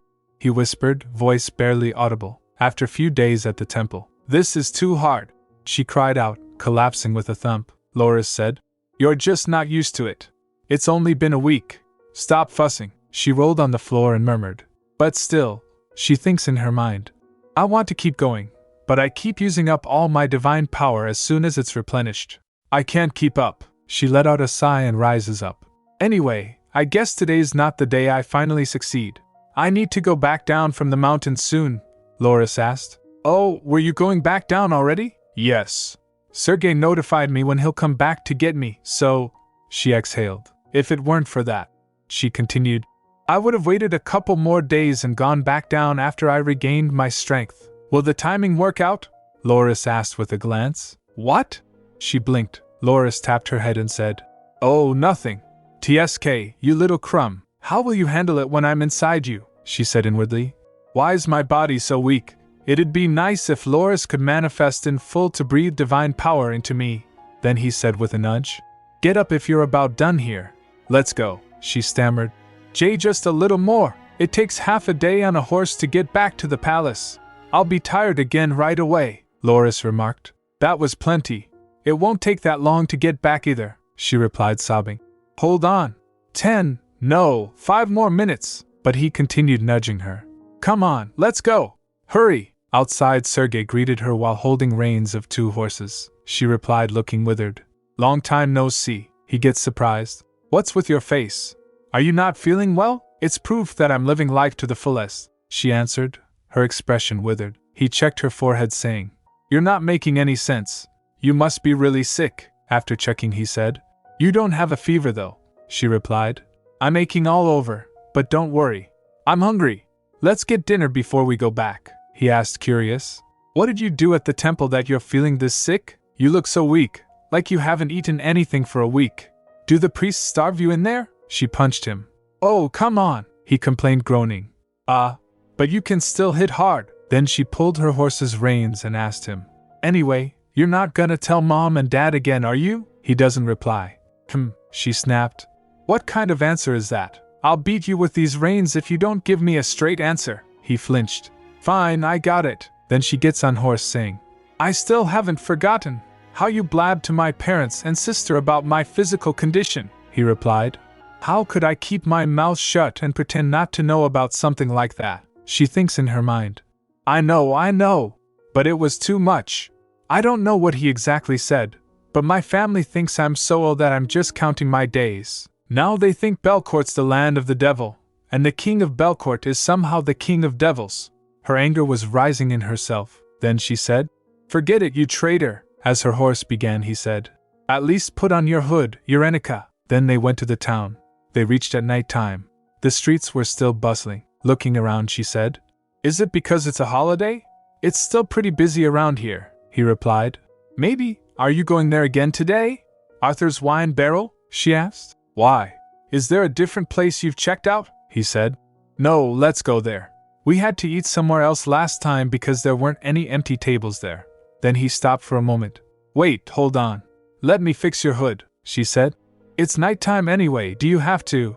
She stopped talking in the middle as she felt someone's gaze and looked back. Huh! She looked back and thinks, a strange sense of déjà vu. Her earring clinked as from a breeze of divinity. She wondered, was that the wind? Then Sergei pulls her hood abruptly. I told you to keep your hood on, right? She looked at him as in shock. He asked, Why? Did you see something? She began. The wind, then retracted. No, it's nothing. It was just the wind. Let's go. Her hunch was correct. Someone was hiding at the corner behind her in a hood. The person grits his teeth and said, How annoying. Then they entered an inn. With the sound of jingle, the owner greeted them. Welcome. Sergei looked around and observed. Why are there so many mercenaries here? Then they sat down. As the waitress came for order, Sergei asked Eurenica. The usual, right? She replied. Yeah. Then he ordered 2 special meat stews and… Eurenica was hiding Laurie in a bag. He pulls his head out and said, I need to breathe, she said. Just a little longer. Do you want some carrots? He agreed. Yeah. Not understanding, Sergei asked. A wolf's eating vegetables? She replied. Come on, you've seen this before, he said. It still shocks me every time. Where'd you pick up that wolf anyway? Laurie frowned. Pick up? How disrespectful, she said to Sergei. How many times have I told you? This cutie was lost, so I brought him with me. See? Isn't he cute? He asked suspiciously. What kind of wolf never grows up? He's got the same eye color as you too. How could an animal have the eye color of the royal family? After hearing that, she thinks in her mind, our matching sky blue eye color is proof that I'm the summoner of Loris. I was told my soul's now tied to Loris since I summoned him. I guess the eyes really are the window to the soul. Then waiter came. Pardon me, here's your dish, Sergei remarked. Great! I love Arthur's wine barrel. Let's enjoy our meal. Suddenly Sergei was interrupted by one of his friends. He choked him almost jokingly and said, Sir Sergei, I thought you said you were going right back. Sergei frowned. Ugh, can't you see I'm eating? Leave me alone, Rix replied. What are the chances that we'd run into each other at a bar like this? Don't hurt my feelings. And who are you with? He replied, coughing. Don't worry about that. Go away, Rix. Let go of my neck first. Sergei agreed to go with them. He said, Fine. I'll go with you. He turned to Urenica and said, I'll come right back. Stay put and wait for me here, she replied. Don't worry, I'll be right here. Then Sergei said, Ignore anyone who comes to talk to. He was talking, but Rix dragged him away, saying, Let's hurry it up, sir. As he dragged Sergei away, two men who were sitting near Urenica's table glanced and nodded to someone, indicating something. Meanwhile, Sergei and his friends were enjoying themselves. Don't be so stiff, someone shouted. No, I really can't. I'm with someone, came the hesitant reply from Sergei as his friends were forcing him to drink. They shouted in unison to Sergei. Chug, he agreed. Fine, I'll drink it. Looking at them, Urenica said, Wow, I guess kids around that age grow up fast. Aren't you two the same age? Loris teased. She giggled. Yes, but still. Sergei feels like a little brother I should take care of. She's 27 years old inside, Loris remarked. You're both little crumbs. In your eyes, I'm sure, came the dry response. But, Laurie crawled out of the bag. She rubbed his belly and said, The way he is, it comforts me too. Meanwhile, Sergei was chugging on his drinks. Hey, little pebble, Laurie called softly. She replied. What is it? He asked. Do you not sense anything? Then he hopped down and went under the table. She asked, confused. H-U-H? Where are you going? Nowhere, he answered. I'm just more comfortable down here. Well, this is new. She tilts her head. You're usually bugging me to hold you day and night. She thinks in her mind. He normally never wants to leave my side, saying that he's weaker when he's far from his summoner on Earth. What's gotten into him today? As she was about to take a spoonful, her earring clinked due to divinity. She blinked, wondering, what am I sensing now? She looked around. What am I seeing? She clenches her hand and thinks, is this a dream? She blinked again in disbelief. It must be a dream. Then someone tapped her hand and she was overflowing with divinity. She realized, no, it's not. Then Eurydion appeared in front of her. Seeing him, she quickly clasped his hand and squeezed it. She was almost teary and said, It's a lie. Eurydion replied, That's not it either. Then she pulls his hood and said, Follow me. Then they went outside. She pushed him against the wall. He smirked. You've gotten more feisty since the last time She cut him off. Be quiet. She was still in disbelief. She asked, Is this a prank? He kissed a string of her hair and said, No. You've asked me that 3 times already. I got tired of waiting for you to write back, so I came in person. Her heart raced after hearing that. She shouts, What? You're the one who never wrote me back, he said. Is it? She bites her lip in anger and asked, Is it really you, Eurydion Belcourt? He leaned close to her and replied, Who else could do this? Who dares to get this close to you? She asked. Are you an illusion? A phantom? A mirage? Or maybe I'm just so tired I'm dreaming while standing up. Or, he asked, leaning more close, or, another man who keeps bugging you to be in your arms day and night? She stammered. What? What do you? He continued. If it's not that either, maybe your childhood friend, who also happens to be your in-law as well? Either way, he seems overly friendly to you. Eurenica again tried to speak. I can't believe, but again he cut her off. I don't know if I still have the right to say this to you, but, she said inwardly. But say the words I want you to say. You know exactly what I want to hear, he asked. Can I kiss you? He squeezed her close, but she refused. No, are you kidding me? She said. I really hate you. And then they kissed. Then they went inside a room. This is ridiculous, she muttered. When did you come all the way to live with me? And how did you even know I was here? I just figured it out, he said plainly. She replied. That makes no sense. Well, I should have known when Laurie started talking funny. Oh, that's right, she gasped. I left Laurie inside. Her eyes widened. Eurydion asked. That baby wolf? Yeah. She nodded. Hold on, let me call him over. She was about to open the window, but Eurydion grabbed her hand gently and said, We don't need anyone bothering us right now. Her heart raced after hearing that. She said, But Laurie doesn't bother me, she admitted, flustered as she was blushing. Eurydion embraced her and said, He does. Then they have a lovely time together. Their misunderstanding cleared. When she asked him that why was he returning her letters unopened from the past 2.5 months, he told her that he never received her letter from the past 4 months. Both were surprised to know that they sent each other letters, but they didn't make it to the receiver. Eurydion told her how hard it was for him to endure all this time. The next day morning, as Eurenica was about to leave, she asked him where he will stay. He told that he don't know, Count Ivan will manage that. She was surprised to know that the Count also came. Then Eurydion asked her, Marry me, she replied, flustered. No, wait, he insisted. Marry me, Eurenica, she asked. What would you do if I said yes right now? He blinked, then said, If you said yes, you and I would go back to Belcourt immediately, she then asked. And if I said no, then I'd kidnap you again like I did in the past, she said inwardly. Isn't that the same thing? Ha! Stop saying strange things. Actually, sit down first, Eurenica said, flustered. She looks at him and thinks, I can't seem to get a handle on what this man is thinking, she said. What are you thinking about right now? He looked at her with a smile. That I'd like to kiss you, she shot up, embarrassed. Not that. I'll propose to you properly once we get back, he said calmly. But right now, all I want is a yes from you. A simple nod will also do. He clasped her shoulders, looking more serious than she'd expected. I know you're not the type to say something like this out of nowhere, she said, puzzled. Did something happen? The Belcourt purification work is almost finished, he replied. And? She pressed. He continued. And? I just feel insecure for some reason. It came as a shock for her. Insecure? About what? He said.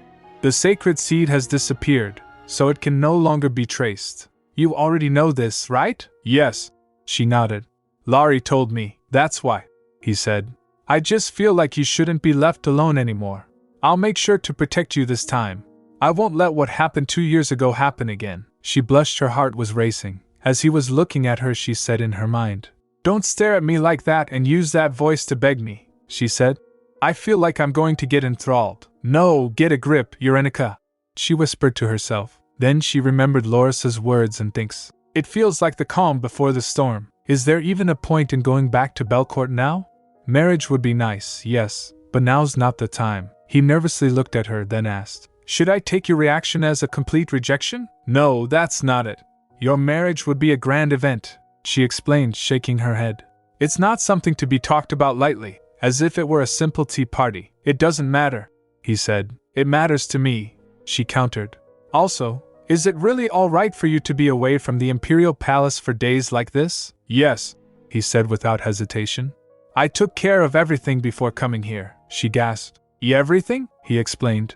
It's because I planned on staying here if you rejected me. Well, I expect things to be running fine without me for about a month. If you're worried coming back with me, he continued, then let me stay with you. I don't want to leave you by yourself. It makes me uneasy. What? She whispered. I want to stay by your side, no matter what. I came with that intention.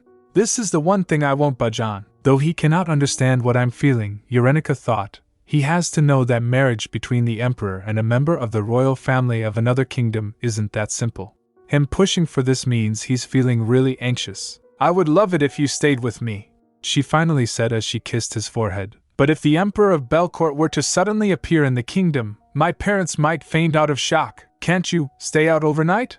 He asked gently. I never thought you'd suggest such a thing, Your Majesty, she teased. She suggested. Shouldn't you send a letter asking for my hand in marriage first? He replied. I've tried, but I've failed to get a response. I don't think your father will accept me so easily. What do you mean by that? She asked. I feel like he already supremely dislikes me, he admitted. I won't be able to change his mind even if I send him hundreds more letters. I'd be grateful if he simply opened one, he added with a sigh. My father? But why? She asked. He replied. Because he's a father who loves his daughter so much that he'd ignore letters from the Emperor of Belcourt asking for her hand in marriage. What are you saying? She gasped. It came as a shock to her. Then she went down where Laurie was waiting for her. He said, "Are you finally coming down? I thought I was going to die waiting for you." He looked at her face and asked, "You didn't have a good time, little crumb?" She asked him, "Where is he? Where's Sergei Levin? Damn it," she muttered, eyes wide. "I just know Mother and Father were intercepting my letters." She picked Laurie up. He asked, surprised. "Intercepting?" she said. "Or maybe my sister's the culprit. Sergei, that bastard. He had to have known about this." She clenched her fists, teeth grinding. "He's going to die today." Then Eurydion came there, covering his head. "Eurenica. Wait. Calm down," she asked. "How do you expect me to be calm in this situation?" She glanced around, thinking. "He has to be around here somewhere. I know he'll be combing the area." "Yenny!" he called out.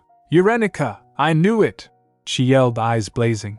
"Damn him, he's going to die today." Eurydion tried to stop her, but instead she quickly covers his face, and said, "I want you to stay quiet." "Why you? How could you just disappear like that?"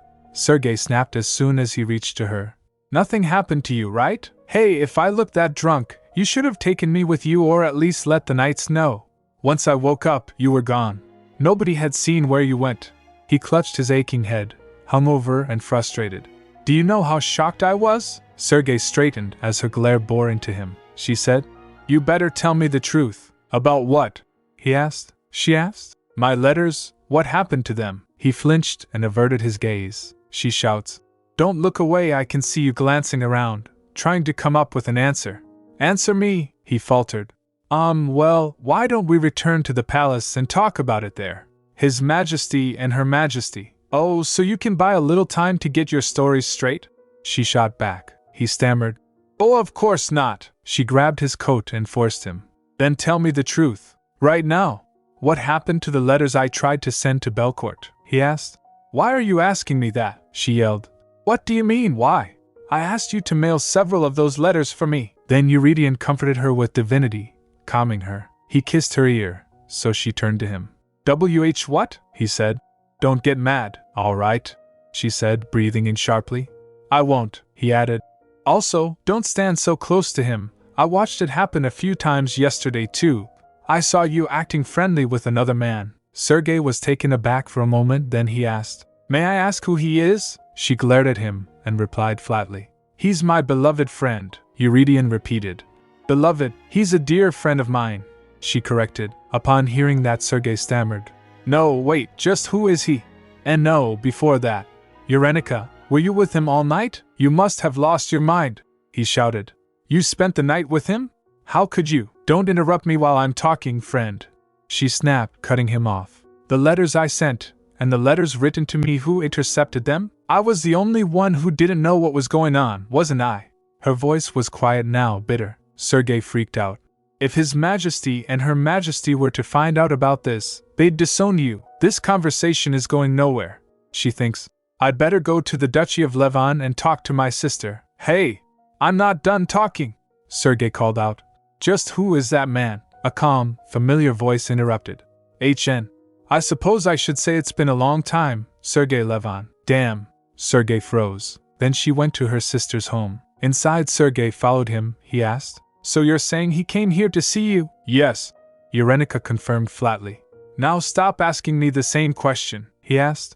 "So the Emperor of Belcourt really came here to live with me? In person? And without any guards?" she replied. "Yes. I also think what he did was outrageous. But that's what he did." "But still," Sergei protested. "He's a man, and if you keep talking like my mother, I swear I'm going to pinch you," Eurenica warned. Sergei asked, "Don't tell me you're planning on bringing him into the palace?" "Yenny!" She beamed so her realized her answer. She thinks to herself, "I can't leave the Emperor of Belcourt on the outskirts of a foreign kingdom. So yes, I should bring him into the palace. And then I'll find out why his letters asking for my hand in marriage were being ignored. Oh, before I forget," she added, turning back with a serious expression. "What?" Sergei asked warily. She said, "If you tell anyone about this, I'm never going to see you again. Even if the sky is falling, you better be the only person who knows he's here. Promise me. Right now." Do I really need to?" he groaned. "Sergei, she said coldly. You saw how upset I've been over all of this. You, letter thief. If you have any conscience left at all, you better do as I say. Fine, fine, he grumbled. I'm going to pretend I don't know about any of this. If things go wrong, I won't be a part of it. He stared blankly, still stunned. I can't believe he came all the way to Livivny, just because his letters weren't getting through. Then he thinks for a moment and said, No, wait. I suppose that is worth traveling for? But again he shakes his head in panic. No, what am I thinking? He shook his head, still trying to make sense of it all. Then she went to her sister and demanded her letters. Give them to me. Bridget was also looking at her auntie confused. Eurenica glanced at her and again demanded. I want my letters, Teresa replied. How did you find out about them? It doesn't matter how I found out, she said firmly. I heard a letter asking for my hand in marriage was ignored too. You knew about it, didn't you? Teresa hesitated, so Eurenica continued. I know what you're worried about. I get it. If Brisney knowingly tried to put herself in danger, I would do everything I could to stop her too. However, an official marriage proposal sent from another nation shouldn't be ignored like this. Her voice faltered slightly. I even heard there was an offer to increase the commission for the Gluckman Treaty. Is that true? You should have tried to stop father, Eurenica said, her tone strained. Yes, her sister admitted quietly. Eurenica continued. You went through a lot because of that stupid treaty. If he offered something like that, at the very least, don't you think it was wrong of you to ignore his letter in return? Just, what are you? Tears welled in her sister's eyes. She squeezed her hand and said, I wasn't thinking. I'm sorry, Eurenica. Eurenica shakes her head and said, if he had even a single mean bone in his body, he wouldn't have let things go like this. I didn't come here just to berate my sister. Eurenica thinks with a sigh. Teresa hesitated while saying, But Yenny, I can't bear the thought of sending you to Belcourt. Eurenica softened slightly. I came because I also wanted your support in trying to get father's approval for the marriage. She paused, reading the worry on her sister's face. If this is how my sister is reacting, she thought, then there's no point trying to convince mother and father. She smiled a little. I'll speak with father in person about responding to the marriage proposal, so I guess that leaves me with one option, she said to herself. Then she went back and tried to smuggle Eurydion in the palace. He said, So, this is what you came up with, I suppose. It's rather novel. Please be quiet. Eurenica whispered sharply. She thinks in her mind.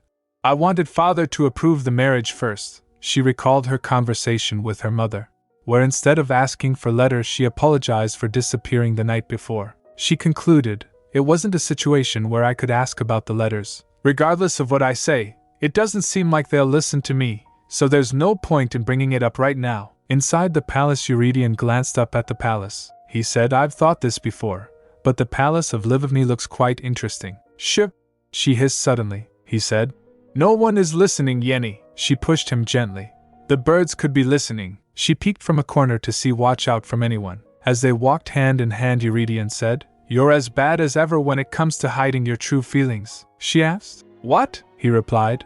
I think I'll be looking forward to gradually discovering the things about you that haven't changed. Suddenly he stopped near a pillar. She asked, confused. What are you doing all of a sudden? He leaned so she faltered. He said, I think it was right about here. She asked. What was? He kissed her and said, Maybe not. Was it over there? They both looked toward the two smaller palaces of the Livivny compound, and the long hall connecting the west and east wings. Oh, that's right, he whispered.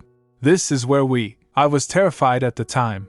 She looked around slowly. It feels different looking back on that now, he asked. How long ago was it? 2.5 years? Wait, she gasped as he nudged her. What if someone sees? It hasn't been long since I told my parents I wouldn't do anything that would worry them. She muttered, guilt creeping in.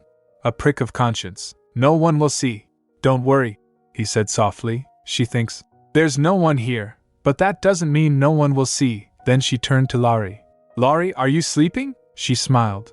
I guess he's sleeping. Who is? He asked, blinking. Then both of them stared into each other's eyes. Then she said, You can kiss me now. Or maybe I should be the one to kiss you. She teased gently.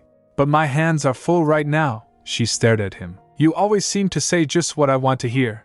She whispered. That's how the man who snuck over the border ended up hiding in palace in Livivny. 2 days later, Eurydion said to her, Let's go back. She refused. You should go back. He glared at her. I thought you loved me, she replied, flustered. That's different. If that's how you want to put it, I'm not going to follow you because I love you, he said calmly. But you can't hide me here forever. She thinks in her mind. He knows his face is my weakness. He's doing this on purpose. Anyway, hup, she sighed. The situation has completely reversed from 2 years ago. The guest has become the host, and the host has become the guest. The person who was trapped is now the trapper, while the trapper has become the trapped. And one other thing that had also flipped. This time Eurydion was the one pestering her to marry him. She snapped. Say that again one more time, and I'll run away. Why? He teased. Does me saying it make you feel bashful? 2 years ago, you used to say it to me quite a bit. In fact, all the time. Don't compare me to you, she huffed. Your ability to do damage is far greater than mine, he replied. Now do you understand how I felt back then? She felt embarrassment and anger at the same time. Then she tried to snatch the book from his hand using divinity. He gets surprised for a moment, then smiled. He used his divinity that was overflowing to protect the book from her reach. Not a chance. Wow, this is incredible. Wait. No. But still, this is fascinating. She stared, stunned. She thinks, observing the divinity. The strong and intricate flow of divine power. There isn't any room for any other power to interfere. He's practically a walking divine power factory. It's not like you were completely clueless, he said gently. I didn't know much back then, she admitted. I guess, the more you know, the more you notice. Can't you just give me half your divine power? She asked. If I had that, there wouldn't be a single thing in this world I'd be afraid of. You can have it all, he said without hesitation. Just marry me. She blushed, then turned her head, saying, You keep circling back to this, he said, looking at her face. Hold me, Eurenica. Kiss me. She was still blushing but refused. No, I don't want to. If I say yes, I know you're planning on taking me to Belcourt and keeping me hidden away. He became anxious after hearing that. She thinks in her mind. It was almost strange how uneasy he looked, but now I understood. He came because he figured out what I was hiding. He knew Hyde Th is the one pulling Celia's strings, and that I could become Hyde Th's target instead of him. If I follow him and stay under his protection, I wouldn't have to worry about dying anymore. However, I would have to worry about Hyde Th targeting him again and him losing his life. I've tried so hard to change his fate. I can't let things go back to the way they were. You cannot change my mind, she said firmly. Unless you give up on that plan, I won't follow you to Belcourt willingly. I'm going to read, she added, demanding the book. Please give that back. He stared at her for a moment. All right. I understand what you're saying, but I have to keep trying, he replied softly. I don't ever want you to fall into danger again, she said. I feel the same way, and I won't accept I'm fine as an answer from you any longer. After hearing that, he said, Then smile for me. He tapped her hand while giving her the book. She blinked and asked, I haven't upset you, have I? No, of course not, he said gently. She gets anxious thinking, why do I feel like I've wronged him somehow? Should I have ignored everything and just held him when he asked me to? Then she placed the book down and said, I'm not upset either. I just worry about you. I know. He smiled softly. I'd just rather see you smile. Then she looked in the glass at her reflection and asked, Have I changed in some way? He replied, You look even more beautiful now. Please don't say things like that, she blurted, flustered. At least warn me first. Then he went ahead and kissed her. She recalled her conversation with Laurie. Laurie explained, Your changed appearance? That's most likely influenced by your soul's state. What else could it be? The strange energy is still strong, but you were exposed to divine power for a long time. This probably means your unstable soul is assimilating back into your body. Since that shell of a soul has begun to melt into you, it's only natural to notice some changes. He added, If you were next to that child, you'd probably change even more, and faster too, she asked. I see. Does that mean my soul will no longer get flung from my body like it did before? He replied. That will depend on how much you train. She flinched as she remembered that. Oh, that's right. Why didn't I think of that, Your Majesty? She asked. Can you show me how to use divine power to self-heal? He asked. Self-heal? Why? Are you hurt somewhere? She replied, shaking her head. No, I'm not, but I'd like to prepare for the future. Just in case. I've learned how to deflect magic and counterattack, but I still find it difficult to use the divine power I have within me. I see, he said, thoughtful. It's something you need to feel for, so it's hard to put into words. I've never had trouble using divine power within me. Here, try and feel it for yourself. He clasped her hand, explaining. As she focused, she drifted into his subconsciousness. There was divinity all around. Wow, she whispered. The energy feels sharp and raw. It looks like the real genius has been in front of me all along. Act B, but is it always like this? She asked, overwhelmed. Yes. If I don't rein it in, he said. Is it overwhelming for you? Then he controlled his divinity and said, I'm sorry. I should have been more careful. It's all right, she stammered, he said. Raw power is harsh and unstable. You're typically supposed to keep it in check since it's so easy to channel, she gasped quietly. I couldn't even begin to try and read it. You're incredible. It's not my power, he said humbly. It's just something that's been passed down to me by my ancestors. Then he checked her pulse. She laughed. I'm all right now, Your Majesty. I was just taken off guard like when I first went to the temple. I'm really all right now, he replied. Since it's a power that can't detect magic, it's not useful when it's really needed. I know that, she replied. It's something that even Loris can't. Even Loris? He raised an eyebrow. She beamed at him. So you probably can't either, he said. Well, I suppose. Then she said inwardly, nice save. She exhaled slowly. I've become keenly aware now that I'm able to fully feel divine power. Eurydion has the strongest divine power. That's why Soliae and Hydeth went after him. Then she huffed. I feel like I'm holding a great man back. I don't know, he murmured. It seems to me like you don't trust me. What? She asked, startled. How did you come to that conclusion? He continued. You don't have to learn how to use divine power if you stay with me. Oh, of course, learning how to use it is for your benefit. But somehow, it makes me think that you don't fully trust that I can protect you. She gets anxious after hearing that. He thinks I don't trust him. But that's not it. Well, maybe that was what I was thinking. I know that Eurydion is the only person who can keep me safe. But I still can't be sure that he can protect himself from Hydeth. Hydeth isn't someone a mere mortal can take on alone. She remembered Loris's words. Once every 10 years, when I rise up from the underworld, my children use the name I've bestowed upon them to summon me, she concluded. We just need to hold on for 3 more years, so that Emperor Belcourt can summon the vassal of Loris. Then she smiled and said, Of course you can. Don't say things like that, Your Majesty, she said quickly. And show me something else now. Like, the flame of purification, he said. I don't think it's that interesting, she insisted. But still, back at Livigny Temple, time continued to flow in that strange mixture of peace and anxiety. Soon, a week had already passed since she'd snuck Eurydion into the West Palace. One day Eurenica was freaking out in her room. Somehow, I'm more nervous because nothing has happened. I keep feeling anxious, restless, worrying over nothing, right? But no matter how much I try to push it away, the nerves stay, Laurie said. I see you're quite bothered, she turned to him. I'm just worrying over nothing, right? She thinks in her mind. Why am I the only one constantly worried about everything? Why do Eurydion and Loris seem so calm? She sobbed, thinking, maybe it's because they just can't feel. As for Eurydion, I've told the servants to keep quiet. Since the West Palace is far from the main palace, and I'm the only one who uses it, there's little chance of getting caught right away. But if a rumor starts to spread, it'll be wildfire. If that happens, I'll be locked up in a tower in the main palace. She imagined her parents questioning her. Is it true you brought an unknown man into the West Palace? My word.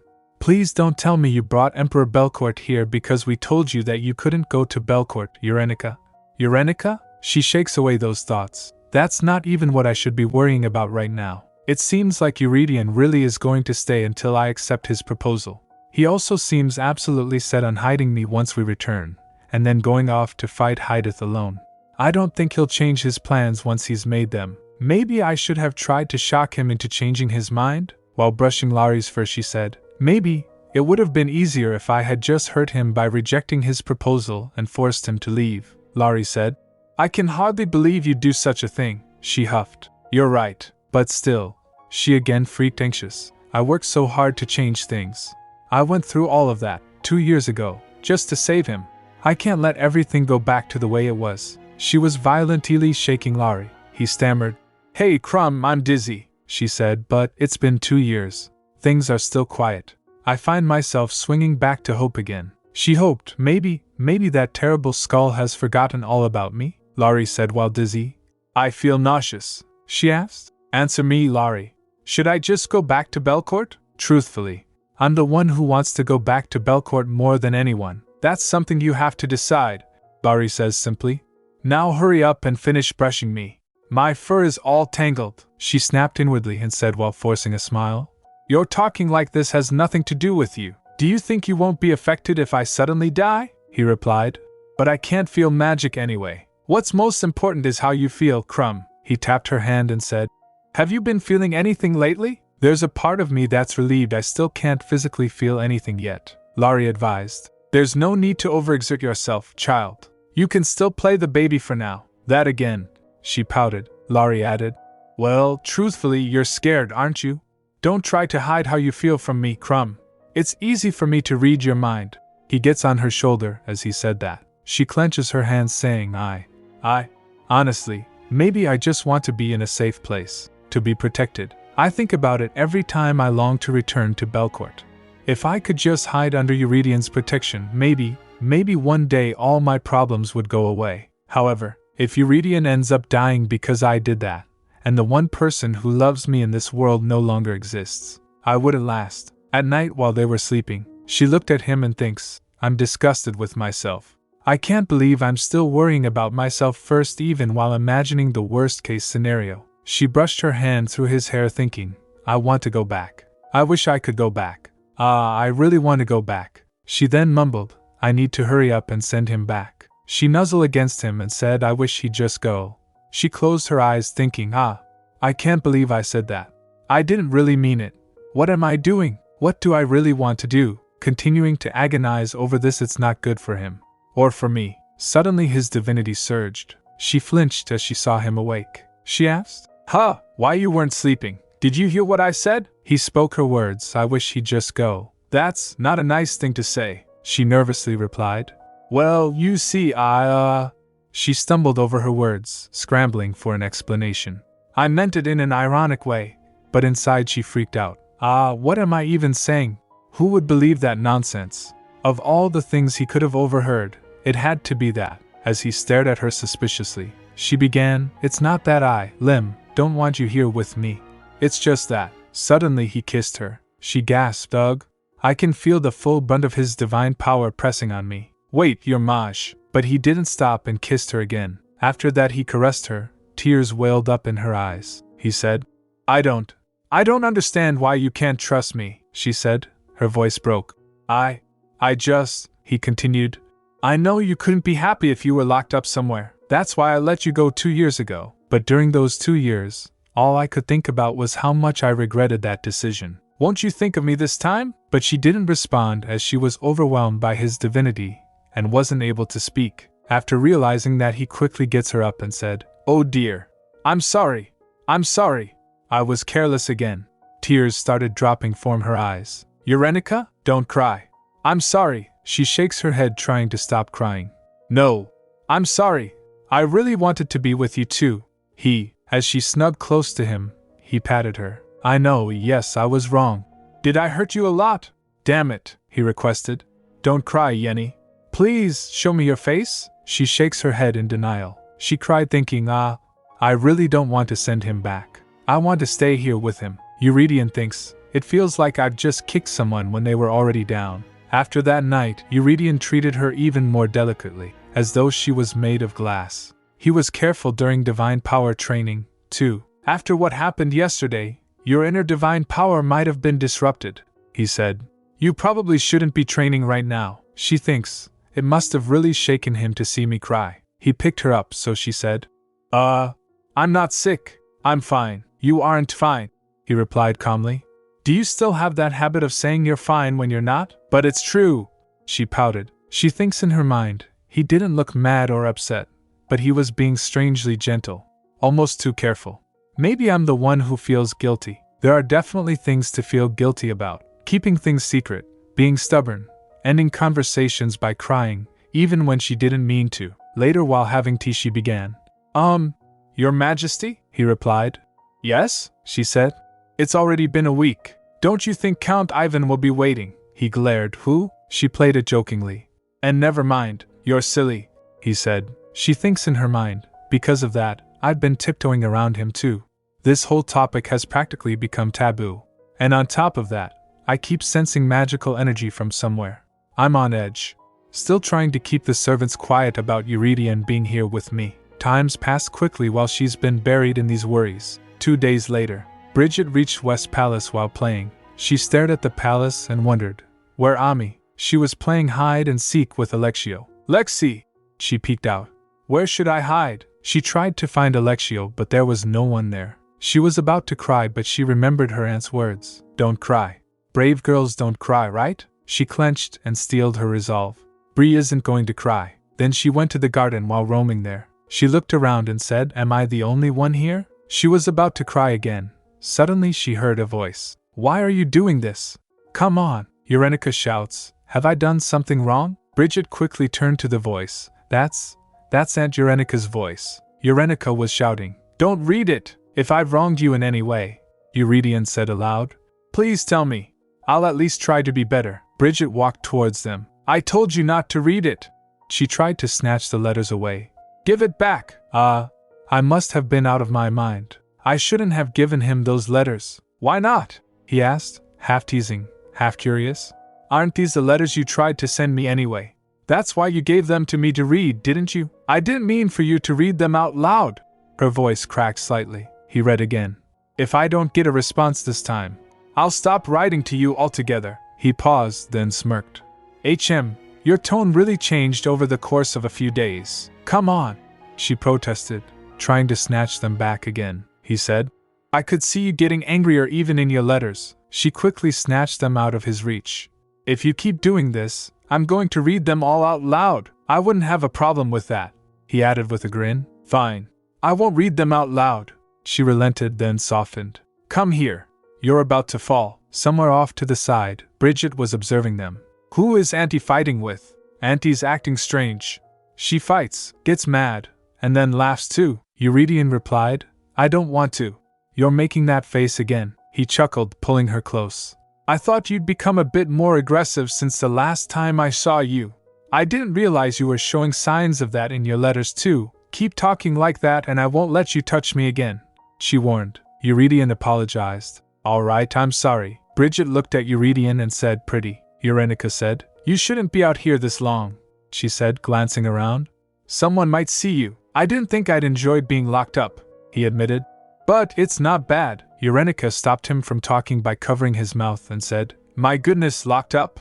Is there anything you won't say? She scoffed quietly. Bridget wondered, looking at them. Are they fighting again? Eurydion then hugged her to calm her down. Bridget thinks maybe they aren't fighting. Are they playing then? She said, looking at them. Bree wants to play too. Then Laurie appeared near her and whispered. Children shouldn't be looking at such things. Bridget stumbled, suddenly seeing Laurie. He continued. You shouldn't interrupt adults when they're on a date. Let's go. I'll take you back. He dragged her away. The next day, she came back. She was extremely curious about the person with Eurenica whom she never saw before. At first she looked for her aunt, but after not finding her she decided to play by herself. She tugged the swing under the tree and said, I'm going to play by myself then. She gets on the swing and it flounders. She was about to fall. But Eurydion caught her. A soft voice drew her attention. A child? Bridget looked at him and said, Pretty. He picked her up, she said. Pretty person. The small girl stared up at him, wide-eyed with wonder. A pretty person, a good person, he asked her. I wonder who taught you those words? From my auntie. She beamed. I wonder who this aunt is. He thinks, recalling Eurenica. He wonders, what are you supposed to do when meeting a child? He puts her back on swing and asked, What's your name? Bree. She answered proudly. He repeated, Bree? The child replied, Yeah. He noticed those sky blue eyes. Wait, are you a live-of-me royal? He asked. She clearly replied, Bree is Mama's daughter. Then she stretches her arm and said, Please hold me, he asked. You want me to hold you? Yes. She chirped enthusiastically. He thinks in his mind, the only physical trait she shared with Eurenica was her sky blue eyes, but her way of speaking, her mannerisms, they were so similar, I couldn't seem to say no. He picked her up and awkwardly said, I guess I'm pretty whipped. How did you end up here? She tugged his hair and said, Sparkle, sparkle. It's the same color as Laurie, Eurydion remembered. Laurie? Laurie! Ah, that wolf, he thinks. If this young child knows about Eurenica's wolf, then, he said, you must be Bridget. So that's why you called yourself Bree, he murmured. How did you get here all by yourself? I walked a lot, she said proudly. Ah, I see. Yes, he supposed she would have had to walk quite a bit to get there, he asked. How old are you? I'm 3, she beamed. Well, Bree would like to ride the swing. The swing? Sure, he nodded. Then he puts her down but noticed her hesitance, he added. I thought you said you wanted to ride the swing? No. Together, she declared. Together, he repeated, realizing she didn't want to ride it alone. Then while on swing with Eurydion she hummed. Climb the mountain and pick me flowers, she sang out, imitating someone. Pansies today, dahlias tomorrow, the day after tomorrow? After remembering for a moment she continued. The day after tomorrow is wild camomiles. Then she asked, Pretty mister, where are you from? He smiled. Pretty mister, now that definitely sounded like something your aunt would have taught you to say. How did you know? She asked, tilting her head. Just how much did she go around saying strange things in other places? He muttered. Then the question came out of nowhere, gentle but sharp. Are you going to take my aunt away? He paused, but his answer came quick and firm. Yes, she asked, curious. Where? He replied. Belcourt, but you can't, she pouted. Aunt Yenny told me she was going to live with me, Lexi, and Laurie forever. Bree is going to live with Auntie. Auntie can't disappear. That stung more than he expected.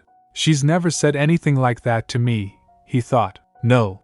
Why am I feeling this kind of emotion toward a 3-year-old and a young beast? You'll still be able to see your aunt often, he said gently. She beamed after hearing that, so she asked. Then will I see you often too, pretty mister? He sighed. Calling people by awkward nicknames must run in the Livevny royal family. If he'd married just a little earlier, he thought maybe he'd have a daughter around her age. And judging by how things were going, he'd definitely better not leave it to Eurenica to teach their future child how to address people properly. Can I really see you often? She asked again, eyes wide with hope. He replied. I'll try, yes. We'll see each other often, she exclaimed. Wow. You promised, he said. Why yes. What should I call you, pretty mister? She asked, still bouncing with excitement. He looked at her, and he didn't need anyone to explain. It was so clear how much love Eurenica had showered upon this child over the past 2 years. The silver wolf's name is Laurie, Bree added. So what should I call you, pretty mister? Bridget, he said with a sigh. At the very least, not pretty mister, your majesty? Suddenly came a voice from behind. What are you doing there? She asked. I told you not to come out here like this. I'd like to ask the same thing. He shot back, turning. Why'd you come out? It's hot today, she replied. I came looking for your majesty, of course. If someone sees you, I'm DA. He stopped short. Huh! Her gaze dropped to the small bundle in his arms. Sorry. What are you holding? Then, recognition dawned. Oh, is that you, Bridget? Alinti, Bree squealed. Eurenica asked. Oh, Bree, how did you get all the way here? She exclaimed. Auntie Yenny, hold me. She kissed her and asked. Did you come here on your own, Bree? You've never been here before. How did you get here? She replied. I came yesterday too. I saw you and pretty mister. It came as a surprise to her. Eurydion groaned. Whom did you use that nickname on for the child to be calling me that? Bree. Eurenica quickly changed the subject. Don't you think your mother is looking for you? She'll worry if you wander around alone like this, she tried to deny. But, Eurenica quickly said. Lexi. Lexi would worry too. She looked sad and said, all right. Then she glanced towards Eurydion and said, Auntie Yenny promised to live together with Bree. She squeezed Eurenica close. Of course, Eurenica said gently, brushing the girl's hair back. Auntie will always be with you, your mother, and Lexi. Bridget looked at Eurydion with distrusting eyes and said, You promised. He smiled and then leaned to her. As long as you promise not to tell anyone that you saw me here.